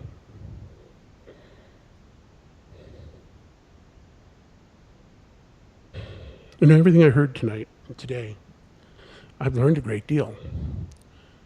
But I hope you know that once thermal runaway occurs, everything you heard is bullshit. Because none of it will be operative anymore. Once thermal runaway begins, things that are really, really damaging to human health will be released. We abandoned our house on January 28th, 12 days after the fire. My wife became very sick. The people that became sick were kind of the same folks who got clobbered by COVID, immunocompromised, bronchial issues. People like veterans, retirees, folks with livestock, people who don't have the wherewithal to get out.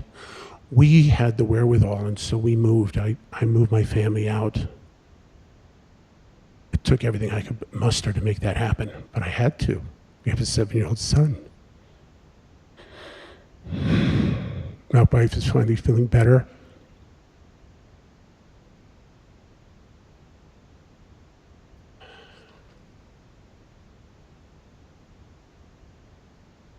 Look, this industry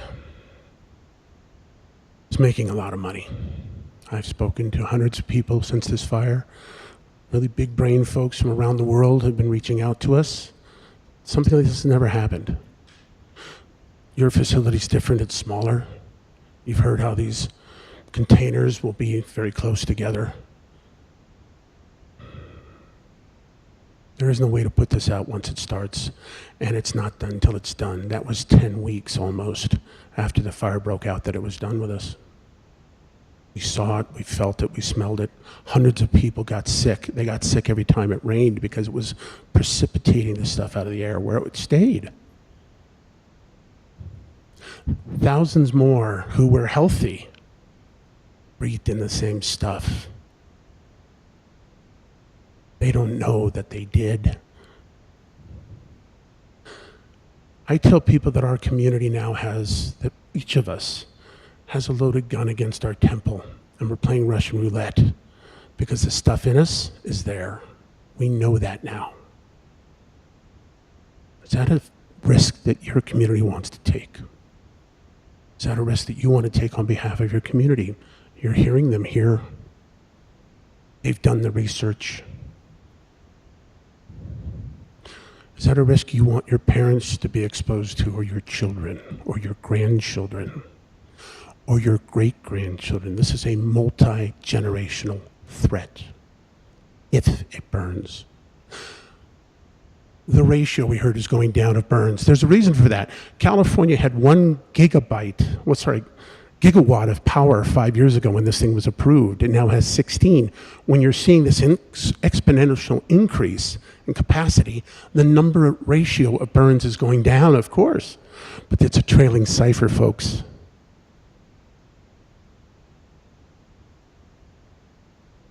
In 3 or 4 years, the tech is dangerous.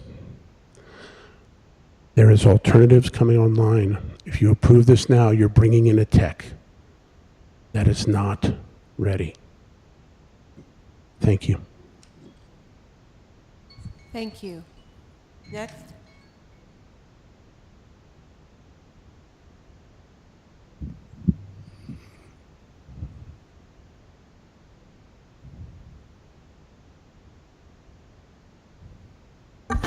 Please raise your right hand. Do you swear to tell the truth, the whole truth, and nothing but the truth? I do. For the record, before you testify, please state your name, address, and that you're under oath for your testimony to be considered valid. My name is Lee Slotoff. I live at 53 Camarada Road, Santa Fe, 87508, and I understand I'm under oath. Thank you. Chairperson Bustamante, Commissioners Green, Hughes, Johnson, and Stone. I have studied this issue of solar projects with BESS installations for over 2 years now, and I hope to share with you what I've learned in this journey as the president of CEC, just as all our volunteers have tried throughout that time to educate the residents of the greater Santa Fe area. On September 11th of 2023, after numerous requests, we finally had a meeting with county staff to share our concerns about this project. Based on the information AES had sent to residents who inquired about the specifics of their proposal. We showed them that AES's business motivation was not the solar panels, but the batteries, and that they were misinforming the county in the name of profit. It was shortly after that meeting, coincidentally or not, that AES told us they would no longer communicate with residents. It was also just around then that AES sued you, the county, claiming that the hazards regarding their batteries were now trade secrets and so should be kept from the public. A suit they undertook in their revised application. So I ask you, do these appear to be the actions of a company that is trying to be open, honest, and forthcoming with you or the community? And their pattern of half-truths continues right up to this day. Is their facility 192 megawatt hours? Is it 307 megawatt hours? They stated today that they have used this configuration that they're planning for here elsewhere. In the hearing commission hearing, under oath, they specifically said they have never used this configuration in another facility that they built. Which is it? AES also says the rates for the power from this facility will be fixed. What they don't say is that there's a complex schedule of pre-negotiated so-called fixed rates depending upon the exact conditions of the overall grid when they either store or release the power from their BESS. That means there could be dozens, if not hundreds, of different rates for those transactions. Does that sound like a fixed rate to you? They say this power might be used to supply electricity to all the homes in Santa Fe. What they don't say is it might just as well go anywhere that power is needed on the grid. No doubt it would be most profitable for AES, PNM, or whoever controls the power at that moment. Nor is there any evidence at all that projects like this stabilize or reduce the rates and costs for electrical power, but instead cause it to rise. Why else would massive private equity firms now be so eager to acquire both PNM and AES? But the list of half-truths is too long for me to recite them all. Simply put, this project was never and is not now about renewable energy. That is a smokescreen to make it look safe, clean, and positive for the environment, when we have learned it is anything but that. And even now, as they and their supporters insist that we must have this project to meet the county and state's renewable energy goals, to address the effects of climate change, we now know not even that is true. Right now, the county has another application from Mania Energy for an even larger solar BESS project in the south end of the county that we at CEC, based on what we know, would support, as it is more safely sited away from densely populated communities. So if this project was ever really about renewable energy, it certainly isn't necessary to fulfill those goals now, is it? And since you are new to all this and looking at it with impartial eyes, here's exactly who and what CEC is now. As of this morning, we have over 2,100 subscriber members and over 1,750 signers of our petition, even though the one you have stopped at 1,675 because of the July 21st submission date. And those numbers continue to grow, about 100 new subscriber members a month, all of which we can verify. At both the hearing officer hearing and the planning commission hearing, the public comments were 5-1 against this project. And the letters to the county regarding this project were about 328 to 154 against. So about 2-1 against. But those letters were not forwarded to you as part of this hearing. My point is simply that the opposition of this project has been and continues to be significant. So rather than CEC and others who oppose this project, who are falsely characterized as a noisy minority, we believe we are in fact represent the vast majority of residents who have taken even a few minutes to educate themselves about the truth behind the smokescreen that AES and its supporters have worked so hard to create. And if you doubt that, then perhaps you should consider a public referendum to let the voters decide if they think such a project is really in their best interest, rather than such a significant decision being left to as few as 3 of you, who are tasked with weighing a mountain of technical information and evidence that I imagine must be daunting, to say the least. But if not a public referendum, then this difficult decision all comes down to you. And while we expect it to be dismissed, disparaged, and demeaned by AES and their supporters, all of us at CEC and beyond are struggling to understand why the county management and staff, who are tasked to evaluate this project in a fair and impartial review, seem instead to be an advocate for AES and repeatedly ignore, dismiss, disparage, and frustrates the public involvement in this process and our concerns about its risks to our communities. And we are not alone in that confusion, as both Hearing Officer Hebert, who you hired to evaluate this project, as well as District Court Judge Francis Matthews in the trade secret suit, each separately asked with some surprise, and I quote, "Isn't the county supposed to be the advocate for the public?" In this instance, apparently not. And it is even unclear to us at this moment if the county will be a profit participant in this project, earning a percentage of every megawatt hour sold, as is not uncommon in New Mexico.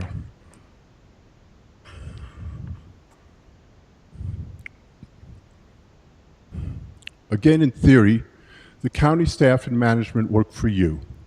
They are there to enact the incentives and implement the policies that you set for the county. You are the elected officials that should be the ultimate advocate for the public. A fire from the AES facility, which is statistically inevitable, has the potential to devastate both the reputation and economy of Santa Fe, regardless of how many promises AES makes to you today. And given that AES now seems to be up for sale, you don't even really know who you'll be in business with if you approve this permit. So the real decision you face goes well beyond the specifics of this project, because the real choice you need to make here is exactly what kind of county do you want? A county that puts the profits of an out-of-state corporation and a wealthy and influential landowner above the health and safety of the citizens you are sworn to protect. A county that treats those citizens as a nuisance, obstruction, enemy, or threat to whatever corporate interest has the power and resources to dictate terms to your management and your staff. Or a county that actually listens to its citizens when they turn to you for wisdom, guidance, and prudence in the face of a real danger that threatens not only the reasons they choose to live here, but possibly even their lives.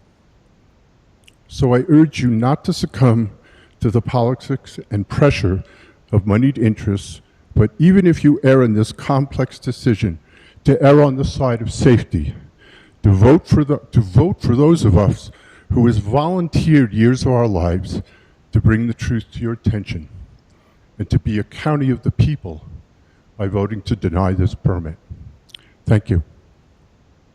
Thank you. Please hold your applause. Thank you. Anyone else wishing to speak on this matter? There are 46 seconds left. Do we have, and I understand at this time we can cross-examine all of the speakers. If you want to bring them up to the podium, do we have any questions for the Clean Energy Coalition of Santa Fe County? From the parties with standing, are there any questions from any existing parties with standing who would like to raise any questions with the Clean Energy Coalition of Santa Fe? The next 19 seconds. Not hearing any. Any of the commissioners have questions? Commissioner Hughes. Yes, I have a question for the applicant. Why did you choose 3 feet between the containers instead of 10 feet? And could you possibly switch to 10 feet to prevent a moss landing type fire?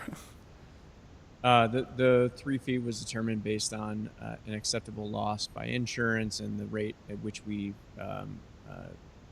mitigate the fire hazard from propagating at all. Of course, conditions like that would be welcomed. We'd be happy to review those with the county if and when they became necessary. Do you think it's economically viable to do 10 feet between containers? Certainly it is. And then again, I think it was also the NFPA 855 that dictates 3 feet, and we had the 3.5. But yeah, we certainly can do 10 feet if that became a condition. Again, our testing determines that there is no risk of fire propagation.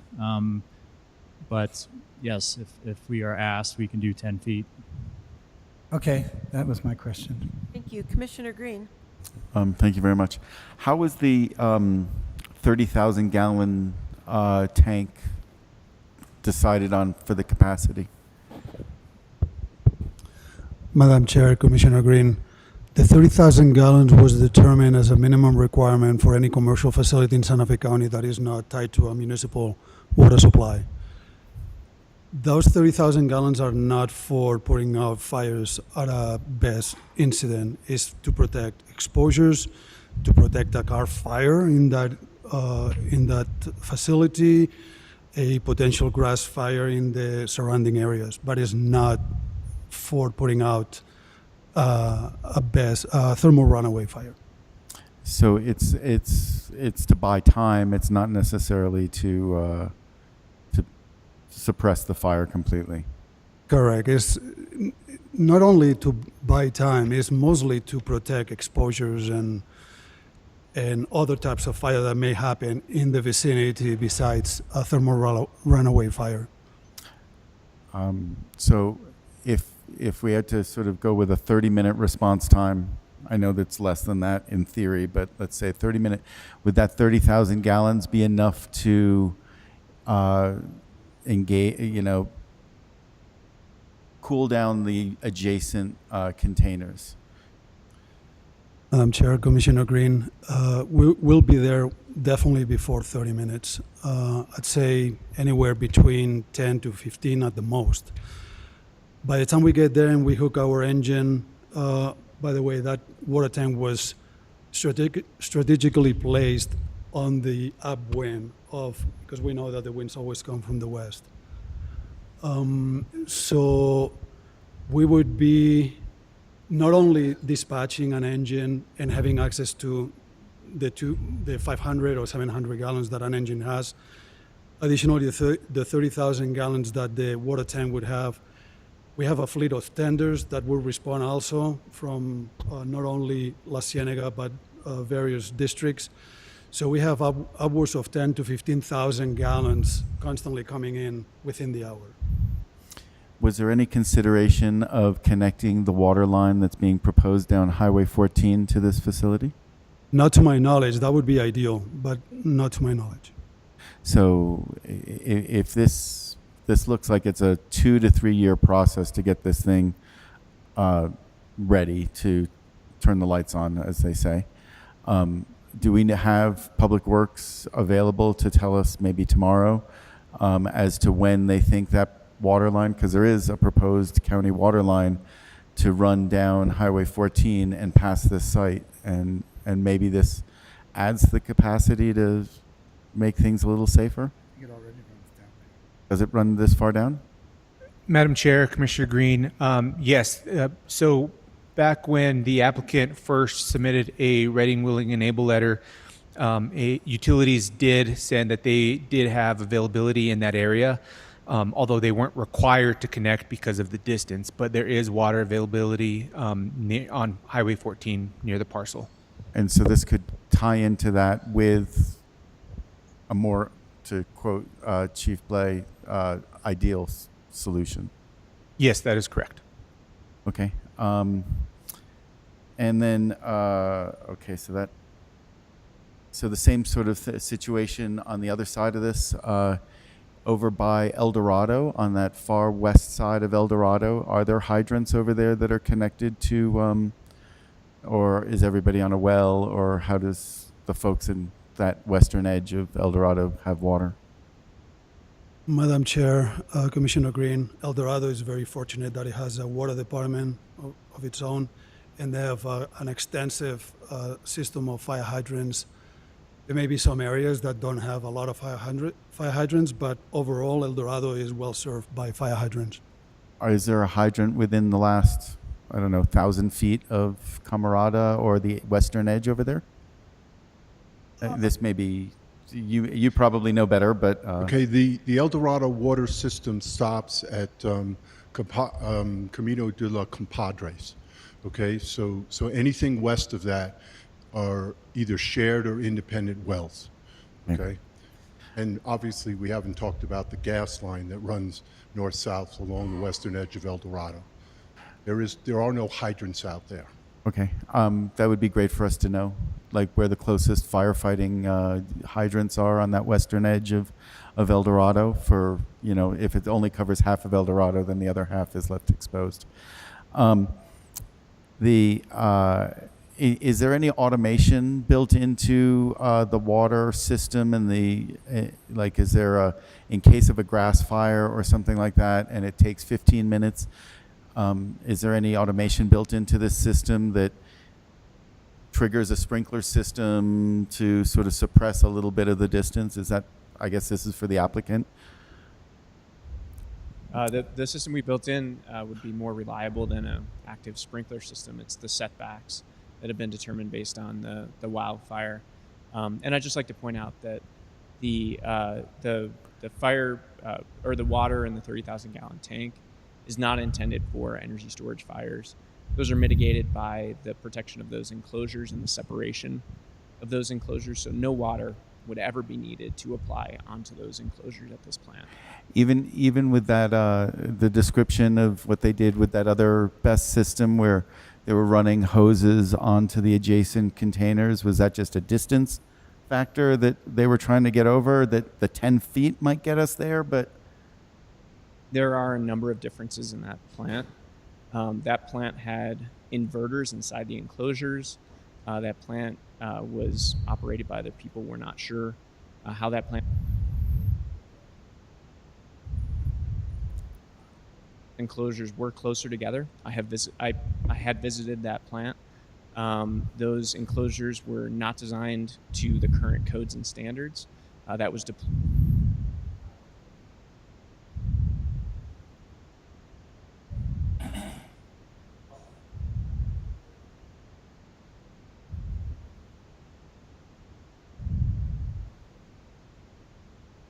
Not sure what the decision was by the fire department, but it is an entirely different set of circumstances. I can speak to that. Go ahead. So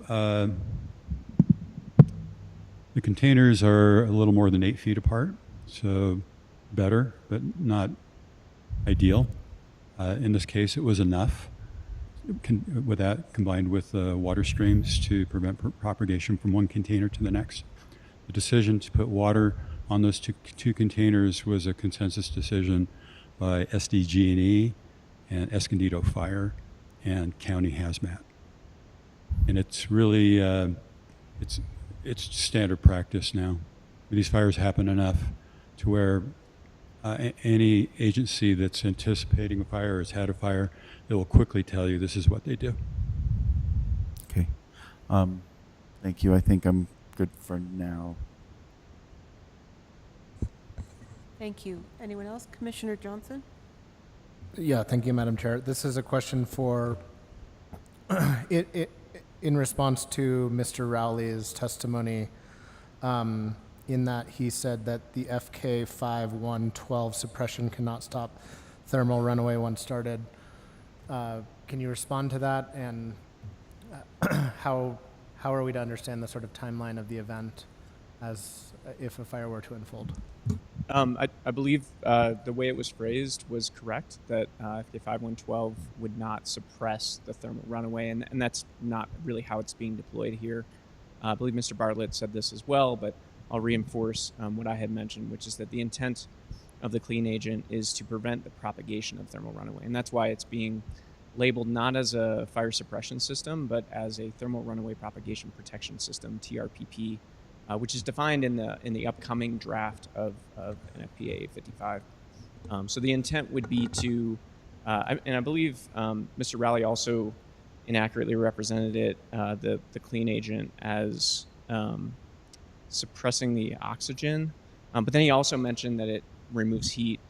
So I wasn't sure which, but in our experience and our testing, its best purpose is in removing the heat, and so by cooling the neighboring cells, that's how it tends to reduce the propagation. Okay, thank you. And Mr. Henderson mentioned an issue. I'm going to simplify this, but there was a gas leak issue. Can you respond to that? If you recall the testimony.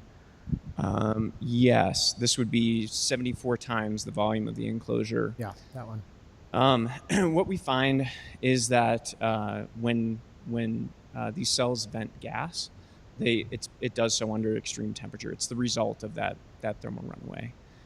So that temperature could lead to other gases venting as well.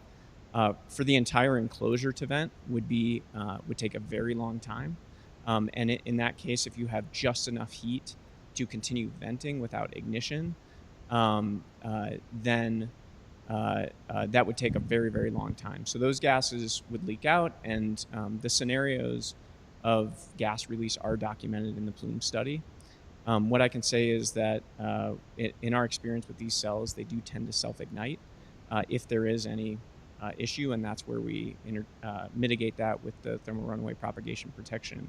I would also note that we've got 2 protections in place for that scenario where we have venting without self-ignition. And the first would be detection and then activation of the combustible concentration reduction system, or NFPA 69 system. And if that fails, we expect that could result in some buildup of gases. If all of those cells actually release gases, you would be well above what is the upper explosive limit. So the lower explosive limit would be the amount of gas where it's concentrated enough that if sparked, it would create some sort of cascading reaction, igniting all the gas around it, and then you would get a pressure wave or a deflagration from that. With just a sparse amount of gas below the lower explosive limit, it wouldn't really ignite, right? If you if you have gas leaking in your house, let's say you left the stove on without the sparker and you had a bit of gas, well, you could turn that off, kind of wave it around, disperse it, and then ignite again, and you wouldn't have an explosion. The same is true below the lower explosive limit. Above the upper explosive limit, you have actually too much gas, not enough oxygen to ignite those. And so in that scenario, 74 times, it actually wouldn't even ignite. And then we'd mitigate that through the NFPA 69 system or the deflagration venting NFPA 68 system once it returned to a limit within those explosive limits, excuse me. Okay, thank you.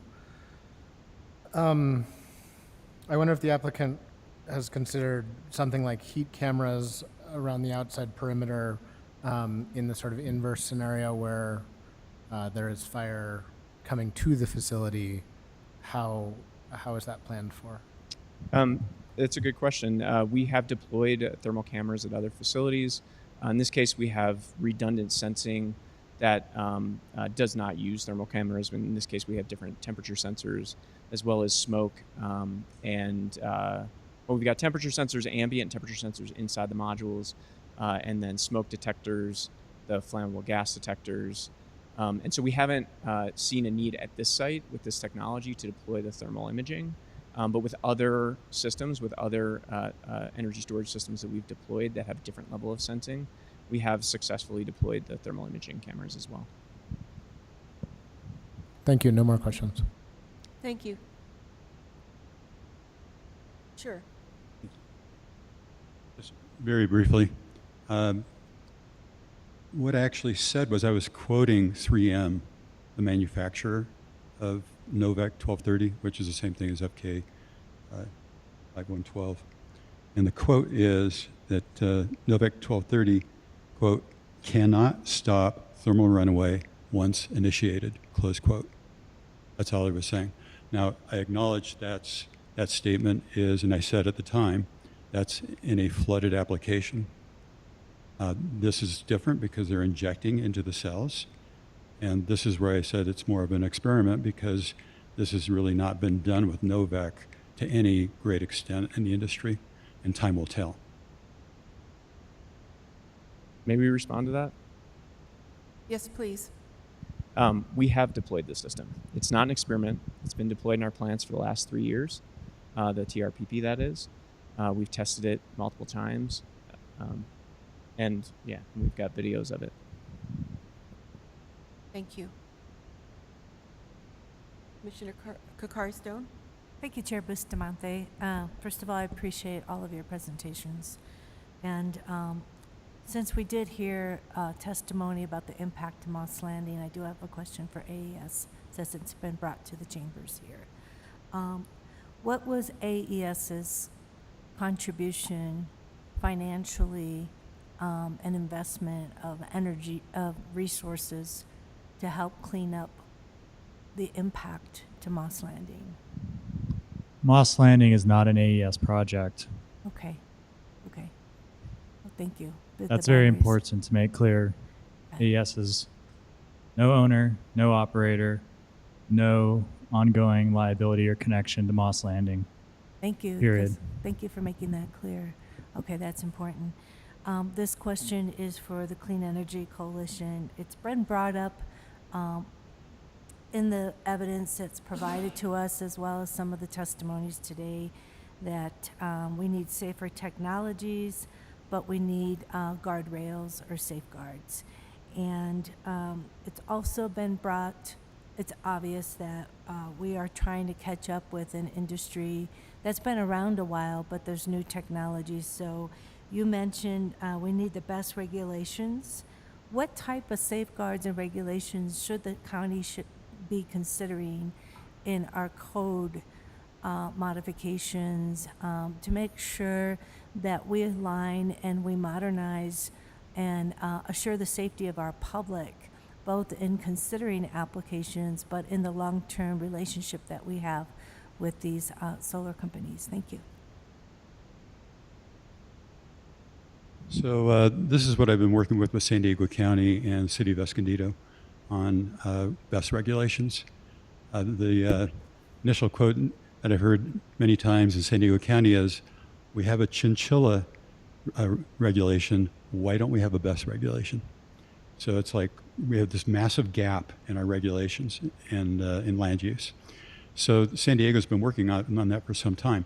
Now I think the NFPA are the best guidelines that San Diego put out on an interim basis are just that. They're an interim stopgap, and they say things like, let's adopt NFPA 855, let's adopt UL 9540A, 9540. So those things are easily agreed to. I mean, those are things that should be done. The problem is that those codes and standards are still in a nascent state. There's only been one iteration. If you compare it to fire sprinklers, that NFPA has been around for 100 years. It's gone through 50 iterations. We know everything about fire sprinklers that there is to know.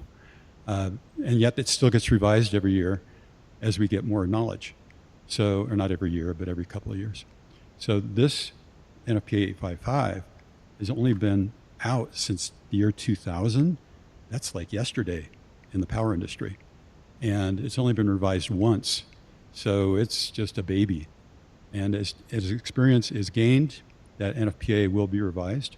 As I mentioned, for example, if this continuing experiment with Novec injection pans out, then maybe that will be reflected in the NFPAs. AES is on the committee, as are other people pulling in the other direction, or in a pure safety direction, and they'll reach a consensus. Maybe it will be in there. So what you can do is you can adopt NFPA 855, you can adopt UL 9540 and 9540A. You can do things like that, but just recognize when you do that, that's not a panacea. This industry remains very young, still gaining experience. The technology is in flux, and by definition, the codes and standards are in flux. We've looked at this issue quite a bit because we were the recipients of a failure. We have 3 concrete recommendations that can help your community. Number 1, the company should have drones on site, ready at all times to go up if there's any threat of emissions. We did not have real-time drone capabilities from any of the agencies, which prevented us from knowing what was going out and what the public was being exposed to. Number 2, this country, in every major airport, keeps on site, full-time, highly trained personnel in the event of an unlikely crash during landing or takeoff. Why are we not requiring that these large industrial facilities pay for and maintain such capabilities? I trust the fire captain that they will respond as quickly and professionally as possible. But we now know the risks, and these corporations, which are making very, very large profits, should be able to pay for that type of protection, given the threats of these batteries. Number 3, these companies maintain records regarding the state of charge, the state of health, and the C rate of the battery usage. That information should be made public. It should be required to be public. And that would be through a system that could be called transparent, real-time, independent monitoring of that facility. Thank you.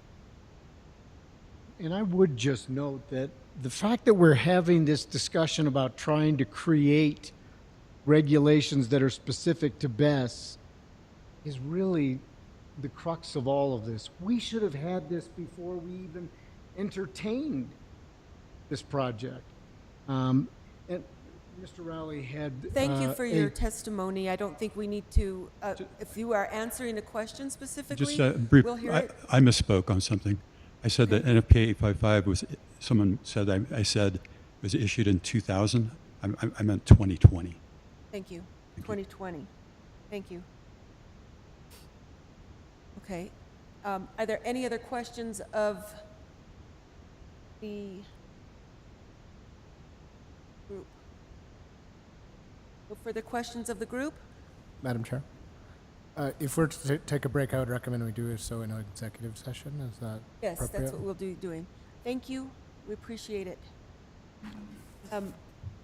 So I would like to hear a motion. We will be breaking for dinner. A motion that we will be able to discuss this during executive sessions. We'll have a working eating dinner. Is that a motion from Commissioner Johnson? Yeah, I would propose 45 minutes 45 for executive minutes. session so Okay. that people can leave and get food. Okay. 45 minutes for an executive session, eating executive session. A second? I second it. Second from Commissioner Kakari Stone. And Needs to just- be a roll call. So it needs to be a roll call, but can we make sure that we're declaring the right statute so that we You- can? Yes, the species of the motion would be to discuss, deliberate on an administrative adjudicatory matter pursuant to the Open Meetings Act. You have that authority. That's what we said, didn't we? Yep. Yeah, thanks. Mm. Can we have a roll call vote, please? I always have been asking for these. Commissioner Adam Johnson, Yes. Commissioner Justin Green, Yes. Commissioner Hank Hughes, Yes. Commissioner Lisa Kakari Stone, Yes. and Chair Camila Bustamante. Yes. Thank you. Thank you. Madam Chair, can I just ask for a couple of clarifications on timing? Are you reconvening us this evening? We will be reconvening after 45 minutes. Okay. We will be reconvening after 45 minutes. And Thank you. I'd just like to ask about the executive, I'm with the Sierra Club, and There are no questions. not all the Our attorney parties. can answer the questions. Not all